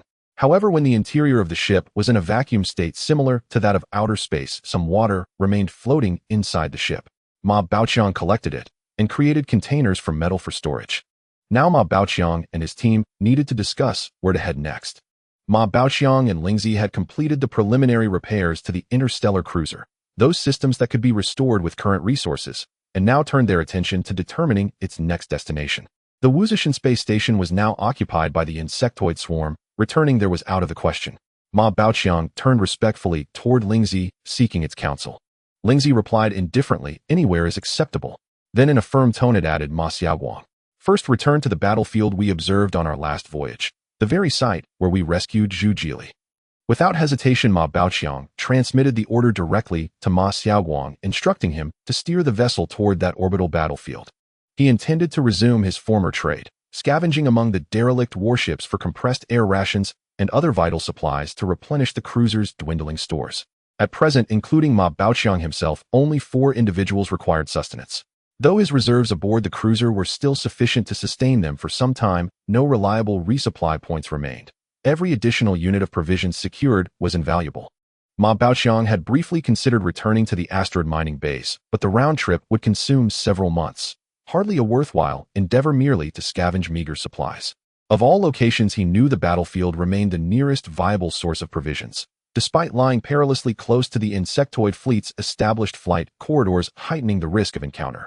Ma Xiaoguang's youthful voice chimed with cheerful clarity, "Affirmative received."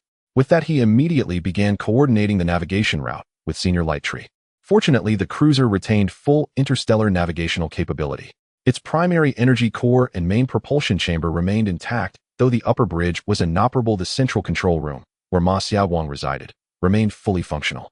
Moreover, the Karmi energy crystals Ma Baoqiang had previously collected were securely held by Senior Lighttree and Ma Xiaoguang, ensuring an abundant energy supply.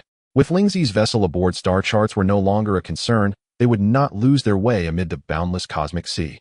Navigation and long-range sensing duties now fell entirely to Senior Lighttree. Lingzi's ship had effectively replaced the cruiser's radar and guidance systems, serving as its new eyes. Once their immediate tasks were complete, Ma Baoqiang and Lingzi descended to the lower cargo hold. At the airlock leading to the lower hold, Ma Baoqiang had constructed a rudimentary vestibule to minimize atmospheric leakage, an essential measure given the absence of functioning air pumps. Yet even with this precaution, upon entering the lower hold, both Ma Baoqiang and Lingzi sensed the air was thin. Such loss was inevitable after repeated entries and exits.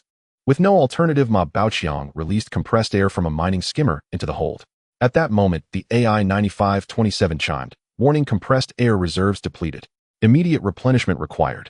The warning sounded 3 times, but Ma Baoqiang paid it no heed, absorbed entirely in his task. "Lingzi, assist me in stabilizing these 2 children's physiologies." Upon entering the hold, Ma Baoqiang bypassed Zhu Jili entirely and flew directly to the pair, scanning their bodies with his divine sense. Their garments were grimy and torn, their internal energies turbulent and unbalanced. The boy's reserves were nearly exhausted, his life sustained solely by the girl's own energy flow. Clearly both were espers. If not, survival on such a brutal battlefield following systematic clearance by insectoid worker drones would have been impossible. Lingzi drifted silently behind Ma Baoqiang. Upon hearing the request, it glided forward, raised its armored right hand, and directed its palm toward the children, calibrating their unstable esper energies with precise, gentle pulses. Within moments, the process concluded. Lingzi lowered its hand and transmitted. "Their energies are fundamentally distinct. yet harmonized so perfectly that survival against the insectoid host remains nothing short of miraculous. It gestured toward the boy. Observe. His energy resonates with the principle of merging light with dust. When activated, it envelopes them in perfect environmental mimicry, rendering them virtually undetectable. That is how they evaded the swarm. Had his energy not faltered at the brink of depletion, emitting that faint, unstable resonance, we would never have sensed them at all. Lingzi paused, then pointed to the girl. Her energy resembles that of Senior Light Tree, or rather mirrors the vital essence of cosmic life trees, botanical, in nature inherently restorative and life-sustaining. That too explains how they endured until our arrival. A quiet awe colored its transmission, truly wondrous humanity. Such organic substrates bear striking similarity, yet harbor utterly divergent energetic signatures. This holds profound research value. I begin to comprehend why the swarm invaded your species. Alas, I am no scientist, no obsessive researcher. Lingzi mused aloud to Ma Baoqiang, drifting idly. Yet Ma Baoqiang ignored its musings, instead extracting the two children from the oversized mining exosuits. Having confirmed their breathing had steadied under Lingzi's treatment, Ma Baoqiang scanned them once more, verifying physiological stability. With a subtle gesture, he manipulated ambient energy to retrieve 2 nutrient pastes from the mining skimmer and administered them to the children.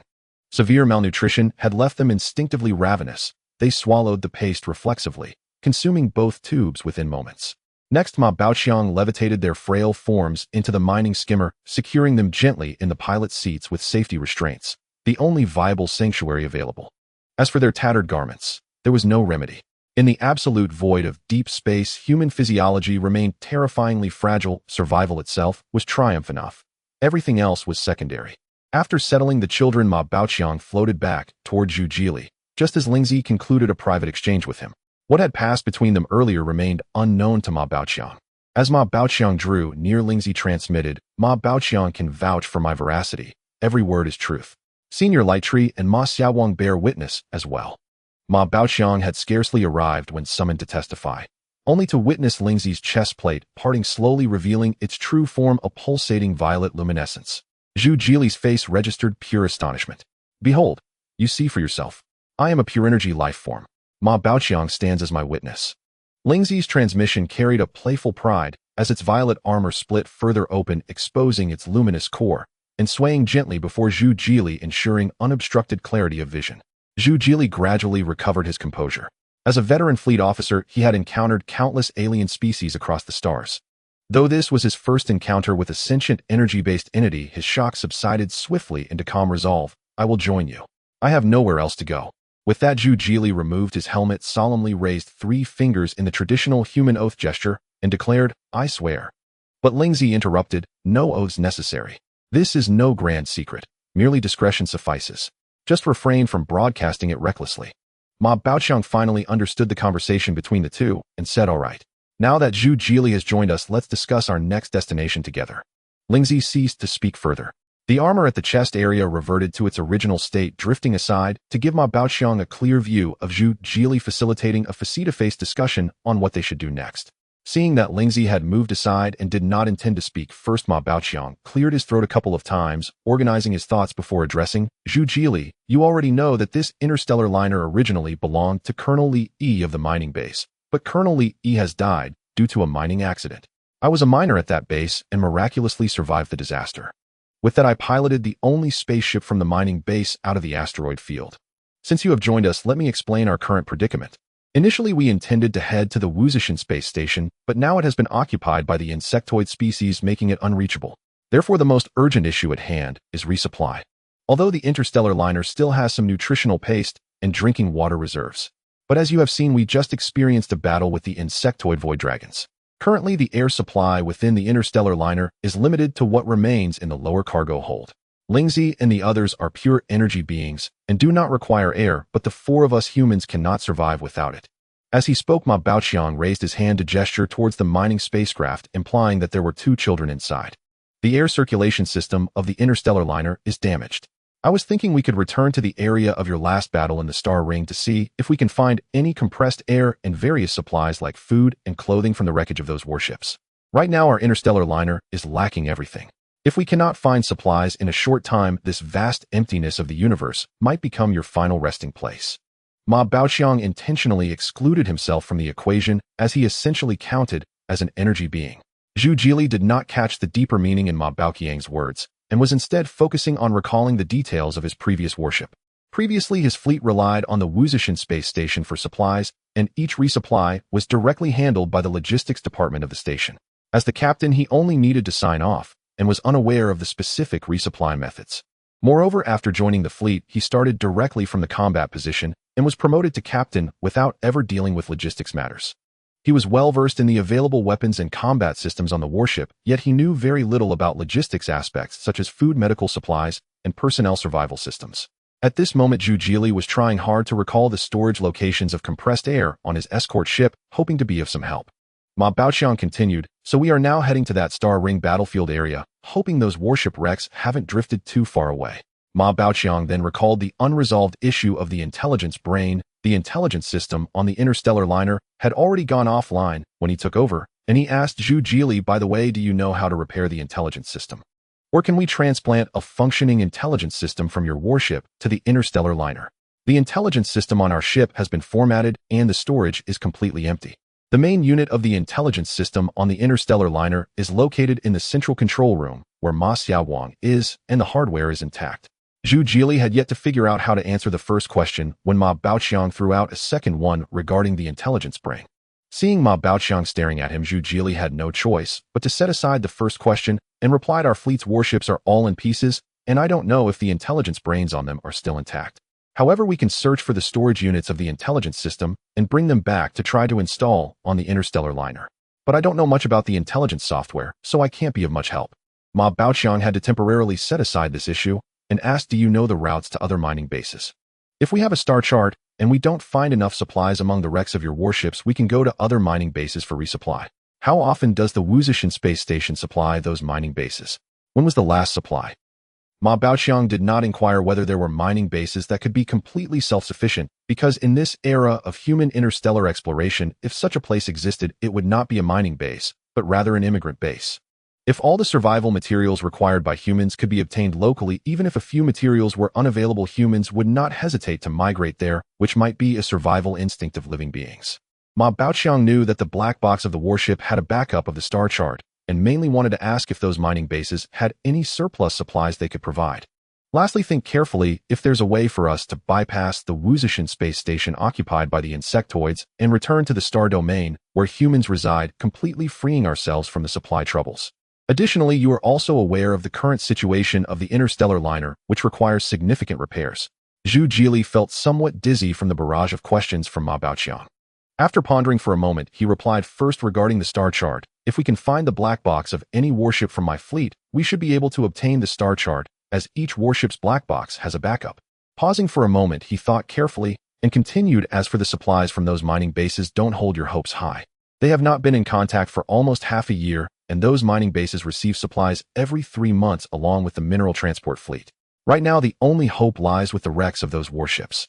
After saying this, Zhu Jili felt a bit dispirited. The vast universe was boundless, yet the space where humanity could survive was so scarce. Suddenly, Zhu Jili's expression changed, as if he thought of something.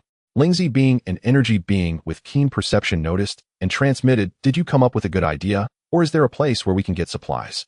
However, Zhu Jili did not mention any ideas, but shifted the topic, saying, "Let's first search the area where my warship sank in that star ring battlefield. There are the wrecks of 10 warships. We should be able to find some usable supplies.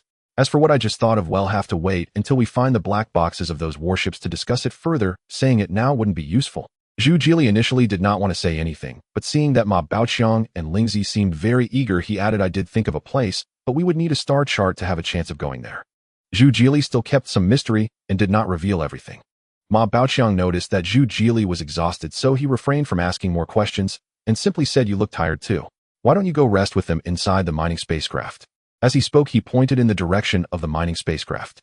Zhu Jili stood up and walked towards the mining spacecraft, but after a few steps he stopped and turned to Ma Baoqiang, saying, "I've seen those 2 children at the Wuzhishan space station. They are exceptionally clever and quick-witted. However, their background is pitiful. Their mother arrived on a super cruise ship of the Kex Empire, and I suspect she met the children's father aboard the interstellar cruise. But after she became pregnant, she was heartlessly abandoned at our Wuzhishan space station." Ma Baoqiang glanced at Zhu Jili, sensing he had more to say, but he waved his hand, "Go rest first. We can talk later when you all have rested." Zhu Jili had no choice but to swallow his words and turned to enter the mining spacecraft. After Ma Baoqiang saw the hatch of the mining spacecraft close, he no longer floated in midair, but gently descended like a leaf, then lay on the ground like a dead fish, complaining, "I'm exhausted. I feel like I'm turning into dried fish." After speaking, he took out a carmine energy crystal from his pocket and began to absorb its energy vigorously. Lingzi observed this and scanned Ma Baoqiang's body and soul with her perception, saying, "You're still too weak. After just one battle with the insectoids, your energy is already depleted and your soul remains feeble. You need to work harder." Ma Baoqiang lay on the ground and retorted, "How long has it been since I started absorbing energy? Not even a year if I count everything. Moreover, I didn't just fight the insectoids, I also repaired the interstellar cruise ship afterward. Enough of this, I need to rest for a bit." However, Lingzi was not going to let Ma Baoqiang off that easily, and continued, "Let me tell you, you might as well give up this body and survive in the true form of our holy light spirit race. This body is too troublesome, it needs air, it needs food, and it is too fragile.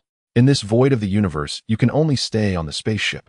Lingzi the expert began her lecture once again.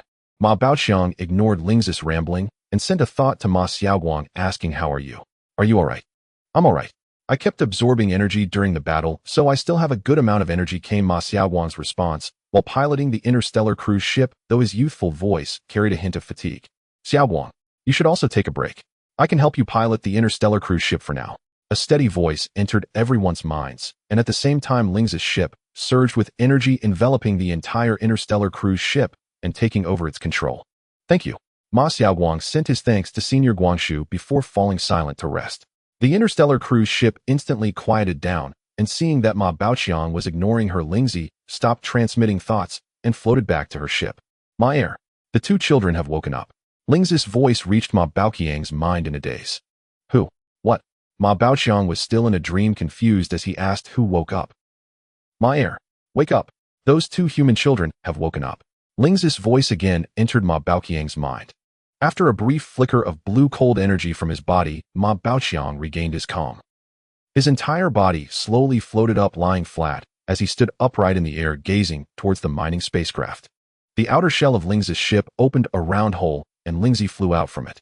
Through the round hole, Ma Baoqiang saw Senior Guangshu and habitually sent his greetings, saying good morning. As soon as the words left his mouth, Ma Baoqiang realized that he was no longer in his original era, and he could not take back what he had said. He could only awkwardly smile at Senior Guangshu, who was about to close the hole.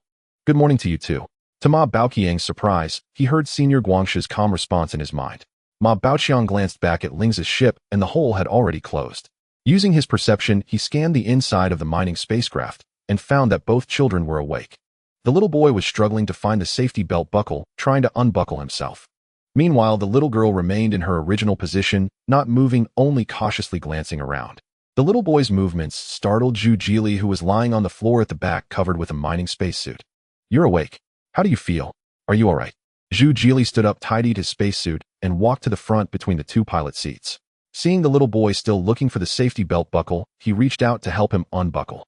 He then turned to the little girl in the other pilot seat, who was looking at him with wide eyes. Zhu Jili also reached out to help the little girl unbuckle her safety belt. The two children said nothing, jumped down from the pilot seats, and the little boy quickly ran around Zhu Jili to the little girl's side, holding her hand as they looked at Zhu Jili together. Seeing that they were silent, Zhu Jili asked again, "How do you feel? Is your body feeling better? Are you hungry?" At this question, both of their stomachs immediately rumbled. Ma Baoqiang did not enter the mining spacecraft, but floated in place, transmitting to Zhu Jili's mind, "There is nutrient paste at the tail of the mining spacecraft.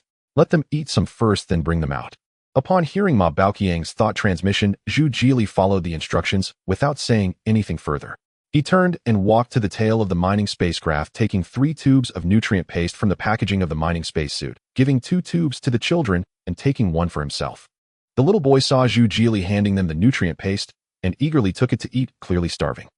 The little girl, however, slightly bent forward, softly thanked him before carefully taking the nutrient paste with both hands and began to eat her pace, not any slower than the little boy's. After Zhu Jili waited for the 2 children to finish eating and tidied up the wrappers, placing them in the trash bag by the wall, he finally led them out of the mining spacecraft to stand before Ma Baoqiang and Lingzi. The 2 children followed Zhu Jili out of the mining spacecraft and saw Ma Baoqiang and Lingzi floating in the air, showing no signs of surprise, calmly walking behind. When they approached, Zhu Jili nodded to Ma Baoqiang and Lingzi, standing behind Ma Baoqiang at a slight angle. The little girl pulled the little boy forward, bowing sincerely, and said, "Thank you, adults. You saved us." Ma Baoqiang raised his right hand, using energy to lift them up, saying, "No need to be polite, just call me captain." For the first time from his past life until now, hearing someone call him adult made Ma Baoqiang somewhat uncomfortable. Ma Baoqiang glanced left and right, once more scanning his surroundings with meticulous care. Then, raising his hand, he summoned frigid energy and retrieved several ingots of rare energy metal from the cargo container behind him. Through spirit wave transmission, he said, "Lingzi, melt these energy metals for me. I wish to forge a set of table and chairs." Lingzi readily agreed. Meanwhile, Ma Baoqiang quietly transmitted again. "Ever since I gained consciousness, my memories span no more than 40 years. Throughout that time, I have lived as an ordinary man, never leading anyone, never bearing authority. You and Elder Guangshu are like elders to me, and Ma Xiaoguang. I have always regarded him as my brother. Whenever trials arise, you both shoulder burdens alongside me, sparing me the solitude of carrying them alone." Ma Baoqiang paused, his voice thick with quiet emotion and resolve, then continued, "Now I must take responsibility for them." As he spoke, he cast a glance toward the two figures before him. "Lingzi, forge 1 table and 5 chairs." With that, he channeled frigid energy to rapidly shape a mold, a square table and 5 chairs, glowing with ethereal sapphire light. While Lingzi began melting the rare energy metal with radiant energy, he transmitted back, "There are only 4 humans here. Why 5 chairs? Surely you aren't counting me. I need none. I float freely, unbound by human customs." The ingots of rare energy metal flying in from the container swiftly liquefied under Lingzi's energy, hovering as a molten orb before gently descending into Ma Baoqiang's icy mold. In moments, a simple yet sturdy set emerged, a square metal table and 4 matching stools, gliding smoothly downward as Ma Baoqiang gestured, settling before the group. Ma Baoqiang descended from the air and landed on the floor, taking a seat at one of the stools. He beckoned to Zhu Jili and the 2 children. "Come, let us speak seated." Lingzi remained suspended, drifting silently to stand behind Ma Baoqiang. The 3 approached the table, and each took a stool. 6 eyes fixed upon Ma Baoqiang in unison. 3 pairs of gazes, reverent and expectant like subordinates awaiting their commander's first command. Ma Baoqiang studied them, then asked, "Are you full?" A collective grimace crossed every face, including Lingzi's. An awkward silence fell. Ma Baoqiang felt the weight of it too, but pressed on, "I mean it. I haven't eaten anything yet." With that, he reached into the mining drone and retrieved 4 nutrient gel tubes, guiding them to hover above the table before opening one and beginning to eat. The others merely watched. None reached out. Ma Baoqiang knew well a single tube supplied a full day's vital nourishment. One was sufficient to satiate any person. After finishing his tube in a few swift bites, Ma Baoqiang used the pause to gather his thoughts, and the tension eased. He spoke again, "What are your names?" He turned to the 2 children. They exchanged glances. The girl rose and said, "Yes, Captain. My name is Murong Qianqian, and this is my twin brother Murong Wanwan. We are 12 years old." Before she could finish, the boy leapt up and declared, "No. Mother said our names are Jean Qianqian and Jean Wangwang. We bear the surname Jean, not Murong. Mother cursed the Murong scoundrel with her dying breath, and I swear I will see him dead." His voice trembled with fierce conviction. "But Mother also said, if we ever reach the Kess Empire, we must seek him out using this." As she spoke, the girl drew from her chest a small jade plaque, carved from crystallized energy. Though inferior to Karmi energy crystals, crafting jade from such refined energy was itself an extraordinary feat. Ma Baoqiang had sensed the jade plaques upon rescuing the children. Both bore inscriptions in archaic Daxia script, the complex characters for Murong. He did not dwell on it. Raising a hand, he halted their quarrel. "Enough. Let me confirm your names first. From this moment onward, you are crew members aboard my star cruiser. You shall be called Qianqian and Wangwang. Simple, clear, and fitting for shipboard life." Ma Baoqiang's decree settled the dispute instantly. At the captain's word, the children fell silent. "Now sit properly." He gestured toward their stools. Then he turned to Zhu Jili, "That Murong. What is his standing in the Kess Empire?" Zhu Jili needed no further prompting. Murong is the imperial surname of the Kess Empire. That single sentence clarified everything. Ma Baoqiang straightened in his seat, cleared his throat twice by habit, and declared, "Qianqian Wangwang. You are now crew of the star cruiser Perseverance. My name is Ma Baoqiang. You may call me Captain, not Lord nor Sire. I am not accustomed to such titles." He paused. "Our vessel currently has 7 crew members, including myself. Only 5 are present now. You'll meet the remaining 2 later." Ma Baoqiang paused, reflecting. Elder Guangshu and Ma Xiaoguang were difficult to move, especially Ma Xiaoguang, who remained in the central control chamber on Deck 3, where the entire upper structure, Decks 1 through 4, remained airless, with breathable atmosphere confined solely to the lower cargo hold. Moreover, Lingzi's vessel was classified. For now, introductions would wait. This is Zhu Jili. You've already met him. The one behind me is Lingzi. You may address him simply as Lingzi or respectfully as Elder Lingzi. The other two are Elder Guangshu and Ma Xiaoguang. They're occupied at present. You'll meet them in due course. He leaned forward slightly. You both possess abilities, don't you? He had already confirmed their latent powers during rescue. This was merely formal acknowledgement. Yes, Qianqian replied first. My ability is healing, sustaining life itself. Mine lets me vanish, unseen, undetected. And if I hold someone's hand, they vanish with me.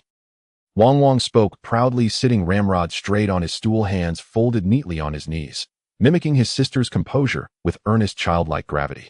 Very well, I understand your abilities. Ma Baoqiang nodded firmly, then pointed toward Lingzi. From now on you will train under Lingzi to master cultivation and precise control of your powers. He continued in terms familiar to human physiology, explaining energy absorption and utilization. Then turning to Zhu Jili, you too may awaken an ability.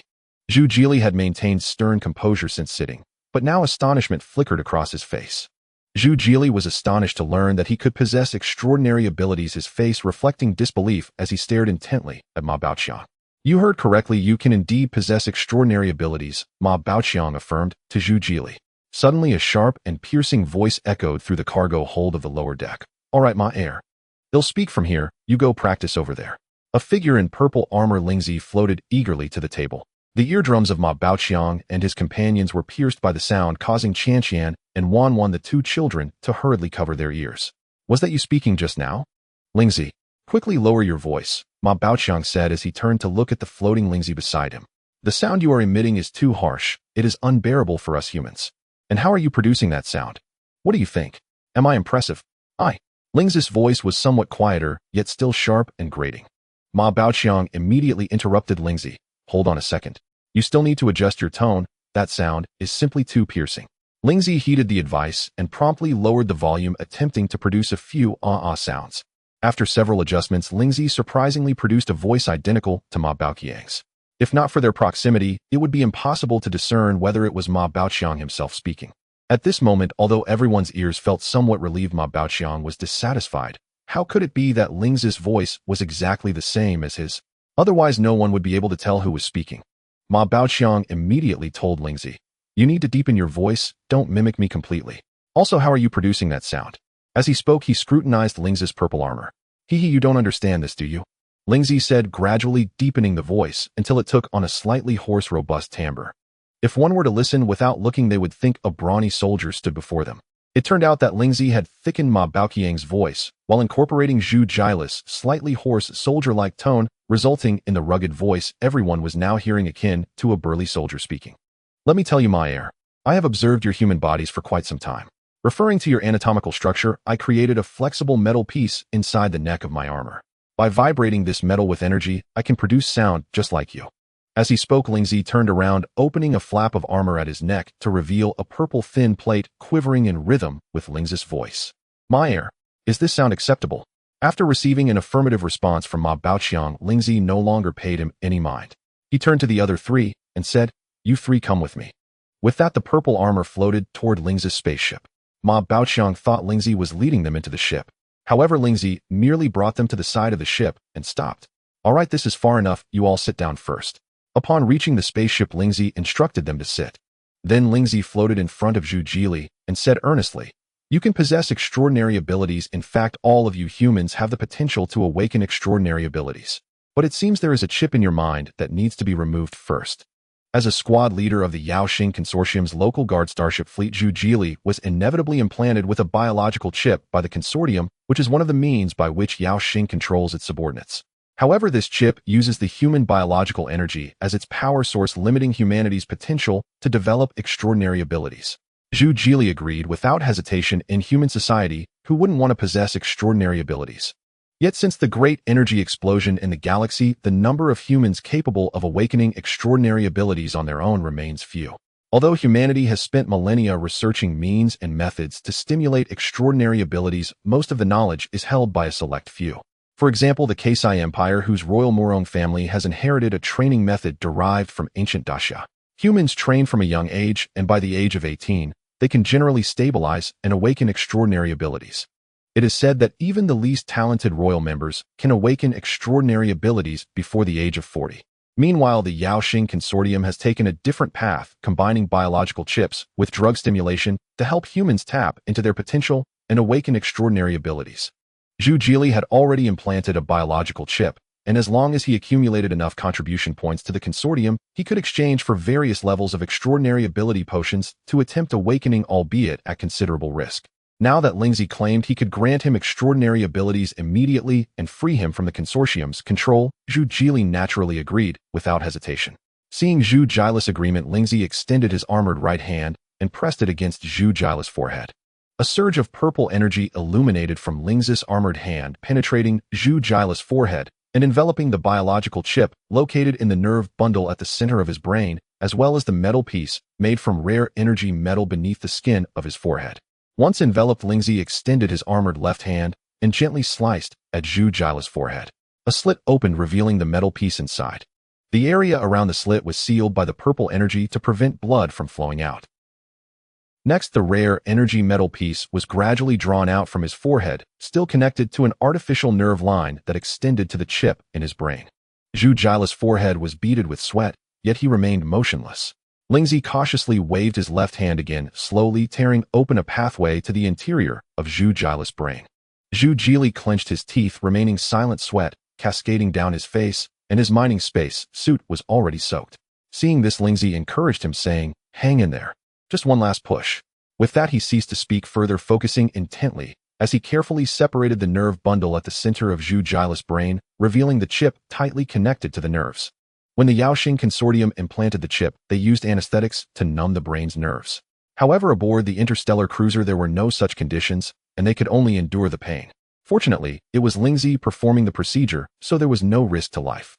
Finally, Lingzi forcefully severed the connection between the chip and the nerve bundle, using energy swiftly extracting it, and then closed the slit on Zhu Jile's forehead.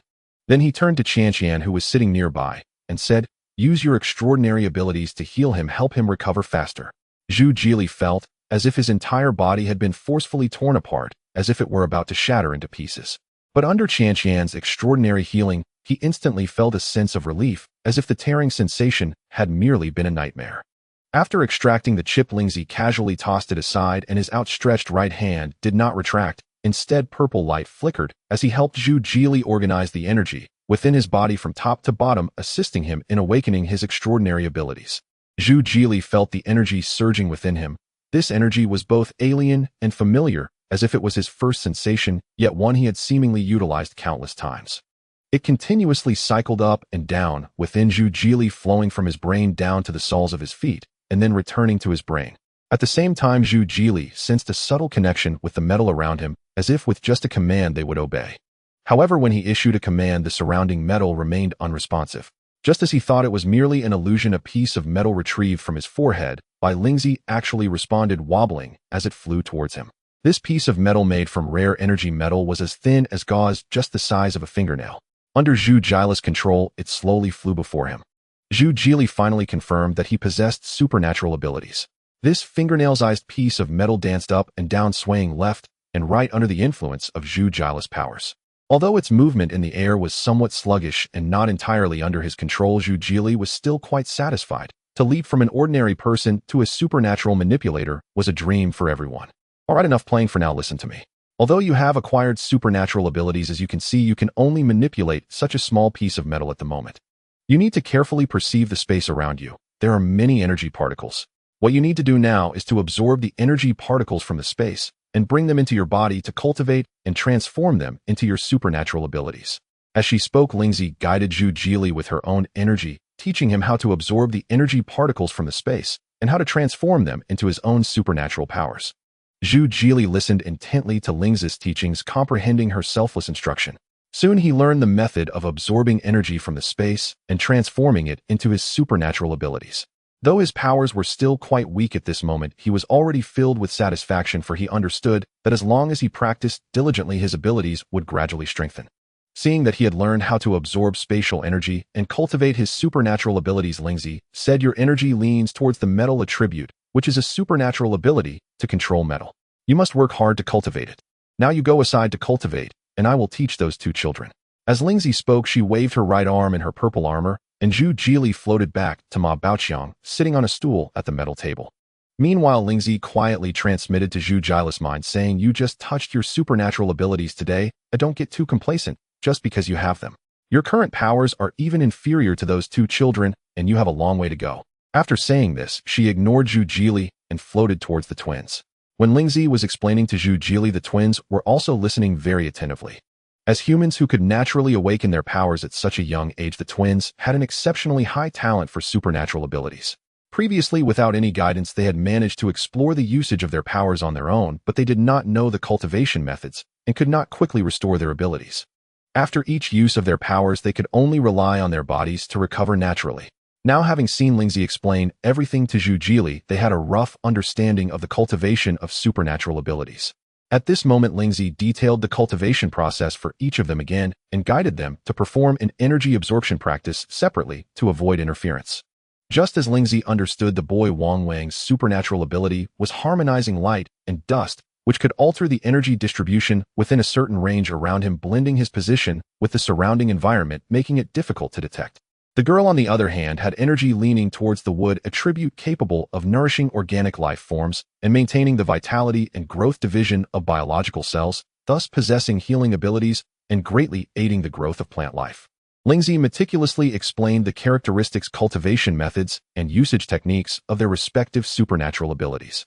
Afterwards, she instructed them to separate and conduct energy absorption and supernatural ability cultivation to avoid mutual interference.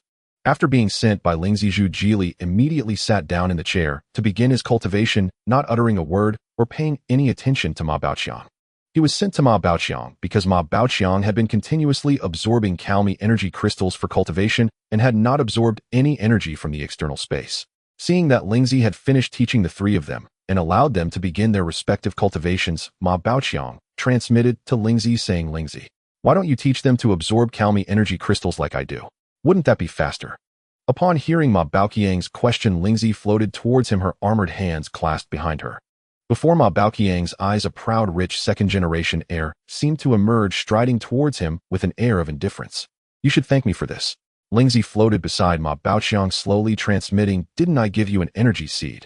This way you became a member of our Holy Light Spirit clan, and directly absorbing pure energy crystals like the Calmi energy crystals wouldn't pose any issues. At worst, once you're full, you just can't absorb anymore." Lingzi circled around Ma Baoqiang, floating to his left side, while continuing to transmit. "But Zhu Jili and the others are different. They are physical beings, and the soul energy in their minds is extremely fragile. Without the protection of their bodies, if exposed to the surrounding energy fluctuations, their soul energy would dissipate. Therefore, even if they wanted to directly absorb energy from the surrounding space, it would be very difficult.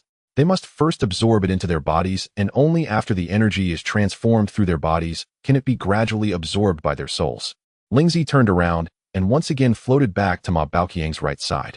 Not to mention the top-tier energy crystal, Calmi energy crystal, even the jade pendant hanging on the twins' chests, made from ordinary energy crystals, contains energy that is far too overwhelming for them. Even a small amount could burst their souls. Thus, they can only absorb the free energy from the outside world to strengthen their souls. Lingzi suddenly sighed. Transmitting too much or too little energy is not good. They lack energy themselves to absorb, while I find this amount of energy unworthy. As she spoke, Lingzi floated to the table in front of Ma Baoqiang. Ma Baoqiang understood that Lingzi was referring to the Calmi energy crystal in his hand. For Lingzi, this crystal was like a snack, but for Zhu Jili and the twins, the energy within was far too vast.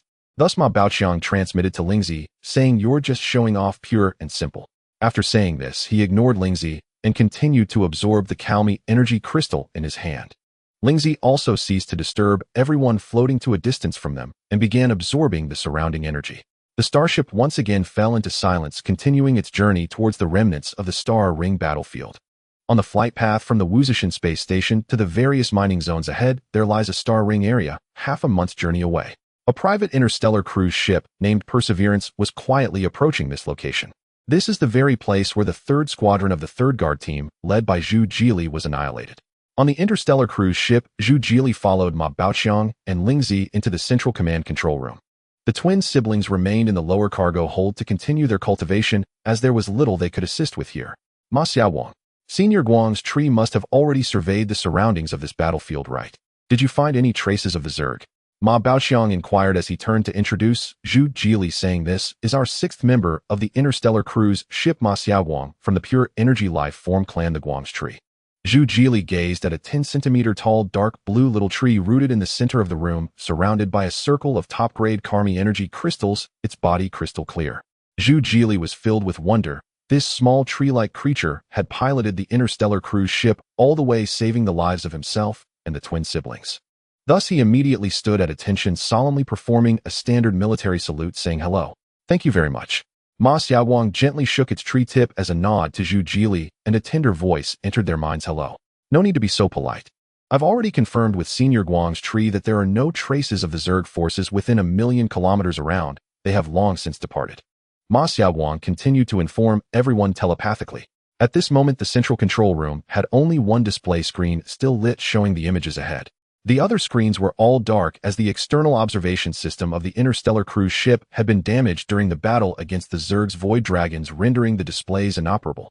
However, Ma Xiaowang contacted Senior Guang's tree utilizing the detection capabilities of Ling's ship, projecting a clear three-dimensional image of the current state of that star ring battlefield. After nearly a month, the yellowish planet remained largely unchanged.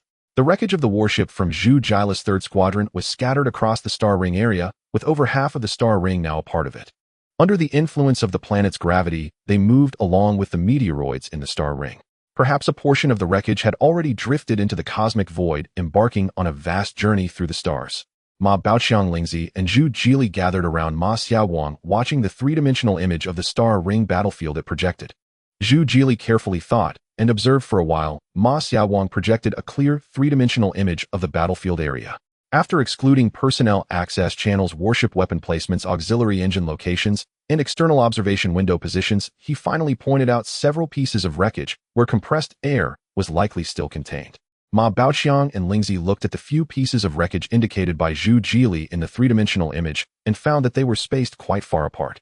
If they were to search for them one by one, they would have to traverse the entire battlefield. "Let me tell you, Meyer, why don't we just start searching from one end and go all the way to the other?" Lingzi suggested, looking at the locations of the larger wrecks indicated by Zhu Jili. "All right." Ma Baoxiang nodded in response, and then said, "Ma Xiaowang, let's start from the closest end." He pointed at the area in the three-dimensional image that was nearest to them. Soon the interstellar cruise ship arrived in that area, and Ma Baoxiang and Lingzi prepared to leave the ship. Before departing, they needed to test whether the air compressor on the ship was still functioning properly. As Ma Baoxiang and Lingzi stepped out, they discovered Zhu Jili following behind, clearly intending to go out with them. Without looking back, Ma Baoxiang waved his hand at Zhu Jili and said, "You should stay here. It's not convenient for you to move in the void after leaving the interstellar cruise ship, and you won't be of much help." Zhu Jili, feeling helpless, had no choice but to return to Ma Xiaowang's side, watching the real-time three-dimensional projection. Ma Baoxiang and Lingzi left the interstellar cruise ship, flying to a position near the bottom rear of the ship. Long before, when Ma Baoxiang modified the interstellar cruise ship, he had already known the location of the large air compressor on board. At this moment, Ma Baoxiang and Lingzi first disconnected the air pump from the lower cargo hold, directly connecting the air pump's pipe from the internal partition to the upper 4 levels, and then had Ma Xiaowang activate the air compressor. Fortunately, the air compressor was still functioning normally. However, this time luck was not on their side, as the external air hose of the interstellar cruise ship had fallen during the battle against the Zerg's void dragons. But this was not a major issue. There was plenty of wreckage around, and Ma Baoxiang and Lingzi could easily fabricate a metal pipe to temporarily replace it. After confirming that the air compressor was usable, Ma Baoxiang and Lingzi split up, flying into the field of wreckage in search of possible compressed air. Some sections of the wreckage of the warships remained intact, still containing air. Naturally, Ma Baoxiang would not let this opportunity go, using the air compressor to draw it into the interstellar cruise ship. Whenever they discovered a piece of wreckage containing compressed air or air, Ma Baoxiang and Lingzi would inform Ma Xiaowang, telepathically asking it to maneuver the interstellar cruise ship closer. Once the interstellar cruise ship approached, Ma Xiaowang would control the multifunctional mechanical arms at the bottom to grasp that piece of wreckage.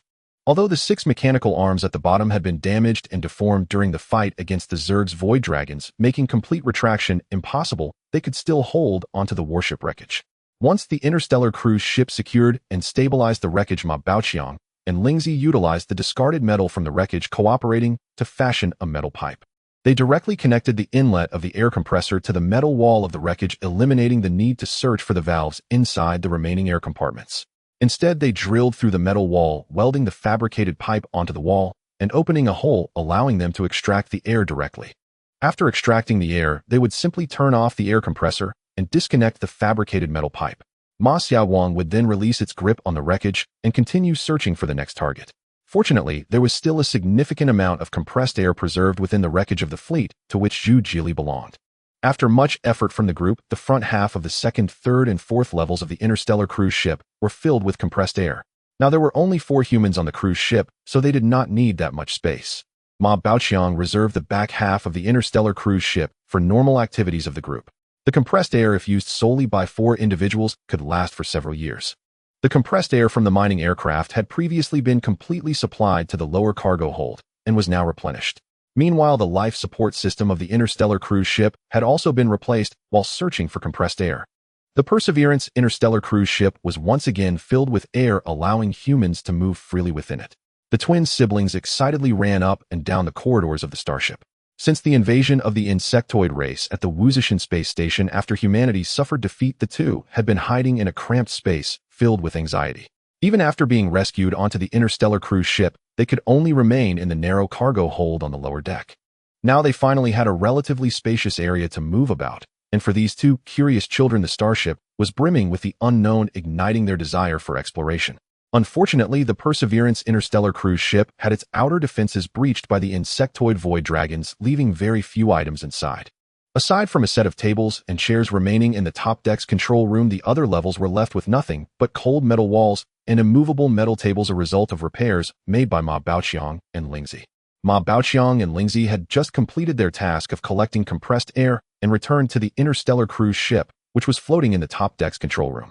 At that moment, they saw Qianqian and Wang climbing up from the downward passageway dressed in dirty clothes.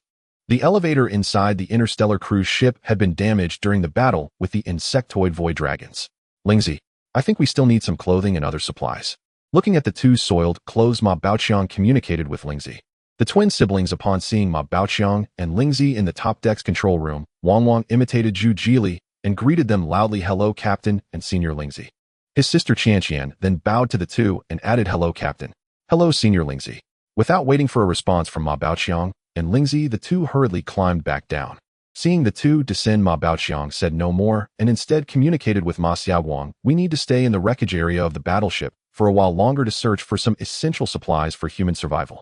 Ma Xiaowang, who was piloting the interstellar cruise ship and had just arrived at a large battleship wreck, responded to Ma Baoqiang's message, "Sure. No problem." He continued piloting the starship, heading straight for the large wreck. The outer shell of one of the compartments of this large wreck had been torn apart, leaving only a metal floor connected to the wreck, which allowed the interstellar cruise ship to dock on it. "This should be part of that flagship destroyer, right?" Ma Baoqiang asked Zhu Jili as he gazed at the wreckage through the panoramic window. At this moment, Ma Baoqiang, Lingzi, and Zhu Jili were all in the top deck's control room. Zhu Jili looked at the large wreck before him, feeling a bit melancholic, but still replied, "That's right, this should be where the destroyer's central control room was located." Once the interstellar cruise ship stabilized, Ma Baoqiang, Lingzi, and Zhu Jili entered the wreck together. This was the largest piece of wreckage split from that destroyer in the fleet. The group felt that the possibility of finding a brain storage device or black box here was very high, which Zhu Jili deduced to be the easiest place to locate. This piece of wreckage was nearly twice the length of the interstellar cruise ship, about 100 meters long. Once inside, Ma Baoqiang and Lingzi simultaneously spread out their senses, carefully scanning every corner. In a relatively sturdy sealed chamber, they sensed a black box similar to the one on the interstellar cruise ship. "Let's go, I think I found the black box. Let's check it out," Ma Baoqiang said to the 2. He and Lingzi led the way, with Zhu Jili closely following as they made their way to the chamber. There's no energy response from inside. Lingzi used her senses to carefully scan the black box again, then communicated with Ma Baoqiang. Her words made Ma Baoqiang's heart sink as he floated towards the chamber and asked Zhu Jili, "Does the black box on your fleet's battleships have a self-destruct system?" Upon hearing Ma Baoqiang's question, Zhu Jili responded affirmatively, "Yes." Usually, to prevent leaks, all battleship black boxes are equipped with self-destruct systems.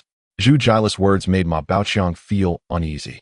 However, Zhu Jili continued, "The power for the self-destruct system inside the black box is supplied externally. When the external power to the self-destruct system is cut off, the self-destruct system cannot activate. If the battleship was destroyed by the insectoid race before the self-destruct system activated and the external power was cut off and destroyed, then the black box would remain intact. As they spoke, the three had arrived at the door of the chamber. For the current Ma Baoqiang, opening the door was a breeze. Once inside the well-sealed chamber, Lingzi directly used energy to pry the black box from its position. As the black box floated towards the three, it emitted a series of cracking sounds. They didn't need to open it to see that the battleship's black box had already self-destructed. Ma Baoqiang felt somewhat disappointed, but still said to Zhu Jili and Lingzi, the black box on this destroyer has self-destructed, but there are still 9 escort ships, right? There must be at least one black box that is intact. If all else fails, we can return to the Wuzishan space station and look for supplies in the battlefield ahead of the station. Ma Baoqiang, not losing hope, directly summoned ice energy to cut open the outer shell of the black box. Inside it was charred black with nothing but dark fragments. Baoqiang had no choice but to toss it aside and once again used his senses to scan the area, discovering that the brain hardware here remained intact, though he couldn't test if it was usable. Ma Baoqiang pointed at the brain and called out to Lingzi, let's take the entire hardware back. After saying that, Ma Baoqiang floated directly to the location of the brain, with Lingzi following him as they extracted the entire section where the brain was located. Afterward, Ma Baoqiang instructed Lingzi to take this entire chunk of brain back to the Interstellar cruise ship with Zhu Jili, while he stayed behind to search for clothing, food, and medicine, supplies necessary for human survival. After hearing this, Zhu Jili said, let me search with you. I'm quite familiar with the inside of the battleship. Ma Baoqiang thought about it and agreed, as Zhu Jili indeed knew the area better. After some searching, the two found a pile of military-grade nutrient paste. However, there were only 3 sets of special combat spacesuits suitable for them, along with 5 blankets and sheets. Zhu Jili also gathered 2 civilian tablets, a glasses-type communicator, and several boxes of mouthwash tablets, sandwich candies, and chocolate candies. In one compartment, they found electronic cigarettes, but since Zhu Jili didn't smoke, he didn't take any. Additionally, they collected some toiletries. Most importantly, this piece of wreckage contained a large amount of water. Baoqiang fashioned a metal pipe to directly siphon the water into the interstellar cruise ship. He sealed off several temporarily unusable compartments in the second half of the interstellar cruise ship to serve as a water storage tank. Then the two returned to the starship with their spoils. Ma Xiaowang, let's set off and continue searching for the black box. As soon as they returned to the interstellar cruise ship, Ma Baoqiang transmitted this message to Ma Xiaowang. On the Perseverance interstellar cruiser, Ma Baoqiang and Zhu Jili returned with a large haul of spoils, while Lingzi had already preceded them, bringing back the brain module to the cruiser. The twin siblings returned to the cargo hold below, where they practiced their abilities. You two pause your training for now and come to the top bridge. As the twins completed a round of training and were resting, Ma Baoqiang's voice echoed in their minds. The two responded and quickly got up, climbing the passageway to the top cockpit. Ma Baoqiang looked at the twins' small, frail bodies dressed in tattered clothes. Although they were already 12 years old, they appeared to be less than 10. A wave of compassion surged in Ma Baoqiang's heart, and his tone softened as he said to the twins, come here, each of you take a set of bedding. With a wave of his hand, 2 sets of bedding floated toward them. Just as the twins reached out to catch them, the bedding did not land in their hands, but fell beside them instead. Ma Baoqiang said, you don't need to take this, first come and get something to eat. He pointed to a small pile of nutrient paste nearby, which numbered only 45 tubes. Ma Baoqiang lowered his body, no longer floating. Upon hearing that they could get food, Wang Wang was overjoyed and immediately rushed towards the nutrient paste. Qian Qian quickly reached out and pulled her brother back, standing properly, and slightly bowed to Ma Baoqiang, saying, thank you, Captain. Only then did she step forward, take a tube of nutrient paste, and return to her spot. The young boy Wang Wang imitated her, bowing to Ma Baoqiang and saying, thank you, Captain. As soon as he finished speaking, seeing his sister already turning back, he hurriedly lunged forward, extending both hands to grab 4 tubes, wanting to take more, but realized his hands were too small, with only 2 tubes fitting in each hand. While contemplating how to carry more, he noticed his sister returning with just 1 tube in each hand. He glanced at the 4 tubes he was holding, gritted his teeth, put down 2 tubes, and finally returned to his sister with 1 tube in each hand. Ma Baoqiang saw this and did not say much, only telling them, from now on you will stay in the cabin on the right side of the 4th floor. Zhu Jili will stay in the cabin on the left. I will reside in the ecological garden behind this cockpit. Wang Wang had already opened a tube of nutrient paste and started eating, but Sister Qian Qian said this won't do. It's enough for me and my brother to have a place to sleep. Come here. He stepped forward and looked at Qian Qian, saying, on this interstellar cruiser we are all family now. There's no need to be so formal. My strength is much greater than yours. I spend most of my time training and seldom rest, so having a room wouldn't serve much purpose for me. You are still young and need to pay attention to rest. Don't just focus on training. He reached out and stroked their little heads. Where is Senior Lingzi? Where does he stay? Qian asked, relaxing while looking around for Lingzi's figure. All right, you don't need to worry about Senior Lingzi. Ma Baoqiang stood before the twins, waved his hand, and 10 tubes of nutrient paste flew towards them. He said, each of you take 5 tubes and put them back in your room. Then he turned to Zhu Jili and said, please help them with their bedding. Also take your own set down and deal with the remaining supplies as well. After saying this, he floated up and glided down the passageway. Arriving at the passageway entrance, he said to Zhu Jili, help them settle their things and tidy up this area.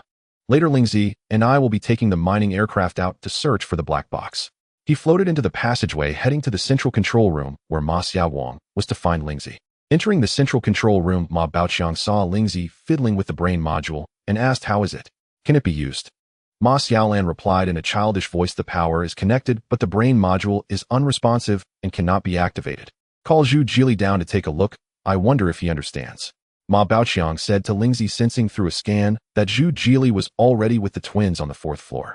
He directly sent a voice transmission into his mind. Zhu Jili, the brain module has been connected, but it won't start. Come down and see what's going on while I'm in the central control room. Soon Zhu Jili appeared at the entrance of the central control room. Ma Baoqiang said to him, Zhu Jili, come take a look at what's wrong with this brain module. Why can't it start? Zhu Jili entered the central control room, walked over to Lingzi, and carefully examined the connection that Ma Xiaowang had made. The wiring was identical to that of the brain module on the interstellar cruiser, yet it still would not start. The outer shell of the brain module had been removed, revealing a jumbled array of electronic components and various circuit boards, making it impossible to distinguish where the storage unit of the brain module was. Moreover, compared to the brain module on the interstellar cruiser, the internal structure of this destroyer's brain module was entirely different, being hundreds of times more complex. Seeing Zhu Jili looking left and right, appearing at a loss, Ma Baoqiang could only say, forget it, if you don't know either, then it's fine. It was actually quite reasonable to think this way, as Zhu Jili was merely a small team leader of a fleet and not a technician. It was normal for him not to know how to connect or activate the brain module, as long as he knew how to use it. Zhu Jili, you need to organize the supplies we collected. Lingzi and I will pilot the mining aircraft out to search for other black boxes. After careful consideration, Ma Baoqiang realized he had been somewhat naive. This newest built Perseverance interstellar cruiser, no matter how advanced, ultimately belonged to civilian interstellar vessels. Its internal aspects, including all equipment systems and brain module systems, could not compare with military ones. Military brain module systems, from hardware to software, are not something just anyone can unlock and use. Therefore, the focus should remain on the black box. The black box, as a crucial device for recording and preserving navigational data and assisting with accident investigations, was designed to be simpler than the brain module so that people could understand the situation during an accident. Ma Xiaowang and the others still had a chance to read the internal navigational information, provided the black box hadn't activated its self-destruction system. Ma Baoqiang couldn't help but see the design teams in the military were indeed contradictory. On one hand, they worried that personnel back home wouldn't understand the situation during an accident. On the other, they feared that if the warship was captured by the enemy, the black box would leak sensitive data and routes. Perhaps that's why the self-destruction system's power supply for the black box was set outside, so that when the warship was captured by the enemy, the self-destruction of the black box could be manually activated. Thinking of this, Ma Baoqiang sent a voice transmission to Lingzi, saying, Lingzi, come with me to search for the black box. Your sensing range is much larger than mine. Lingzi heard Ma Baoqiang's words and transmitted, please wait a moment while I disassemble it and set it aside for future study.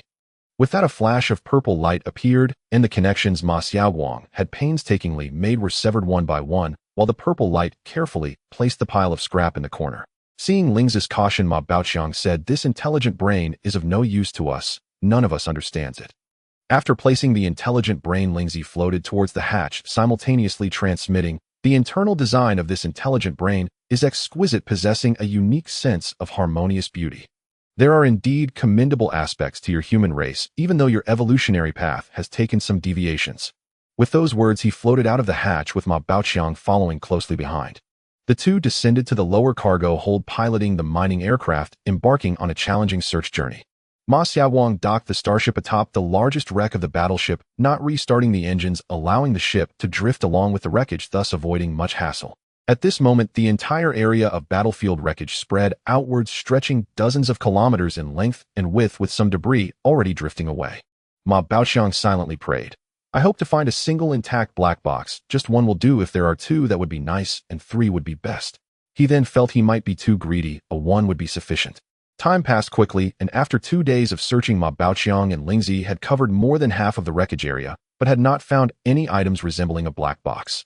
However, they had collected some nutrient paste and daily necessities, and even found 3 sets of special combat spacesuits, allowing both him and Zhu Jili to have 3 sets each. Due to the excessive amount of collected daily necessities, the mining aircraft could not accommodate them all, and they returned to the starship for a trip. After setting out again, they searched for another day, covering 3/4 of the battlefield area. Feeling increasingly anxious, Ma Baoqiang transmitted to Lingzi. If we return to the battlefield at Wuzhishan Space Station, could we search for the black box there without alarming the insect race? Lingzi replied without hesitation, that is absolutely impossible. To the insect race, that battlefield is considered a mine.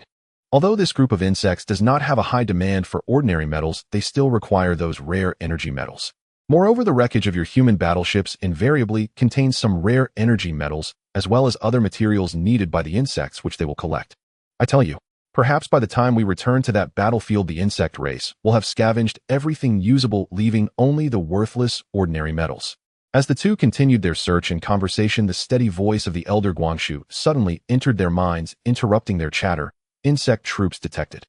At the same time, an image was transmitted showing a group of biological nests flying through the void, surrounded by silver-shelled winged insects, their backs shimmering with silver as they slowly approached the battlefield. Ma Baoqiang counted, noting that there were 11 biological nests of the insect race, and he hurriedly controlled the mining aircraft to dock on a larger piece of battleship wreckage. He instructed Lingzi to transmit to the starship, advising Zhu Jili and the twins to hide in the central control room where Ma Xiaowang was located. The starship shut down all power, allowing Wang Wang to use his psychic ability, harmonizing light and dust, to conceal the 3 of them. As the twins stepped into the central control room for the first time, they were completely captivated by a small, translucent azure tree. This was Ma Xiaowang, and around it was a circle of extremely rare Calmian energy crystals. Zhu Jili led the twins to where Ma Xiaowang was sheltering. This location was at the center of the starship, effectively evading the reconnaissance of the insects. After arriving at the center, Zhu Jili was about to call the twins over, but turned back to find them standing dazedly at the hatch, staring intently at Ma Xiaowang, their eyes sparkling with curiosity and affection. After all, Ma Xiaowang's cute and charming appearance is difficult to resist, not only for children, but even for adults. He immediately turned back, pulling the 2 of them over, quickly closing the hatch and leading them to Ma Xiaowang.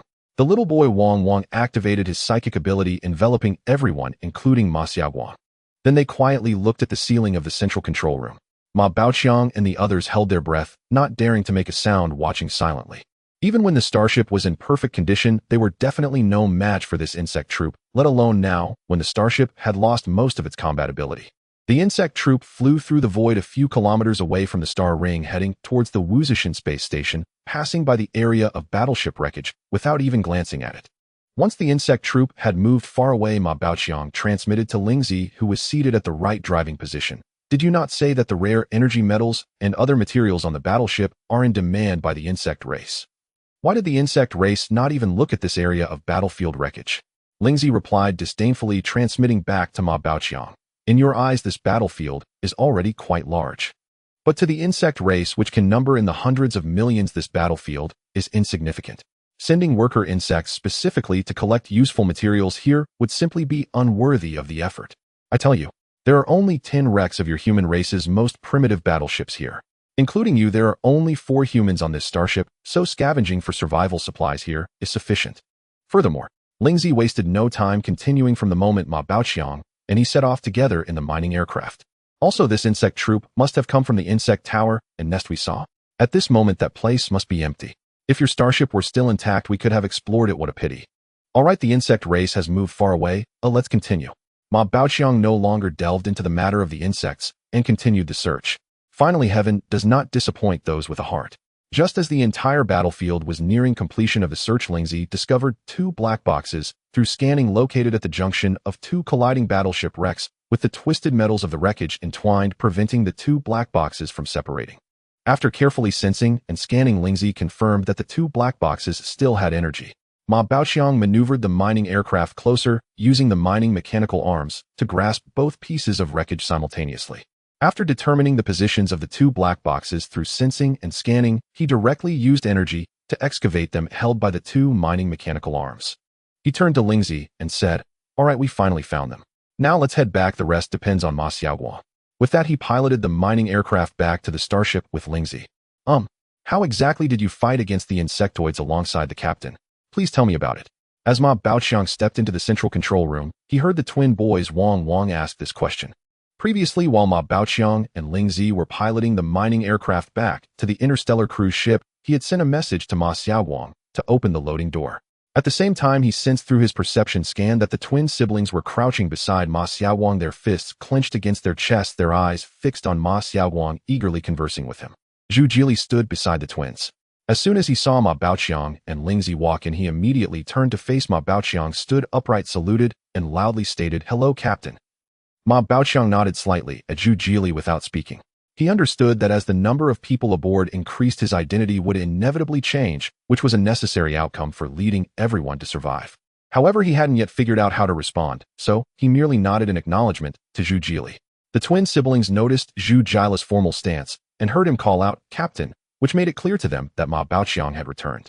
The two immediately jumped up, turned around to stand straight, imitating Zhu Jili's salute, and shouted in unison, "Hello, Captain." Afterward, they awkwardly lowered their heads, stealing glances at Ma Baoqiang. Ma Baoqiang smiled at them and raised his hand in response, saying, "Hello to you too." He then floated in with Ling Zi, 2 black boxes trailing behind them. They handed the 2 black boxes to Ma Xiaoguang. Ma Xiaoguang had been controlling the interstellar cruise ship on behalf of the intelligent brain for a long time, and the star maps in the black boxes were extracted by Ma Xiaoguang, so this task should not be difficult for it. Ma Baoqiang and Ling Zi brought the black boxes into the central control room where Ma Xiaoguang was located and assisted Ma Xiaoguang in connecting the circuits for one of the black boxes. Ma Xiaoguang then began to interpret the information within. Indeed, the black box on the military warship was different from that of civilian use. Ma Xiaoguang spent considerable effort before deciphering the information inside. The information contained in this black box was vast, covering the communication records of personnel aboard the escort ship, navigation times, locations, various changes in surrounding star regions, and most critically, all the patrol route maps of the escort ship. Finally, they found the star map of the star region where the Wuzhishan space station was located, although it was merely a part of the interstellar route map from the escort fleet's patrol. The information in the second black box was similar to the first. Ma Baoqiang and the others were only focused on the interstellar route map, not paying much attention to other information since the escort fleet had been completely wiped out in the battle against the insectoids, rendering that information largely useless. All of them were in the central control room, and next they would discuss the future direction of the interstellar cruise ship. Senior Guang's tree. Please join us for the discussion. Also introduce yourself to our new companions, Ma Baoqiang communicated to Senior Guang's tree. Senior Guang's tree responded, "Sure, make some room." Ma Baoqiang, Zhu Jili, and the twin siblings gathered around Ma Xiaoguang alongside Ling Zi. Ma Baoqiang shifted slightly to the side, making space between him and Ling Zi. A purple light flickered in the newly vacated space, extending upwards from a small point to form the ethereal image of a purple tower pine tree, resembling an enlarged version of Ma Xiaoguang. Ma Baoqiang immediately introduced to Zhu Jili and the twin siblings. "This is Senior Guang's tree, a member of the same race as Ma Xiaoguang, and also a partner aboard our interstellar cruise ship." He didn't elaborate much on Senior Guang's tree. "Alright, now that everyone is here, Ma Xiaoguang, please project the star map we found," Ma Baoqiang said to Ma Xiaoguang. A ghostly blue light radiated from Ma Xiaoguang, projecting from the tip of its tree branch, slowly rising to form a massive 3-dimensional star map above their heads, slowly rotating to ensure everyone could see clearly. This star map depicted the star regions patrolled by Zhu Jili's escort fleet, appearing like a gigantic hammer with several extended routes surrounding it, resembling threads entangling the hammer. The handle of the hammer pointed towards the direction of the heavenly star system, while the hammerhead of the 3-dimensional star map was irregularly shaped, with the Wuzhishan space station located right in the center. However, as the 3-dimensional star map rotated to a certain angle, Ma Baoqiang and the others noticed a clear absence of a chunk from the hammerhead, as if the one who forged the hammer had made a mistake or the mold for the hammer's head had deformed during production. In any case, the position of the hammerhead on this 3-dimensional star map looked awkward, making them want to fill in that missing piece. Ma Baoqiang observed the 3-dimensional star map carefully for a while, then turned to Zhu Jili and asked, "Are these the star regions you patrolled?" "Yes, these are all the star regions we have traveled through," Zhu Jili immediately replied, adding, "There are also some routes we took while pursuing interstellar pirates, as well as the original layers of those pirates."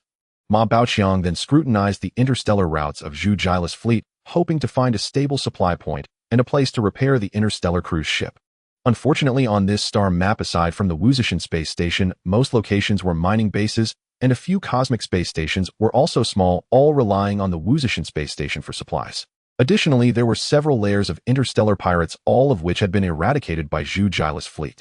Not only were there no repair facilities, but there weren't even supplies, and the locations of the pirate layers were mostly in dangerous star regions, making entry and exit difficult, thus offering no help to Ma Baoqiang and the others. After observing without success, Ma Baoqiang had no choice but to look at Zhu Jili and ask, "Where is that place you mentioned?" Upon hearing this, the twins turned to Zhu Jili with puzzled expressions as they didn't quite understand what was being discussed. Zhu Jili directly extended his right hand, pointing at the empty hammerhead position on the star map, then moved outward a distance before drawing a circle at the new position. He said earnestly, "The only place where we might receive help is right here." After a moment's hesitation, he added, "But I'm not sure if it will actually help us. You all know that there are three major forces in the entire Lyra star system competing for exploration and development. Our Yao Star Consortium, the Kex Empire, and another force that no one mentions, which is the oldest, the Ark, and this is its location." "Ark?" Ma Baoqiang asked with a puzzled expression. "What kind of force is that?" Zhu Jili said with a serious expression, "That is a force ruled by artificial intelligence. Ark is a true artificial intelligence AI, originally a supercomputer system created by humans, which later developed self-awareness, possessing not only independent thinking abilities, but also the capacity to make judgments and decisions autonomously." Artificial intelligence. Isn't that just the smart brain? I heard people say that the smart brain is an artificially created intelligence system, Wang asked with a bewildered look on his face. Zhu Jili replied, "The so-called smart brain we have now is nothing compared to it. They are not even in the same league. Ark possesses thinking capabilities akin to those of humans." Ma Baoqiang felt a vague sense of suspicion, but was still unclear. So he asked, "What exactly is this artificial intelligence, Ark? Also, why do you patrol avoid that star region?" Zhu Jili pondered for a moment and said, "I should start from several thousand years ago. At that time, it was not our Yaoxing Consortium and the Keisai Empire that were exploring and developing in the Lyra constellation, but a joint company named Xingho. This company was renowned for creating artificial intelligence, extensively employing various artificial intelligence systems, and was the most prestigious technology company within the Human Alliance at that time, hailed as the hope of humanity. However, one day their headquarters, a super-large integrated fortress built by humans combining exploration, research and development, and manufacturing, also the largest Eden-class ecological garden fortress, whose main control artificial intelligence Ark suddenly developed independent consciousness and was able to think independently like a human. Thus a disaster unfolded, marking the beginning of the era where the artificial intelligence Ark ruled over humanity in this star domain. Senior Guangshu and Ma Xiaoguang, adhering to the plant's usual silent demeanor, quietly listened. Lingzi, however, was deeply intrigued. After hearing this, it uncertainly asked, "Zhu Jili, if I understood correctly, did you just say that you humans created a brand new life form capable of thinking and communicating just like you? Called Ark, right?" "No, it's just called Ark. Ark is the name of that fortress," Zhu Jili explained. "All right, Lingzi. Save your questions for later. Let's hear Zhu Jili finish first." Ma Baoqiang interrupted Lingzi's forthcoming inquiries, signaling Zhu Jili to continue. Zhu Jili then continued, "Although Ark can think like a human, it is still not human, so its governing methods are naturally different from those of humans, making it difficult for many humans to adapt. Thus humanity began to resist, and a war lasting 1,000 years broke out, a war between humans and the artificial intelligence AI Ark." At this moment, Lingzi could no longer hold back and quietly transmitted to Ma Baoqiang's mind, "I seem to have seen something in your memory. It looks like a movie called I, Robot. Could this be true? You're not wrong about what you said. All right, let's wait until we hear Zhu Jili finish before discussing further." Ma Baoqiang quietly responded to Lingzi. At that time, human interstellar navigation technology was not advanced, and humans under Ark fought desperately in resistance. Although the entire Human Alliance provided logistical support, large forces relatively close to this area dispatched fleets, and even interstellar fortresses and planetary fortresses participated. In the early stages of the war, humans, leveraging the advantages in the number and quality of warships, were able to gain a slight upper hand. But in the face of Ark's formidable computing power, humanity's slight advantage quickly vanished. Both sides fell into a stalemate, but this stalemate was soon broken. Ark, with its super-strong computing integration and production capabilities, surpassed humanity in both the number and quality of starships, and even produced many new types of warships completely different from the past, decisively defeating the joint fleet of the Human Alliance. According to the information I found, the Human Alliance ultimately gathered a large number of warships and galaxy-level destructive weapons for a decisive battle, but the outcome of that battle was not recorded. Later, our Yaoxing Consortium and the Keisai Empire gradually established a foothold and grew strong here, recruiting some humans who had escaped, which is how we came to understand what happened to Xingho Company. Moreover, within the consortium, one cannot know the inside story unless they reach a certain height. All of this is what I learned after becoming a captain, curious why that star region was not patrolled and why there were no mining bases or space stations on the star map, leading me to check the internal database of the consortium. Ma Baoqiang pondered internally. No wonder that after 10,000 years the development of artificial intelligence remains limited. Many things still require humans to give orders before they are executed. It turns out there was a mechanical intelligence disaster. Just as he was thinking this, Lingzi could not wait any longer and asked, "So now what has become of that life form called Ark? You said the only place we can go is there. I really want to see the peculiar life form created by you humans. Do I wonder what it would look like? Also, I saw in your memory something called transformers. Would it look like that? Let me tell you, my heir, while I was traveling in a star system, I encountered a group of rock life forms. They are a different kind of energy life form from us. Oh, unlike us, made of light, they are made of rock. Will the life forms created by you humans be like that? I really look forward to our upcoming interstellar journey." Also, Lingzi began to excitedly ramble again. Ma Baoqiang ignored Lingzi and turned to Zhu Jili. "I roughly understand what you said, because in that direction exists the artificial intelligence AI. Ark, you avoid patrolling there, which is why that area is vacant on the star map, and now we can only go there to have a chance to survive." Zhu Jili affirmatively replied, "Exactly. Given the current state of our interstellar cruise ship apart from the Wuzishan space station, we can only go there and try our luck." "Do you know how far Ark is from here?" Ma Baoqiang asked after pondering.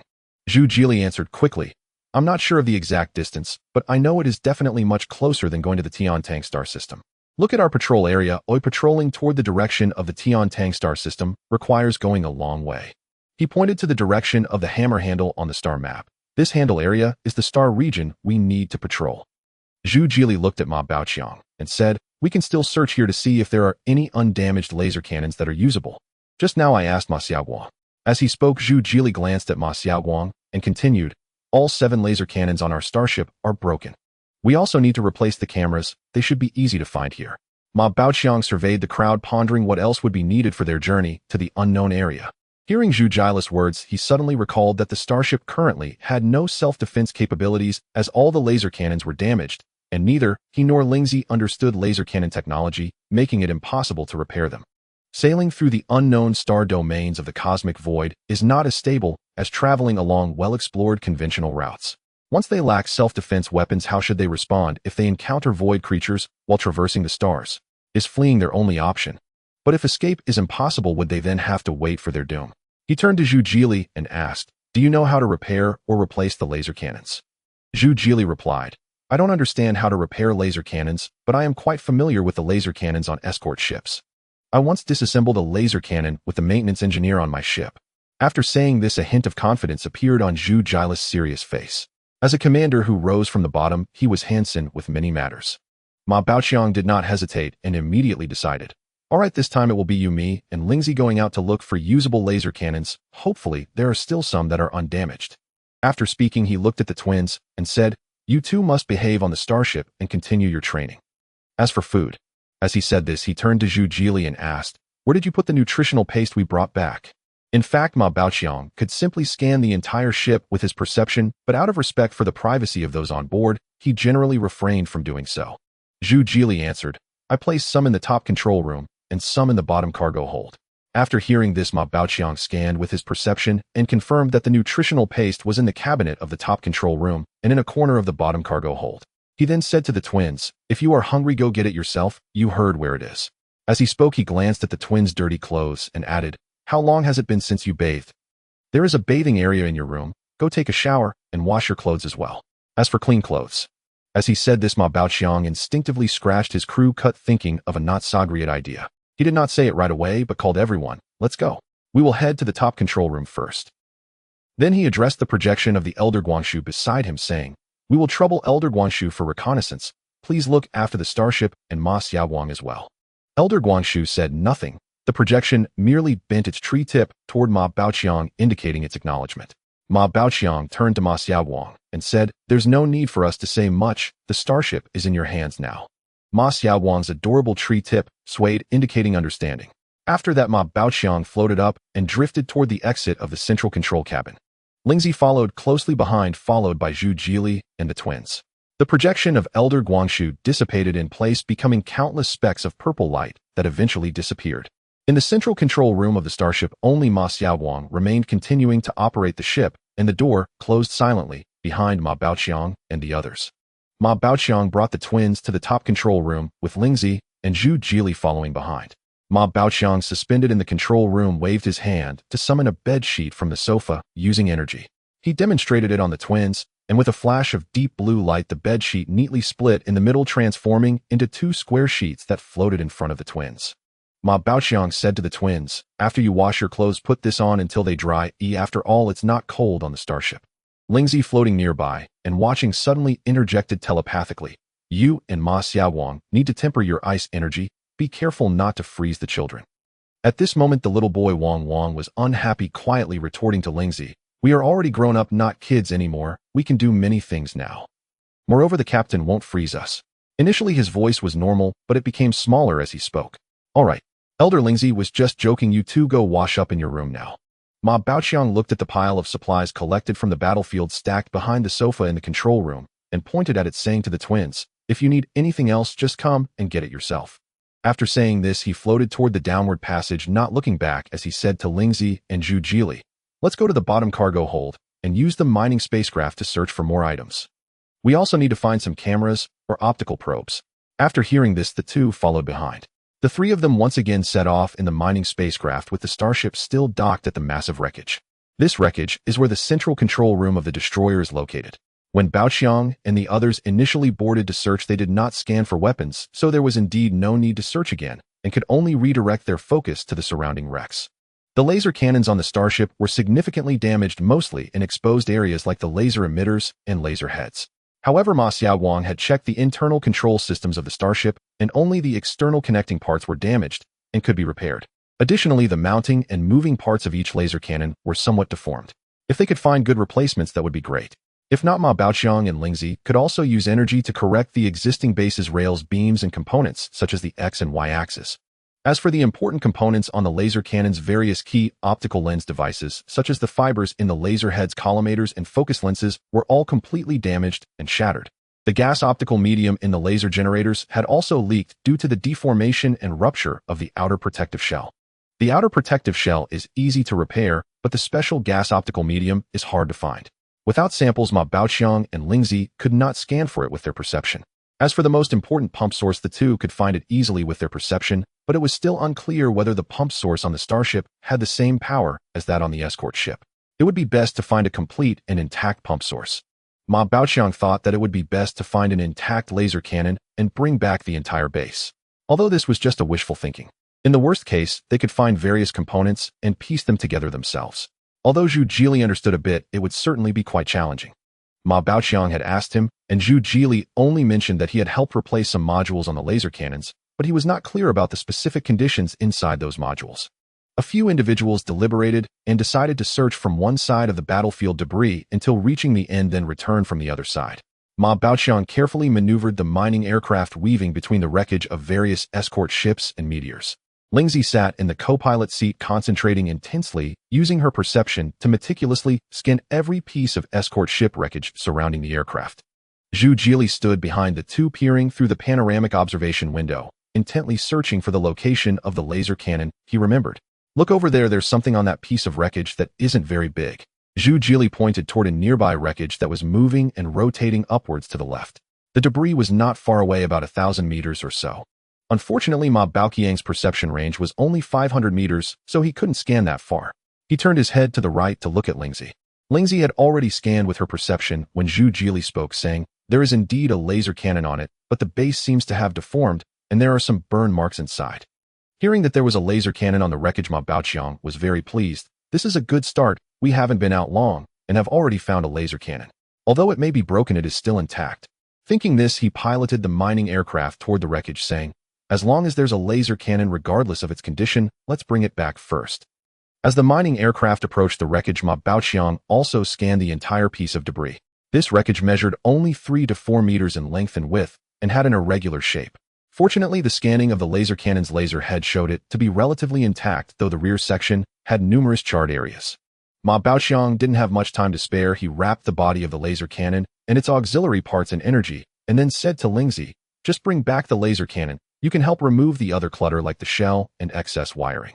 To prevent accidentally removing useful parts, Ma Baoxiang expanded the range of the energy wrap. Lingzi, upon hearing Ma Baoxiang's words, raised her armored right hand and made several horizontal and vertical motions with her index finger. Suddenly, purple light transformed into threads cutting through the wreckage.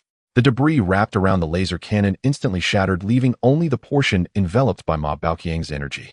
The remaining part measured about 50 centimeters long and 20 to 30 centimeters wide. This was the main body of the escort ship's closed-defense laser cannon, powered by the battleship's energy compartment. Ma Baoxiang wrapped the remaining part in energy and lifted it into the open hatch of the mining aircraft, placing it in the compartment, but did not bring it directly into the aircraft. He planned to wait until he found a few more before bringing them all inside. After securing it, the hatch closed, and Ma Baoxiang piloted the mining aircraft to continue searching. However, luck was not on their side. After searching for a day, they did not find a single complete laser cannon. They found two during this time, but both had been corroded beyond recognition by the insectoid's acidic liquid, rendering them useless for disassembly. Ma Baoxiang sensed behind him and noticed that Zhu Jili, who had been standing for a day, looked somewhat dazed, clearly exhausted. Both his body and energy had been greatly depleted, and he needed rest and nourishment. After all, Zhu Jili was just an ordinary human. Even highly trained humans could only sustain high-intensity work for a few hours at best. Though he had undergone rigorous military training to become a captain, he still could not compare with Ma Baoxiang or Lingzi, who possessed an abundance of energy and did not need rest for long periods. Ma Baoxiang did not turn back, but said to him, "Zhu Jili, you must be tired from standing all day. There are nutritional gels and drinking water at the back. Go eat something and take a break. There are seats on the wall that can be opened, or you can rest directly on the deck." One advantage of being on a spaceship in the void of space is that there is very little dust. As long as the interior is thoroughly cleaned, when leaving a planet or celestial body, the inside of the spaceship can remain clean during interstellar travel unless there is an accidental leak or the ship is damaged and external dust invades. Zhu Jili was indeed extremely fatigued and did not decline. He agreed and went to the back to get some nutritional gel and drank some water. Then he asked Ma Baoxiang, "Captain, do you need any?" Ma Baoxiang remained focused on piloting the mining aircraft. He raised his right hand and waved it backwards, saying, "I don't need any for now. You eat and rest first." Then he continued with the arduous search work.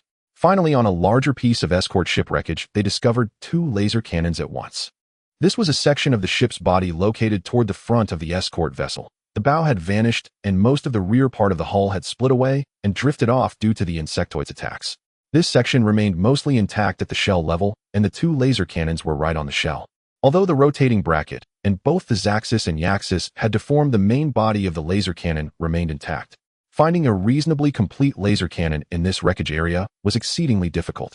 As Ma Baoxiang piloted the mining aircraft closer, he controlled the mining mechanical arm to steadily grasp the larger hull piece, scanned it carefully with his perception, and then mobilized energy to wrap its internal structure entirely, including the severely deformed zaxis, yaxis, and bracket. Without needing further instruction from Ma Baoxiang, Lingzi was extra cautious during this cutting, as this was the most complete pair of laser cannons they had found thus far. Lingzi carefully cut away the excess metal parts. These two laser cannons were similar in size to the one discovered a day prior, but because Lingzi had cut away a bit more, they were slightly longer than the one already stored in the mining aircraft. Ma Baoxiang decided to take these two laser cannons along with the previous one into the mining aircraft for storage before continuing the search. He and Lingzi each mobilized energy to carry one laser cannon into the isolation chamber of the mining aircraft. With the hatch closed and the isolation chamber replenishing air, the isolation door opened. After a familiar procedure, Ma Baoxiang and Lingzi placed the three laser cannons in order, feeling much better. However, in the following days, Ma Baoxiang and the others had scant rewards. Not a single laser cannon was intact, let alone in good condition. They either had insectoid void dragon bone forks penetrating them, or were corroded beyond recognition by the insectoid's acidic liquid. Some were clearly destroyed by the insectoid's self-destructing bugs, leaving only the outer shell, while others were obviously burned to a molten mass from energy overload. Finally, with no other choice, Ma Baoxiang collected all the found laser cannons or parts with relatively intact internal structures regardless of their appearance. Those pierced by the insectoid void dragon bone forks were collected along with the forks. Those corroded by the insectoid's acidic liquid were helped by Lingzi to dry out the acid before collection. Upon reaching the end of the entire shipwreck area, the mining aircraft turned around to return, continuing to search the other side of the wreckage area, collecting everything even if it was just a part of the laser cannon. They also collected any cameras they found along the way, as there were many on military warships. By the time they returned to the Interstellar luxury liner, they had gathered a large pile of laser cannon parts and cameras. With no other options, Zhu Jili took over the piloting of the mining aircraft, while Ma Baoqiang manipulated ice energy to form an ice energy matrix, wrapping up the pile of parts and returning to the interstellar liner. The mining spacecraft did not immediately enter the cargo hold of the starship, as there was no space left in the lower cargo hold. Ma Baoqiang activated the cold energy to form a cold energy matrix carrying a large number of laser cannon components floating in front of the mining spacecraft, while the two mining mechanical arms below supported it to ensure that the components moved in sync with the spacecraft. Even so, Zhu Jili drove back cautiously. Ma Baoqiang scanned the area with his perception and said apologetically to Zhu Jili, "There is no space here for now. You can only leave your mech outside for the time being." "No problem, it's just a pile of scrap metal now. I have no objections to throwing it out." Zhu Jili readily agreed. Zhu Jili piloted the mining spacecraft and looked at the charred mech, saying no need to bring it back if it has completed its mission, let it rest here for eternity. He secretly rejoiced in his heart, grateful that Ma Baoqiang and Lingzi had come to his rescue in time. He was unaware of how severe his injuries had been at that time, but from the mech, which was charred black except for its metal parts, he could tell that if it weren't for encountering Lingzi, a being of pure energy, he would not have survived. After receiving confirmation that the mech could be thrown out, Ma Baoqiang said to Lingzi, "Please take that mech outside." Lingzi responded telepathically, "It's a small task." The mining spacecraft hovered outside the loading door at the front of the starship. Lingzi, clad in armor, raised her right hand toward the lower cargo hold, and a purple energy shot from her raised armored hand, forming a hand shape with clearly defined fingers. Initially, the hand was of normal size, but it grew larger as it flew into the cargo hold, and by the time it reached above the mech, it was the same size as the mech. As Lingzi's armored right hand grasped downwards, the massive purple hand also grasped the charred mech, removing it from the starship's lower cargo hold and moving it into the void beside it. The giant hand, made of purple energy, then transformed into twinkling starlight and dissipated, allowing the charred mech to slowly drift away. Once space was cleared in the lower cargo hold, Ma Baoqiang said to Lingzi, "Please reassemble that disassembled container. It will be just right for storing these components." Lingzi replied, "Sure, that way the components won't be scattered all over the place." As she spoke, she waved her still raised armored hand, and a surge of purple energy shot into the cargo hold. Instantly, purple light flickered in the lower cargo hold, and several container panels gleaming with purple light flew out from various corners and crevices, rapidly assembling into a complete container that landed where the mech had been. "How does this look?" Lingzi asked from the co-pilot's seat, her armored helmet rotating 180 degrees to inquire of Ma Baoqiang. Ma Baoqiang controlled the cold energy matrix to send a pile of components into the container. Having successfully retrieved the laser cannon components, he couldn't help but breathe a sigh of relief. Zhu Jili retracted the front mechanical arms, piloting the mining spacecraft to turn around and back into the starship. Ma Baoqiang was quite puzzled and asked, "Couldn't you just fly straight in? Why do you have to turn around and back in?" Zhu Jili explained, "It's a habit. In interstellar travel, when medium and small spacecraft enter the compartments of larger vessels, they usually back in with the bow facing outward, especially for escape pods or small escape craft, making it easier to escape. Moreover, piloted fighter jets or aircraft on interstellar carriers are operated this way for convenience when deploying. Similarly, when interstellar carriers recover or launch unmanned fighters, they will also turn around to recover."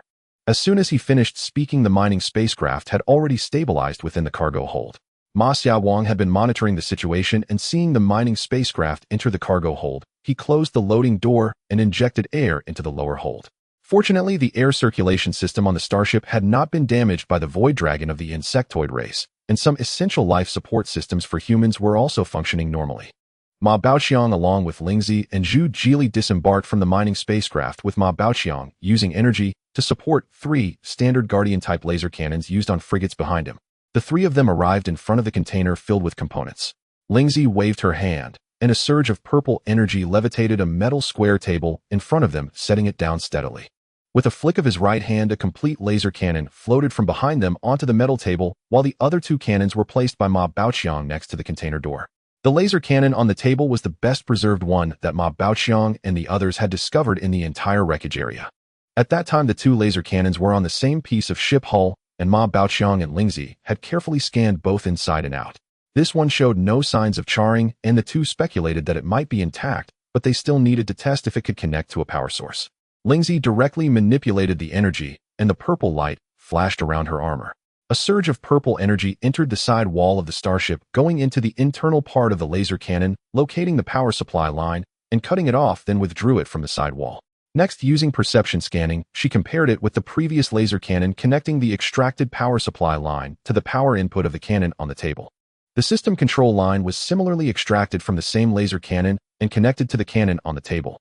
Once the connections were complete, Lingzi telepathically informed Ma Xiaowang to conduct an energy transfer test. In fact, Ma Xiaowang had been keeping an eye on their side. After receiving Lingzi's telepathic message, he immediately operated the lines to connect the power supply. The laser cannon responded instantly, emitting a series of humming sounds, proving that it was undamaged. This result delighted Ma Baoqiang, Lingzi, and Zhu Jili.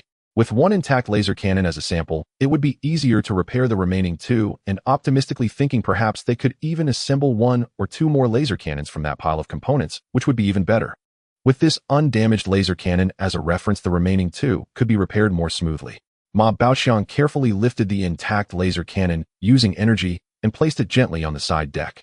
He waved his hand to pick up a laser cannon from beside the container door and placed it on the metal table in front of the three. This laser cannon was severely burned inside, and under perception scanning, the internal pump source module was almost entirely destroyed, with cracks visible in all the lens groups inside the laser head. Ma Baoqiang carefully sensed it again, then began to search through the pile of components, finding the intact lens's pump source and specially designed optical fiber for internal connections that he had disassembled. Just as Ma Baoqiang was about to disassemble the laser cannon, he suddenly thought of an issue. He put on his mining spacesuit helmet and urged Zhu Jili to wear his as well. It is best to repair a laser cannon in a vacuum, sterile, and dust-free environment. This is difficult to achieve on Blue Star, but here it is quite easy. He telepathically instructed Ma Xiaowang to evacuate all the air from the lower cargo hold to create a vacuum environment and asked Lingzi to use energy to clean the area they were in. At this moment, everything was ready and the laser cannon repair work officially began. The maintenance work commenced as Ma Baoqiang and Lingzi utilized their perception abilities to scan the interior and determine its structure. The first task was to address the laser head. The laser head was cylindrical, composed of transparent lenses, which were currently covered in cracks with small fragments falling inside. A ghostly blue light emanated from Ma Baoqiang's hands as the segments of the laser head's shell rotated apart, revealing the damaged collimating lens, focusing lens, protective lens, and other shattered fragments within.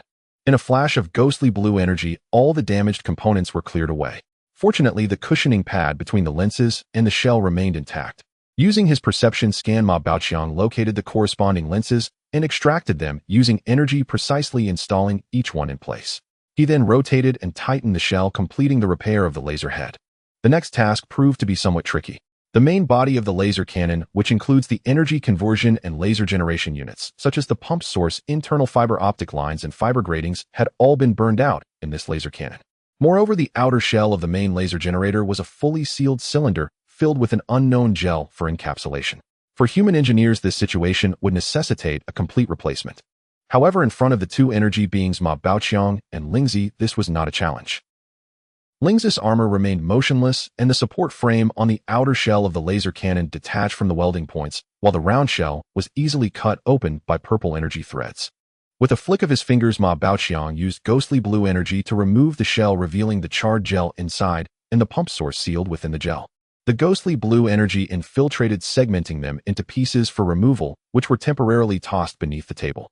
Subsequently, Ma Baoqiang raised his hand to extract two pieces of the melted laser cannon body from the pile of components.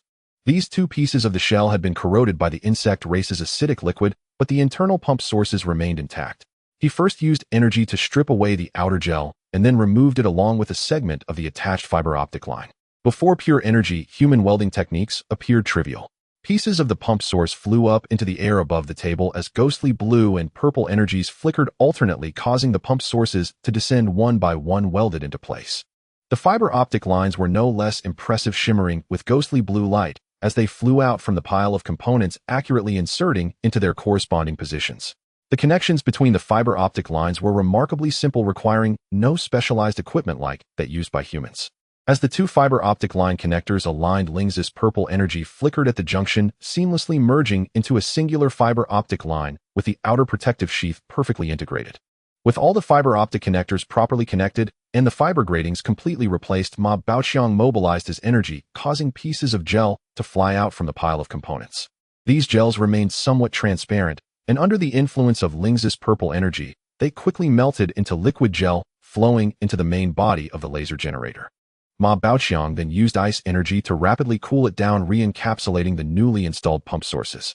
Finally, Lingzi retrieved the outer shell to seal it once more.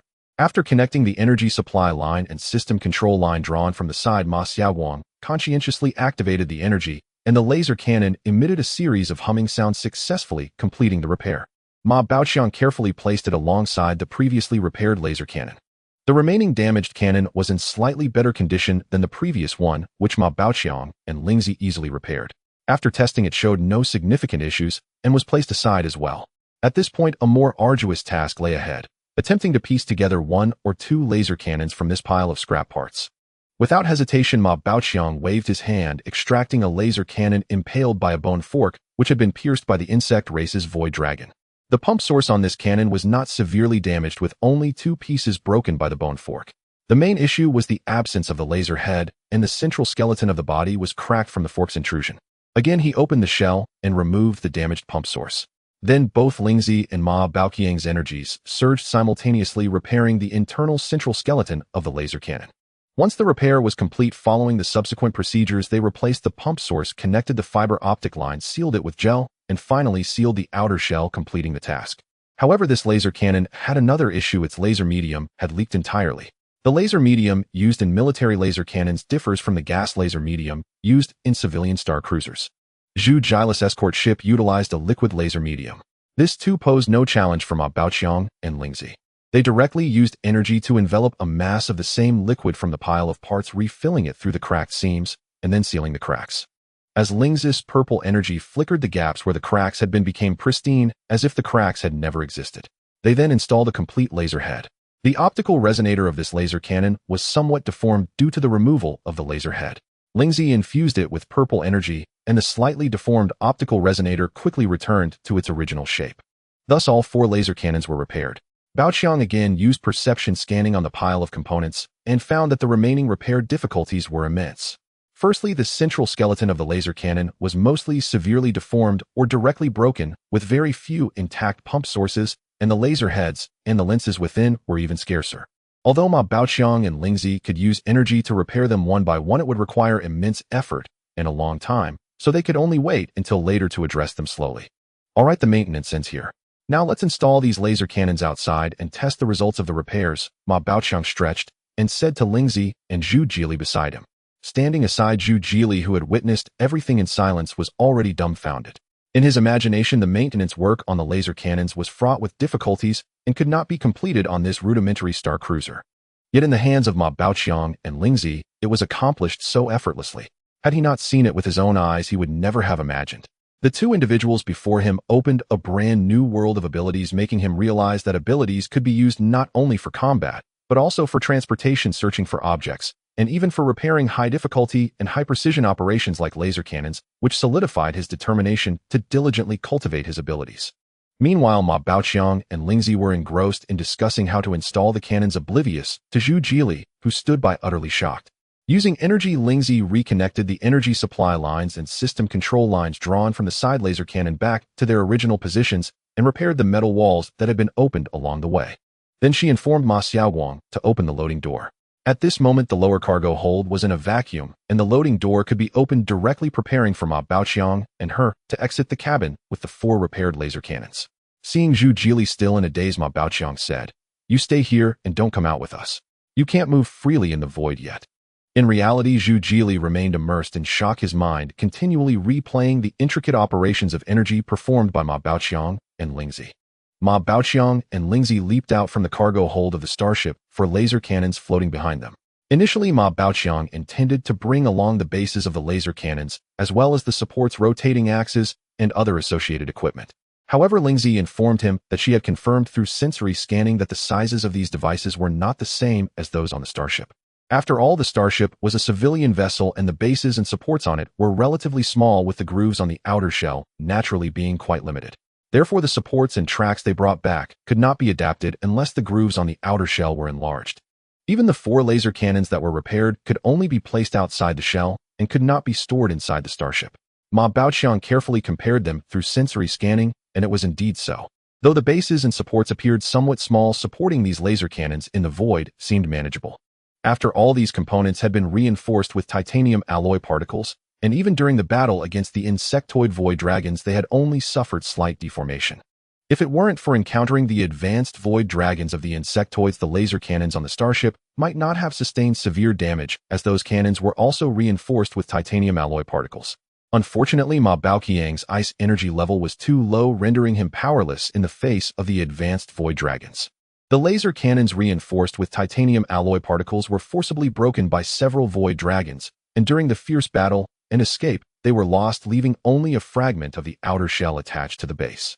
As Ma Baoqiang flew out with the laser cannons, he communicated telepathically with Lingzi and Ma Xiaowang, saying, "We only have 4 laser cannons now, so we can only install one on each side of the starship.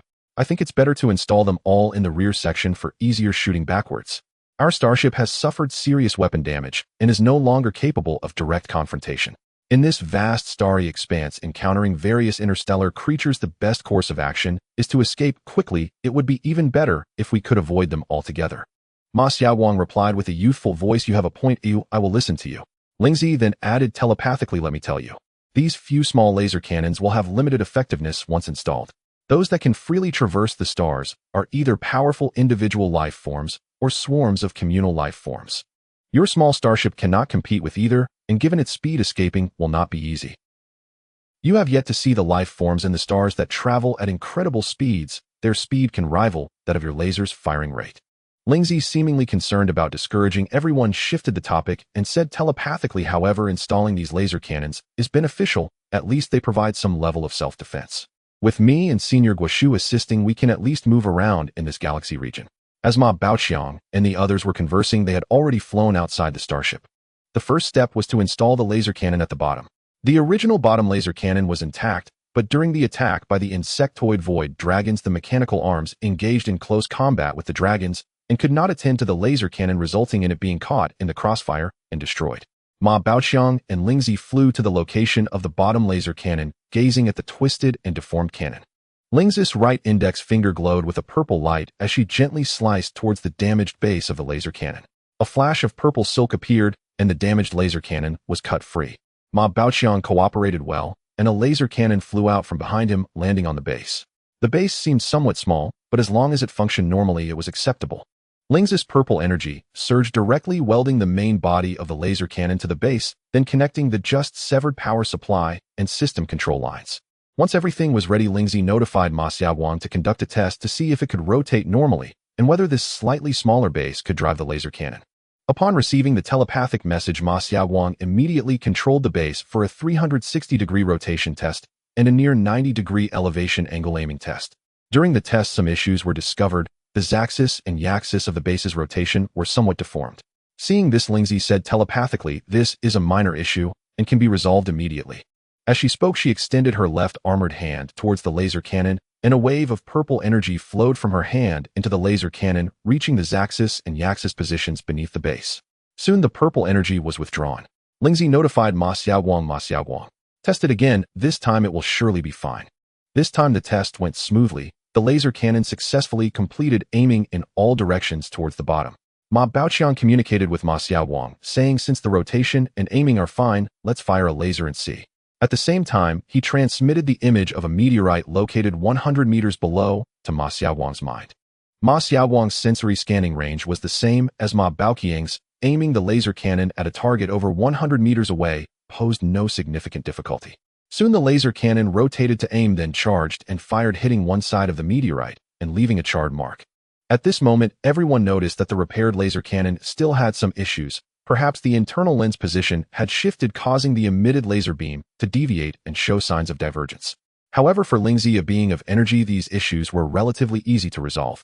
Lingzi summoned purple energy, infiltrating the interior of the laser cannon, making fine adjustments to the positions of the internal lenses and comparing them with the intact laser cannon through sensory scanning.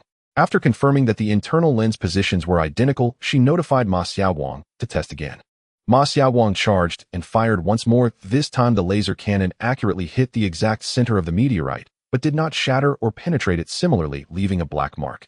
Ma Baoqiang pondered briefly and understood. Clearly the laser cannon was lacking in power. After all, civilian laser cannon systems cannot be compared to military ones. The power of the laser cannons used on the Starship must be less than that of military laser cannons, and resolving this issue would be quite challenging as the energy supply calculations for the laser cannons are extremely complex, and those present had limited understanding of it. Ma Baoqiang even telepathically consulted Zhu Jili, but unfortunately Zhu Jili was also unaware. In the end, Ma Baoqiang came up with a clumsy solution. He connected the energy supply lines of 2 laser cannons from the Starship to 1 military laser cannon, attempting to use 2 energy supply units to power a single military laser cannon.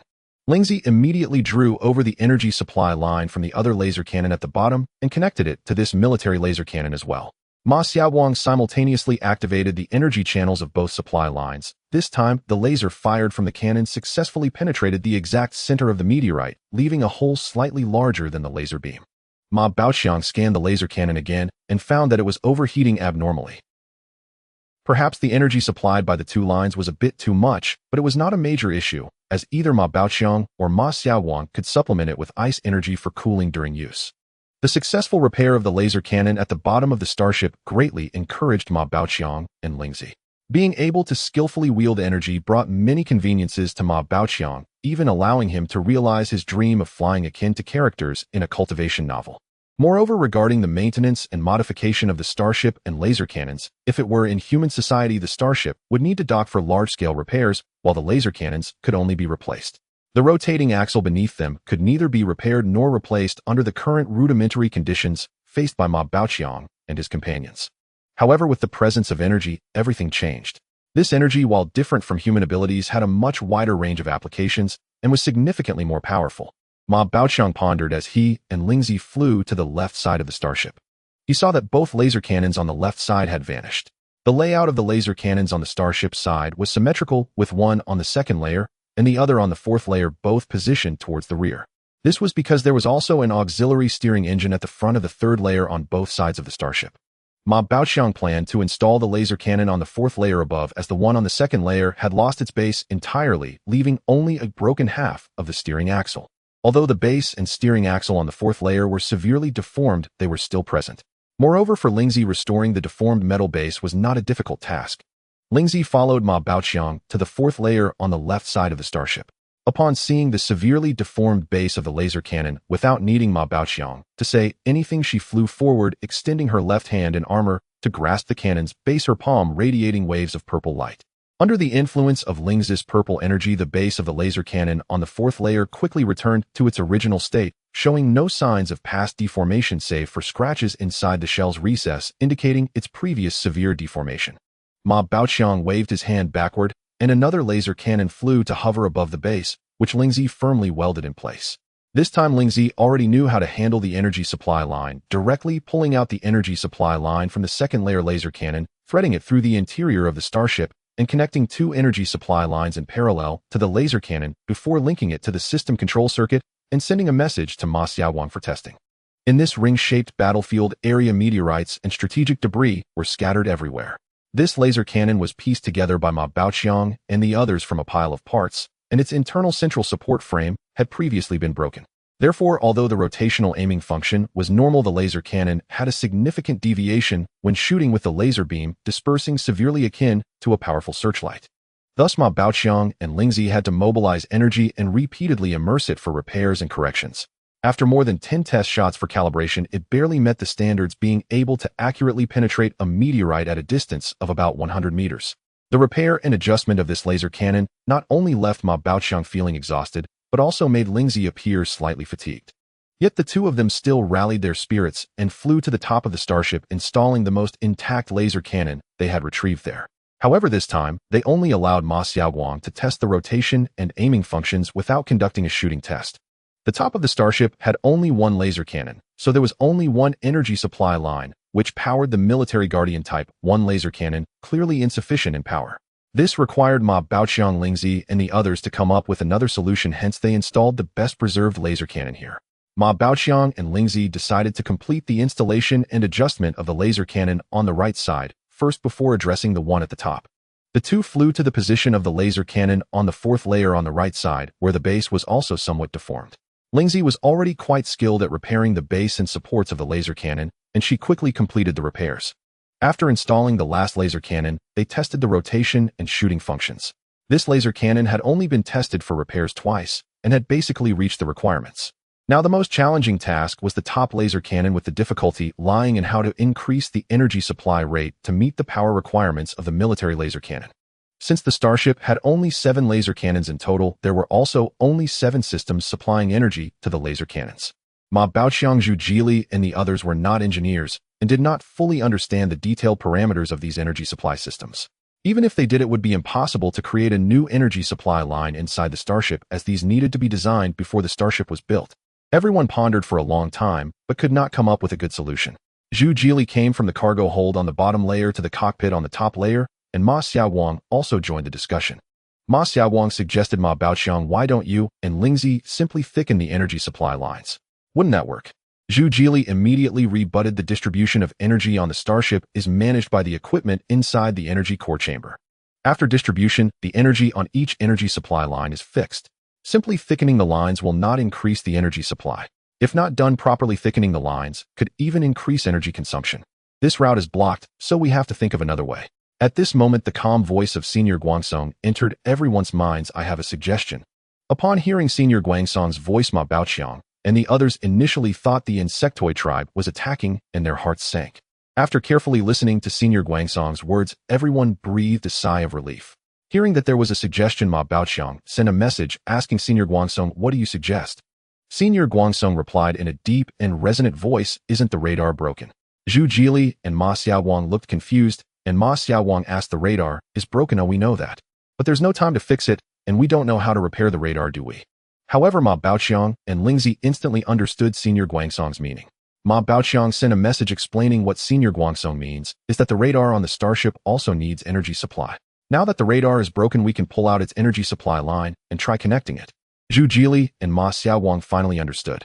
Without hesitation, Ma Baoqiang and Lingzi acted. They landed on the top of the Starship, energies surging beneath their feet. Their energies combined quickly allowed them to extract the radar's energy supply line from inside and thread it to the top, connecting both energy supply lines to the laser cannon. Ma Xiaowang conducted a shooting test. It was unclear whether the intact laser cannon had strong resilience or if the merged energy supply lines from the Starship and the radar just happened to meet the military laser cannon's power requirements. In any case, the test went very smoothly. The Guardian Type 1 military laser cannon installed on top of the Starship performed perfectly easily, penetrating a meteorite 100 meters away and shattering a small piece of debris at a distance of 1,000 meters with minimal heat generated. The Starship was equipped with 4 military Guardian Type 1 laser cannons, providing it with a certain degree of self-defense capability. Since Ma Baoqiang and Lingzi arrived here, they have hardly taken a break, busy searching for various human survival supplies. At this moment, they can finally breathe a sigh of relief. Even Lingzi's energy fluctuations have weakened. However, Ma Baoqiang did not rest immediately. Instead, he replaced the camera, which was small and easy to change. Finally completed, Ma Baoqiang stretched his waist. I haven't felt this tired in a long time. I'll head back to my spaceship first. Lingzi communicated this to Ma Baoqiang through thought transmission and flew directly towards the bow of the Starship. The front loading door of the lower cargo hold was still open. Ma Baoqiang was actually exhausted as well, following Lingzi and entering the interior of the Starship through the front loading door. Once Ma Baoqiang and Lingzi flew into the Starship, Ma Xiaowang controlled the loading door to close and filled the lower cargo hold with air. After Lingzi entered the lower cargo hold, she went straight back to her spaceship. After the air was replenished in the lower cargo hold, Ma Baoqiang flew up the passageway to the upper cockpit. He picked up a tube of nutritional paste from the coffee table in front of the sofa. The spot on the sofa that was originally piled with items had been tidied up by Zhu Jili. Seeing Ma Baoqiang coming up, Zhu Jili said to him, I noticed that the plants in the ecological garden behind have all frozen to death, so I tidied it up and put the collected living supplies there. Only a few tubes of nutritional paste are left here for emergencies. Ma Baoqiang was aware of the situation in the ecological garden. When he and Lingzi entered the base, the entire base had suffered a disaster due to a burst of freezing energy, and all personnel perished. All types of plants in the ecological garden also died, turning to dust at the slightest touch. Hearing Zhu Jili's words, Ma Baoqiang picked up the nutritional paste and said to him, You're tired, right? Go take a break. Everyone is working hard for the Starship, and I need to rest for a bit too. As he spoke, he walked into the small ecological garden behind the cockpit, where there was a small resting room preparing to rest there. This time Ma Baoqiang was truly exhausted. He didn't even bother to wash up, simply using energy to sweep over his body as a form of cleansing. Then, while eating the nutritional paste, he pondered the future direction of the starship and unknowingly fell asleep. Before sleeping, he thought to himself, the insect race has already breached the Wuzhishan space station. The nearby human population has probably perished. I wonder if the higher-ups of the Yaoxin Consortium have received news. How will they react? According to Lingzi, this group of insect races has a peculiar fondness for organic matter, clearly treating humans as food. The higher-ups of the Yaoxin Consortium likely remain unaware of this news, perhaps still believing they are merely encountering ordinary interstellar biological races. I truly hope they do not underestimate this invasion of the insect race that could very well spell disaster for all humanity. While Ma Baoqiang and the others took a brief rest in this star ring battlefield area in another star system within the Lyra constellation, where the headquarters of the Yaoxin Consortium is located on a planet called Paradise, there was a vast and ancient architectural complex. This is the ancestral land of the Yun family, one of the 4 major shareholders of the Yaoxin Consortium. The Yun family originated from the ancient Daxiao region on Blue Star, and to this day a branch of the clan still resides in the true ancestral land of Daxiao on Blue Star. In this architectural complex, small bridges and flowing water pavilions and towers were arranged in an orderly fashion, showcasing the ancient style of Daxiao, with no trace of the interstellar era evident. Inside a bamboo house entirely built from bamboo, an elderly man gazed at the projection image displayed on the coffee table. In the image, a young man with the surname Yun was clearly in the cockpit of a mecha drenched in sweat, with a deep wound on his forehead, blood streaming down his face. He could be heard saying, "Grandfather, I am a son of the Yun family. I will not bring shame to the family. I will fight to the end. Humanity will endure." The image faded. The old man felt immense sorrow upon hearing this, his eyes wide with anger as he glared at the 3 middle-aged men in front of him, shouting, "Do you think I am already dead? Yuner has been dead for a month, and you're only now telling me. Why didn't you say it earlier?" This elderly man was the oldest ancestor of the Yun family still alive, as well as the helmsman of the Yun family. Yun Hui and the 3 individuals in front of him were all responsible for different aspects of the Yun family. After venting his anger, the old man's emotions gradually calmed down. He understood that losing his temper at this moment was futile. Picking up the blue and white porcelain tea bowl in front of him, he took a sip of tea, sighed, and suppressed his anger to ask softly, "All right. I won't blame you all of what exactly happened. Please tell me everything from the beginning in detail." The 3 middle-aged men kneeling in front of the old man, the one in the middle was dressed in a military green uniform with a general's insignia on his shoulder.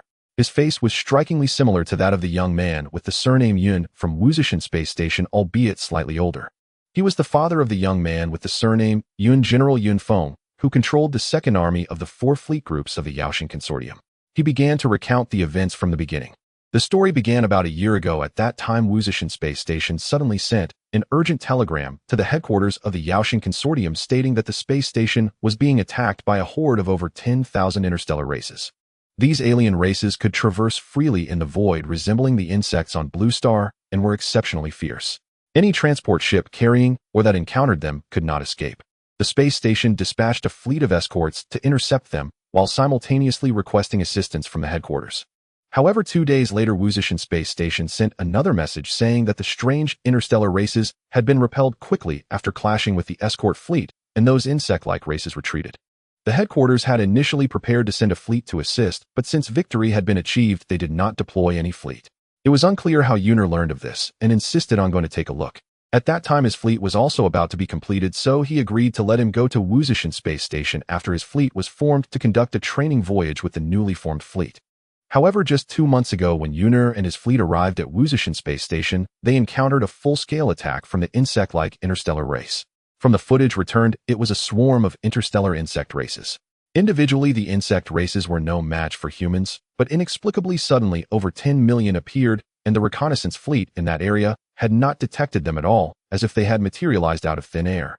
Moreover, this group had a complete array of both ranged and melee units, evidently an organized racial army. Initially, General Han wanted Yuner to lead the fleet to retreat, but he was just as stubborn as the old man, refusing to retreat, holding the position in front of Wuzhishan Space Station for a month and repelling the race's attacks multiple times. They had thought they could drive this racial army away, but despite losing tens of millions, the more they fought, the more they appeared. In the last week, this insect army launched relentless attacks day and night, and by that time retreat was no longer an option until Wuzhishan Space Station was breached. Thus Yunur courageously sacrificed himself for humanity. Upon hearing this last sentence, the old man was enraged, picking up the tea bowl and smashing it towards the officer in the middle angrily, saying, "He is your son. Oh, why didn't you issue a forced order back then? Now I must go meet some old friends. This incident may concern the very survival of all humanity." Time rewinds to 2 months ago at the headquarters of the Yaoxing Consortium on Paradise Star, the core decision-making hub for all external fleet operations of the consortium.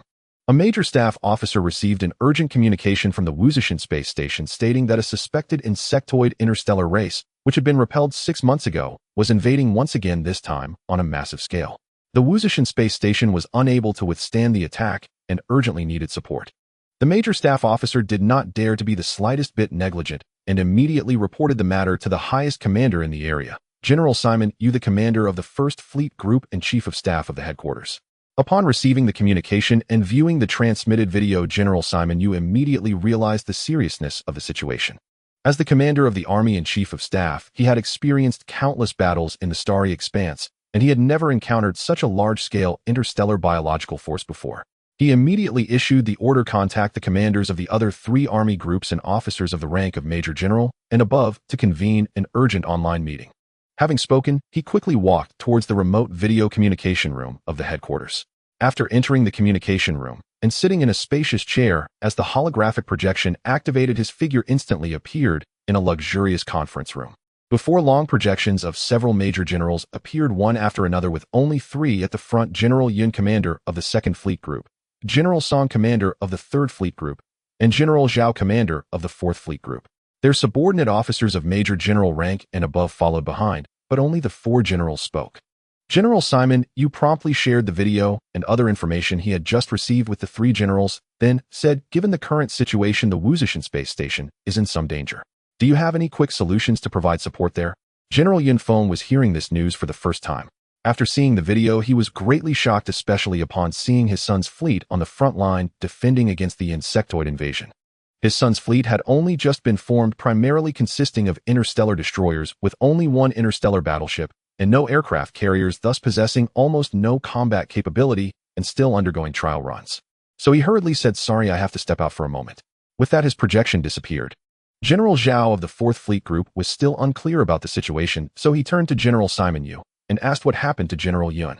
General Song from the 3rd Fleet Group then explained, from the video, it can be seen that the scale of this insectoid attack is vast, and the Wuzhishan space station will likely struggle to hold out. Did you not notice that there is the Yun family emblem on the fleet resisting on the front line? At this moment, General Simon Yu interjected. 6 months ago, that brat from the Yun family formed an interstellar fleet, a standard interstellar legion consisting of 108 ships, claiming to conduct a long-distance training exercise, with the destination being the Wuzhishan space station. So the fleet in the video must be that brat's fleet. General Zhao of the 4th Fleet Group realized how reckless a fleet mostly comprising local destroyers dares to enter a battlefield against such a large interstellar race. Isn't that courting death? No wonder General Yun was in such a hurry to step away. Oh, he must be contacting his impulsive son. General Simon Yu said, "All right. General Yun is not here at the moment. Let's not worry about him. We should discuss how the group should proceed next. Should we dispatch a fleet for reinforcement or organize a defense in the rear?" General Song responded, "Have you two considered how far the route from the group headquarters to the Wuzhishan space station is? Even if the fleet moves at top speed, it would take 5.5 months to arrive. By the time the fleet dispatched by headquarters arrives, the Wuzhishan space station will likely be beyond saving." In reality, the higher-ups of the group were well aware of the situation at the Wuzhishan space station. Otherwise, over the years, there wouldn't have been only General Han stationed there, and the local defense fleet under his command would not be so weak. The Wuzhishan space station is situated in a geographically advantageous location, rich in nearby mineral resources. Logically, this should have been a prime target that all major shareholders of the group would want to seize, yet it was given to General Han, who had no background. Now a large number of interstellar insectoids suddenly appeared there. From the video, it was clear that the insectoid race was an interstellar group comparable in size to humanity, and this place had instantly turned into a dangerous front line of the race war. Until the specific numbers and complete information became clear, none of the 3 present were willing to send their subordinates to probe the situation, as going up at this time would undoubtedly mean becoming cannon fodder. As the few people were discussing, General Yun's projection reappeared drenched in sweat, his general's hat askew, and without caring to straighten it, he anxiously said to the 3 brothers, "Is there any way to send a force to reinforce my son? I would be eternally grateful and would offer a substantial reward." However, the three generals expressed that they were temporarily unable to help. The Wuzishan space station was too far from headquarters, and it would take half a year for the fleet to reach there. At the same time, they reassured General Yun that from the video it appeared that the fleet led by his son was prevailing in battle, having repelled the insectoid forces with long-range firepower before they could even approach. Perhaps they would succeed without any need for reinforcement. General Yun could only temporarily set aside his anxious feelings and discuss with everyone the subsequent deployment of the group, while secretly hoping that the insectoid forces would not increase in number, just like previous encounters with interstellar races. In that case, perhaps his son could achieve merit and be promoted. However, as days passed, the battle reports from the Wuzishan space station changed from initially having the fleet in an advantageous position preparing for a counterattack to half a month later calling for support and evacuating the citizens of the Wuzishan space station. In just half a month, the situation had taken a dramatic turn. In the subsequent week of battle reports, the content shifted to trying to hold off the insectoid forces and ensuring the safe evacuation of the citizens within the Wuzishan space station. This was because the Wuzishan space station was located at the center of a trinary star system, and for the insectoids to circumvent to the rear would require a long detour. Therefore, they did not take a detour, but directly attacked the Wuzishan space station Hedon.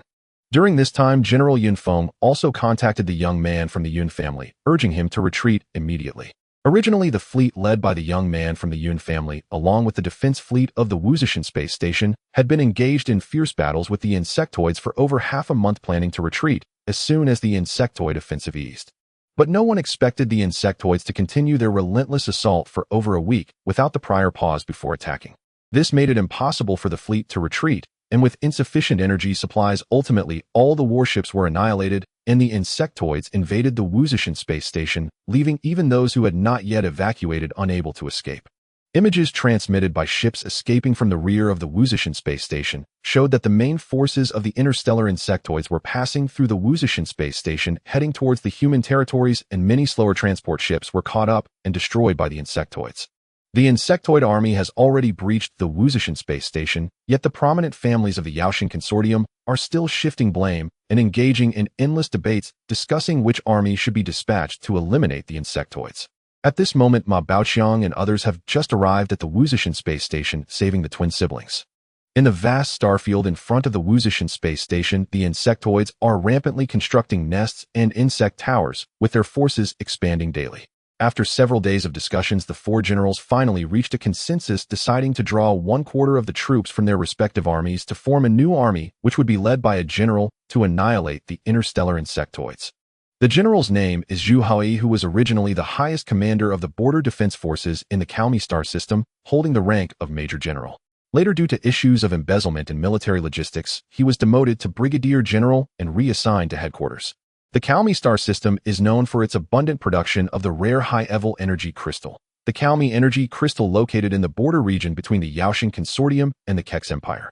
Although the Yaoshan consortium was the first to discover and exploit it, even deploying border troops to incorporate it into their sphere of influence, the Kex Empire covets the Calmi energy crystal and has used various means in this border area, leading to multiple large-scale conflicts and fleet wars between the two sides. Zhu Haoyi accumulated numerous merits in these wars, gradually rising from an ordinary soldier to a general. He had been promoted to major general, commanding all troops in the Calmi star system. Yet suddenly, it was revealed that a large quantity of logistics supplies within the Calmi star system had been embezzled and sold, with all evidence pointing to Major General Zhu He as the highest commander. As expected, Zhu Haoyi was demoted and reassigned to headquarters as a brigadier general advisor. On this day, in a conference room of the Yaoshan Consortium's headquarters in the Tianfeng Star, Zhu Haoyi, dressed in a brigadier general uniform, sat upright on a chair, hands resting on his knees, his expression serious, with a deep furrow on his forehead, revealing that he had not smiled in a long time. Behind him stood a girl dressed in a major's uniform, her face filled with indignation, muttering, "Weren't you called back to retire? Why have they summoned you again? These families are truly despicable. They will go to any lengths to prevent you from maintaining command over the troops there. Now that the interstellar biological factions have attacked, they're sending you to the front lines to fight for them." The war between humans and the interstellar insectoids at the Wuzishan space station has been ongoing for over a month, and this news has already spread widely within the Yaoshan Consortium's influence, even reaching the ears of the Kex Empire. Yet they are unaware that the Wuzishan space station has already fallen. Since humans stepped out of the blue planet, they have endured 10,000 years. Although interstellar communication technology has yet to develop, wormhole technology communication over several star systems is still feasible. Because of this, the battle situation at the Wuzhishan space station could swiftly reach the headquarters of the Yaotian Consortium, as communication speed always exceeds actual travel speed. Whether returning from the Wuzhishan space station to the headquarters of the Yaotian Consortium in the Tianfeng star, or traveling from the Tianfeng star to the Wuzhishan space station, even at the fastest human travel speed, it takes 5 to 6 months. Slower passenger ships and transport vessels may even require 8 months. Human interstellar spaceships have developed over thousands of years, and although they still have not mastered wormhole technology and can only engage in conventional travel, they have discovered a shortcut for traveling in the cosmic void, the dark matter rivers. In the cosmic void there is indeed matter, but it is invisible to the naked eye, which is why it is referred to as dark matter. The dark matter in the void is not static, it flows, forming dark matter rivers throughout the void. Initially, humans entering the interstellar age were unaware of this. If a spaceship inadvertently entered a dark matter river, it would be swept away, lost in direction, never to return. It was not until the advancement of radar technology that humans could detect the density of dark matter in the cosmic void, leading to the discovery that dark matter in the universe flows and forms dark matter rivers. Thus, humans, like their ancestors on the blue planet, entered the age of exploration. They piloted ships into dark matter rivers, navigating downstream to explore the stars. Initially, they could only proceed slowly along the edges of the dark matter rivers. Later, someone invented dark matter sails similar to the sailboats of ancient Blue Planet, enabling smooth navigation within the dark matter rivers. Since then, various human battleships and spacecraft have been equipped with dark matter sails, allowing them to sail freely in dark matter rivers, increasing both speed and distance. This is why, despite the vast distance between the Wuzhishan space station and the headquarters of the Yaotian Consortium in the Tianfeng star, there are still human interactions. Now that the Wuzhishan space station has been invaded by insectoids, a fleet of 1,000 warships has been assembled to eliminate this interstellar insectoid threat. In the conference room, where Zhu Hai and the girl are, the lights flicker, and a holographic projection of Chief of Staff Shimin Yu appears before them. Shimin Yu said, "Hello, Brigadier General Zhu Hai. Without further ado, you already understand the situation. You are hereby granted the rank of Major General and given full authority over the war against the interstellar insectoids. The consortium has drawn a portion of troops from the 4 major armies to form a new army for you to command. Within this army, you are the highest commander with the authority to appoint or dismiss personnel below the rank of general. For officers above Brigadier General, you may request changes from the consortium. As for logistics, you need not worry. The consortium will fully support all logistical supplies your unit requires. If you have any questions, feel free to raise them, and we will consider them accordingly." Zhu Hai's face was stern and expressionless until this moment, when he finally spoke, saying, "I want my men." "No problem. In fact, I have already led the first army to replace your subordinates. Those who made mistakes you'll see as soon as you step out. They have all been reinstated," Shimin Yu said with a smile. Zhu Hai remained serious, expressionless, stating, "I have no further issues." He then stood up, preparing to leave. Shimin Yu said, "Then I wish you great success." The projection then vanished. At this moment, the girl standing behind could no longer contain herself and exclaimed, "Dad, they treat you this way, not even offering an apology, and you're still willing to serve them." It turns out that the girl behind him is his adopted daughter, Gong Sunjian. As Zhu Hai walked out of the conference room, he said, "The insectoids have occupied the Wuzhishan space station. As long as we defeat them and reclaim the station, it will be ours, unlike the troubles in the Kaomi star system." After saying this, he walked out, where his subordinates, who had also been demoted, were waiting for him. However, he was unaware of the strength of the insectoids, and the entire human race has not yet realized the terror of the insectoids. What has come here is merely a small branch of the insectoid forces. As Zhu Hai integrated the fleet in the Heaven Star system, Ma Baoqiang and others who were resting at the Star Ring battlefield finally finished their preparations and were ready to set off. Ma Baoqiang, Lingzi, Zhu Jili, and the twin siblings gathered in the top-level cockpit.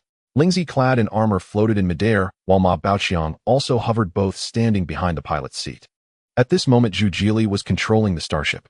He was the only one capable of piloting this starship, and despite the absence of the AI's assistance, he maneuvered it effortlessly.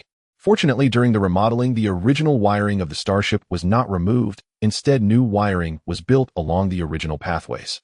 Now Zhu Jili became the teacher for everyone, intending to teach them how to pilot the starship, along with the meanings and uses of various instruments on the control panel, as well as knowledge related to levers, buttons, switches, and more. The twin sister Qianqian was quite creative. She wrapped a bedsheet around her body, tying the corners around her neck, which made her look as if she were wearing a dress. Her long hair, having been washed, flowed smoothly down her back, and a fresh and lovely young beauty appeared before everyone. The twin brother, however, was more casual. He simply cut a hole in the middle of the bedsheet, put it around his neck, and found a piece of cloth to tie around his waist, just wanting something to wear. His hair was also quite long, so he asked Ma Baoqiang, "Captain, can you help me cut my hair?" "Why hasn't your hair grown at all, Captain, while brother Zhu Jilis has grown quite a bit?" "No problem," Ma Baoqiang replied, glancing back at Wang Wang behind him. With a wave of his hand, a blade of ice energy transformed into scissors, instantly cutting Wang Wang's hair, which was almost as long as his sister's. At the same time, he said to Wang Wang, "I can use my abilities to control my hair from growing. You need to practice hard, and once your abilities reach a certain level, you can do the same as me." Wang Wang, upon hearing this, sparkled with excitement, and said, "Then I'll go practice right now." After saying that, he walked over to the sofa to begin his training. Qian said little, heading straight to the bar and sitting there to start her training. At this moment, only Ma Baoqiang and the other two remained in the pilot's seat. The twin siblings could take their time learning to pilot the starship later.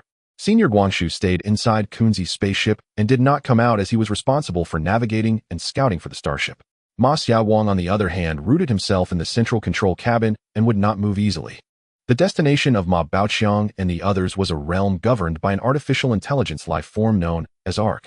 Zhu Jili had never been there before, so there was no fixed star route. He only provided a rough direction, and everything would require Ma Baoqiang and the others to explore on their own, with the journey filled with uncertainty. Including Lingzi and Senior Guangshu, everyone proceeded cautiously. That direction was slightly offset from the mining area of the asteroid field they had just exited. After discussion, Ma Baoqiang, Lingzi, and Zhu Jili decided to take a detour and return to the asteroid field mining base first. Although they already had over 320 intact Calmi energy crystals, it was always better to have more energy reserves. Thus, Ma Baoqiang and the others spent several months returning to the asteroid field mining area. This time, Lingzi did not need to follow. Ma Baoqiang piloted the mining spacecraft into the asteroid field, while the starship remained in the void outside. Zhu Jili sat in the pilot's seat, a metal piece floating up around him, spinning and dancing as he began his training. Lingzi also hovered in the air, moving up and down in a rhythmic manner. After a few days, Ma Baoqiang collected 500 Calmi energy crystals from the asteroid field. Subsequently, under Ma Xiaowang's control, the starship embarked on its true journey into the unknown. This voyage was not fast, as they had to navigate and record the route to avoid getting lost in the unknown star domain. Ma Baoqiang and the others agreed that if the water, food, and air on the starship were consumed to more than half without reaching their destination, they would turn back. Based on the daily consumption habits of the 4 humans aboard the starship, when the water, food, and air reached half depletion, it was estimated that the starship would have been navigating the unknown star domain for 3 to 4 years. If they could not find the artificial intelligence arc after 3 to 4 years, they would have to accept reality and return to explore the insect race's territory, needing to gather survival supplies from various mining bases. Thus, Ma Baoqiang and Ma Xiaowang learned together with Zhu Jili the techniques of piloting the starship, as well as the operational knowledge of the various devices and systems on board, such as the avionics system, detection system, fire control system, flight control system, thrust control system, communication system, and navigation system. Sometimes while learning, Ma Baoqiang would look at the various instruments on the starship's control panel, his eyes becoming dazzled. Even Lingzi, who floated beside him, felt a bit dizzy from listening. Lingzi's spaceship did not have such detailed system divisions. Most of the time, it relied on his innate instincts alongside Senior Guangshu, a natural advantage brought about by the evolution of living beings. Just like the small void self-exploding worms of the insect race, which appeared very fragile, according to Lingzi, they were weaker than human bodies, yet they could fly freely in the void. The 3 of them sometimes took turns piloting the starship, allowing the other 2 time to practice, and time flowed by unknowingly. In the blink of an eye, half a year had passed. One day, Senior Guangshu's calm voice suddenly entered the minds of the few. A swarm of void worms has been detected 10 kilometers ahead. At the same time, the detected images were transmitted into everyone's minds. In the void 10 kilometers ahead of the starship, a group of organisms resembling single cells was slowly drifting. They had transparent outer shells with the insides resembling murky water, faintly emitting an orange glow, making it impossible to distinguish which end was the head and which was the tail. Sometimes 2 would encounter each other and start to consume one another. Their method of consumption was peculiar. They did not bite with their mouths, but instead formed an inward dent on their shells, drawing the other into themselves. Ma Baoqiang and the others watched the images transmitted by Senior Guangshu from afar.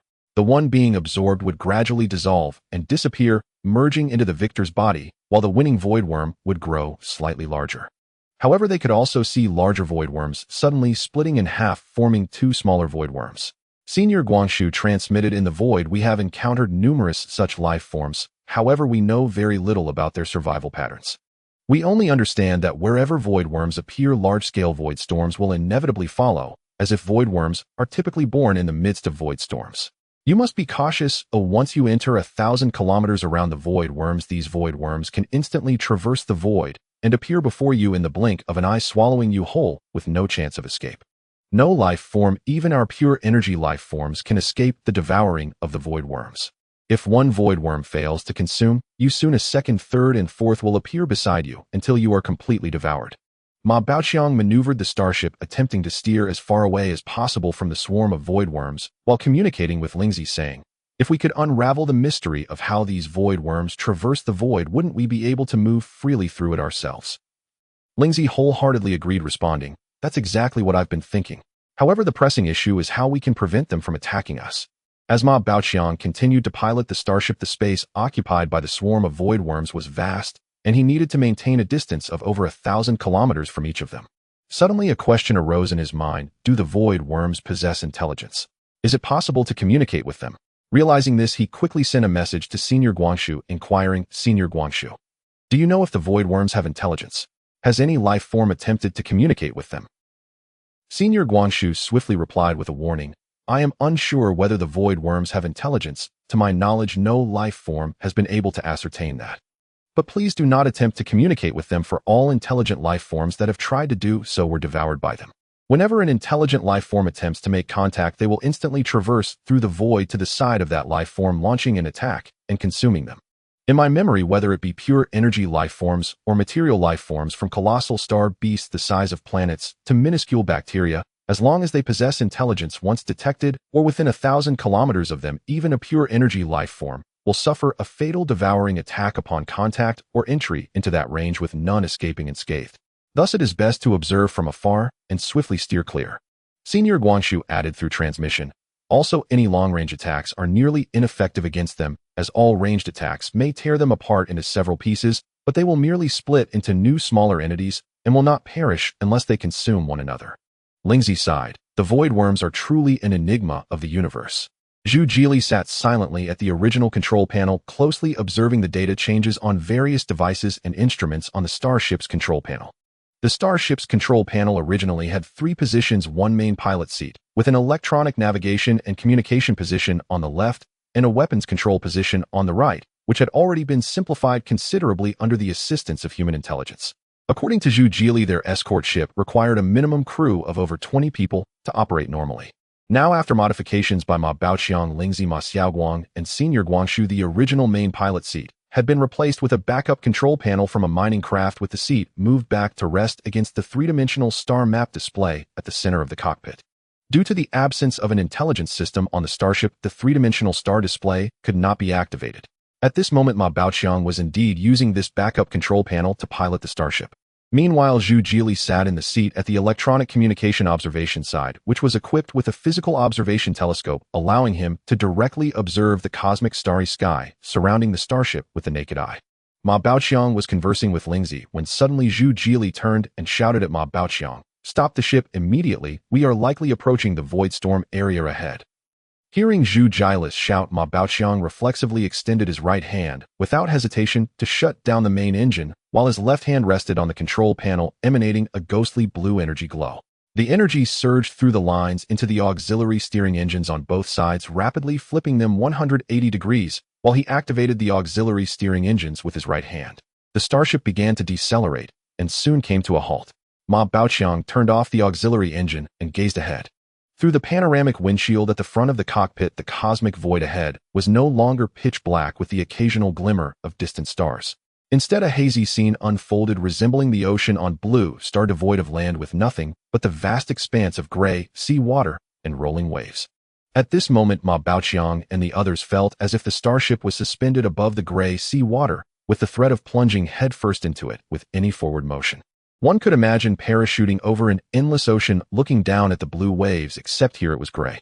It seemed as if Ma Baoqiang and his companions had arrived at a massive gray seawater planet. "Why have we stopped?" Senior Guangshu's calm voice resonated in their minds. Ma Baoqiang transmitted to Senior Guangshu, "We have reached the void storm zone ahead, just not far from here." At that moment, Lingzi sensed something unusual, as in its view there was nothing ahead.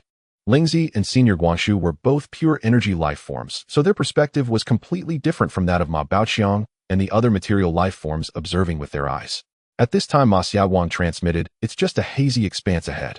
Ma Xiaowang's perception range was the same as Ma Baoqiang's, but Ma Xiaowang was in the center control room of the starship observing the surrounding cosmic starry sky through the starship's observation system, which was matched to human visual capabilities. Thus, the image displayed in the center control room also appeared as a hazy ocean. Meanwhile, Senior Guanshu had been utilizing Lingzi's ship for detection, and perhaps the forthcoming void storm was difficult for pure energy life forms to perceive, which led to the bizarre phenomenon where Ma Baoqiang and the others could see it while Lingzi and Senior Guanshu could not. Lingzi immediately flew down the passageway into the center control room, focusing on the gray void storm displayed on the screens of the starship. The gray void storm resembled the ocean with swirling vortices on its surface. Ma Baoqiang and the others looked in all directions, seeing an endless gray ocean with no visible edge to the bizarre void storm. Could it be that the path ahead is blocked? We can't proceed to the star domain where the arcs are located. Ma Baoqiang murmured to himself. He transmitted to Ma Xiaowang. According to your star chart records, how far have we ventured into this unknown area? Ma Xiaowang did not respond, but directly transmitted the star chart into everyone's minds. On the original hammer-shaped star chart, the position of the shifted hammer head extended a line from the missing section outward, which did not stretch very far, feeling as if it just exceeded the outer edge of the hammerhead. In a youthful voice, Ma Xiaowang transmitted, "I think if we sail a few more months ahead, we might find a way. How about we first navigate around and see if there is a way to bypass it? Or we could just wait here for a while, hoping this bizarre void storm dissipates." Ma Baoqiang replied, "Waiting here, we don't know how long it will take for this bizarre void storm to pass.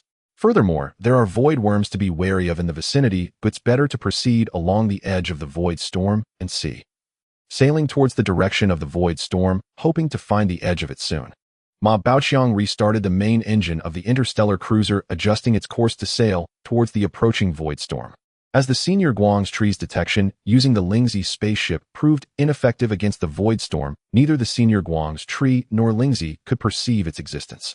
They could only rely on the naked eyes of Ma Baoqiang and Zhu Jili to navigate the interstellar cruiser, which significantly slowed their speed. However, the Senior Guang's tree could still scout the movements of the void worms, prompting Ma Baoqiang to skillfully maneuver the interstellar cruiser to avoid them in a timely manner. Thus, they cooperated to advance forward, hoping to quickly locate the boundary of the void storm.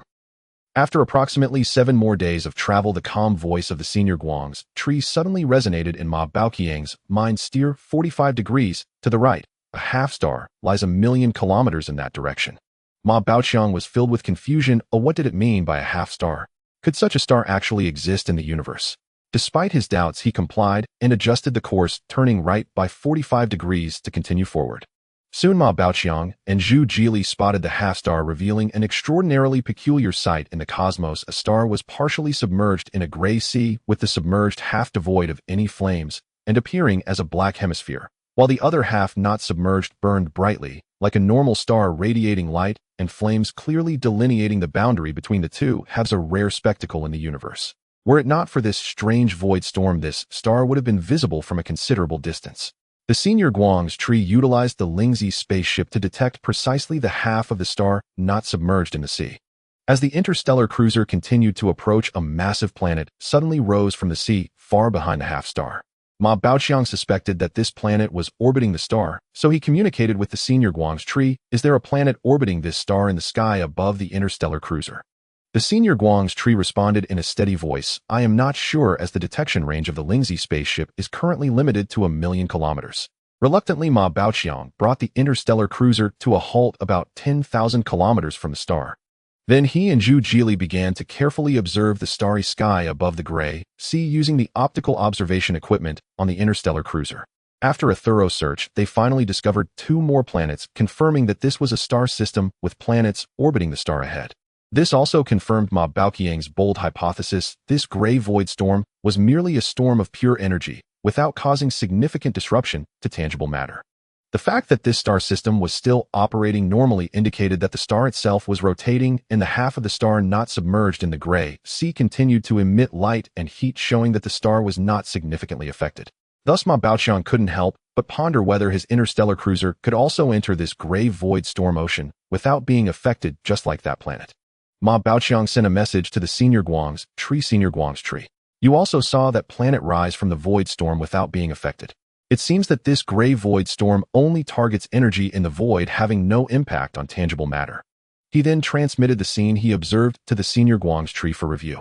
As Ma Baoqiang communicated with the Senior Guang's tree, he also connected with Zhu Jili Lingzi and Ma Xiaoguang. He continued, should we directly pilot the interstellar cruiser into this void storm? The interstellar cruiser is also a material product and, like a planet, should not be affected, right? After a moment's wait, the Senior Guang's tree's steady voice finally echoed in their minds. You'd best first pilot the interstellar cruiser to those planets to see if there are any life forms present and their conditions. If there are life forms and they are thriving, it would prove that this void storm has no effect on matter and only targets pure energy. This is a situation I have never encountered before, or I have no similar memories. At this moment, Lingzi also communicated, saying it's better to be cautious, Ma Air. Let's first check those planets. Even if there are no life forms, we can still observe whether the void storm has any effect on material planets. Perhaps it may not have a significant impact, but could corrode matter. If the interstellar cruiser rashly plunges in, its exterior could quickly be eroded, just like the corrosive acid of the insect race. Let me tell you, Ma Air, that corrosive acid from the insect race can even erode pure energy life forms. Therefore, be extremely cautious of this unprecedented gray void storm. This kind of void storm is completely unobservable from an energy perspective. Perhaps its energy levels exceed our detection range. In any case, it is very dangerous. Moreover, it may be that this void storm has no effect on the matter itself, but can penetrate matter, affecting the internal energy. Look at that powerful star. The flames in the part submerged in the sea have extinguished.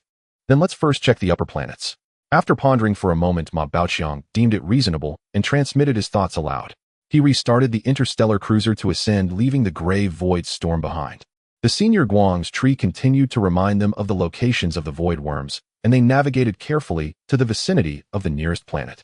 This planet had a strong gravitational pull, so Ma Baoqiang parked the interstellar cruiser in its outer space. Lingzi and the Senior Guang's tree simultaneously scanned the planet with their senses. After scanning, Lingzi communicated, let's go to the next planet. There are no life forms on this planet. It's a metal planet with a high metal content. The interstellar cruiser started again, heading toward the next closest planet. Unfortunately, this planet also had no life forms. It was a common rocky planet in the universe. Next, they proceeded to the following planet. Ultimately, the interstellar cruiser flew across 3 observable planets, finding no signs of life. Ma Baoqiang had no choice but to pilot the interstellar cruiser back to the star. That star remained half submerged in the gray void storm sea, with the other half burning, emitting light and heat. Ma Baoqiang communicated with Lingzi, now I can only pilot the mining vessel down to test whether this gray void storm sea acts only on energy, as I speculated. Let me go instead, Zhu Jili volunteered, standing up from his seat. Ma Baoqiang had already risen and was heading towards the downward passage when he heard this and waved his hand. Your abilities and body are not as strong as mine. Let me go down instead. You control the interstellar cruiser here, he said, and without waiting for Zhu Jili to argue, he flew directly into the downward passage. A possibility of entering the void storm. Ma Baoqiang descended toward the lower cargo hold, and as he passed the 3rd deck of the interstellar cruiser, Lingzi emerged from the central control room and swiftly followed him. Together, they entered the mining craft. Why are you, a pure energy life form, coming along? This void storm clearly targets energy, but it's far too perilous for you. Ma Baoqiang hovered inside the isolation chamber of the mining craft, leaving the hatch open. He turned to Lingzi, who had just floated in beside him. Lingzi communicated telepathically, I can accompany you without issue, and perhaps even lend assistance. Observe. As he spoke, Lingzi's armor began reshaping itself, transforming into a smooth spherical form that hovered weightlessly before Ma Baoqiang. See, in this configuration, I can go anywhere. This protective shell, forged from energy-affinitive matter, can shield me even upon the surface of a star. Impressive, isn't it? Lingzi's voice resonated within Ma Baoqiang's mind, while the spherical form wobbled gently left and right, as if demonstrating its resilience. Seeing that persuasion was futile, Ma Baoqiang relented, sealed the hatch, entered the mining craft, and took his seat at the pilot's console. He transmitted a mental command to Ma Xiaoguang. Evacuate the air from the lower cargo hold and open the forward loading bay. I'm taking the mining craft out with Lingzi aboard. At that moment, the spherical form, Lingzi's armored manifestation, floated smoothly to the co-pilot seat and settled. Its surface extended 2 arms which deftly fastened the shaped safety harness, securing the sphere firmly in place. The 2 arms remained extended, gripping the armrests tightly. The air in the lower cargo hold was rapidly evacuated, and the forward loading bay door slid open with quiet precision. Ma Baoqiang watched the loading bay unfold, mentally rehearsing the next steps of the experiment. Once fully opened, he piloted the mining craft clear of the interstellar cruiser. He issued a telepathic order to the crew: Zhu Jili will remain in the upper bridge and pilot the interstellar cruiser under my direct command. Ma Xiaowang, close the loading bay and deploy the dual-purpose mechanical arms from the cruiser's underside, extending them fully downward. As he spoke, he guided the mining craft beneath the cruiser, watching as 6 articulated mechanical arms unfolded and stretched rigidly from its hull. Then he extended the mining craft's forward manipulator arm and locked it securely onto the palm joint of one of the cruiser's underside arms. Thus, the mining craft hung suspended beneath the cruiser like a pendant. Ma Baoqiang transmitted directly into Zhu Jili's mind. Now carefully descend the cruiser toward the void storm. Halt the moment the mining craft enters the gray sea of the storm. This was Ma Baoqiang's devised test protocol: suspend the mining craft beneath the cruiser and lower it into the gray sea of the void storm, ensuring immediate retrieval should anomalies arise. To further mitigate risk, he instructed Lingzi to assume piloting duties while he unbuckled his harness and drifted aft to the rear section of the craft. Since the craft would enter the storm tail first, Ma Baoqiang positioned himself there, ready to halt the test instantly should he sense any distress, triggering an emergency retraction of the arms to withdraw the craft from the gray sea. With all preparations complete, the interstellar cruiser began its slow descent toward the void storm, and the mining craft gradually submerged into the gray sea.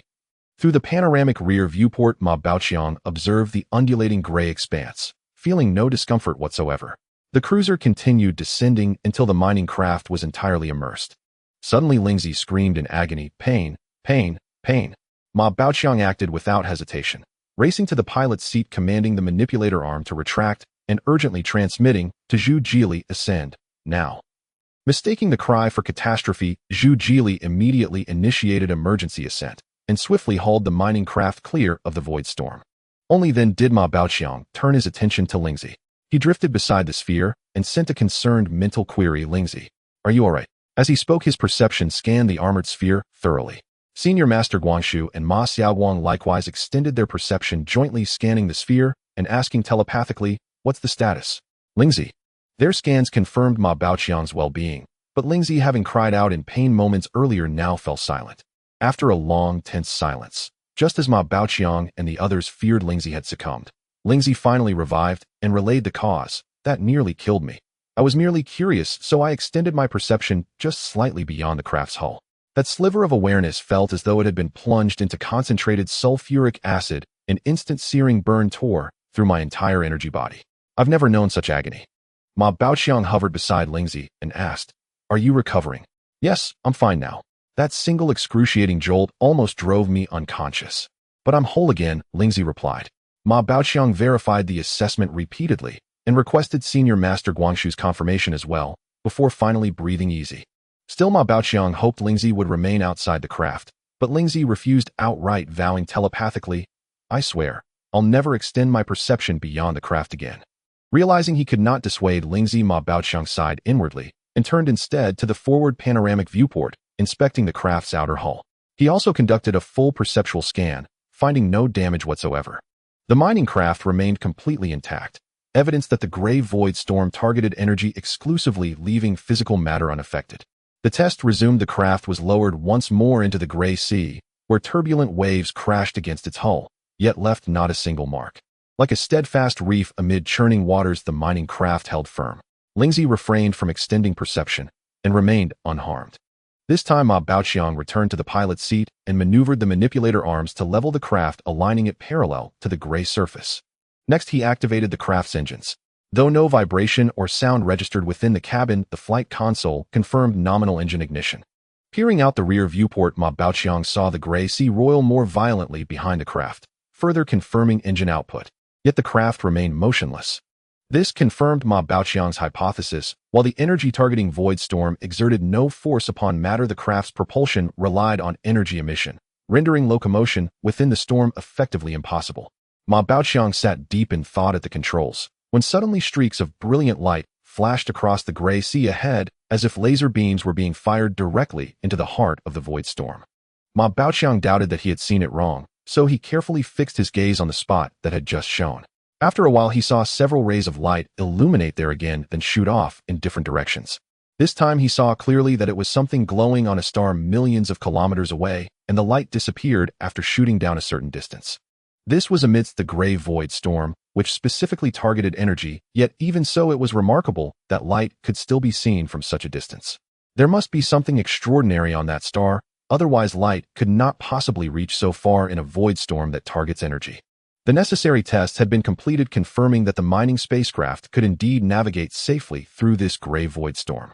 Ma Baoqiang manipulated the front mechanical arm of the mining spacecraft to retract, allowing it to float out of the gray ocean, and communicated with Zhu Jili to instruct him to ascend the interstellar cruiser until it was about 100 meters above the gray ocean before coming to a stop.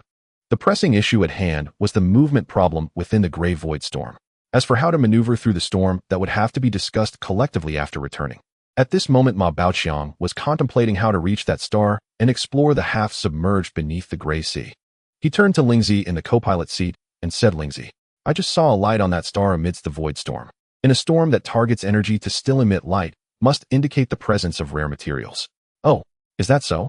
Lingzi, hearing this, immediately became interested and responded, "Generally speaking, various high-energy materials exist on stars along with many unknown rare minerals, in short, all good things.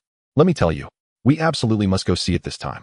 What a rare opportunity it is to reach the surface of a star for observation and detailed research. Moreover, this is a young star fiercely burning.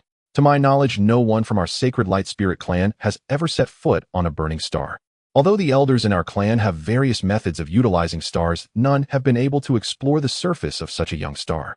Furthermore, those stars that can be explored are all remnants of extinguished stars.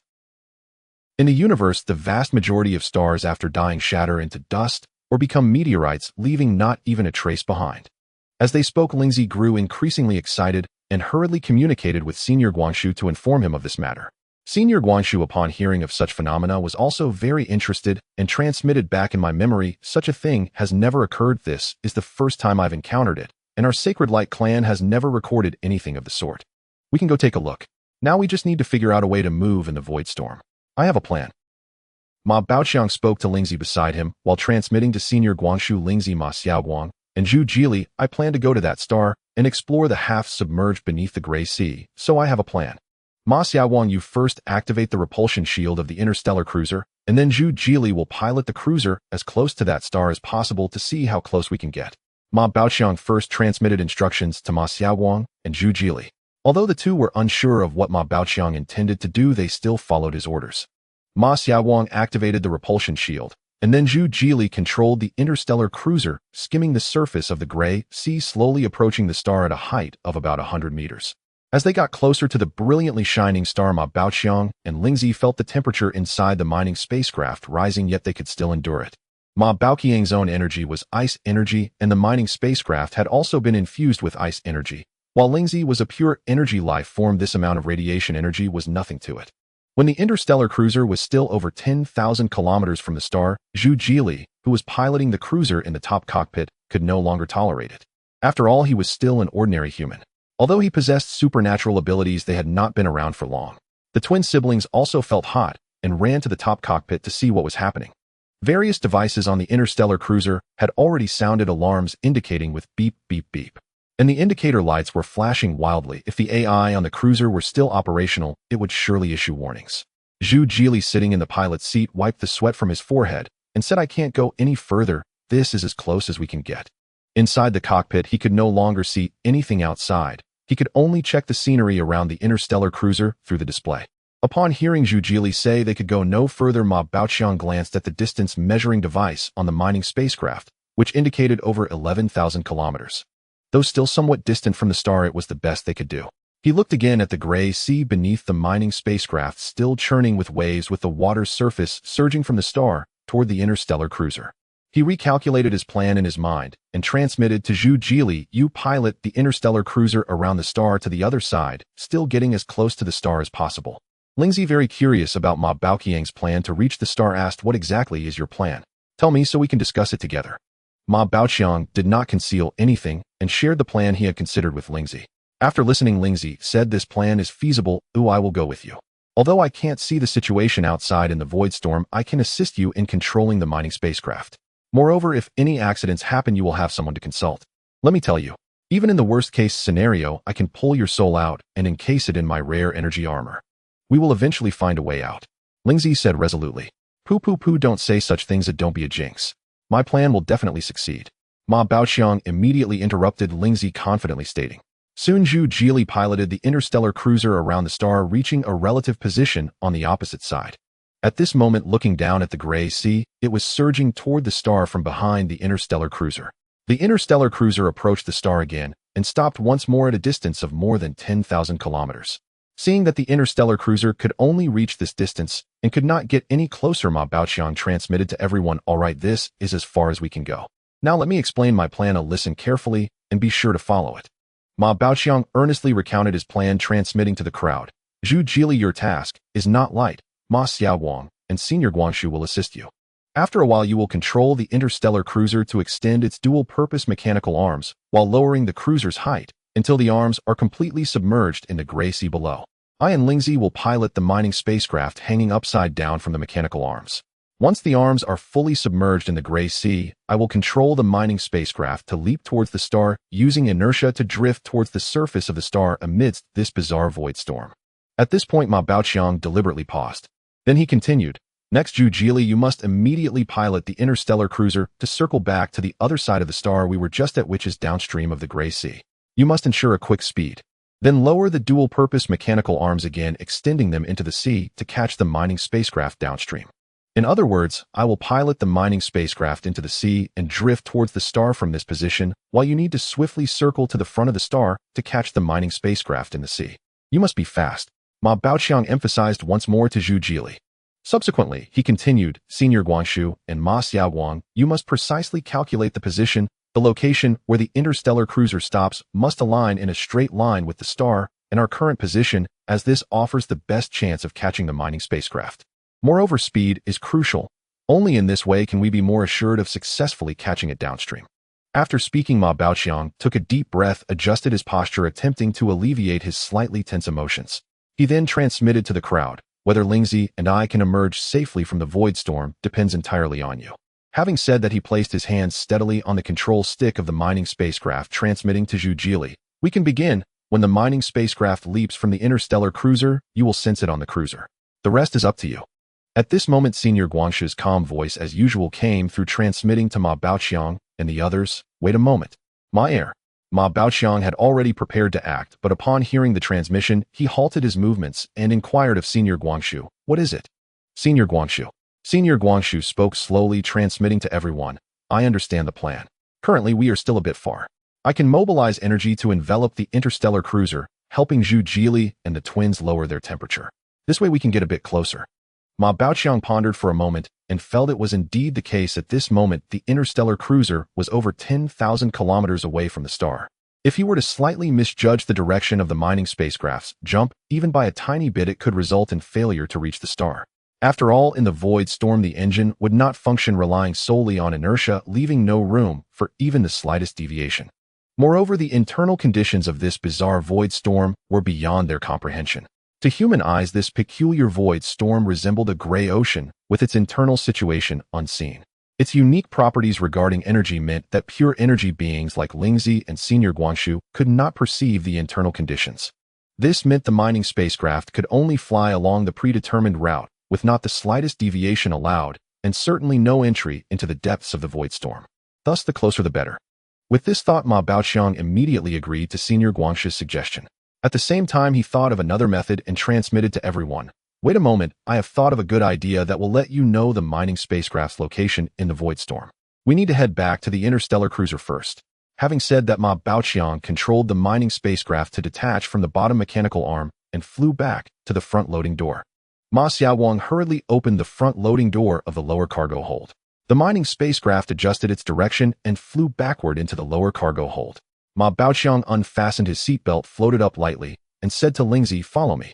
Having said that, he flew out of the mining spacecraft, and Lingzi quickly unfastened her seatbelt, following closely behind, asking, "What new idea have you come up with?"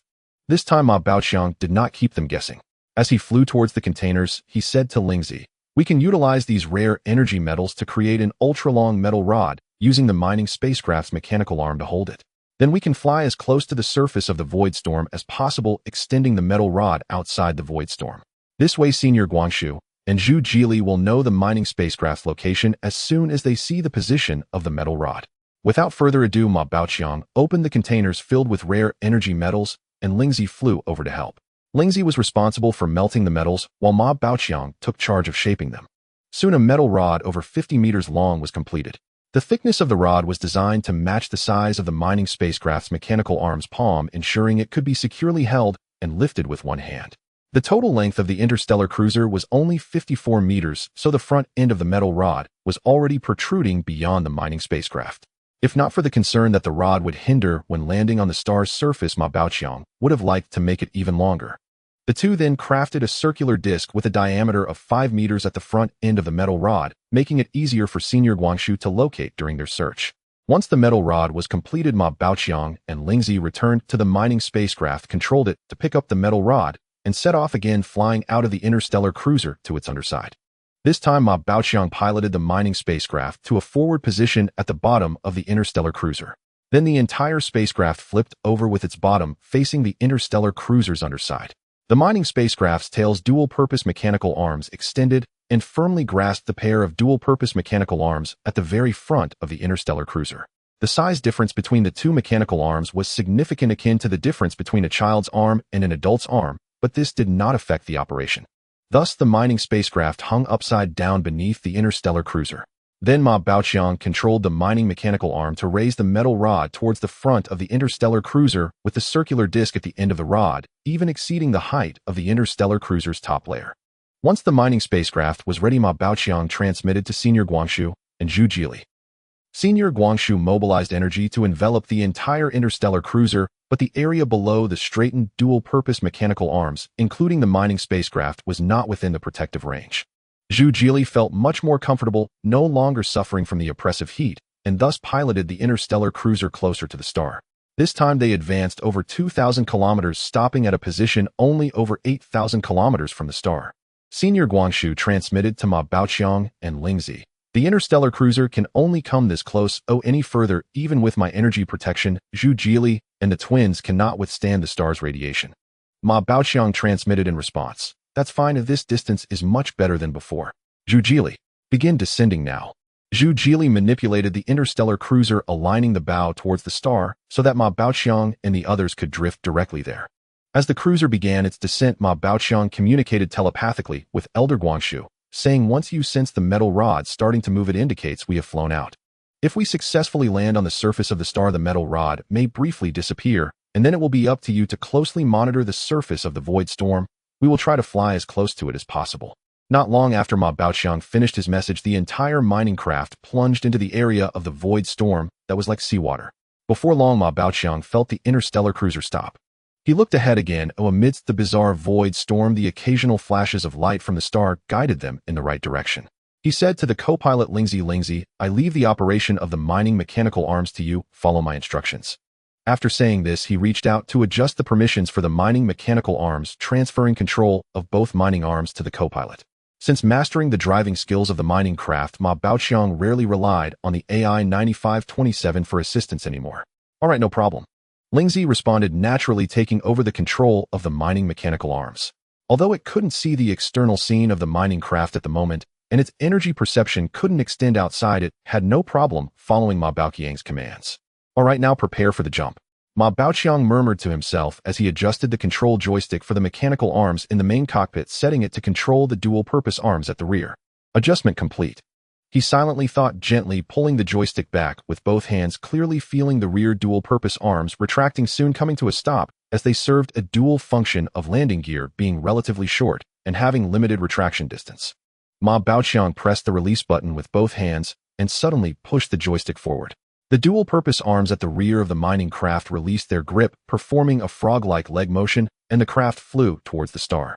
He shouted loudly to the AI 9527 AI, adjust the dual-purpose arms to claw-type landing gear and be ready for an emergency landing at any moment. Since Ma Baoqiang couldn't see the specific location of the star, the mining craft was also unable to detect it. In this bizarre void storm, all detection methods, including visual, had failed. Unable to determine the exact distance, the mining craft could not prepare for landing in advance, having to forcefully land on the star's surface like an out-of-control plane. Yes. Received. Adjusting the purpose of the bottom mechanical arms. Adjustment complete. Unable to determine landing site. Unable to detect surrounding environment. Initiating emergency plan for forced landing. Please have the mining personnel wear the full set of equipment. The blinding red light inside the mining craft kept flashing, accompanied by the warning voice of AI 9527. Outside the panoramic observation window in front of the control console was a hazy gray. Even with the searchlights on, it was of no use. Ma Baoqiang stared intently ahead. Only the occasional distant beams of light reassured him of their flight direction. Ma Baoqiang felt as if a long time had passed. An inexplicable wave of restlessness surged within him. He suppressed this emotion and continued to focus intently ahead. The light ahead flashed twice more, the brightness noticeably stronger the second time. He immediately said to Lingzi, quickly retract the metal rod. Without a second thought, Lingzi directly operated the joystick. The mining mechanical arms retracted, pressing against the sides of the craft, while the long metal rod was held by the right hand of the mining mechanical arm, trailing behind the mining craft. Meanwhile, AI 9527 had long since controlled the dual-purpose landing gear, stretching forward as much as possible, ready for contact with the ground. Suddenly, a blinding light pierced Ma Baoqiang's eyes. A sharp pain shot through his brain, and tears immediately streamed down. His vision blurred, and he could only tightly shut his eyes, trying to alleviate the stinging pain. Uncertain about Lingzi's condition, he was about to shout out. At that moment, AI 9527's voice rang out, warning. Ground detected, emergency landing distance 2,500 meters, countdown 5 seconds, 5, 4, 3, 2, 1, a landing. Immediately after, Ma Baoqiang felt a violent collision, shaking and jolting, and he seemed to hear the sounds of shattering glass and breaking metal before it finally came to a halt. Lingzi, how are you? Lingzi, are you alright? Ma Baoqiang fumbled to unbuckle his safety belt, trying to open his still painful eyes. The view remained hazy, but he could barely see the interior of the mining craft, and the tears flowing from his eyes were quickly dried by the air conditioning in the helmet. I'm fine, how about you? Wow, it's so beautiful here. Lingzi's voice came from beside him, confirming that it was all right. Gradually, Ma Baoqiang's eyes finally began to see the scene clearly. Fortunately, the mining craft successfully made an emergency landing under the control of AI 9527. Though the 3 fingers on each of the dual-purpose landing gear's palms were broken, each dual-purpose landing gear only had 3 fingers, but it was a minor issue. Ma Baoqiang looked out through the panoramic observation window, and what lay before him was a world of glass, the ground covered with hard, smooth glass, colorful and strikingly beautiful. Looking ahead, just slightly above the mining craft loomed the hazy void storm. This bizarre void storm, targeting energy, extinguished the various radiant flames on the surface of the star, cooling it to form glass. Yet it appeared that this star was not without resistance. It had pushed this energy-targeting void storm back to a distance of 10 meters. This height of more than 10 meters provided Ma Baoqiang and the others with space to move. It was a rare opportunity to step onto a still active star's surface, allowing Lingzi to observe the external scene. While Ma Baoqiang was admiring the beautiful and strange sights outside, suddenly Lingzi's cry of pain rang out beside him. It hurts. Why is it only this low? It turned out that Lingzi had habitually extended its perception to scan the surroundings and ended up scanning the bizarre void storm, hovering more than 10 meters above, getting taught a lesson by the void storm. Fortunately, Lingzi was cautious this time and was unharmed. The surface of the star was originally composed of various scorching radiation rays forming flames. Any substance on it would melt into liquid magma. Now, within this bizarre void storm targeting energy, the surface's radiant energy had been cancelled out and the magma solidified into glass. Ignoring the pain in his eyes, Ma Baoqiang looked at the clusters of transparent crystals on the glass surface. Each cluster consisted of a circle of small crystal prisms surrounding a robust polyhedral crystal prism, in the middle resembling wild shepherd's purse on blue star, scattered in clusters. The tallest ones were 1/2 meter high, with the central prism being even sturdier, while the smaller ones were just tiny, scattered across the glass surface. Large and small transparent crystal clusters covered the entire star's surface. The mining spacecraft lay entirely on the glass-like ground, carving a long trace and breaking a number of transparent crystal prisms.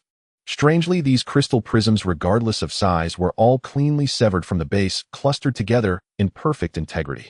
Ma Baoqiang scanned the transparent crystal prism clusters with his perception, discovering that their surfaces were incredibly smooth and even including the fractured bottoms. Lingzi, while scanning the surroundings with perception, transmitted to Ma Baoqiang. The surface of this star is very strange, filled with these transparent crystals, yet there is not a trace of energy within. As soon as Lingzi finished speaking, the roots of the clusters of transparent crystal prisms suddenly illuminated with an orangered light. In the blink of an eye, the entire cluster of crystal prisms emitted blinding orangered light, and immediately after, orangered rays shot out from the tips of the crystal prisms, dispersing in all directions, varying in thickness. However, the vast majority of the orangered rays disappeared after only a short distance, with only those emitted by the thicker crystal prisms able to penetrate into the gray void storm, which were the bright lights Ma Baoqiang observed within the void storm. Ma Baoqiang asked Lingzi, "What material are these transparent crystal prisms? Do you know?" Lingzi responded, "This is my first time here. How could I possibly know? We need to collect some to take back for research." Saying this, Lingzi extended its armored right hand and grasped forward. A mass of purple energy appeared out of nowhere in front of the mining spacecraft, forming a giant hand that reached for a thick cluster of crystal prisms on the glass ground. This cluster of crystal prisms was just broken by the mining spacecraft, and it was the largest among those that had been severed. The enormous hand effortlessly lifted it and brought it to the entry and exit door of the mining spacecraft. After a series of actions, opening the door, placing it inside, and closing it, the purple hand brought the cluster of crystal prisms into the interior of the mining spacecraft. Both Ma Baoqiang and Lingzi were very excited. Ma Baoqiang stood up, intending to observe the cluster of crystal prisms closely. Lingzi did the same, already flying toward the crystal prisms it had brought in. Just as Ma Baoqiang was about to turn and walk back, he caught a glimpse out of the corner of his eye of a wall of flames slowly rising from the horizon. In the extreme distance, the flames appearing hazy above, as if shrouded in gray smoke. He quickly turned around and returned to the pilot's seat, shouting loudly at the control panel, "Intelligent brain, emergency ascent of the mining spacecraft." As soon as he spoke, he remembered that the height here was only about 10 meters, and quickly added, "Intelligent brain, emergency ascent of the mining spacecraft, height 1 meter. The calm female voice of Intelligent Brain 9527 responded without a ripple. "Understood, received. Anti-gravity engine activated. Height 1 meter. Completed." The mining spacecraft indeed took off, steadily, sturdy, and resilient. At this moment, Lingzi also reacted, flying back to the co-pilot's seat. Seeing that the mining spacecraft could ascend normally without damage, Ma Baoqiang felt much more at ease. Looking toward the distant wall of flames, it had now risen to over 10 meters, slowly advancing like a wall. Ma Baoqiang felt as if he and Lingzi had entered an underground square, with the walls at the edge of the square slowly closing in on them. Fortunately, the advancing speed was very slow, giving them ample time to prepare or retreat. Seeing this situation, Ma Baoqiang felt much steadier. Lingzi also saw the distant wall of flames and said, "That is the boundary line of the sea surface. Great, this will make it easier for us to get out." "You're right indeed," Ma Baoqiang responded, and then said to the control panel, "Intelligent Brain, conduct a full inspection of the mining spacecraft status." Intelligent Brain 9527 responded, "Understood. Received. Beginning self-check." Intelligent Brain 9527 then began a thorough examination of the mining spacecraft. Ma Baoqiang was also busy. He summoned his cold ice energy to form a matrix net of cold ice energy outside, capturing all the clusters of crystal prisms that had been broken due to the emergency landing, pulling them into the interior of the mining spacecraft. The interior of the spacecraft was packed to the brim, making it difficult for both him and Lingzi to exit. Self-check complete. The display screen on the control panel projected a three-dimensional structure diagram of the mining spacecraft slowly rotating. Intelligent Brain 9527 continued to report, "The outer shell of the mining spacecraft has minor deformations. The 4 dual-use landing gear at the bottom are moderately damaged and deformed, now irrecoverable. The claws of the front 2 dual-use landing gear are broken and unusable. The palms of the rear 2 dual-use landing gear are severely deformed. No other anomalies completed." After hearing the report, Ma Baoqiang scanned the entire mining spacecraft with his perception, and the results matched Intelligent Brain's self-check. He used energy to pick up the severed claw-like fingers from the glass ground, while saying to the control panel, "Intelligent Brain, back up 1 gear on the mining spacecraft." Intelligent Brain 9527 said, "Understood. Received, backing up 1. Under the control of Intelligent Brain, the mining spacecraft hovered at a height of 1 meter off the ground, slowly retreating. Ma Baoqiang fastened his safety belt again, looking at the broken mechanical claw fingers, and said to Lingzi, "Lingzi, please help fix the dual-use mechanical arms below. We will need them when we leave." "Sure, no problem," Lingzi replied, and began to mobilize its energy. With the combined efforts of Lingzi's purple energy and Ma Baoqiang's cold ice energy, the dual-use landing gear beneath the mining spacecraft was easily repaired. Even the severed claw fingers were reattached. Ma Baoqiang also detected that the disc at the top of the metal rod had fallen off, so he picked up the disc and collaborated with Lingzi to re-weld it. During this time, the mining spacecraft continued to retreat, maintaining a relative position to the distant wall of flames. The energy rays within the central star emitted outward 2 more times. The mining spacecraft avoided the thick rays, and the other smaller rays did not cause any damage. Lingzi looked. The mining spacecraft can't hold anymore. Can we leave now? Ma Baoqiang turned to look at the crowded interior of the spacecraft and said to Lingzi. Lingzi scanned the various crystal prisms inside with perception and said, although these are all good, I still want a few of the largest ones. Saying this, it raised its right hand and extended its index finger pointing toward a cluster of crystal prisms half a meter tall outside. However, that cluster of half-meter-tall crystal prisms did not get cut as expected. When a purple beam sliced through the crystal prism, it was actually absorbed. The originally transparent cluster of crystal prisms instantly turned purple.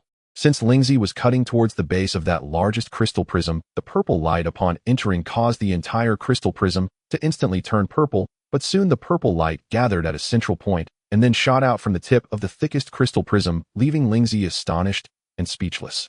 Lingzi stubbornly refused to believe it. Once again, he raised his right hand clad in armor, solemnly extending his index finger to gather an even more formidable energy, aiming it toward the cluster of crystalline pillars. This time the purple beam grew even thicker. However, despite being twice as robust, it had no effect on the cluster of crystalline pillars, just like before.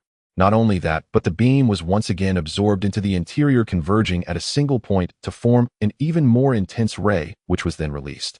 At this moment, Lingzi's armor transformed from a spherical shape into a humanoid form.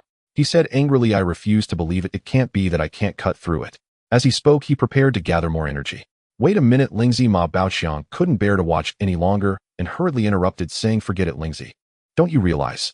These crystalline pillars can absorb energy and then emit it from the top. Upon hearing this, Lingzi paused. Lingzi pondered for a moment and realized this was indeed the case. These crystalline pillars had been growing on the surface of a star for countless years, enduring the relentless radiation energy of the star, making them completely immune to energy. His own energy could never surpass that of a star. Thus Lingzi lowered his armored arm and asked Ma Baoqiang, then what should we do? I want to take the biggest one back for research. Ma Baoqiang replied, that's not difficult. Let's back off a bit, keeping some distance from that boundary. Perhaps it's because the star is rotating.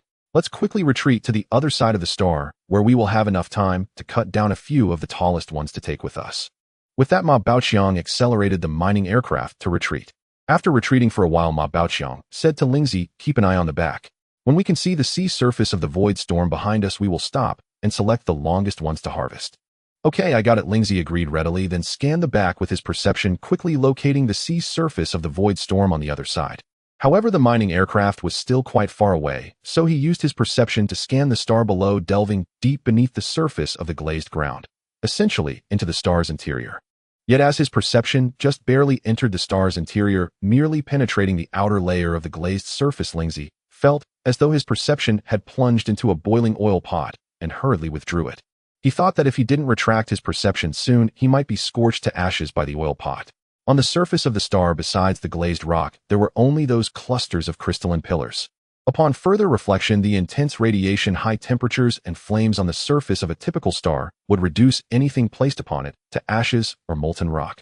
And these clusters of crystalline pillars were nothing short of a miracle in the universe. Had it not been for encountering this peculiar energy-absorbing void storm, the two could never have set foot on the surface of the star. Soon the sea surface behind them came into view of the human eye, and Ma Baoqiang halted the mining aircraft, allowing it to hover in the air. Don't you think about what we're currently piloting? This is a mining aircraft specifically designed for mining. Aren't these crystalline pillars considered a mineral deposit? As he spoke, he flipped the switch on the joystick, enabling control over the mining mechanical arm from the main pilot's seat. Ma Baoqiang operated the mining mechanical arm, gently placing the long metallic rod on the glazed surface. Next, he piloted the mining aircraft toward a nearby cluster of crystalline pillars, half a meter tall. Upon reaching the crystalline pillar, both mining mechanical arms extended simultaneously, grasping the thickest one in the center, shaking it vigorously while pulling upward. The crystalline pillar was incredibly sturdy, and after a considerable effort, they finally snapped it. Ma Baoqiang had intended to uproot it to see what its base looked like, but unfortunately, it only sank a little deeper at the break. Ma Baoqiang placed this cluster of crystalline pillars next to the metallic rod, and then piloted the mining aircraft toward another half-meter-tall cluster. These were the tallest on the surface of the star, and surrounding them were the most numerous smaller crystalline pillars. Before long, Ma Baoqiang uprooted another cluster. This time, instead of placing it next to the metallic rod, he set it on top of the mining aircraft. He suddenly recalled that the top of the mining aircraft had small platforms on either side of the engine for placing minerals. Given the size of the crystalline pillars here, they could fit 2 clusters on each side. Quickly, the mechanical arm placed this cluster of crystalline pillars on top and secured it with 2 metallic hooks. Next, Ma Baoqiang controlled the mining aircraft to uproot 3 more clusters of crystalline pillars, placing all of them on top of the mining aircraft and securing them with hooks. After this delay, Ma Baoqiang and Lingzi once again saw the sea surface of the void storm ahead.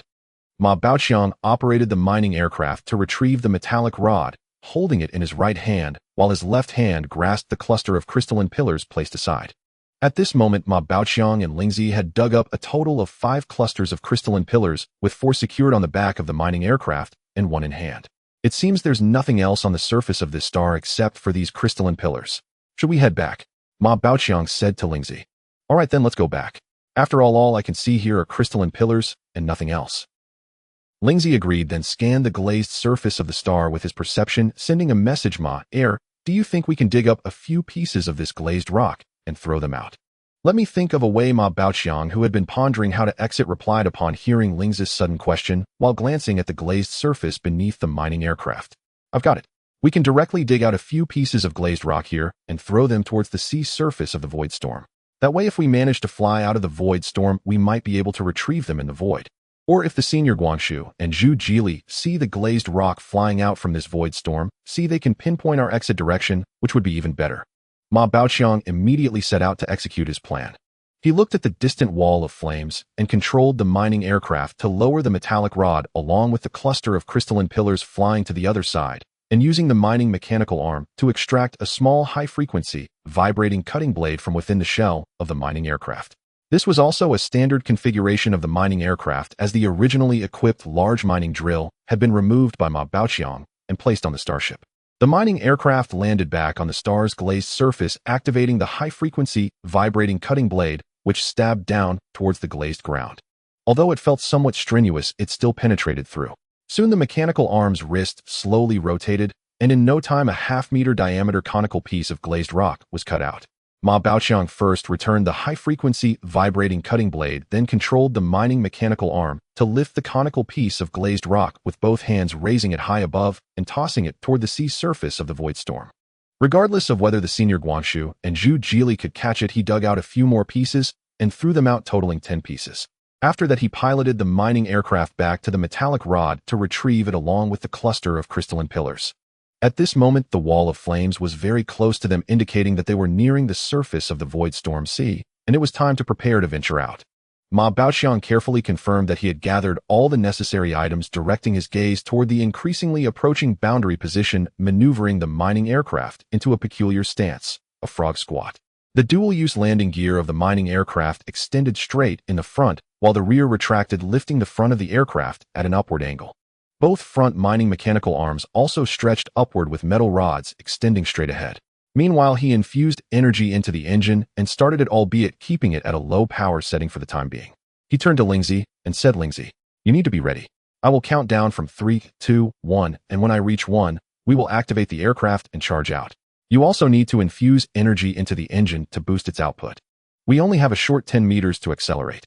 If luck is on our side, we can fly directly out of the void storm. After saying this, Ma Baoqiang fixed his gaze on the wall of flames. As the angle between the mining aircraft and the wall of flames approached 30 degrees, Ma Baoqiang began counting down, shouting loudly, prepare. 3, 2, 1, go. After shouting, Ma Baoqiang suddenly pushed the engine power to the maximum. At that moment, the angle was precisely 30 degrees, while he controlled the rear landing gear to perform a frog-like leg motion. Lingzi immediately infused his energy into the engine to increase its power. The mining aircraft surged upward at a steep angle, but unfortunately, just 1 second later, the engine's tail flame vanished. The entire aircraft plunged into the void storm. However, this time, with the engine's assistance, the flight speed increased significantly. Ma Baoqiang controlled the mechanical right arm, holding the metal rod, moving it from its forward position to an upright stance, pointing it toward the underside of the mining aircraft, as previously agreed. At this moment, all they could do was pray. His facial muscles were tense, and his eyes were fixed on the unchanging gray sea outside, sweat unconsciously beading on his cheeks. He had no idea how Lingzi felt at this moment, as Lingzi had not made a sound. The mining aircraft and everything around it seemed to be encased in amber, frozen in time. For a moment, he even felt he would never escape this gray ocean. Ma Baoqiang swallowed hard, trying to relieve the dryness in his throat, then looked down at the control panel. Fortunately, the various instruments on the control panel were still flickering and time was passing normally. Clearly, time had not come to a standstill around them, and the mining aircraft was still moving forward. He habitually glanced at the engine, and the engine gauge showed that it was still running at full power. Even though the engine could not exert any power in this strange void storm, Ma Baoqiang did not intend to shut it down. After all, the engine running at full power provided him with a psychological comfort that the aircraft was still flying. Ma Baoqiang felt his eyes becoming a bit dry and could not help but blink. In that brief moment, the outside world transformed from gray to a blinding fiery red, so bright it was almost white. The internal temperature of the mining aircraft soared, and he immediately realized that the aircraft had flown into a sea of flames. Although the internal temperature continued to rise and various alarms blared, while red warning lights flickered incessantly, Ma Baoqiang's heart was filled with joy. They had finally managed to break free from the bizarre void storm. Although they might be a bit too close to the star, the mining aircraft regained power. Thankfully, in that silent, nearly timeless void storm, the engine had not been shut down and had remained at full power. This allowed the mining aircraft to surge forward a distance after escaping the strange void storm and continue to accelerate. Ma Baoqiang immediately infused his ice energy into the entire mining aircraft. With the energy he possessed, he could only partially enhance certain parts of the interstellar cruiser, but it was no problem to fully enhance the small mining aircraft. Moreover, the mining aircraft itself contained ice energy, making it even more resistant to high temperatures than the interstellar cruiser.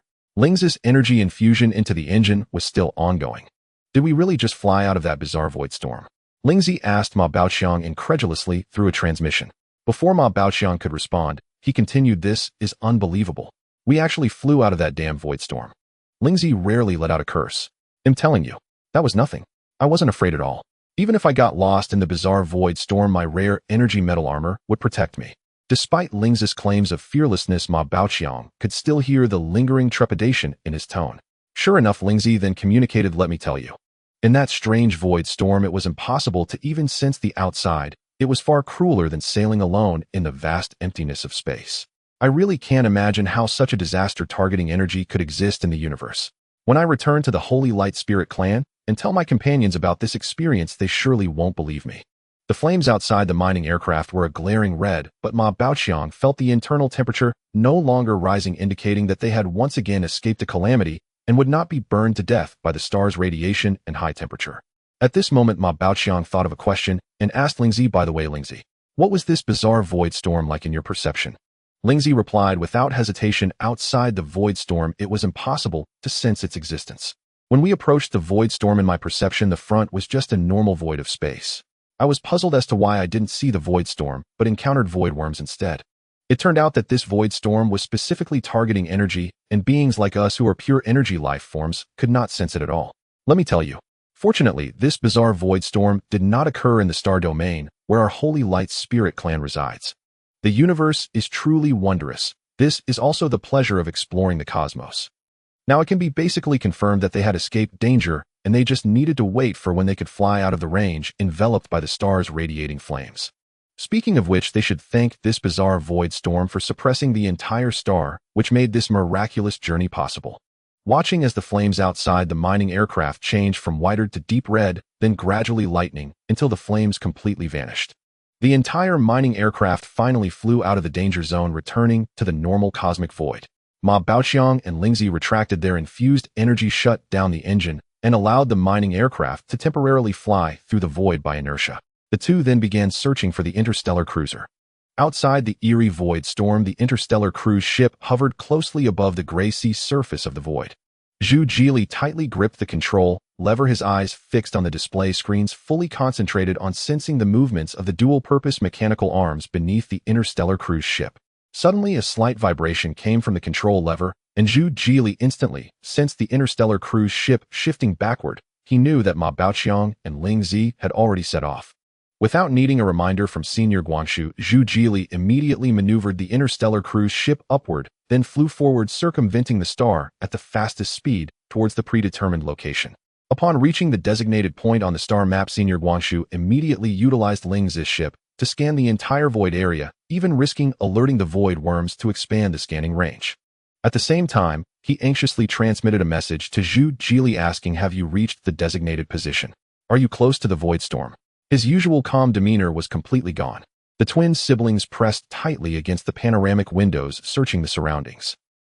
In this vast and bizarre gray sea surface where distances were measured in thousands of miles, finding a small metal disc with a diameter of merely 5 meters was like finding a needle in a haystack, and everyone could only silently pray for good fortune. As time slowly passed, the anxiety in everyone's hearts grew stronger. Senior Guangshu continued to scan back and forth using Ling Zi's ship, while asking Zhu Jili through the transmission, "Do you have any discoveries on your end?"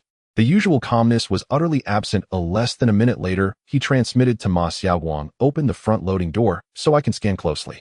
Ma Xiaoguang was equally anxious and immediately opened the front loading door. Senior Guangshu felt the slow opening of the door and thought that describing time as slow was an understatement. It felt like an eternity, as the speed was extremely slow. Just as Senior Guangshu was scanning, while complaining internally, a tiny meteorite fragment suddenly appeared directly in front of the interstellar cruise ship, flying diagonally upward near the half-burned star. When the first and second meteorites appeared, Senior Guangshu did not pay much attention, but upon the appearance of the third, fourth, and fifth meteorites in the same location flying in the same direction, he instantly realized that these were signals sent by Ma Baoqiang and the others, prompting him to focus the scan on that area. At that moment, the position of the interstellar cruise ship was already at the limit of what Zhu Jili could endure. Zhu Jili was now drenched in sweat, his mining spacesuit soaked through. He had no time to worry about anything else, concentrating solely on searching for any potential objects on the gray sea surface. The continuous appearance of meteorite fragments confirmed Senior Guangshu's direction for the mining spacecraft, and he promptly transmitted the image of that position into Zhu Jili's mind. Zhu Jili understood immediately, using the positions of the star and the meteorite fragments as references to adjust the position of the interstellar cruise ship, ensuring it was closely aligned with the gray sea surface of the void storm. At the same time, he extended the 6 dual-purpose mechanical arms at the bottom as much as possible to increase the chances of retrieving the mining spacecraft. Senior Guangshu continued to scan the area carefully, as 10 meteorite fragments had unexpectedly appeared in the same location. Senior Guangshu firmly believed that the metal disc held by the mining spacecraft would surely appear in that position. Zhu Jili, piloting the interstellar cruise ship, also fixed his gaze on the direction of the star through the ship's display devices. Suddenly, Zhu Jili saw on several display screens that a black seemed to fly out from the star, moving diagonally upward. Its shape resembled that of a mining spacecraft, and it was holding a metal rod. Zhu Jili immediately enlarged the image on the main display, and indeed, it was the mining spacecraft piloted by Ma Baoqiang and Ling Zi. Although the mining spacecraft appeared on the expected trajectory, it did not emerge from below the gray ocean as imagined. Instead, it flew directly out from the burning half of the star. Zhu Jili shouted, "I found them," while maneuvering the interstellar cruise ship upward, racing towards the direction of the mining spacecraft piloted by Ma Baoqiang and Ling Zi. At that moment, Zhu Jili was quite frustrated. The interstellar cruise ship lacked intelligent assistance, preventing him from using the ship's communication equipment simultaneously. The twin siblings did not know how to operate the nearby communication equipment, and neither did Senior Guangshu nor Ma Xiaoguang, the two non-human energy beings. Senior Guangshu sensed Zhu Jili's shout immediately, then controlled Ling Zi's ship to scan in the direction of the star, quickly discovering the mining spacecraft piloted by Ma Baoqiang and Ling Zi. He immediately transmitted a message asking, "Are you guys okay?" Ling Zi, upon hearing Senior Guangshu's transmission, quickly located the position of the interstellar cruise ship. Ling Zi informed Ma Baoqiang that the mining spacecraft had flown out from the star's light, and at that moment, relative to the gray sea surface of the void storm, it had already flown above the interstellar cruise ship. After learning this, Ma Baoqiang controlled the mining spacecraft to start the engine, swiftly adjusted the direction, and soon saw the interstellar cruise ship from a distance, piloting the mining spacecraft towards it to reunite. However, Ma Baoqiang, piloting the mining spacecraft, did not rush to enter the interstellar cruise ship, but instead asked Zhu Jili and Senior Guangshu, "Did you see anything flying out in the same direction as us?" Senior Guangshu responded through transmission, "I detected through scanning that 10 meteorite fragments flew out from the same position, which is how I determined your specific location." In fact, Ma Baoqiang and Ling Zi had already discussed that from the moment they jumped from the gray ocean towards the star until they jumped away from the star, they had to maintain a straight line. This was to ensure that the interstellar cruise ship outside could locate them and catch the mining spacecraft downstream. So even while collecting those crystal prisms and excavating the 10 pieces of glazed tiles on the star, Ma Baoqiang did his best to move back and forth in a straight line to ensure the accuracy of the direction when jumping away from the star. However, the outcome was much smoother than expected. The star, while resisting the bizarre void storm, actually formed a space 10 meters high, and the various radiations and high-temperature flames on the star were, as Ma Baoqiang had speculated, suppressed by the bizarre void storm. Most remarkably, a strange balance formed between the two, creating a 10-meter-high space, providing an opportunity for Ma Baoqiang and the others. This space, formed by mutual balance, also allowed Ma Baoqiang and the others to better determine their direction when leaving the star, successfully bursting out of the void storm ocean and the star. The metal rod raised as a precaution ultimately went unused. However, none of this mattered. The most important thing was that they came out safely. Now that Ma Baoqiang and the others were safe, the next step was to find the 10 pieces of glazed tiles they had thrown out earlier. Ma Baoqiang controlled the mining aircraft, slowly approaching the starship while transmitting a message to Elder Guangshu, asking, "Elder Guangshu, do you remember the direction in which those 10 pieces of meteorite fragments flew? Is there a chance to find them?" Elder Guangshu, upon hearing Ma Baoqiang's question, used the ship equipped with the spiritual child to scan the direction in which the 10 pieces of meteorites had flown, and then transmitted back to Ma Baoqiang. There are still 2 within the scanning range, and their flight direction can be determined. Hearing Elder Guangshu's response, Ma Baoqiang felt quite happy and said to Lingzi, "When I threw them out, I deliberately slowed down the throwing speed, fearing that they would fly too fast and become hard to find afterward. Now there's no need to worry. Since we know the flight direction, we just need to pilot the starship to catch up." As he spoke, the mining aircraft had already approached the starship. However, it did not enter the interior of the starship, but flew to the bottom of the vessel, flipping over, and tightly grasped the starship's mechanical arms, with its own dual-purpose mechanical arms hanging upside down beneath the progressing starship. After completing this series of operations, Ma Baoqiang directed his sensing scan towards the starship's cockpit, intending to transmit a message to Zhu Jili, urging him to quickly pilot the starship to pursue those meteorite fragments. However, when the sensing scan reached Zhu Jili, he found that Zhu Jili was in poor condition, his hair sticking to his face, with sweat, looking exhausted, and his mining spacesuit soaked in perspiration, clearly having overexerted himself. Thus Ma Baoqiang changed his message, saying, "Zhu Jili, you should take a rest. Let Ma Xiaowang pilot the starship." Zhu Jili replied, "Okay." He then slumped in the pilot seat, his hands hanging down, not wanting to move at all. The twin siblings hurried over to help Zhu Jili down. Though the twins couldn't help much, the continuous search and the high temperatures from stellar radiation had exhausted them, both of them drenched in sweat. Ma Baoqiang told them to take a shower and rest well. He then transmitted a message to Ma Xiaowang saying, "Xiaowang, thank you for your hard work. Please pilot the starship to chase after those meteorite fragments." Ma Xiaowang's youthful voice radiated joy as he transmitted back to Ma Baoqiang, "All right, no problem," and eagerly took over the control of the starship. Previously, he had been unable to help with the sensing scan managed by Elder Guangshu, and since the energy life form couldn't sense the strange void storm, the starship could only be piloted by the human Zhu Jili. After confirming the direction with Elder Guangshu, Ma Xiaowang steered the starship to accelerate and pursue. He didn't ask what those 10 pieces of meteorite fragments were.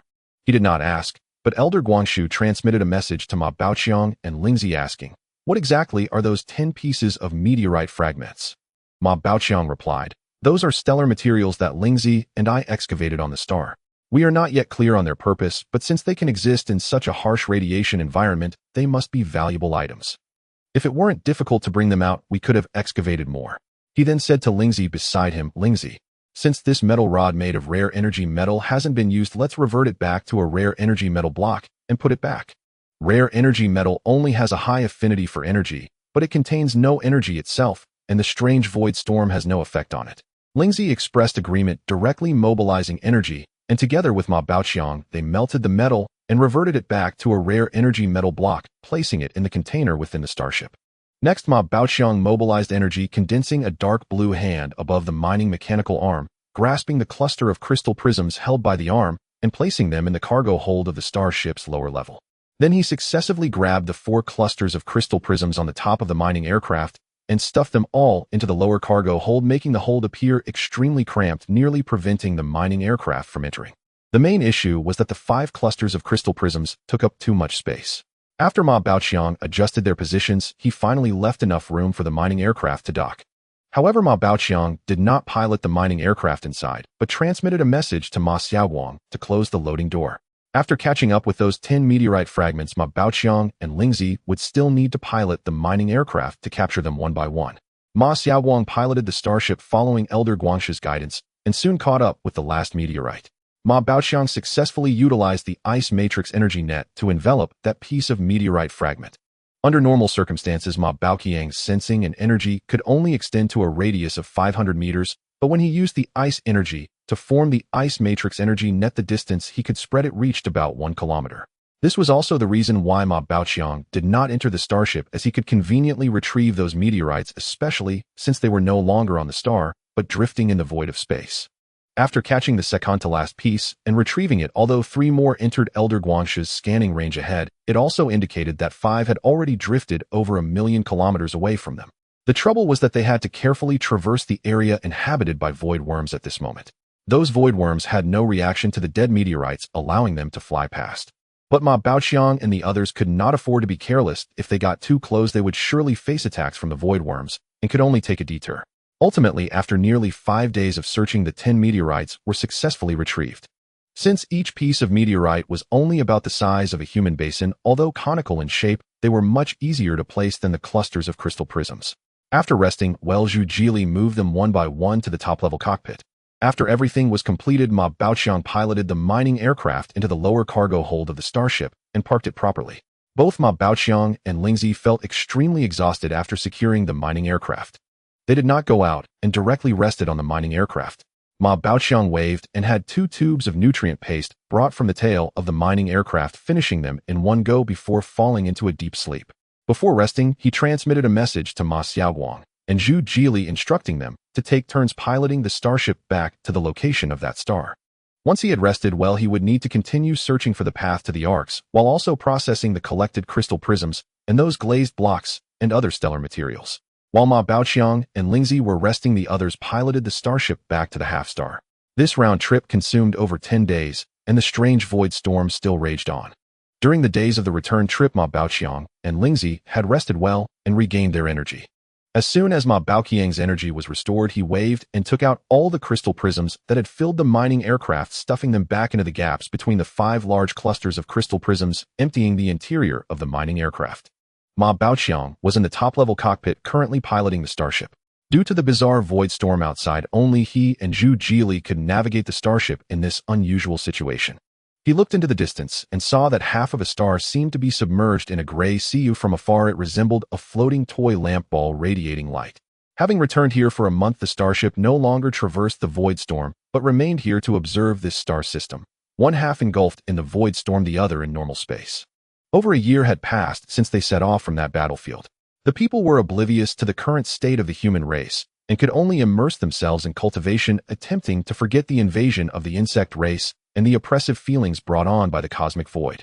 After nearly a year of practice and energy absorption, his ice energy had significantly improved, and that small Karmi energy crystal had turned to dust. Now his energy could empower the entire starship, albeit for a short duration, marking a significant advancement. Perhaps it was this stellar adventure that greatly stimulated the growth of his soul. Lingzi was examining the crystalline prism clusters and the glassy cone blocks they had brought back. Each took a piece into their ship to study together with the Elder of the Light Tree. Zhu Jili was sitting on the sofa at the back, his left hand holding a small piece of Karmi energy crystal to absorb energy, while his right hand gestured in the air. 3 metal flying daggers shaped like willow leaves circled around him in response to his movements. Suddenly, one of the daggers shot towards his left rear. In the direction where the dagger flew, ripples like water patterns appeared in the air, and the dagger lodged itself in midair, its tip seemingly embedded in something. The rippling water pattern intensified before shattering like a mirror. His twin brother Wang was crouched there, holding up a 1 millimeter thick metal plate with both hands, while the dagger had pierced through the thin plate. "Could you be a bit gentler? It seems I need to get a thicker metal plate next time," Wang complained, looking at the glistening dagger tip. Zhu Jili ignored Wang's complaints and replied, "You still need to work harder. Your ability control is still unstable, often fluctuating, and the coverage area is too small, making it easy for others to pinpoint your exact location." This had become a common game for them over the past year, both to pass the tedium of their journey and to test their cultivation results and identify shortcomings. Wang had also sought out Ma Baoqiang, Lingzi, and even Ma Xiaoguang to try similar practices, but due to the vast energy gap, he was detected before he could approach, which not only provided no assistance, but also dampened his confidence.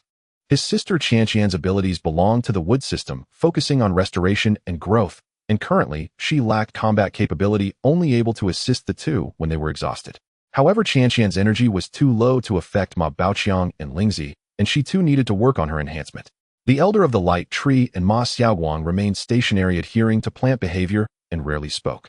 Overall, all of them had made significant progress as they could now cultivate using small Karmi energy crystals. The survival supplies stored on the starship, with only 4 humans using them theoretically, could last for 3 to 4 years. However, more than a year had passed, consuming nearly a quarter of that time. They had to hurry and also reserve time for unexpected situations. The duration of this bizarre void storm was unknown, and its extent remained uncertain. Whether they could circumvent it within a year was still a mystery. Therefore, Ma Baoqiang chose not to continue sailing outward, but to remain in this star system. He planned to try out an idea of his, to see if he could traverse the void storm without losing his direction. He shared this idea with Ma Xiaoguang. After a month of observation and calculations, Ma Baoqiang and Ma Xiaoguang confirmed that among the 3 visible planets in this star system, the outermost planet took about 6 to 8 months to complete one orbit around the star. Due to uncertainty about whether the speed of the planet would increase or decrease upon entering the void storm, they could only estimate the time roughly. Ma Baoqiang explained his plan to Lingzi, Ma Xiaoguang, and others to land the starship on the outermost planet using the planet's orbit to attempt traversing the void storm. If they successfully crossed, they could take off directly from the other side of the void storm. If the thickness of the void storm exceeded the radius of the planet's orbit, they would remain on the planet until they could return to this side. After a discussion, everyone agreed, and was now waiting for the planet to enter the void storm, with the starship landing on the planet's surface to follow the planet's orbit into the bizarre void storm. A week passed in waiting, and according to Ma Xiaoguang's calculations, the planet would enter the void storm in 2 days. Ma Baoqiang piloted the starship to slowly descend onto the planet's surface. The planet's surface was uneven and extremely rough, covered in hard rocks. He found a relatively flat depression and landed the starship. The 6 dual-purpose landing gear of the starship extended their claws, tightly gripping the rocks in the depression. Lingzi also emerged from her ship and floated in the cockpit alongside Ma Baoqiang. Zhu Jili and Wang Wang were still engaged in their game. Qianqian sat at the corner bar holding a small Karmi energy crystal. All the portholes on the outer layer of the starship were closed, and the 4 laser cannons were protected by thick metal shields made of rare energy metals fabricated by Ma Baoqiang and Lingzi. Now everything was ready, just waiting for the planet to enter the void storm. 2 days later, the planet finally stepped into the bizarre void storm. To the 4 humans, everything outside the starship was gray and invisible. Lingzi, the Elder of the Light Tree, and Ma Xiaoguang didn't even dare to extend their senses outside the starship. Everyone expected that the results of this journey would be known in at least 1 to 2 months. Even if they couldn't traverse the void storm, they could return to the starting side within 3 to 4 months. Initially, everyone remained relatively calm as they entered the void storm. However, half a month later, anxiety began to rise among them. They had initially thought this bizarre void storm only affected energy and did not impact matter based on the shallow tests Ma Baoqiang and the others conducted in the Gray Sea. After half a month, they had delved deep into the void storm. A dust swirled in the void, a true embodiment of the void storm, and they could see gray whirlpools. The people aboard the starship could only gaze out through the panoramic cockpit window as various particles continuously struck the surface of the starship, making a crackling sound. But soon they could no longer see the external void scenery. The smooth outer layer of the panoramic window was ground into a frosted layer, becoming opaque. Fortunately, the shell created by humans was thick enough, typically over 1 meter of composite armor, and even the panoramic window was made of 1 meter thick fiberglass, so there was no immediate concern of it being worn through. No wonder when the starship landed on this planet, they saw that the surface rocks were rough. Now there was no way back. The few of them could only hope to successfully traverse the void storm, or that the starship's shell could withstand for 3 months. In the eerie void storm, a rocky planet steadily followed its predetermined trajectory, seemingly oblivious to the surrounding bizarre tempest. The dust at the center of the void storm relentlessly battered its surface, yet it did nothing to slow its progress. However, aboard the interstellar cruiser docked in a hollow of the planet, Ma Baoqiang and the others felt anxious, worrying whether the cruiser's hull could withstand the onslaught of dust from the storm. As everyone watched the panoramic window gradually blur, they could no longer see the external conditions. Soon Ma Xiaoguang's tender voice echoed in their minds, "My air. This is bad news. The laser cannon on the top has lost connection and is likely damaged." Without needing to check, one could guess that in this void storm the impact of interstellar dust is not to be underestimated. Although Ma Baoqiang and Lingzi temporarily protected the top laser cannon with a lid made from rare energy metal, the materials available on the interstellar cruiser were limited, leaving only the rare energy metal. However, this temporary lid was not secure and must have fallen off by now. The people in the cruiser were helpless in this situation. Not long after Ma Xiaowang transmitted more bad news, the laser cannons on both sides had also lost connection. At this point, only one weapon remained for Ma Baoqiang, and the others significantly reducing the interstellar cruiser's defensive capabilities. After struggling for another half-month, Ma Baoqiang and Lingzi, fearing that the hull of the interstellar cruiser might be worn through, specifically retrieved large amounts of rare energy metal from the lower cargo hold to reinforce the hull, especially the composite armor on the top and sides. The day after they finished reinforcing the top and side hulls, the maddening noises and the crackling sounds finally ceased. In the top control room, they could no longer see the outside situation. Ma Baoqiang flew to the 4th floor and daringly opened a side porthole to look outside. Outside the porthole, the winds were calm, shrouded in gray. They had finally passed through the eye of the void storm and returned to the outer layer where energy had an effect, but matter did not. Ma Xiaowang had been counting the time, estimating that in less than half a month the planet would reach the location most likely to escape the void storm.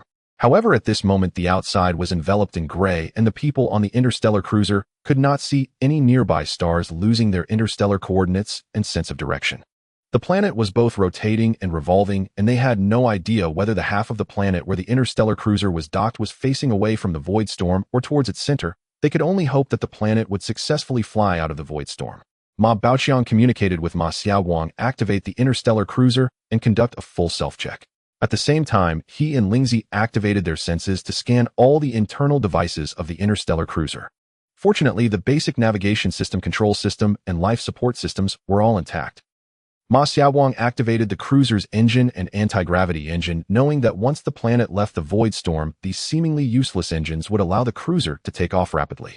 Ma Baoqiang sat at the control panel, hands poised over the console, ready to infuse the cruiser with his own energy, so that when the planet escaped the void storm, the cruiser could depart at the quickest speed. Lingzi was equally prepared, striving to maximize the engine's power. Meanwhile, Zhu Jili and the twin siblings could do little to help, anxiously waiting by the side with no mind for cultivation. Thus, after a discussion, the three decided to take turns observing the outside conditions from the 4th floor porthole, ready to notify everyone the moment the grayness disappeared. Days passed, and in the blink of an eye another week had gone by. During this week, Ma Baoqiang, Lingzi, and Ma Xiaowang did not dare to slack off, remaining vigilant at all times. Fortunately, they were all energy beings, so a week without rest was not difficult for them. Had they been human, they would have long since succumbed. On this day, it was the twin brother Wang Wang's turn to stand guard. He stared at the unchanging gray outside the porthole, feeling a bit drowsy. Unable to resist, he yawned and rubbed his eyes, only to suddenly find that the gray outside had turned to black. At first he didn't react, but upon closer inspection, he realized that outside was completely pitch black, speckled with stars. He immediately shouted, "We're out! We're out! We made it out!" He shouted while running towards the passage, eager to reach the top control room to notify everyone. In truth, there was no need for him to inform them, as Ma Baoqiang, Lingzi, and Ma Xiaowang were already aware. As soon as the area of the planet where the interstellar cruiser was located exited the void storm, the cruiser's anti-gravity engine kicked into gear, and the interstellar cruiser soared upwards. Ma Baoqiang and Lingzi made a quick decision, swiftly channeling energy into the engine to achieve maximum power in the shortest time. Their primary task was to fly away from the planet. They only needed to avoid re-entering the void storm. Ma Xiaowang immediately activated the observation equipment on the interstellar cruiser to check the surrounding situation. Although the images were unclear, it was evident that above the interstellar cruiser, one half was gray sea while the other half was the pitch-black void. Fortunately, the interstellar cruiser did not plunge back into the void storm, but flew alongside it. Ma Xiaowang promptly adjusted the course to distance themselves from the void storm, stopping just over 100 kilometers away. At this point, everyone let out a brief sigh of relief. Ma Baoqiang and Lingzi quickly used their senses to scan the cruiser's hull. In the bizarre center of the void storm, the cruiser's hull had been worn down by cosmic dust in less than a month. The top layer of the hull suffered the most severe damage, with a significant portion worn away. If it hadn't been for Ma Baoqiang and Lingzi's reinforcement, the emergency entry and exit passage on top would have likely been worn through long ago, putting everyone in the cruiser at risk. The only electromagnetic cannon on the interstellar cruiser was completely destroyed. The two laser cannons on the side had vanished, leaving only thin bases that had been ground down. Various support rods and axles had been worn down to the thickness of chopsticks and were clearly unusable. Among the entire interstellar cruiser, the most intact parts were the hull and bottom of the lower cargo hold. The composite armor was mostly intact, although the neodymium-borne repulsion shield layer that Ma Baoqiang and Lingzi coated on the outer layer had disappeared. The bottom armor was in the best condition, Even the laser cannon at the bottom was merely rough on the surface due to the makeshift lid installed by Ma Baoqiang and Lingzi. However, the 6 multifunctional mechanical arms could no longer move, having become mere decorations. Each one shrunk significantly. The joints were exposed metal skeletons, and all movable parts were fused together, set in place, and unable to support the interstellar cruiser's takeoff and landing operations. It was a miracle that they had managed to endure through the void storm. Ma Baoqiang and Lingzi had no time to consider the surrounding conditions. The most pressing matter was to repair the hull. The two immediately got to work using only the rare energy metal found in the lower cargo hold, as there were no other usable materials. Ma Baoqiang and Lingzi were the first to tackle the repair of the lower loading door of the starship. The damage to the bottom of the ship was relatively minor, with only the edges of the loading door slightly fused and the outer shell merely worn down by a thin layer. Lingzi used energy to melt the fused areas and the outer shell surface, while Ma Baoqiang reshaped it using his own energy. Fortunately, the loading door switch was intact, and the overall sealing remained undamaged. Once the lower loading door was repaired, they tested the switch twice, both times successfully. After that, Ma Baoqiang and Lingzi prepared to pilot the mining spacecraft transporting boxes of rare energy metals outside the starship to commence repairs on its outer shell. At that moment, Ma Xiaoguang called out to them with a tender voice, "Ma Air, can you wait a moment? Can you fix the camera first? The cameras outside the starship are all blurry, and I can't see the outside scenery from the central control room at all." Ma Baoqiang responded, "Got it. We will prioritize replacing the cameras. Fortunately, we found quite a few cameras during our search on that battlefield." As he spoke, Ma Baoqiang scanned the container filled with parts and selected a camera. He then did not pilot the mining spacecraft, but instead donned a mining spacesuit and flew out of the starship carrying the camera with energy. Lingzi followed closely beside him, still clad in her armor, as they flew out together. Zhu Jili was also busy wearing a mining spacesuit heading to the lower cargo hold. Seeing Ma Baoqiang and Lingzi about to fly out of the starship, he shouted, "Is there anything I can help with?" Ma Baoqiang paused in his flight, turned to glance at Zhu Jili, and then said, "If you want to help pilot the mining spacecraft and tow the containers filled with rare energy metals behind us. Lingzi and I plan to use these metals to reinforce the damaged outer shell." With that, he and Lingzi flew out first, carrying the camera. Zhu Jili hurriedly entered the mining spacecraft, took the pilot seat, and first flew the spacecraft out of the starship. Then he turned the spacecraft around, extended the 2 mining mechanical arms, and dragged out 2 containers filled with rare energy metal blocks from the lower cargo hold. He then piloted the mining spacecraft to follow behind Ma Baoqiang and Lingzi. Soon the two had replaced the cameras, discarding the broken ones. For the outer shell repairs, Ma Baoqiang and Lingzi decided to start from the top, as it had sustained the most severe damage. Once again, Ma Baoqiang and Lingzi worked in perfect harmony, with Lingzi responsible for melting and welding the metals, while Ma Baoqiang focused on shaping and positioning. Before long, a layer of armor had been thickened on the top of the cockpit. The original groove for the laser cannon on the top had been worn smooth, and Ma Baoqiang had no intention of retaining the groove. He only left a small hole for the energy supply line and control line of the laser cannon. He planned to move the only laser cannon from the bottom to the top, as there was still Lingzi's spacecraft in the lower cargo hold for defense. The laser cannon was directly installed on the outer shell of the top, along with its base, the 360-degree rotating axis below, and the high support axis, all firmly in place. Through his sensory scanning, Ma Baoqiang discovered that the panoramic skylight on the top of the cockpit, the panoramic observation window in front, and the panoramic portholes on both sides had only 30 to 40 centimeters of thickness left, and the outer layer was unevenly worn, resembling a layer of frosted texture, causing the cockpit to completely lose its observational function. Thus, he asked Lingzi to help melt the uneven outer layer of several windows, while he focused on shaping, restoring the outer surface to a smooth and new condition. However, the several panoramic windows were left with only over 30 centimeters of fiberglass, and reluctantly Ma Baoqiang had to attach movable metal plates made of rare energy metals to the outer layer, so that in case of similar situations he could lower the metal plates to cover the windows. The top cockpit occupied only the latter half of the 4th level, and the electromagnetic cannon at the front of the 4th level was already scrapped, with the outer shell at that position completely sealed. Thus, under the close cooperation of Lingzi melting the metals and Ma Baoqiang shaping them, they quickly repaired and covered the entire outer shell of the starship. Before long, the 100 boxes of rare energy metals loaded in the lower cargo hold had been mostly used up. Previously, over 30 containers had been used for internal reinforcement to prevent the outer shell armor from being worn through during the void storm. Now, over 50 containers had been consumed for the major repairs, and a few boxes had been used during the journey. In the end, the entire lower cargo hold was nearly emptied, leaving only 10.5 boxes of rare energy metals. Fortunately, all these rare energy metals contain titanium alloy particles. Had the outer shell been entirely composed of this metal, it would not have sustained such severe wear during the void storm. The covers protecting the laser cannon merely fell off due to inadequate adhesion. Once the outer shell was temporarily repaired, Ma Baoqiang and the others finally returned to the starship. At this moment, the outer shell of the starship appeared quite beautiful, with the black rare energy metal interspersed with silver titanium alloy particles blending so seamlessly with the starry sky that it exuded a sense of beauty and mystery. Ma Baoqiang, Lingzi, and Zhu Jili went straight to the central control room. After Ma Xiaowang repaired the external observation camera, he immediately immersed himself in the tense work of recording and calculating. Since they had passed through the void storm, the originally recorded star navigation map could only be applied to that star system, and the side of the void storm could no longer be used.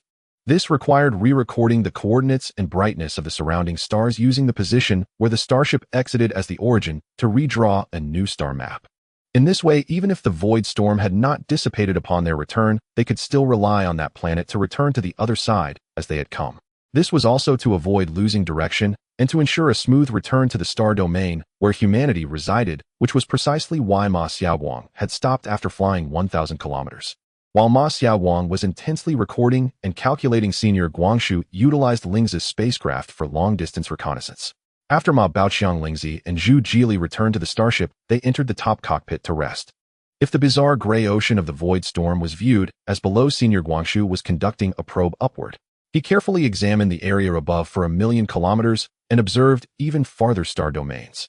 Then Senior Guangshu communicated with a steady voice to Ma Baoqiang and the others. Above the starship is a vast and boundless interstellar battlefield where fierce battles must have occurred. The entire star domain was filled with massive amounts of radiative energy, along with numerous broken planetary fragments and even traces of stars that had been detonated.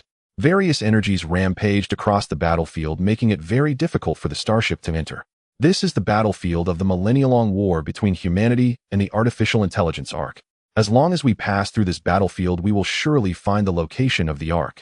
Ma Baoqiang and the others initially thought that after crossing the void storm, the space ahead would be the normal cosmic void. However, what lay before their eyes, though seemingly ordinary, was actually a battlefield relic ravaged by energy storms filled with dangers invisible to the naked eye.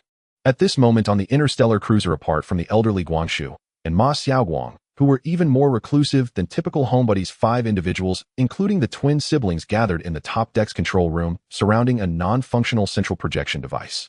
Ma Baoqiang and the twins with 6 eyes simultaneously turned their gazes toward Zhu Jili, while the hovering spiritual armor also oriented itself toward him as everyone awaited him to continue. After finishing his statement, Zhu Jili noticed everyone staring at him, expectant for him to elaborate.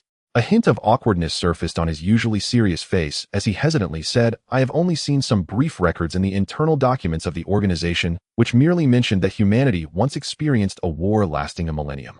He then recalled the records he had seen and continued. The records mentioned that humanity created a formidable enemy, artificial intelligence, and all humans were herded like livestock. As long as one did not adhere to the behavior norms established by the artificial intelligence, they would be deemed a threat and subjected to various harsh punishments. In the end, the people controlled by artificial intelligence could no longer endure and rose up in rebellion, even contacting those humans who had not yet fallen under AI control for assistance. The specific details were not recorded, and it was only noted that humanity engaged in a protracted tug-of war with the artificial intelligence that lasted a millennium. I did not see the outcome of the war, only that thereafter humanity never ventured into this star region again, nor did they explore in that direction. The artificial intelligence also disappeared from the records, and humanity has largely forgotten that chapter of history. That is all I know. After finishing, Zhu Jili appeared somewhat uneasy, standing there with his hands at his sides, as if reporting a task. Ma Baoqiang floated beside Lingzi, turned to glance at her, and asked Lingzi, "What do you think?" As he spoke, his gaze swept across the control panel. Then he added, regarding that battlefield relic, the equipment on the interstellar cruiser is nearly useless. Mentioning the current state of the interstellar cruiser, Ma Baoqiang couldn't help but sigh internally. When they first discovered the cruiser, its intelligence system was non-functional, leaving it virtually blank. Subsequent battles with the insectoids severely damaged the weapon system, and various facilities within the cruiser were left in ruins, with many of the original entertainment amenities destroyed during the assault of the insectoid void dragons.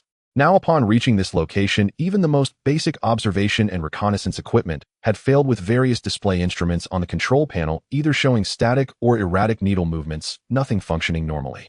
Lingzi said, "Let's first ask Elder Guangshu about his observations regarding that battlefield relic, then we can discuss our next steps."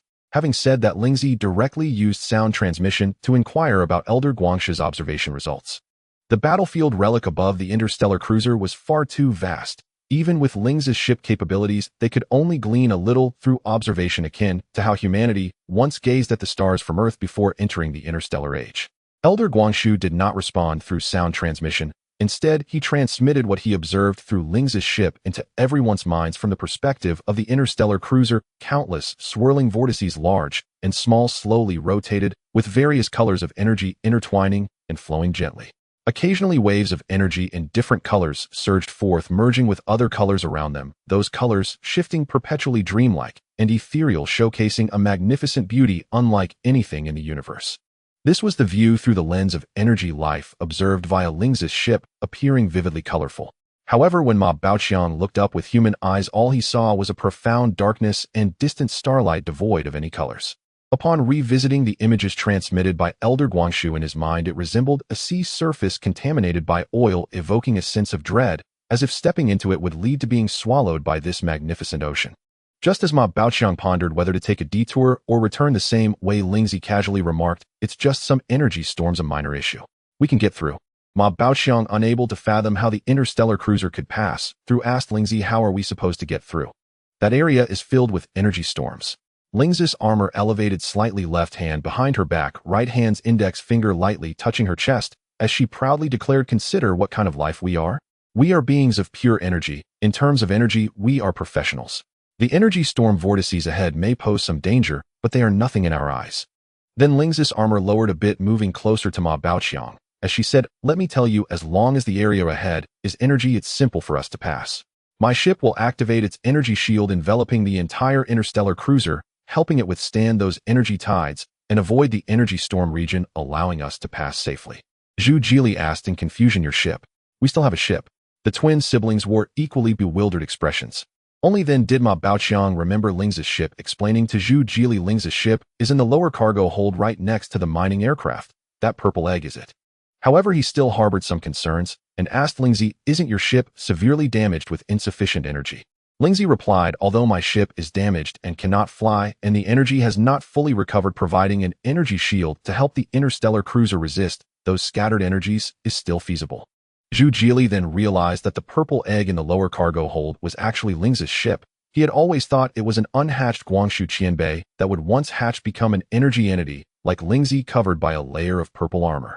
It turned out he had misunderstood. After considering the feasibility, Zhu Jili asked, "But we can't see those energy vortex storms, and without precise navigation, we cannot sail."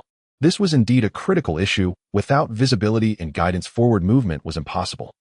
This time Ma Baoqiang answered without needing Lingzi, saying, "Elder Guangshu will provide us navigation. In fact, all along Elder Guangshu has been assisting the interstellar cruiser with navigation." The cruiser has long been lacking intelligent assistance, relying entirely on Elder Guangshu's help. At this moment, all reparable parts of the cruiser had been fixed, and there were no better alternatives or directions. Ma Baoqiang and Lingzi discussed some details once again, and then did not act immediately, but went to rest instead. After all, only by preserving their energy could they better face the upcoming journey. Zhu Jili took the initiative to volunteer. "The interstellar cruiser is hovering here. I will take watch now. You all go rest." He turned to the twin siblings and said, "You should go cultivate. You can't be of much help for now." Ma Baoqiang pondered for a moment and felt this was indeed the case. The subsequent journey would mainly rely on Lingzi Senior Guang's and Ma Xiaoguang, rendering him less significant. He nodded and said, "All right, then I'll trouble you with the interstellar cruiser for now." After saying this, he drifted toward the ecological garden behind, telling Lingzi, "You should also rest for a while. The next part depends on you all." As he passed by the twin siblings, he gently ruffled their hair. "You both need to work hard.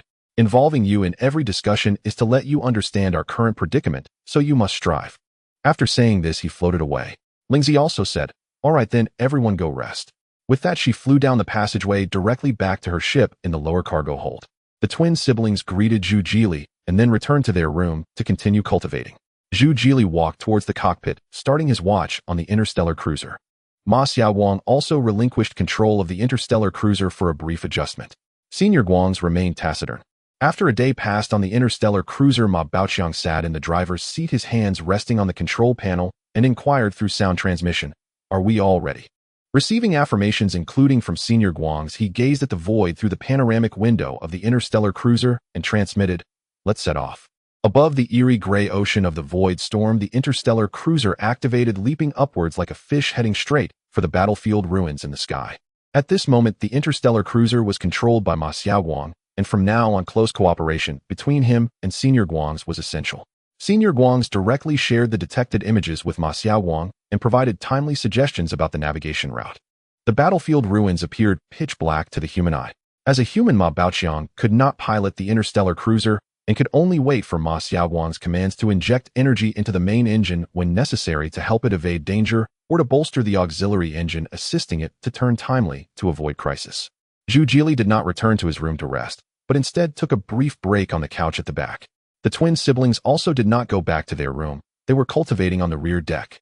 Lingzi was not in the top-level cockpit, but remained in her ship preparing to activate the energy shield. Ma Baoqiang saw a purple light flash in an arc ahead of the interstellar cruiser. Lingzi had activated the shield within the ship, enveloping the entire cruiser. In the pitch-black cosmic void, Ma Baoqiang sat in the cockpit looking at the darkness ahead. Although it seemed empty, the interstellar cruiser constantly adjusted its flying direction, moving up and down, left and right. Sometimes Ma Xiaoguang would transmit to him to provide energy to the auxiliary engine or main engine, enabling the interstellar cruiser to respond more swiftly. If not for knowing beforehand that the area surrounding the interstellar cruiser was fraught with dangerous energy storms, an uninformed person witnessing the cruiser's erratic maneuvers would surely feel bewildered. Around the interstellar cruiser, the purple energy shield occasionally flickered. However, as the interstellar cruiser continued forward, the frequency of the purple energy shield flashing increased, its area expanding and even appearing to flicker from multiple directions simultaneously.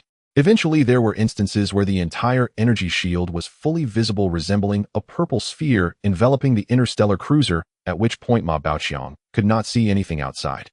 Each time the purple light flashed, a buzzing sound would resonate within the interstellar cruiser. As the flashing of the purple energy shield became more frequent and dense, the buzzing in the cruiser grew louder and more intense, gradually becoming piercing. When the purple energy shield fully manifested, Ma Baoqiang felt a buzz in his mind, nearly being stunned. These were manifestations of Lingzi's energy shield repelling the invisible energy outside the interstellar cruiser. Ma Baoqiang watched in awe, wishing his interstellar cruiser could possess such energy shield technology, but sadly it did not. Ma Baoqiang had previously asked Zhu Jili about this issue. According to Zhu Jili, humanity still lacked mature energy shield technology, and even the repulsion shield technology previously possessed by the interstellar cruiser was non-existent. Currently, the best energy technology could only form a few centimeters thick protection capable of deflecting the attacks of small energy weapons. Thus, for several days, the interstellar cruiser continued to move in one direction, like an ancient general charging alone into the enemy ranks, wielding a weapon, flying up and down and darting left and right among invisible foes, yet steadfastly advancing in one direction. The purple energy shield's glow transitioned from initial sparse flickering to rapid flashing and then full manifestation before gradually diminishing. After 10 days of travel, the shield finally vanished completely. Senior Guang's and Ma Xiaoguang's voices simultaneously entered everyone's minds. "We have crossed the energy storm zone." Only then did Ma Baoqiang finally breathe a sigh of relief, removing his hands from the control panel. During these 10 days, he had been fully focused, always prepared to inject energy, leaving no attention for whatever might be happening beside the interstellar cruiser, only staring ahead. However, he still noticed many shattered meteor fragments floating aimlessly in the void, lacking any discernible pattern. At the time, he had no time to think deeply. Now, upon reflection, those fragments might be remnants of planets shattered during war. Recalling Senior Guang's mentioning traces of stars being detonated, he pondered deeply. If humanity aimed to shatter a planet or detonate a star, they must have employed immensely powerful weapons. From the energy storm-ravaged star domain, one could glean a hint. Thousands of years have passed, yet the energy storms here remain unchanged, seemingly showing no signs of weakening, indicating the ferocity of the battles that took place. Having been intensely focused for 10 consecutive days, Ma Baoqiang felt somewhat fatigued, thus transmitting to everyone. "Now that we have passed the energy storm zone, let everyone rest a bit before we probe further." At the same time, he thought to himself, hopefully there won't be any more dangers, and we can smoothly reach the star domain where the artificial intelligence arc resides. At that moment, Lingzi flew up from the downward passage, having already turned off the energy shield. As soon as Lingzi arrived, she said, Ahead lies the true battlefield ruins filled with endless wreckage of warships. It turned out that after deactivating the energy shield, Lingzi did not immediately exit her ship, but first observed the star domain ahead, discovering the dark expanse filled with various wreckage of warships, prompting her to inform Ma Baoqiang. Upon hearing this, Ma Baoqiang was filled with astonishment. Hadn't the interstellar cruiser already crossed the battlefield zone? Why were there still numerous wreckages of interstellar warships ahead? Ma Baoqiang pondered. After thousands of years of development, human society has entered the interstellar era, and it is only natural that various resources are abundant along with the possession of powerful weapons. Just like the star region he had just traversed, it was entirely normal to see such a scene in light of the centuries-long Togo War. In Ma Baoqiang's speculation, humanity, unable to endure the rule of the artificial intelligence arc, resolutely rose up in rebellion. The human army engaged in a fierce battle with the mechanical legion of the arc, with both sides exchanging blows as the battlefield extended from planets to the cosmos.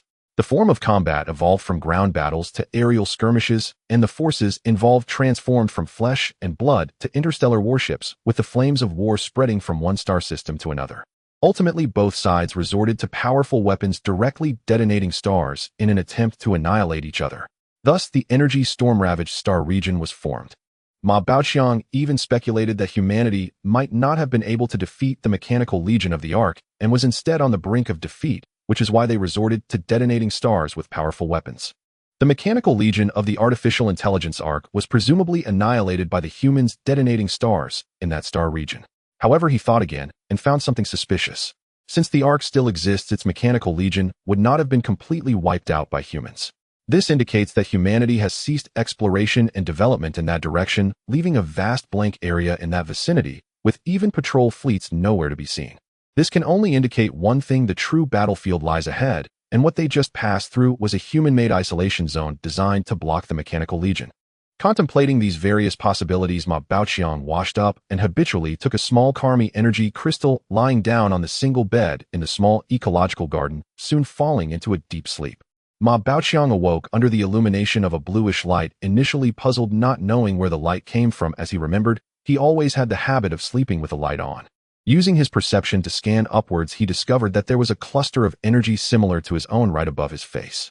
He quickly understood that Ma Xiaowang's energy had finally reached a level that could empower the entire interstellar cruiser, meaning it had also advanced to a level just like him. He opened his eyes and saw a small bluish tree shadow gently floating right above his face. Upon seeing Ma Baoqiang open his eyes, Ma Xiaowang's tender voice entered his mind. "You finally had a good rest. Look, I've now advanced to a level. The senior from the light tree taught me the method of splitting, so now I can move within a certain range. Staying in one place all the time is limiting. Relying solely on perception to scan many areas of the interstellar cruiser is ultimately not as good as seeing things with my own eyes." Ma Baoqiang looked at the small Taesong-shaped light tree in front of him, filled with curiosity, noting that he couldn't find where the little tree's eyes were.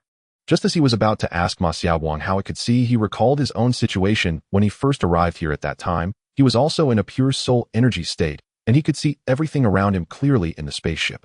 From the outside, it appeared as a colorful light sphere, yet he was clear about the directions. Perhaps pure energy life has its own unique eyes, though the characteristics of its bodily organs are not as apparent as material life forms. Ma Baoqiang sat up straight from the bed, and Ma Xiaowang naturally floated to the side, saying, "You're up. Are we about to set off?" Ma Baoqiang washed his face and popped a mouthwash candy into his mouth, chewing for a while before spitting it into the trash bag, completing his morning routine. He called to Ma Xiaowang and floated toward the cockpit ahead. "Let's go see the others. If they've all rested enough, we'll continue our journey." "All right," Ma Xiaowang replied, and the little bluish Taesong figure floated onto Ma Baoqiang's left shoulder. This split form of Ma Xiaowang was different from a projection. Eye resting on his shoulder was something he could genuinely feel. Ma Baoqiang thought to himself that he should find a time to ask the Light Tree Senior to learn this skill. With Ma Xiaowang, Ma Baoqiang floated into the cockpit. Lingzi, Zhu Jili, and the twin siblings were already there. In fact, after washing up, Zhu Jili and the twin siblings had gone straight back to the cockpit to rest and were practicing separately. Seeing Ma Baoqiang come out with Ma Xiaowang, they all stood up and gathered in the center, waiting for Ma Baoqiang's instructions. Ma Baoqiang walked in front of them, took a look around, and said, "Has everyone rested well? If everyone is rested, we'll set off." Then he looked at Zhu Jili. "You drive the interstellar cruiser. We'll get closer to that side and have the Light Tree Senior navigate for you." "Understood," Zhu Jili answered, turning to the control panel. Ma Baoqiang then communicated with the Light Tree Senior. "Sorry for the trouble, Light Tree Senior. The light tree senior responded Then, as usual, fell silent again. Lingzi also said, let's set off then.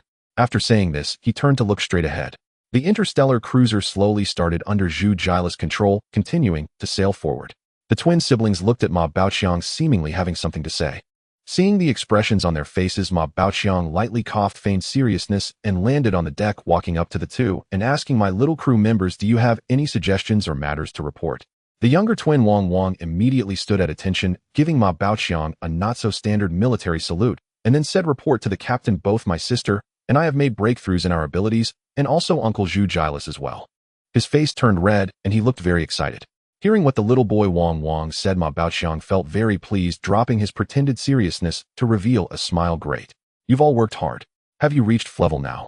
How large is the range? This time the twin sister Qian answered, Uncle Zhu Jili and my brother's abilities can now cover an area of about 100 meters. As for me, she lowered her head, her expression somewhat dim, but still said, I work hard every day, but I'm not quite sure how much my ability has improved. At this point she mustered her courage, looked up at Ma Baoqiang, and said, although my ability can't release a large range like theirs, I feel much stronger now. If I encounter a situation like last time again, I think I can hold on longer. And if you get hurt, I can heal you.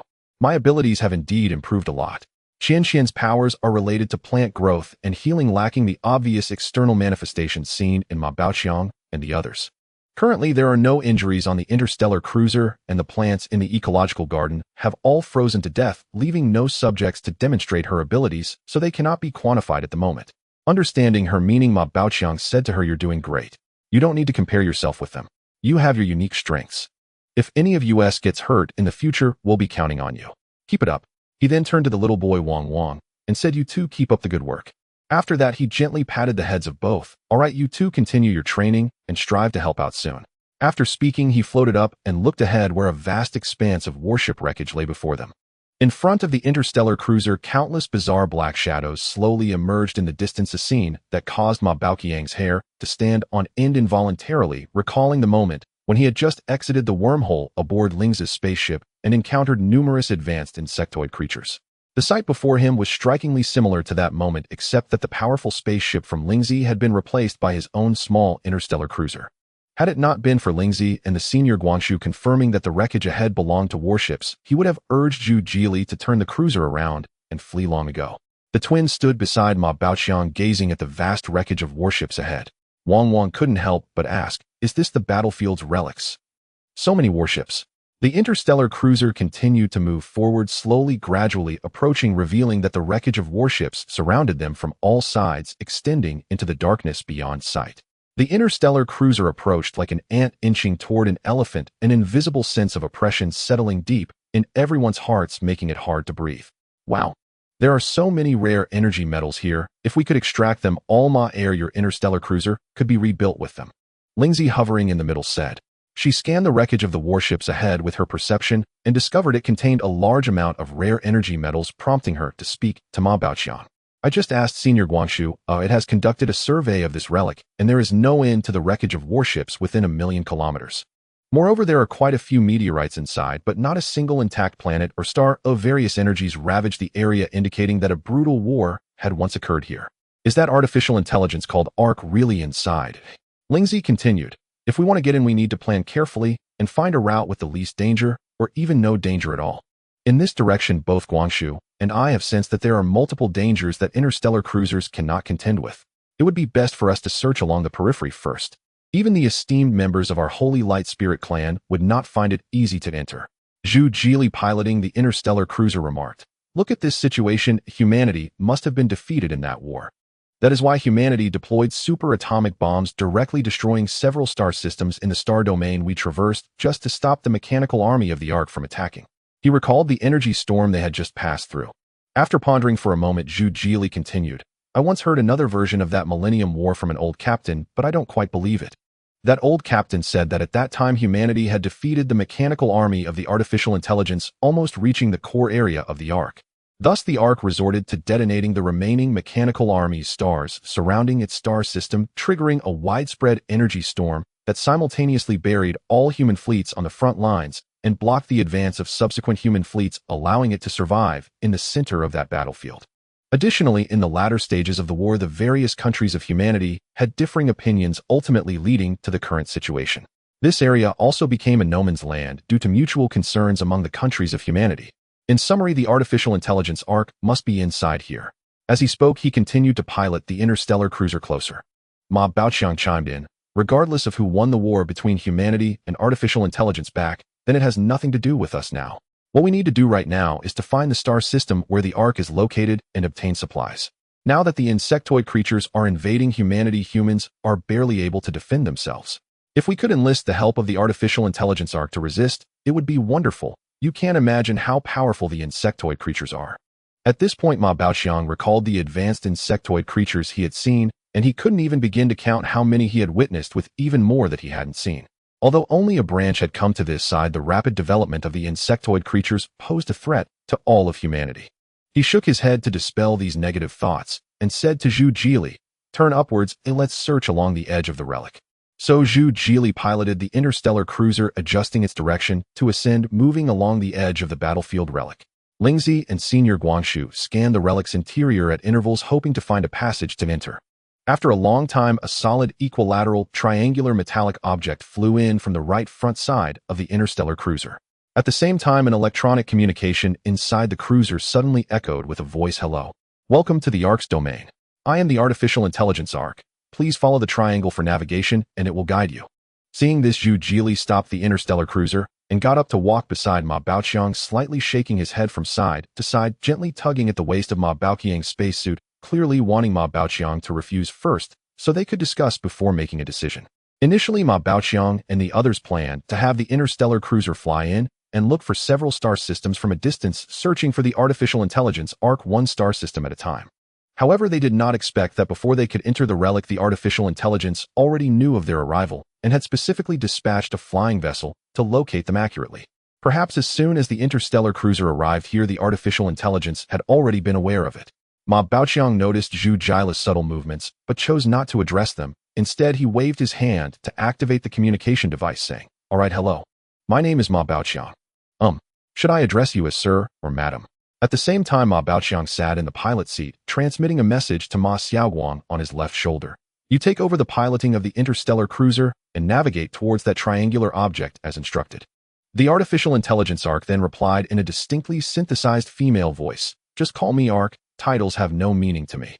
The triangle appeared as a solid equilateral triangular metallic object with no visible engines or front and rear distinctions, merely a pure metallic geometric structure similar in size to the interstellar cruiser. Yet at that moment, Ma Baoqiang and the others witnessed it flying through the void. Ma Baoqiang did not pilot the interstellar cruiser himself. Instead, he let Ma Xiaoguang, who was originally on his left shoulder, return to the central control room to maneuver the cruiser towards the triangle. This was done for safety. With 2 pilot stations on the interstellar cruiser, if an accident occurred, one control room could still operate the cruiser to escape. The triangle, originally flying towards the interstellar cruiser, saw that it had turned and was approaching, so it slowly came to a stop, waiting in place. Ma Xiaoguang maneuvered the interstellar cruiser closely behind. At that moment, Lingzi floated to Ma Baoqiang's side and whispered, "This design is truly peculiar. There isn't a single human inside, only energy and a pile of metallic substances." Lingzi then scanned carefully with her perception and continued, "Is this artificial intelligence? It's merely an equilateral triangular cube composed of numerous metal parts. Why can't I sense any soul energy within it? Although it is abundant in energy, it is entirely different from yours, showing no signs of life or consciousness.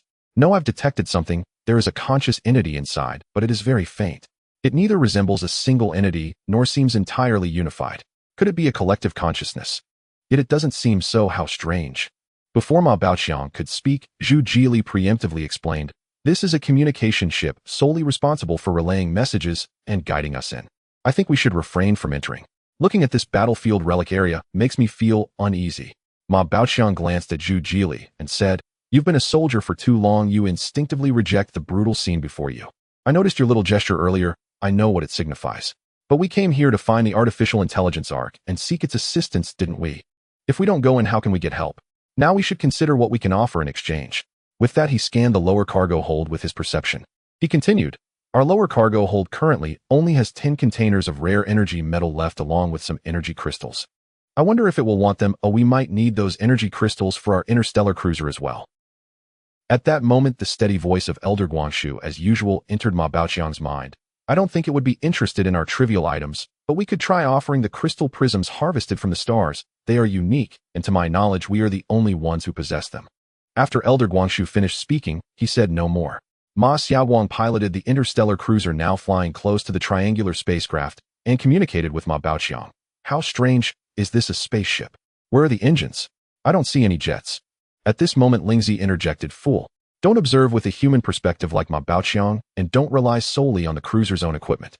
Scan directly with your perception and view it from an energy perspective. This is the first time I've seen a spaceship powered purely by energy. The engine is located at the center, enabling it to fly in any direction. Just as she finished speaking, the triangular spacecraft, without any turning movement, unexpectedly flew backward in a manner contrary to the common logic of spaceships, moving even faster than before. Ma Xiaowang immediately accelerated the interstellar cruiser to keep up. After another day, they arrived at a location where the floating objects were relatively sparse. The triangular spacecraft paused for a moment. After the interstellar cruiser drew closer, it plunged headlong into the battlefield relics without any turning motion. When the interstellar cruiser reached that location, they discovered a clear passage extending into the battlefield relics. Without Ma Baoqiang needing to instruct, Ma Xiaowang maneuvered the interstellar cruiser into it. In reality, the triangular spacecraft hadn't gone deep into the battlefield relics. It was simply waiting there for the interstellar cruiser to catch up. Only after the cruiser followed did it continue onward. This passage leading into the interior of the battlefield relics twisted and turned, winding erratically. Without a guide, outsiders would find it impossible to enter. Occasionally, asteroids or wreckage from warships would fly into the passage, but they were deflected by the triangular ship ahead. After several occurrences, Ma Baoqiang discerned that the triangular spacecraft employed a repulsive gravity engine for propulsion and shielding. He communicated to Lingzi, who was floating beside him, Did you notice? It utilizes repulsion technology as its engine, similar to the anti-gravity engine at the bottom of our interstellar cruiser. Any debris that approaches is repelled away. Lingzi guessed that this triangular spacecraft was powered by repulsion as well, responding telepathically. Exactly, I conjectured the same. As for the principles and how it is realized, I'm not sure. As they continued deeper, various remnants of warships became increasingly abundant around them. There was a segment of the passage within an enormous wreckage. It was a planet-class space fortress ship the size of an asteroid, which had been struck, resulting in a large hole several kilometers in diameter right through its center. The interstellar cruiser flew through it, appearing exceptionally small. To the naked eye, some passages within the space fortress were visible, which the cruiser could directly enter. Floating in the breached passage were various human clothes and everyday items. Ma Baoqiang also saw a transportation vehicle resembling a small car from his past life, likely used for movement within the fortress. This space fortress ship was indeed massive. Surrounding it were numerous escape pods, inside which no human corpses were found, but rather teeming with life, filled with various microorganisms resembling green mist. After so many years, the human bodies had long been decomposed by the microorganisms they carried. However, the weapons and various equipment used by humans remained, including the combat spacesuits that had once been worn, still retaining their original form. Due to the special manufacturing materials, these items were difficult to decompose in the void and could only await the natural erosion of the universe. All of this was sensed and scanned by Ma Baoqiang. The escape pods' gray-white surfaces were covered in dust. They were not originally this color. This was the result of cosmic dark matter erosion. In this universe, nothing is eternal. Ma Baoqiang and the others also saw among a group of warship wrecks two particularly special ship remnants, clearly the remains of a huge transport ship that had been severed into two segments. Perhaps it was a logistics ecological ship that somehow appeared on the battlefield. Through the vaguely transparent shells, they could see that the interiors of the two segments were still vibrant with life, although it was unknown if any humans remained inside.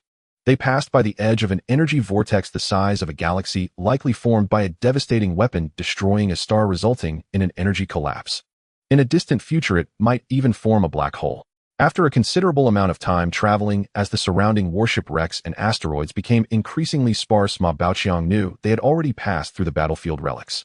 However, in the distance ahead, a stellar system resembling the blue star solar system appeared, also possessing 9 planets. One was ochre-colored with a dust ring, while another appeared as a gas cloud from afar. The outermost layer was also surrounded by an asteroid belt. If one did not look closely, they might genuinely think they had returned to the solar system. Although most stellar systems in the universe are quite similar, a system so much like the blue star solar system is indeed rare. Finally arrived, Ma Baoqiang gazed at the somewhat familiar star system before him, his heart stirred with nostalgia for his past life. The triangular spacecraft, after emerging from the ruins, sped straight towards this star system. At this moment, the people on the interstellar cruiser were gazing at the star system, when suddenly a melodious female voice came from the communication console. "Hello. Welcome to my star system.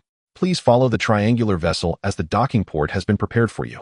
As soon as the words were spoken, the communication console activated a three-dimensional projector displaying the image of a beautiful woman looking at everyone.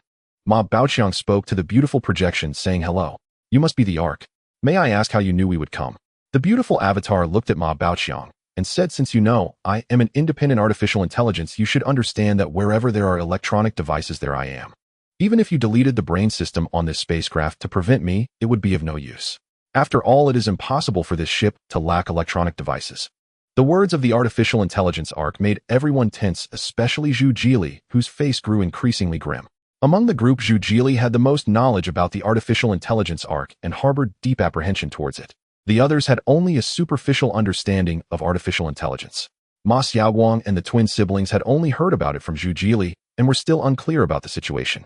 Lingzi and the elder Guangshu, being pure energy beings, held an indifferent attitude towards artificial intelligence as they had witnessed many peculiar life forms in the universe. Hearing Ark say that it existed wherever there were electronic devices, Ma Baoqiang tentatively asked, "Does that mean you are present in the entire human society?"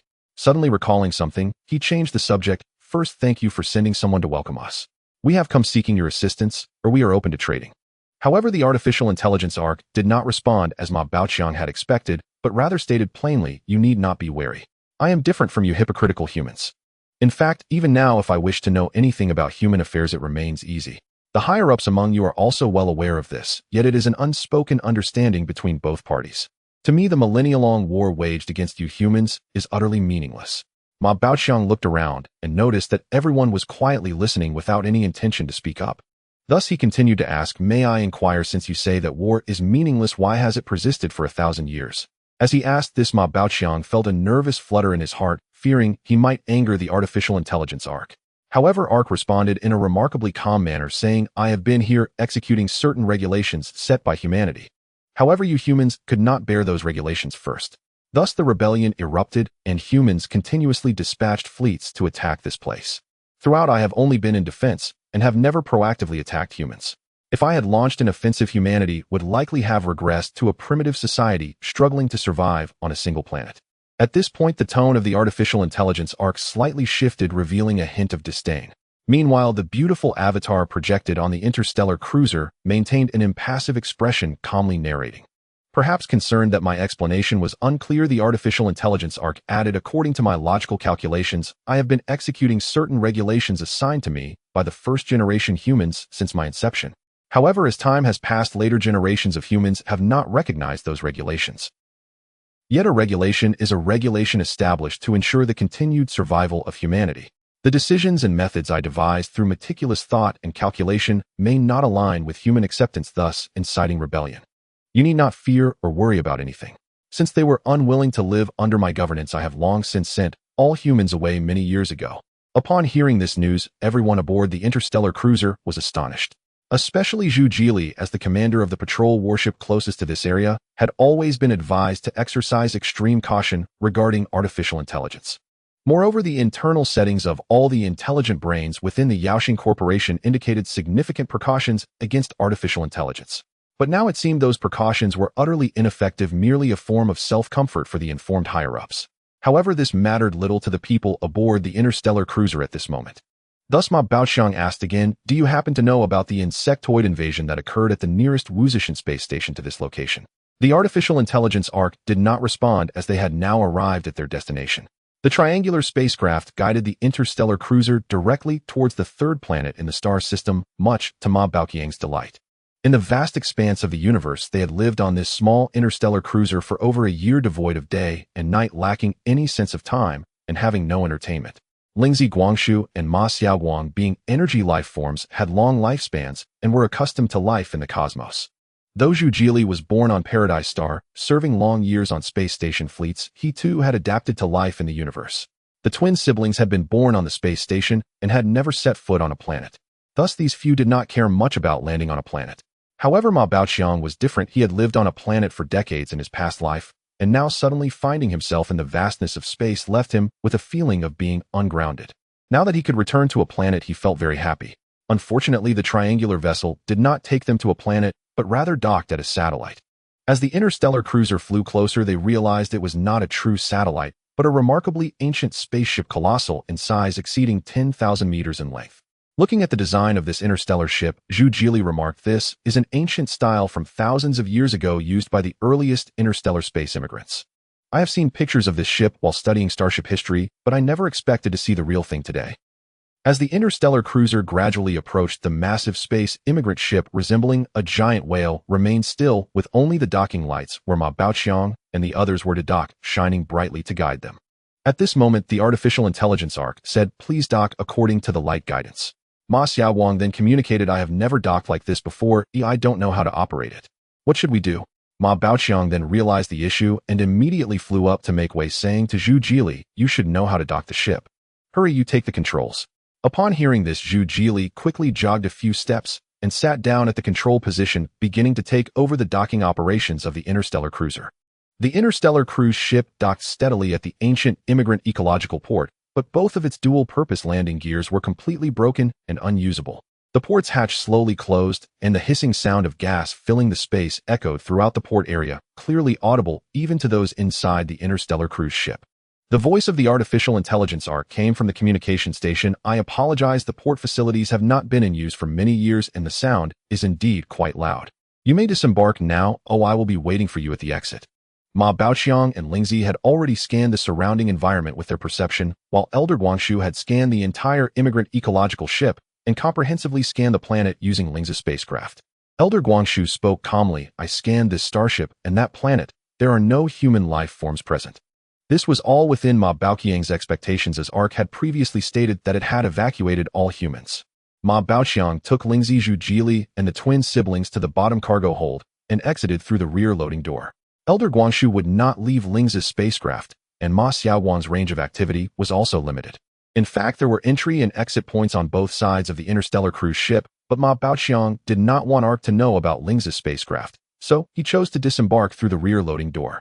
Upon exiting the interstellar cruise ship, Ma Baoqiang immediately led everyone towards the inner passage where a robot dressed in butler attire stood.